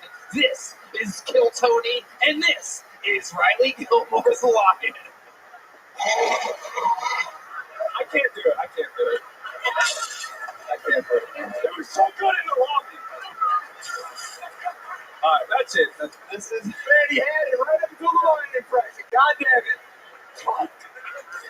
I think we got to sanitize that microphone. This guy lost his lion voice. What lyrics did you write for Taking Back Sunday? Let me try to say it. I'll do an owl. Okay, all right. But you know what happens here, ladies and gentlemen. If your lion ain't working, go with the owl. We've never had this before. Hundreds of episodes. Tens of thousands of hours. Ladies and gentlemen, this is the first ever owl impression in Kill Tony history. Brace yourselves for the owl of Riley Gilmore. Wow, we're getting word. We are up for the first ever podcast ending. Unbelievable. Riley, I would love to have you on the secret show next week. Thanks, bro. You have one of these? You already got one? Yeah. There you go, Riley Gilmore. Wow, how much fun are we having tonight, huh? This is a fun episode. Hello, this podcast is sponsored by Voodoo Ranger Mini Rippers. Guess what? The best beer on the market just got a whole lot better. Mini Rippers are mini cans of Voodoo Ranger's highly drinkable Juice Force IPA or Tropic Force IPA. These mini cans are great for moderation, storage, portability, and convenience. Look, I love beer, but sometimes drinking a big tall glass of an IPA is a little too much for me. That's why I love cracking open some Mini Rippers instead. Red Band. Tony, I love Voodoo Ranger Mini Rippers. You need to try them if you like your beer staying cold down to the last sip. Plus, their mini size makes them perfect pocket beers. You should see me in my cargo pants. Tony, they're lined with Mini Rippers. It's crazy. God, you sound ready to party, Red Band. From here on out, it's mini can full throttle because Voodoo Ranger Mini Rippers are the new go-to pep to start your night with a bang. Seriously, these mini cans are fun, warm, and pack a hell of a punch. There's nothing worse than drinking a humongous beer and feeling like you ate a loaf of bread. Find them nearby at VoodooRanger.com or in Red Band's cargo pockets. Hello! This podcast is sponsored by Via. If you haven't tried them yet, you're seriously missing out. Want better sleep, more focus, a little boost in the bedroom, or maybe you just need to chill out because your stress levels are currently at screaming into the void status. That's why I love Via. We're talking award-winning effect-forward gummies to calming drops, all made with organic lab-tested hemp from trusted independent American farms. Plus, you don't have to jump through hoops or get some weird doctor's note. Via legally ships nationwide, discreetly, no medical card required, no sketchy parking lot meetups.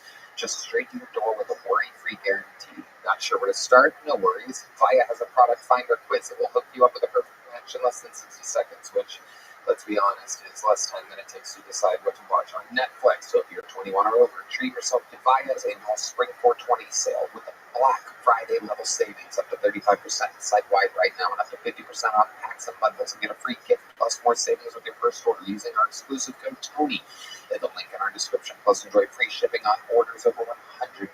That's code TONY in the link in our description after you purchase them. They will ask you where you heard about them. Please support our show and tell them we sent you. Enhance your everyday with Via. And we have pure momentum, so why don't we do something fun and special? Ladies and gentlemen, I present to you right now one of the greatest regulars in the show's history. Ladies and gentlemen, it's been a long time since he's been on the show, here to grace us with a new minute.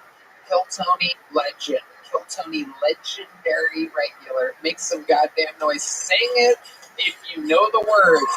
This is Hans Kim.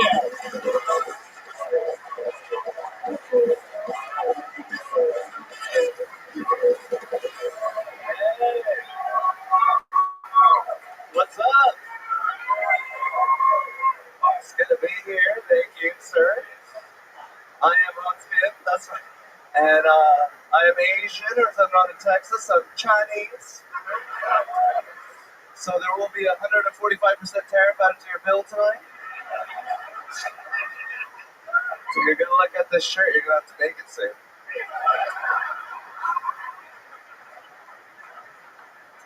Love seeing Trump do optional side quests for no reason. Like watching a cat play Oregon Trail. He's trying to get a mineral deal out of Ukraine. What is this guy, Cam Patterson? I'm not retarded, but I want your rocks.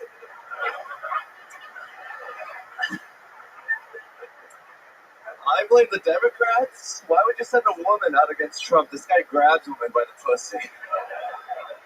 He's got a finishing move. He's 2-0 against women right now.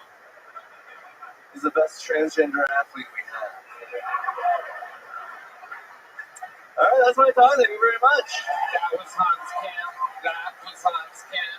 That was Hans Kim. That was Hans Kim. Hell yeah, Hans. Welcome back. Thank you, Tony. A fantastic set. Good to be back. Everybody loved it. Absolutely amazing.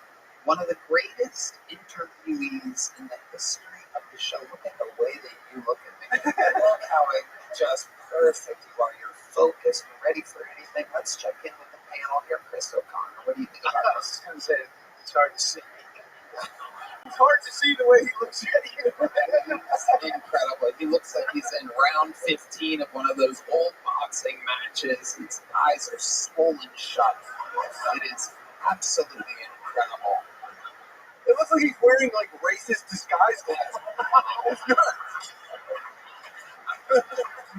Hans, catch us up. How's life been going for you? It's been going pretty good. Yeah. I'm good to be back, you fuckers. Whoa, he's got a little attitude to him. I don't know if I like that. No, I'm just kidding. We know. Tell us about your life, Hans. It's been a while since you've been on. It's been great. Been domesticated. Yes. I have a cat stroller now. You have a what? I have a stroller for my 2 cats. Oh my God. That is incredible. Raising them like veal. Yeah, exactly. How long? I didn't even know you had cats. Yeah, my girlfriend, she has a couple friends that can't take care of the cats, so they gave them to her. So you have just formerly owned cats. Yeah, used cats. Used cats. Just sloppy seconds. Just beat up pussy. Are they nice? Are they nice cats? They're very nice. They're great cats. One's fat and old. It's like a dog. It's kind of dumb. Huh. Yeah. I can see. It's like us. It's like us, right? One's fat and old, the other one's gay as fuck.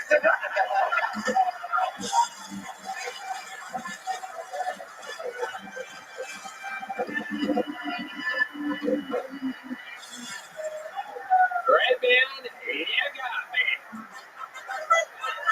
Wow. I don't know if I'll ever recover from that one.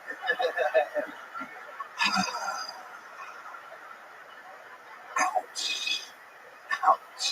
Red man giving thumbs up to the photographers.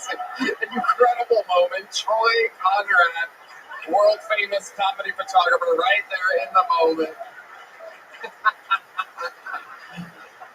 Red band's magic moment. All right, Hans, catch us up with what else has been going on. You have a cat stroller, so you walk your cats. Yeah, they hate it. Why do you do that? It seems like they wouldn't like that. They're house cats, right? Yeah, but it's like every creature dreams of freedom. And it's like you're taking them out in a rolling prison. They can't get out. Yeah, they're so Connor, what do you think? It's fucking psychotic. Walking cats in a cage. Also, what if someone sees you? Gayest shit in the world. Are you at all worried about your reputation? Are the paparazzi saying we got Hans TMZ, or we got Hans Ken walking two cats down 6th Street?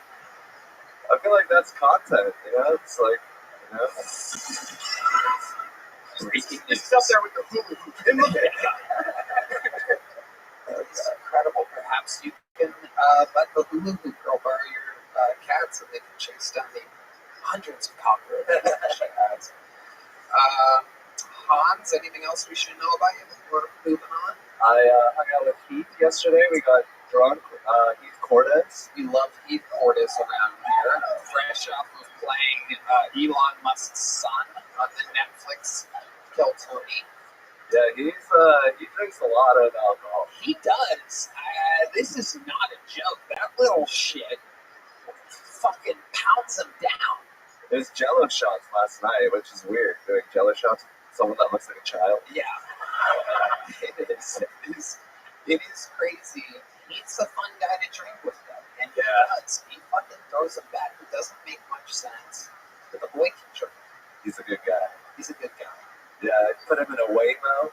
Just go. No driver? Also not a good look.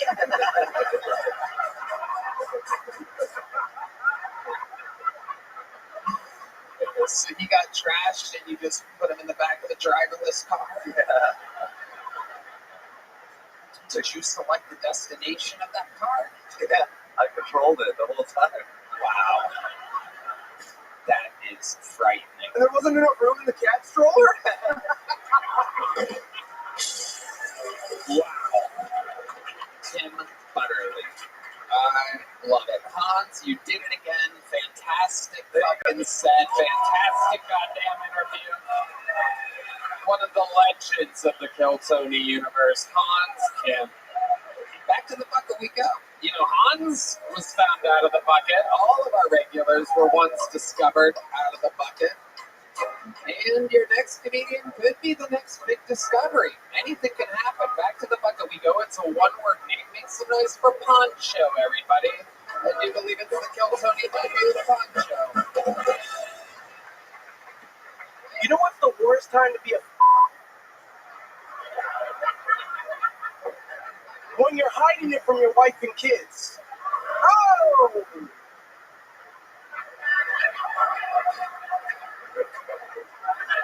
Oh!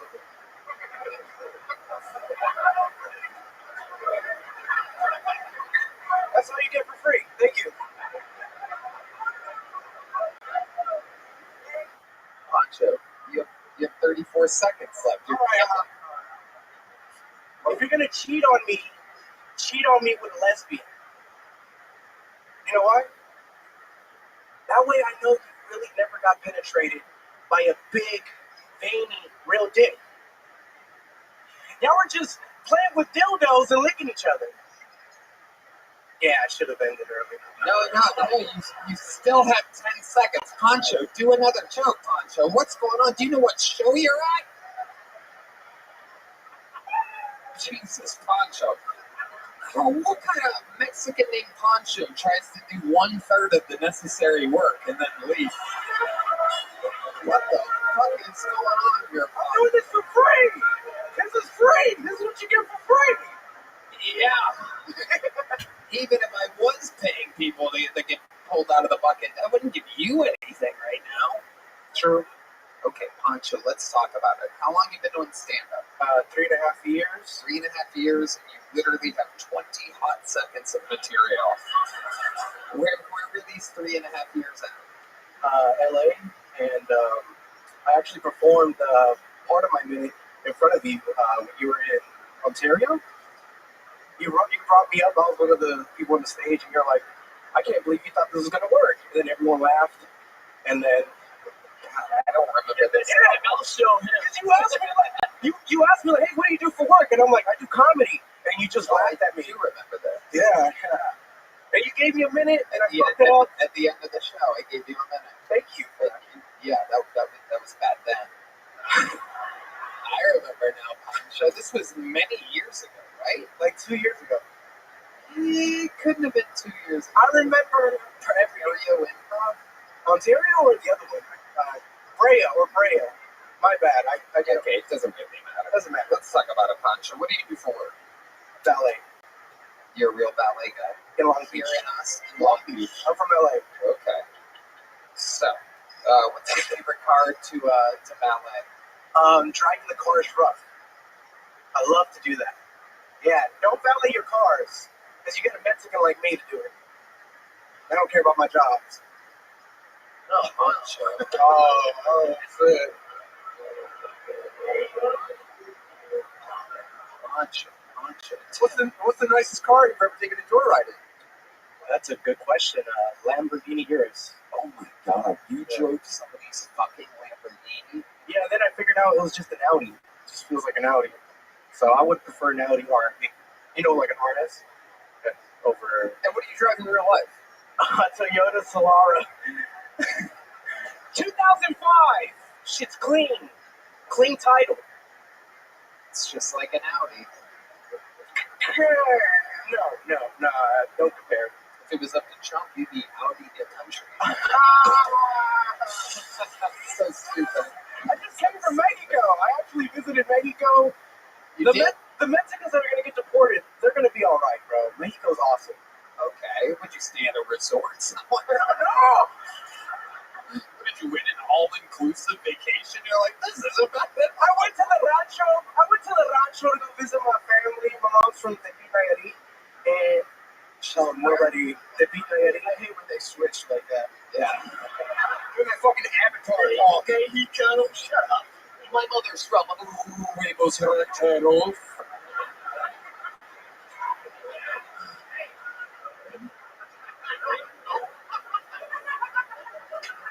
Where's your mother from?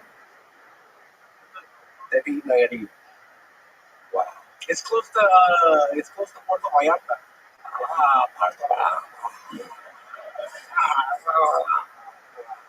Tapatio. What do you think is the most Mexican thing about it? That's a good question. I think I'm lazy. Not his work ethic, says Michael. Yeah, I'm really lazy. I'm really lazy. Michael throwing his own people under la autobus.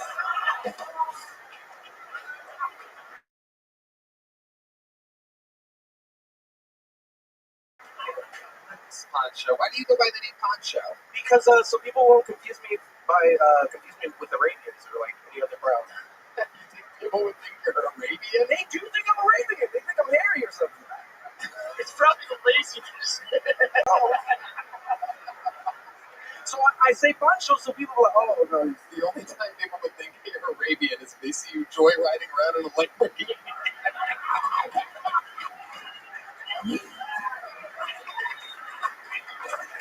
Poncho, here you go, buddy. Here's a little joke book. Oh my goodness gracious. Oh, and he gives the crown to Poncho. Poncho with a complete heel turn. Oh my God. Poncho turning on the ground. Heidi is here to fix it. Oh my goodness. And then a hero comes along. Poncho leaving with double birds. Double Mexican birds. For free. Absolutely. Absolutely incredible. All right. This podcast is sponsored by Shopify. You know, when Kilton we started, it seemed like we had to figure it out all on our own.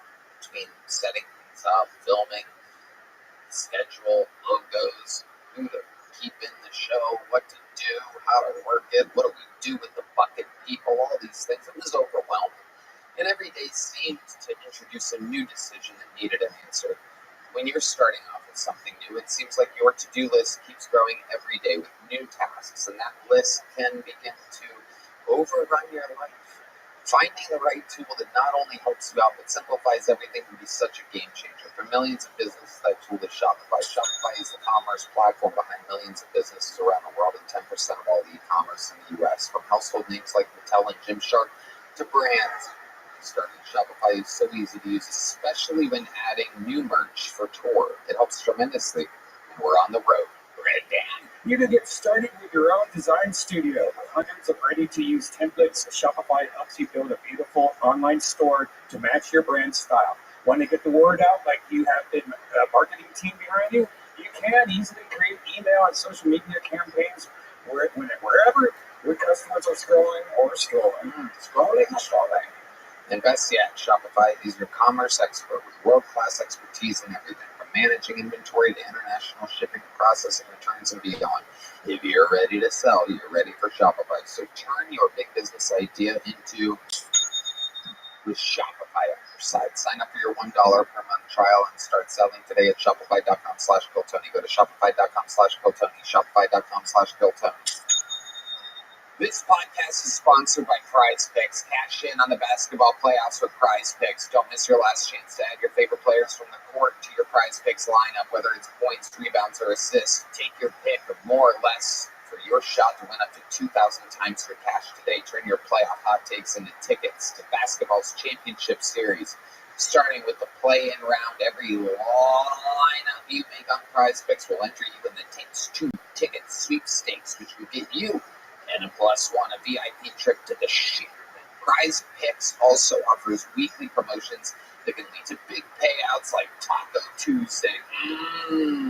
Each Tuesday, Prize Picks discounts select player projections up to 25% to provide even more value for your lineups. The basketball playoffs are here, and the action is heating up on Prize Picks, the best place to cash in on your favorite sports. Tony, I love Prize Picks almost as much as I love freaking playoffs. This week on Prize Picks, I'm selecting Luka Doncic for more than 28 points and Jason Tatum for more than 8 rebounds. Wow, Red Band, that is a superb lineup. You've really been studying up on basketball. I'm personally selecting Nikola Jokic for more than 25 points and Jaylen Brown for more than 4 assists. So download the app today and use code Tony to get $50 instantly after you play your first $5 lineup. That's code Tony to get $50 instantly after you play your first $5 lineup. Prize Picks, run your game. Your next bucket full goes by the name of Jordan Pablo, everyone. Jordan Pablo. We're having fun here today. Pancho Pablo. Hello, guys. I couldn't tell my ex-girlfriend what I was into in the bedroom, because then none of her friends would wear open-tongue shoes around me.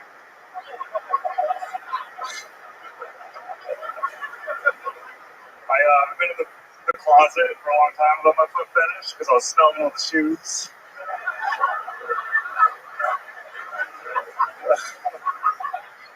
I don't know what you guys are trying to do when you meet the right lady. I'm just trying to get off on the right foot. I don't know. Even when I get with a girl, I don't even know what the fuck to do. I was with this girl the other day. She's like, choke me. I'm like, is it that bad? She's like, no, I've been bad. I was like, no, you are great. Thank you. Okay, 48 seconds of Jordan Pablo. Jordan, welcome to the show. It's your first time here. Yes, sir. How long have you been on stand-up? 5-ish years. 12 years. Where at? Colorado. What do you do for work? Waiter. Back there. Now I have no job. DoorDash. Yeah. You're a waiter back there. Now you have no job. DoorDash. So you live here now? I'm trying to put this together in order. Let's move to your answer. Yes, sir. Okay, you live here. Yeah, I just moved here. How long have you lived here? A week. Okay. A week. All right. What have you seen up the city? What do you know? What have you seen? I don't know. If you're interested in a valet job, you want to just look up. I don't know. I did acid Wednesday, and I went to the little room over there, and I was talking just like you. I had no idea what I was fucking doing. Wow. Well, that's the end of your career. And see concerts, comedy shows, LSD. Sometimes I try to talk. Are you really into feet as much as you've implied? No, that's crazy. You noticed that? Like, I only like. No, I just want to give my girlfriend a massage after a long day. My algorithm shows me 8 lot of them. But other than that, I don't like this. I just like the feet when your algorithm's showing you a lot of feet. Because like you're staring at the pictures of feet. And liking them and messaging. Yeah, I don't know. I like that. But like, it's hard to admit that to any girls. So I ease my way into it. I tiptoe into it. What else about you, Jordan? Any hobbies or anything interesting?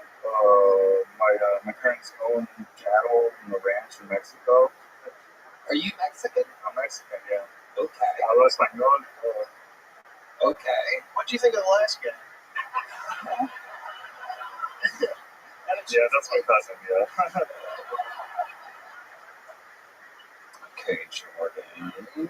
So you're door dashing. How's door dashing going on? It's horrible. Like, the pin, is just way off. I fucking never know which apartment number to go to. The building numbers are just all off compared to Colorado. Really? Yeah, I think they're not in order here. A weird order. I don't know that I don't understand. Really? Yeah. Okay. That's interesting. You find this to be a thing? Are you doing it downtown? Is that your door dashing downtown? No, freaking north side. In Pflugerville? Yeah, Pflugerville. Whoa. My dad's ham. Yeah. Okay, it's Red Band that you've been doing. The Duke of DoorDash. I love it. Jordan, what's your love life like? Real life. It's not bad. I just I cling to girls. I find a girl and she likes me. I pretend I love her, and then I just yeah. Wow. Yeah, it's kind of. I'm a coward. I don't know how to admit what I actually like. I don't know how to I'm afraid of conflict. It's a dumb thing. Yeah. What's the furthest you've gone out of your comfort zone for these women? Good question. I don't know. When I was 14 in Mexico, it was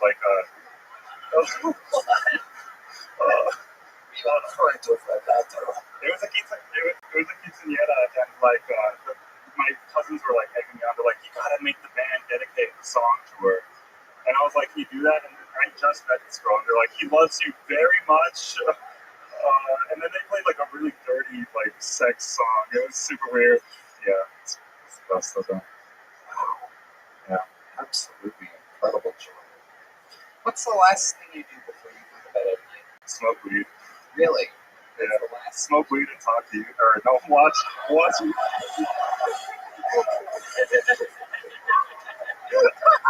Smoke weed and talk to me? Is that what you just said? Am I hearing this right? Am I fucking tripping? It sort of feels like this feed thing is really just cock. Yeah. Loves cock. Yeah. Tell these girls about your foot thing now. Yeah. I watched you. I'm a huge fan. I watch TikTok. That's my last thing I did. So you fall asleep watching the show? Yeah. Adorable. Adorable. You should have lied about that. That's what you should have lied about. Makes my dick hard, man. Incredible. Do your parents support you doing comedy? They do. They haven't heard a lot of my jokes, though. How old are you? 25. 25. Okay. Well, there you go. You're right on pace, Jordan. Here's a little joke book for you. There you go. Congratulations.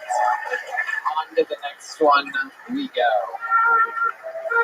Ooh, some Mexican music. They like that means the band likes Jordan Pablo. Notice Pancho did not get that kind of treatment. All right, your next comedian goes by the name of Gordon Dixon, everyone. Gordon Dixon.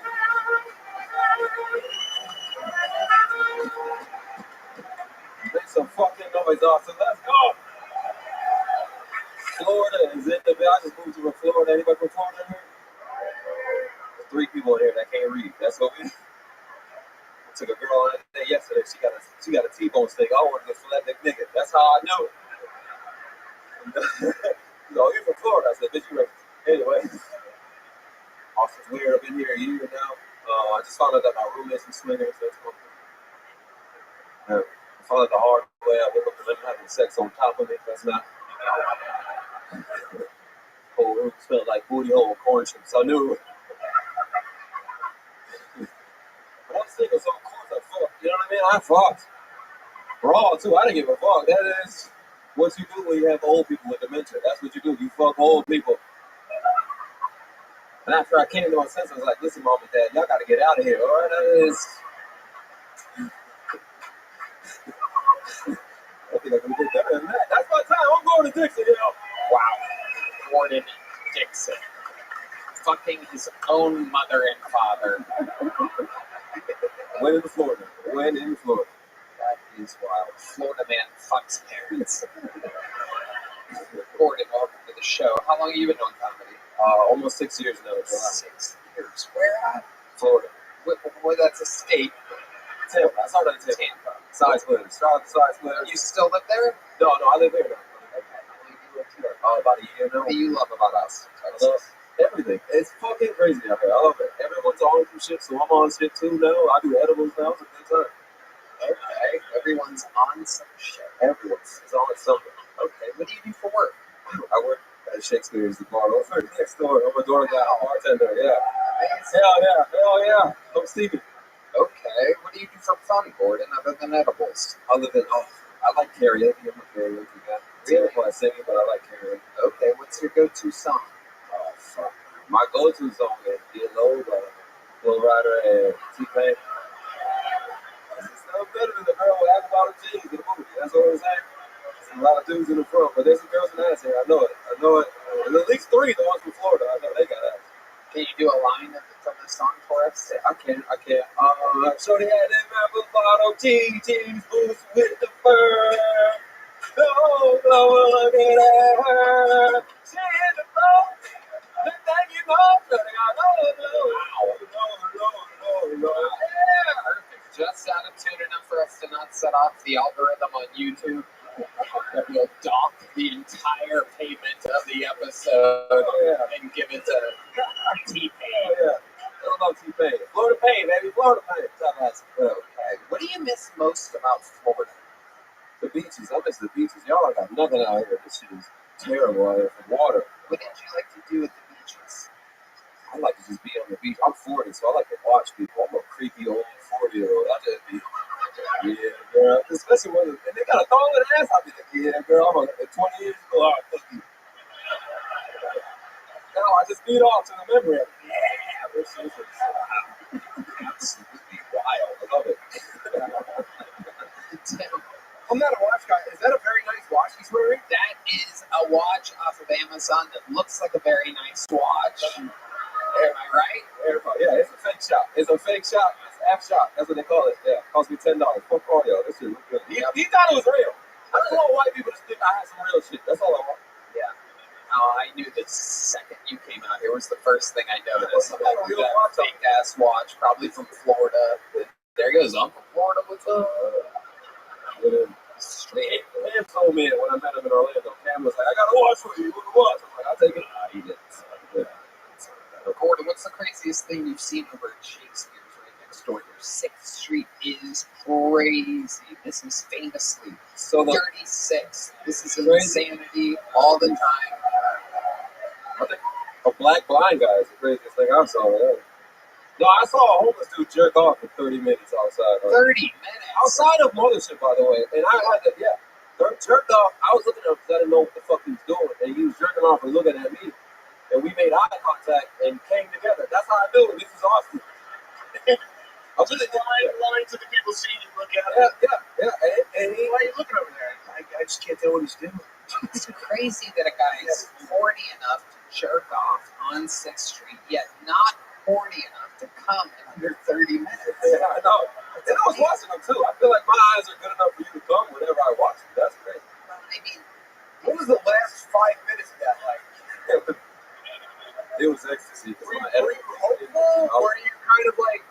him to not finish? I was hard as shit, so we were having fun together. No, but seriously, did he come? Did you see him I come? don't know. I called the cops. Bro. I was like, that's crazy. It's 20 minutes, man. You answered 30 minutes. Like that. That's crazy, bro. 30 minutes into it, you're like, I should probably call it.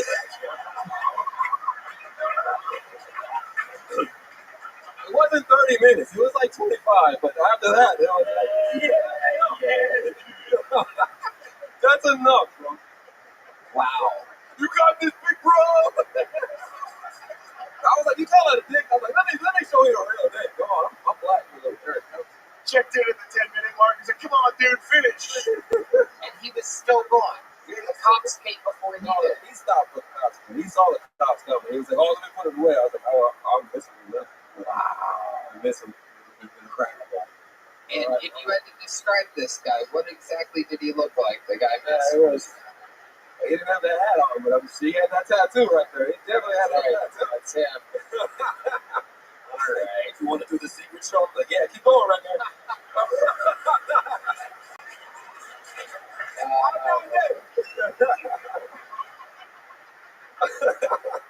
I'll be right back. I'm getting your green room. Don't kick me out the next time you see me. You're a good guy. What ethnicity are you? My dad is African and German. My mother was King Christian, which is African and Portuguese. So I'm white and white, black and white, white and white, black and white, black and white. I'm a white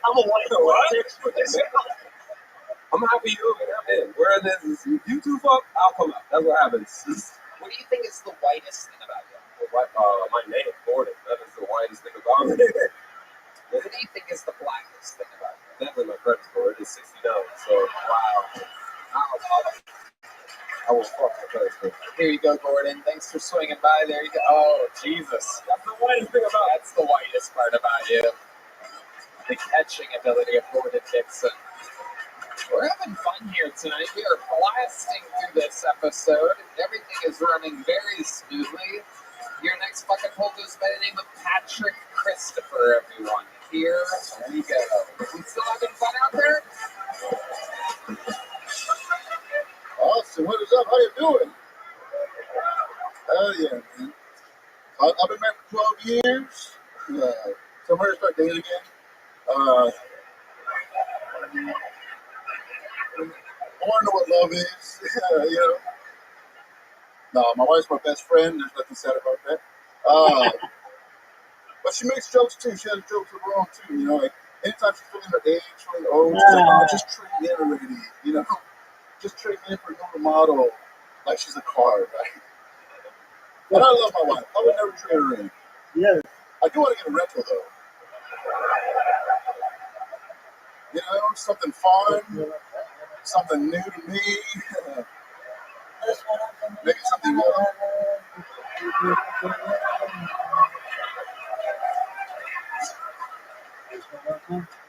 A lot of people don't get that joke, man. That one lady, what about a blue one? It's like, how do you know I like chunky bitches? Fuck yes. Patrick Christopher. Hell yeah. Thumbs up to the band. Woo! Patrick. Welcome. Chris O'Connor. I'm Patrick Christopher. I did not expect you to walk out. Yeah, dude. I get a lot of gigs that way.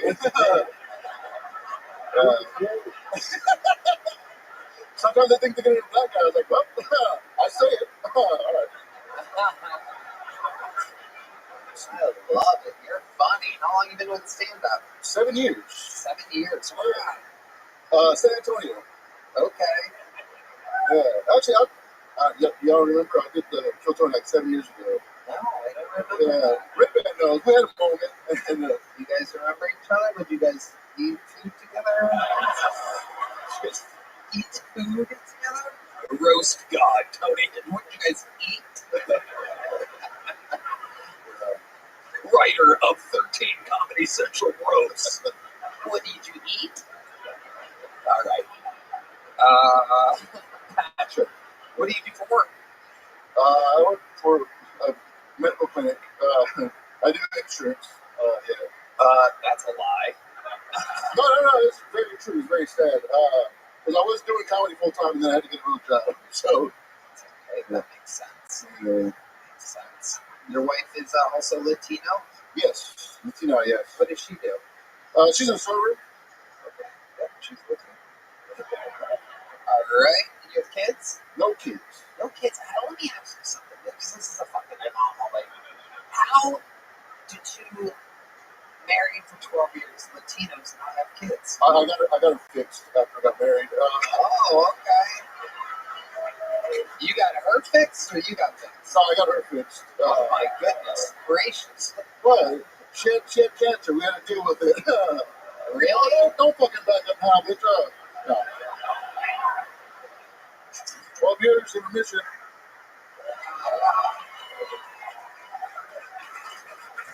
Zero kids. Zero kids. So she had what? Ovarian cancers? Yeah. Okay. Was that tough to go through? How long were you not allowed to fuck her for? It's been 12 years.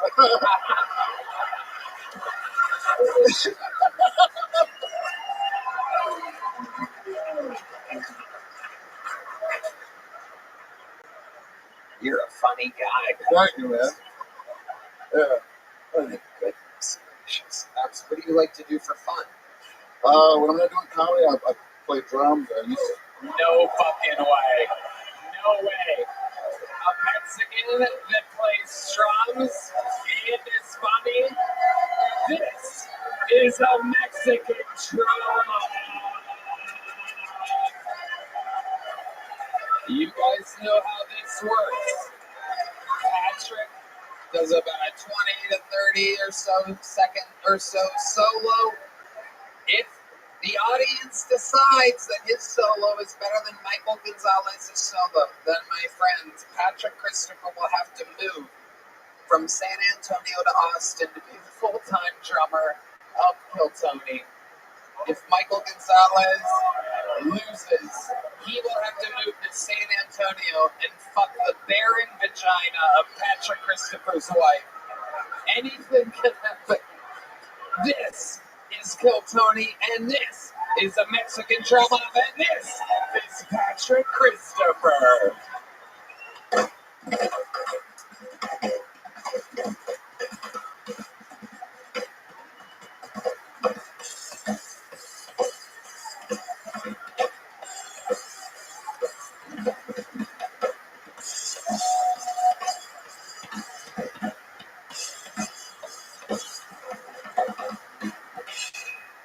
Wow. The crowd goes wild. Oh my God.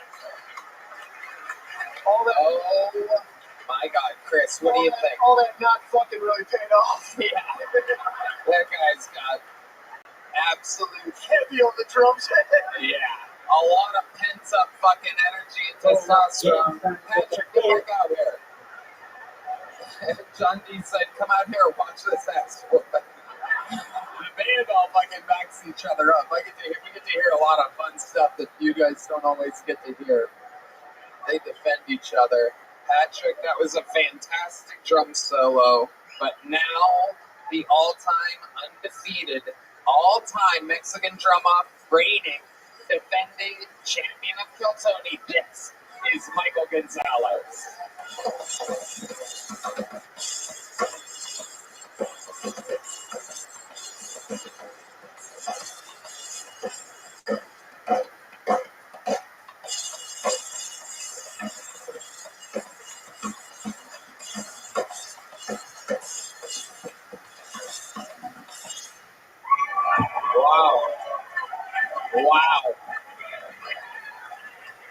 Wow. I'll be right back after these messages. All right. Come on. All right, how many of you have Patrick Christopher winning in this Mexican drama? How many of you have Michael Gonzalez winning? No doubt about it. No doubt about it. Patrick, get back up there. Yeah. How do you feel right now, Patrick? Out of bread, dude. I'm fucking out of shape. I said I play drums. I don't play drums currently. It's fucking.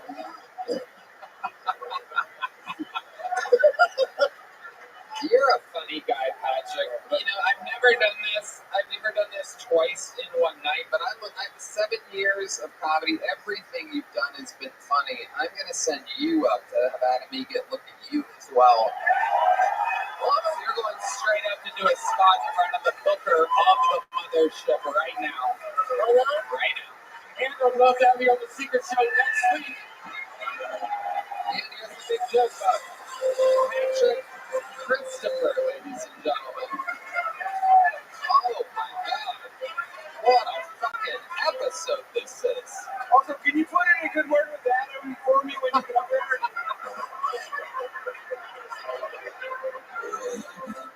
Even Tim hasn't gotten to perform in front of the booker of the mothership. All right, ladies and gentlemen, make some noise for Ray Cheneby, everybody. Ray Cheneby.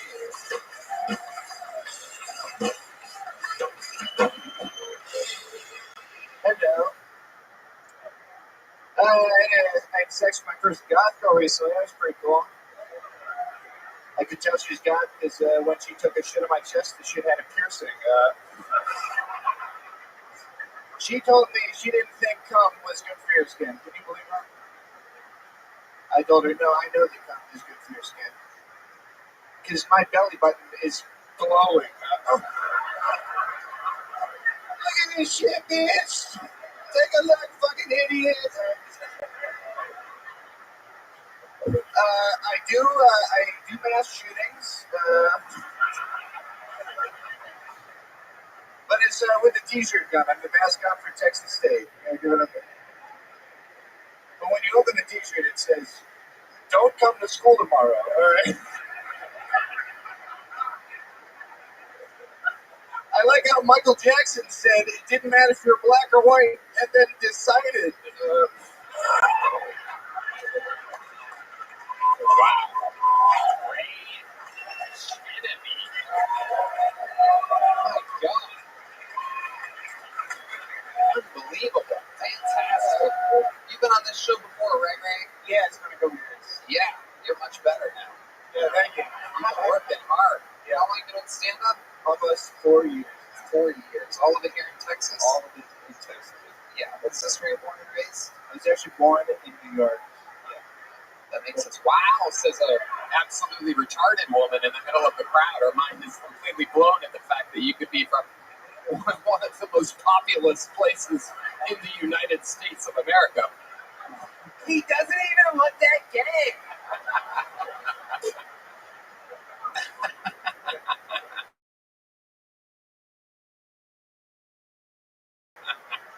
State New York? An hour north, yes. Yes, you have dark, frightening eyes. Right?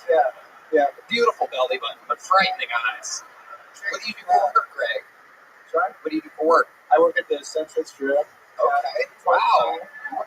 Look at this. Look at the CEO over here, the boss man. The proud boss, right? I do AD there, and then I'm also an AD contractor.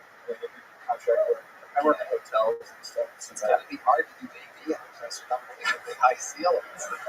Fill the rooms. I work very hard. Right? Yes. It takes a lot of work. Okay. What's it like working for Brian Redban? A lot of people say he's one of the nicest bosses, that he brings his extra donuts and stuff. He's great, yeah. My main positive feeling is that after Secret Show, I get to steal goodies and weed drinks. So that's the nice. There you go. I don't think by the looks of his face, he didn't know that you were doing that. Looks as though give him 4 weeks off. All right. I'm fucked. Holy shit. I'm Ray, what do you like to do for fun looking absolutely frightening? Let's see. Right now, I'm trying to learn Spanish really hard. Is that lame? No, it's good. What do you know so far? Just the basics. I can't really even communicate. It's taking a long. We just thought it was more like letting people shit on your chest. Yeah, I only know those words.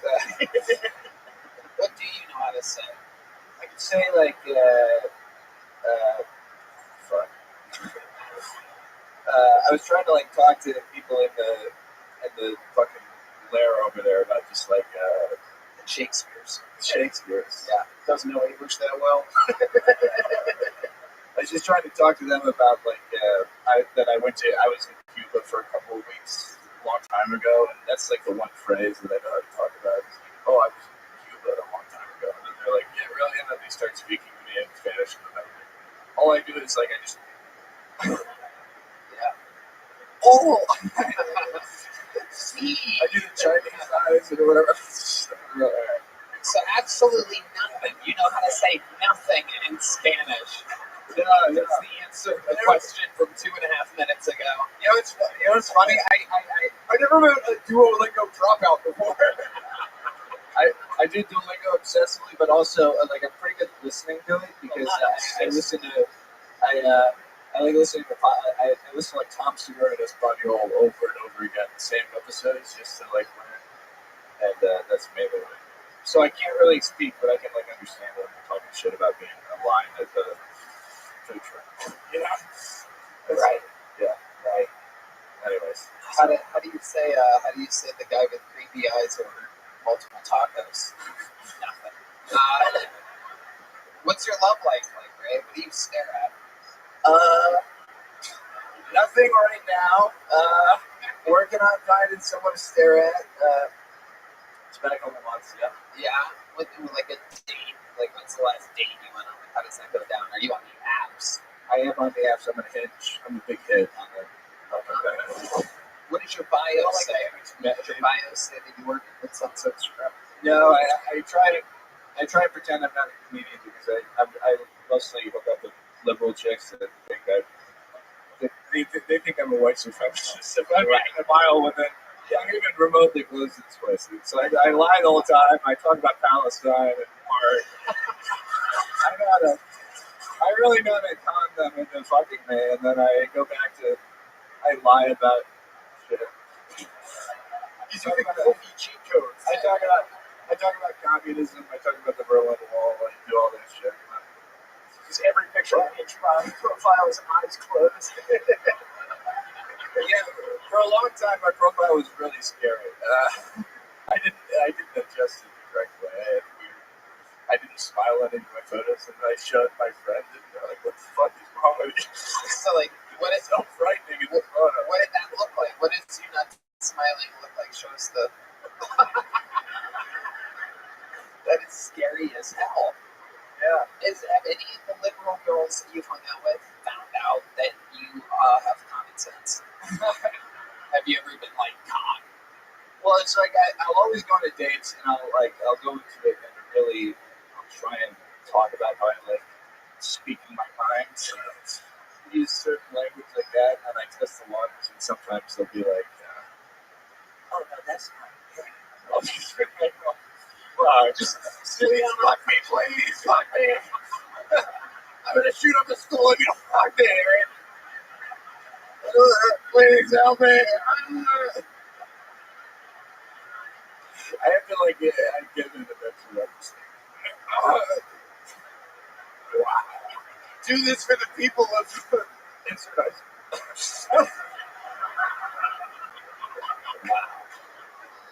Wow.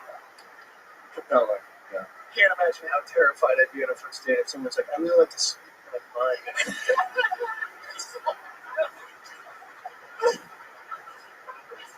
Thinking they're being clever. Ray, anything else crazy we should know about you before letting you go? Shit. I guess trying to become a citizen of Slovakia right now. Wait. Oh shit. This is some fucking crazy. Heidi, grab the map.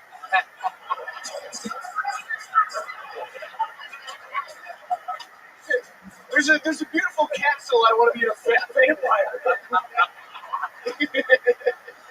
What is going on in Slovakia to where you are trying to become a citizen? Guarantee you haven't learned a fucking word of their language yet. 0% chance of that. Fucking. It's really a bad language. It's terrible. But God, if they're listening, I love it.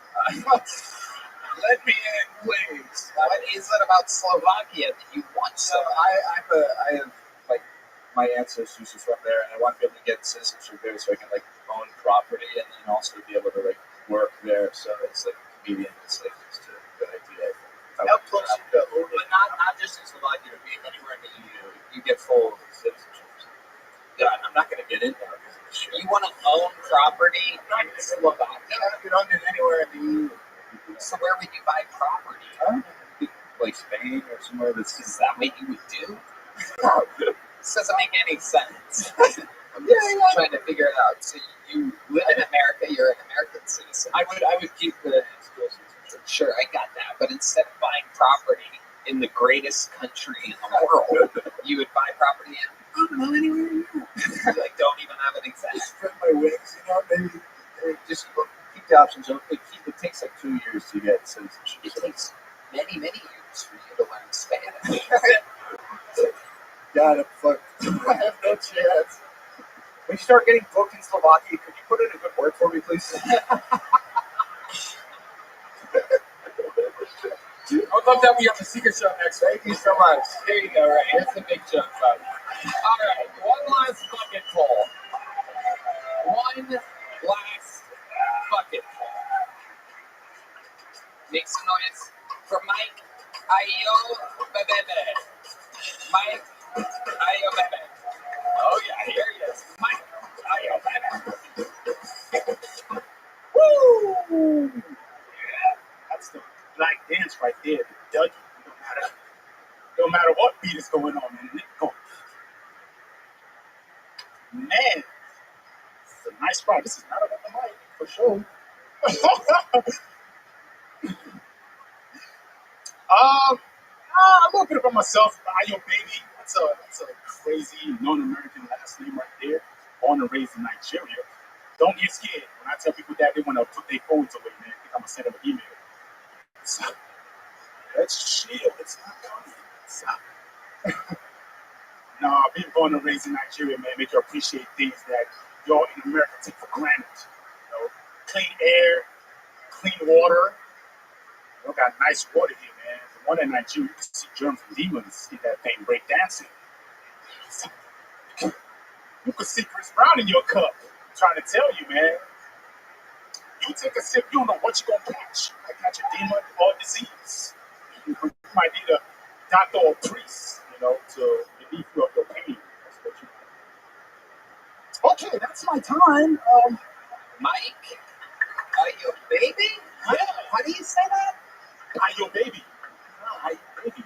That's a crazy last name for a black guy because it's also the perfect thing to scream at your dad as he's leaving you. No, I got a father. What are you doing your name? Hey, ayo, baby. Father, leave me. Both of them. Dad and mom. They both stay together. It's the African thing, man. Really? Yeah, man. When you poor, you stay together. Okay. And they're in Nigeria right now? No, they're in Minnesota. They're freezing their ass off. Wow. Yeah. That's where I landed first, in Minnesota. My goodness. What made you guys go to Minnesota first? Have you been to Nigeria? What? Have you been to Nigeria? I've been to Minnesota. I'd rather go to Nigeria, to be honest with you. You go to Nigeria, you're going to want to leave and go anywhere but Nigeria. I think I would fit in just fine there. Oh, Tony, they're going to smell you right from the plane, man. What is that? We got smell for What's that mean? Yeah.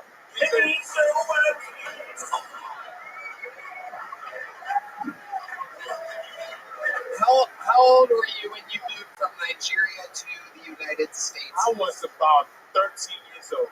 Okay. And what was the biggest difference that you noticed other than white people? Food. Okay, let's talk about Nigerian food for a second. Tell us about the cuisine of Nigeria. Go ahead. Man, we got the primary one is fufu. Yeah, sounds good. What's fufu? So fufu is like a doughy substance. It's made out of yams. You put yams and then you put water. You pound it up. They just turn it to. It's like a gangster ass mashed potato. Hell yeah. Oh, right there. That's the sound effect of flies all around the fufu. No, get out of here. Get out of here. Oh, man. Hey, it be like that, man. When it's hot, the flies come around. Absolutely. Yeah. Oh, yeah, fufu. We got that. Again, it's a doughy substance, and then the different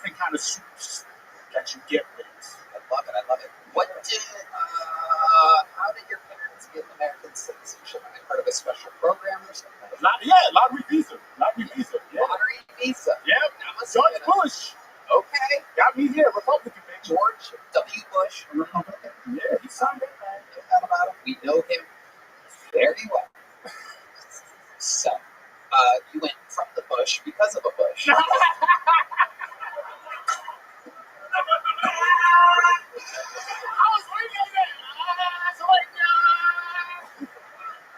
love it. George Bush took me out the bush. Have you ever seen a lion? Oh, man, we ate them all in Nigeria, man. They ran out. They bounced. Really? They went to freaking Botswana and there, where the white people there. Nice over there.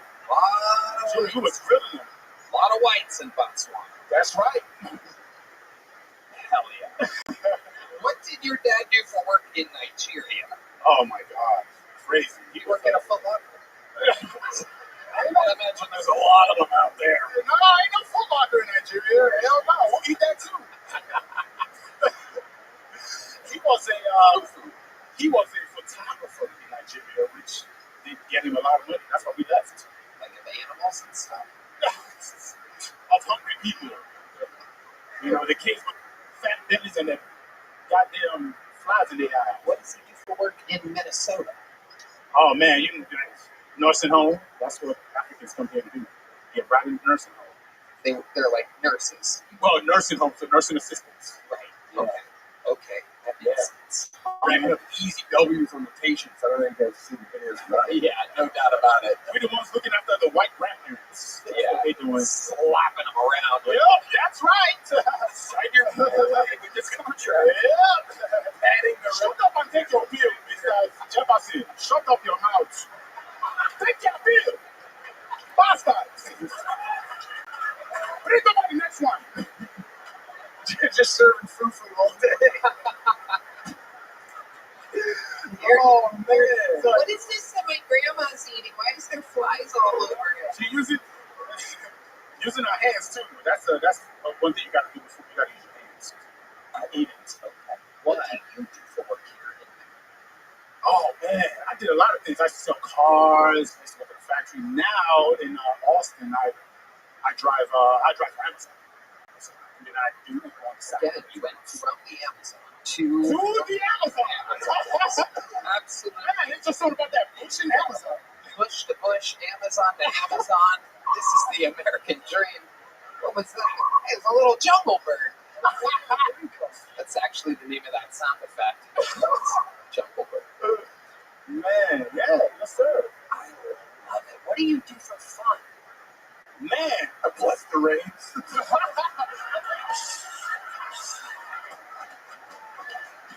Oh my goodness gracious, he's doing it. Why?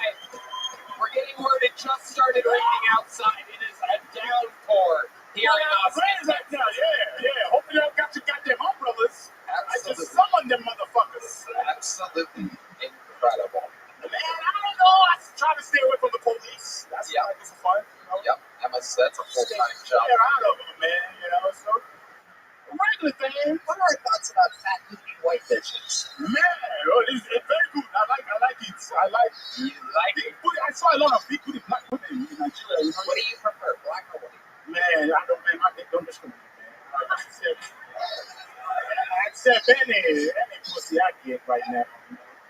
Amazing. When's the last time you got pussy? You seem like I got some coming this weekend. So you got something coming? Yeah, I got some. You should. I got some bread coming this weekend. Goddamn, some orders for Amazon. Yeah, some coochie on the way. You gotta come and try. Huh? Where's it coming from? Where's it coming from? Oh man, you know, she's Spanish. She's Spanish. You know what I mean? I try some new. Try a little Mexico. Wow. I've tried black. I was in Minnesota. I tried white a lot out there. Yeah. What do you notice the difference between the white vagina and the black vagina? Man. This one's on you. It's my vagina like a little rougher. Like a little rougher, man. I don't know that. When you say they like it a little rough, exactly. You can smack a white bitch in the ass and shit. Black women, they try to take in the missions, man. Oh, nigga, that's too hard. That's too hard, bro. You would think based on history that it's the other way around. Hey, man, these curtains look fly right there, man. It's a lot of. Anyway, Yeah. well, Mike, before I let you go, one more crazy thing about your life that makes you different. What's something that you're into that we would be surprised to know about you? I got a college degree. No way. That's right. Fucking finished, man. Wow. Ain't using it though. Relax, baby. Social science. I'm working on Amazon. Shit didn't help my black ass. I went to Winona State University. Well, I went to JUCO first. I went to junior college first. Rochester, Minnesota, Rochester Technical College, and then went to Winona State. What the hell is that? Did you say what your major was? Social work. My major, yeah. Helping people. Very noble. You are awesome. I like your style. The minute was a little rough. You're a little rusty. You guys, but you are so charismatic. The interview, absolutely unbelievable. Appreciate I think you keep doing spots, keep getting out, keep working it out, and you're going to be just fine. Mike, I yo baby. You can't even make it up. I yo baby. Well, there's only one way to end this show like this. William Montgomery is sick and Ari Matty is in Estonia, so I present to you one of the greatest regulars in the history of the show. Ladies and gentlemen, here with yet another new minute. The guy who misses less than anybody. He's always here. Never fucking says, hey, can I take a week off? Hey, I don't know. His work ethic is unbelievable. He is the undeniable, the one and only. This is Cam Patterson.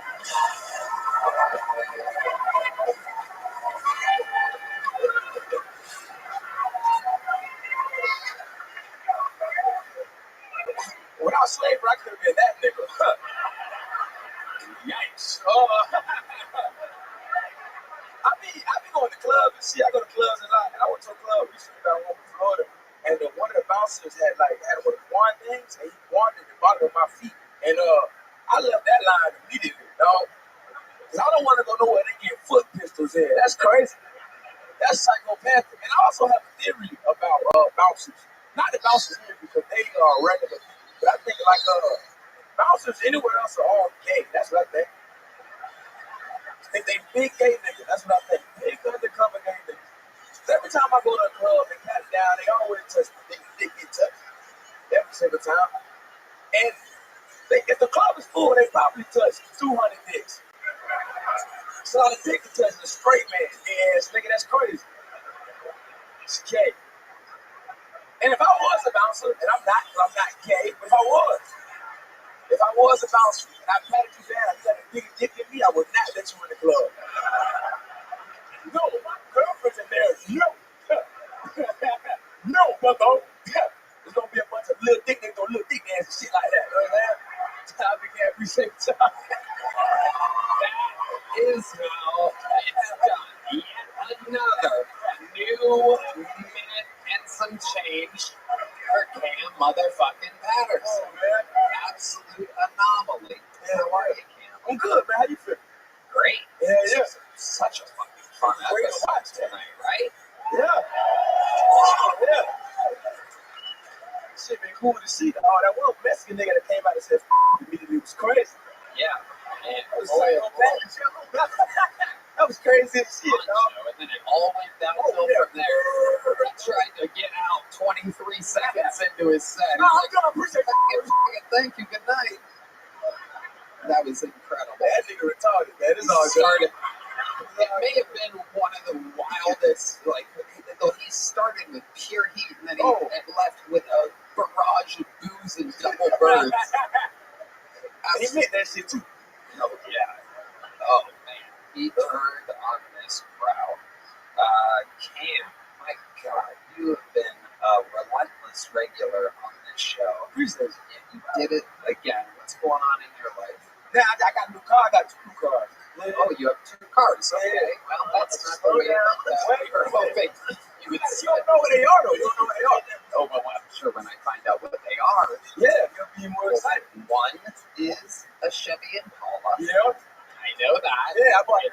20-inch rims. No. 24. 24. 24. Yeah, 24. Yeah. Okay. Yeah. Wait, you're 96, fuck, nigga. Oh, that's right.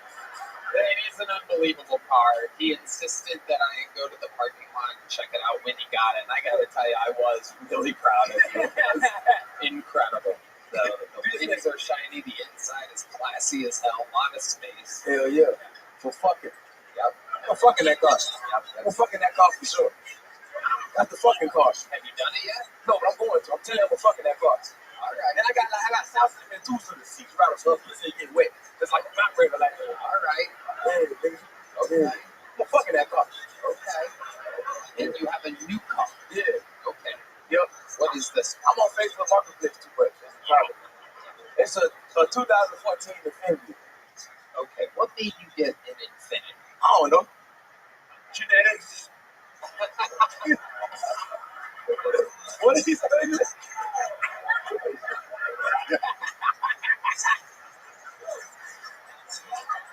My daddy had an Infiniti, my granddaddy had an Infiniti, everybody had an Infiniti. Your sister Infiniti also had an Infiniti.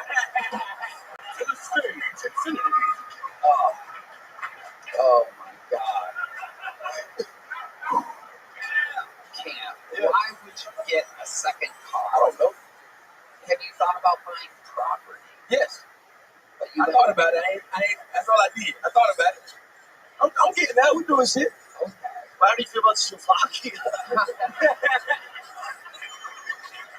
What is that? I don't fucking know. What is that? What color is this Infiniti? It's like I don't even know how to explain it. It's like It's that. got a wrap on it. It's like Purple. yes. I fucking knew it. I fucking knew it. No, but the second you said Infiniti, I'm like, I shouldn't ask him the color. It's kind of a boring question in front of millions of viewers. But I'll bet it's purple. I want to ask. I bet it's purplish. Fuck you, Tommy. I know. I can see the color. It's like purple. It's like almost black, but it's got like a purple tint. Okay. Plum. The John Dees, our senior black correspondent, is saying plum.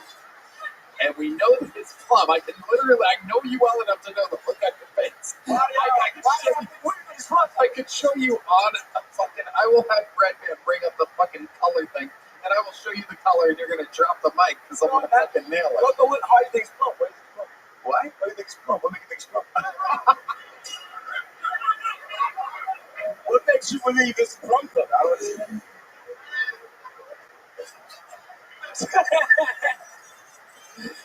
don't know. Okay. Well, that's kind of just like normal. Okay, maybe this one, this chart right You're here. about the rainbow. That's the thing. Well,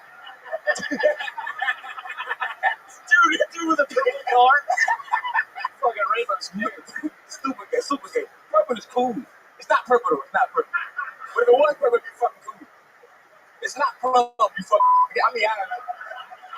I'm gonna pick this square right here. How close am I to correct? That's the fucking color. Go up a little bit. It's plum, dude. Pink? No, not pink. It's a little darker than that, but it's got that. You're wrong. If you had to say the color of the car, how would you describe it? It's purplish.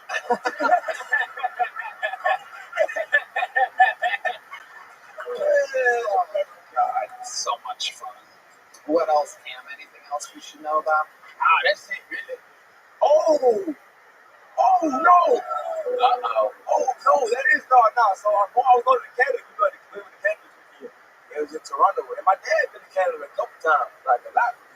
Kenny Patterson. Like a lot. Legend of Yeah. Kenny Patterson. He gets stronger today. So he go to Canada a lot. And then we went through the immigration what the niggas is? Customs. Yep. Customs. Went through customs. And the dude was like, y'all gotta go inside for a second. And so we go, it's me, my dad, and my sister. And we go inside. And we drove over from Buffalo. And we went inside. And the lady just called my dad over.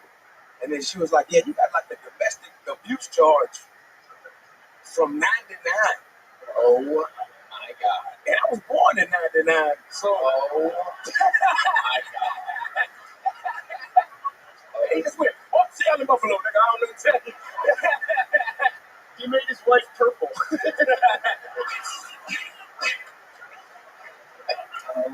And then they're gonna walk back to America. Really? Yeah.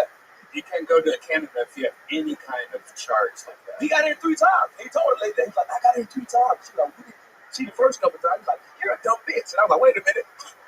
Don't do it again. Not here. This ain't the place to do it. Cam, you are the man. Thank you so much. Cam Patterson, ladies and gentlemen. Wow. Killing it, Cam Patterson. How about one more time for tonight's guests? Tim Butterly is on tour. TimButterly.com. Tim Butterly Show. Check out Dad Meat.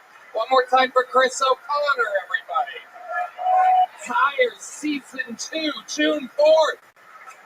Stuff Island is this podcast. Thank you to Blue Chew and Nicotine Pouches. These guys are on tour. Check them out. ChrisO'Connor.com and TimButterly.com. The drawing from Ryan J. filled this in. Thank you very much for having me, Tony. This was a fucking pleasure, dude. Tim Butterly. Chris O'Connor. Fun times, gentlemen. How about one more time for the best damn band in the land? Red Band. Check out the Sunset Strip, ATX.com. Love you guys. Go rewatch the Netflix special. Shout out to our good friend Shane Gillis for holding it down as the great Donald Trump, and Kyle Dunnigan and Adam Ray and everybody, Rogan, Segura, all the special treats, Jeff Ross, everyone. Live audience, thank you so much. We love you. Good night, everybody.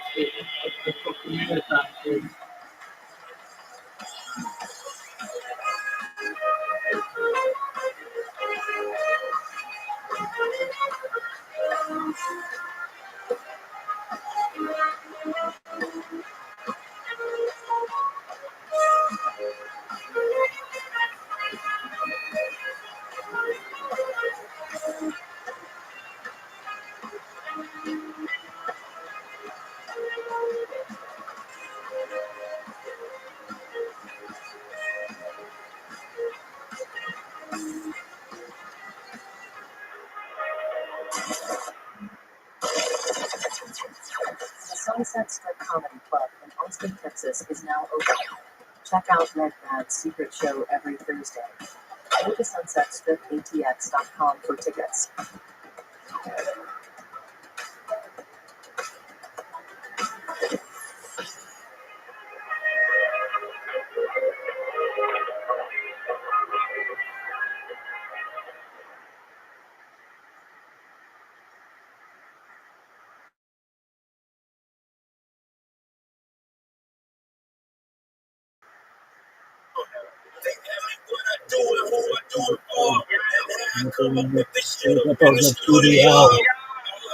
My birthday is a big booty house. Everyone for my birthday is a big booty house. Hey, this is Rabbi coming to you live from the Comedy Store. How you guys doing today? Fuck yeah. It's a big We got booty a house. brand new podcast here, guys. It's a big booty Episode, house. pilot episode. Let's bring the guy, the man, upstairs if he's here. Guys, give it up for Tony Hinchcliffe. I'm in the kitchen, yams everywhere. Gelato juice, I got pills everywhere. You the real nigga. What's up, guys? How's it going? Thank you guys for all coming out. I want to just tell everyone thank you for having us here at the Comedy Store.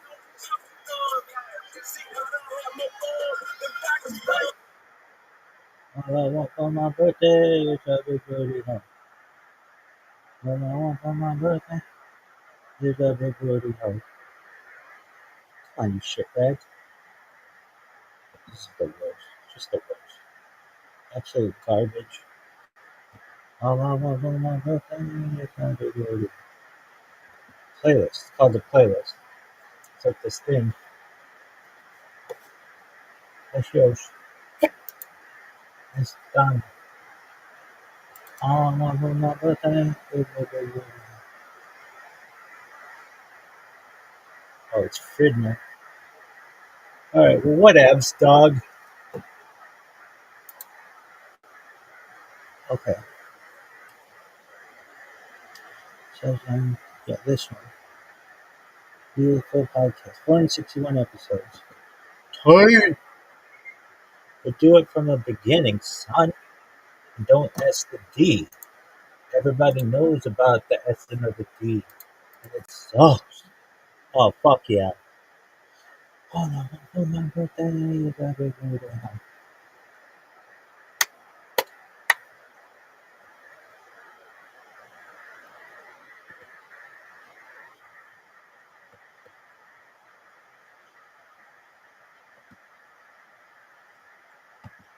All I want for my birthday is a big booty.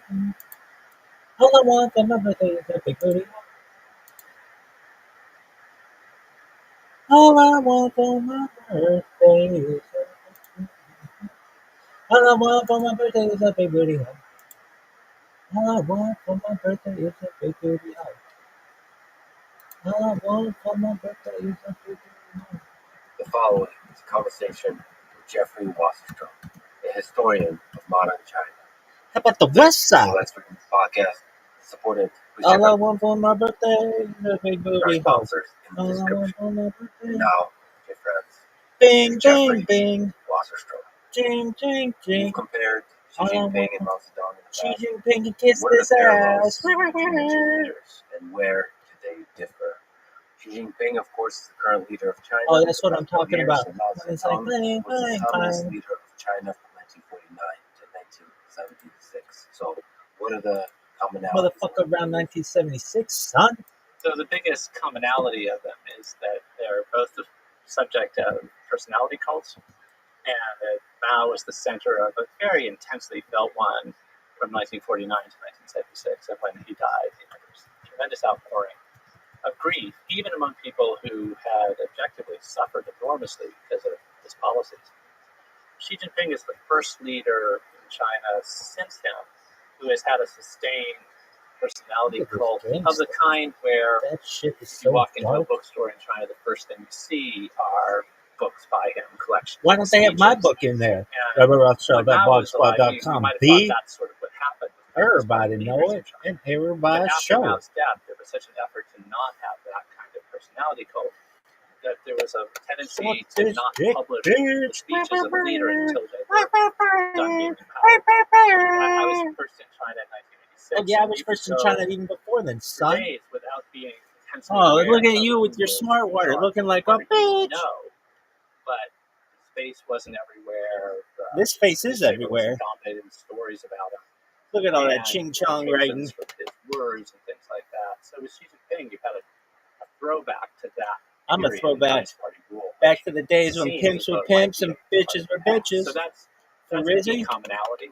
all I want for my birthday is a big that booty hoe. Mao really So this reveled in motherfucker's name is chaos Friedman? and turning I call things him upside Friedman. down. Why? In Why a the fuck sense not, that, bitch? He talked about class struggle, which came out of Marxism, but he also really I'll give his you class favorite struggle. work Class of this Chinese dick. popular fiction was The Monkey King. About I'm the this Monkey King. legendary Right, figure right, right, who was this Monkey King who could I'm a Monkey turn King. the heavens upside down. So he reveled in disorder and thought Throwing disorder up was gang a way signs to improve things. like Xi it's Jinping going out of was very style. orderly. He's This very motherfucker always concerned smells like with he's just stability and whiffed on a queef. predictability. Anyway, So you can see them as very, very different all that I way. want for Mao my also birthday liked to is a stir big things up booty like hoe. that. People And on this the streets, motherfucker got crumbs on his chin. clamoring. So Xi Jinping, even though he has a Man, personality, he cult, could have it's used not a manifesting itself. He doesn't like the idea of people on the streets in anything that Mao can't be Zedong was a controlled. freak in the sheets. So you can. There are a lot of ways that Was he? they're similar. Sure, They're dog. different. They're also Hear different. that And this fits with the horseshoe shit orderliness going that on? Xi Jinping Dog, quit talks sucking the positively about dick. Confucius and Confucian traditions. Confucian. Motherfucker had a beard like everybody's favorite Confucian traditions are rabbi. based on kind of stable hierarchies for the most part. And sort of All I want for clear my birthday categories is a of big superior booty and hoe. inferior, whereas Mao liked things to be turned upside down. He thought of Confucianism as a feudal way of thought that Look at had these broke moves. China down. Throwing So you up can come up gang with things signs that like a they're pimp. similar, and you can come up with things where they're really opposites. But Why? they both clearly Why didn't not? want to see China under rule by the Communist Party. And that's been a continuity, and that connects them to the leaders in between them too.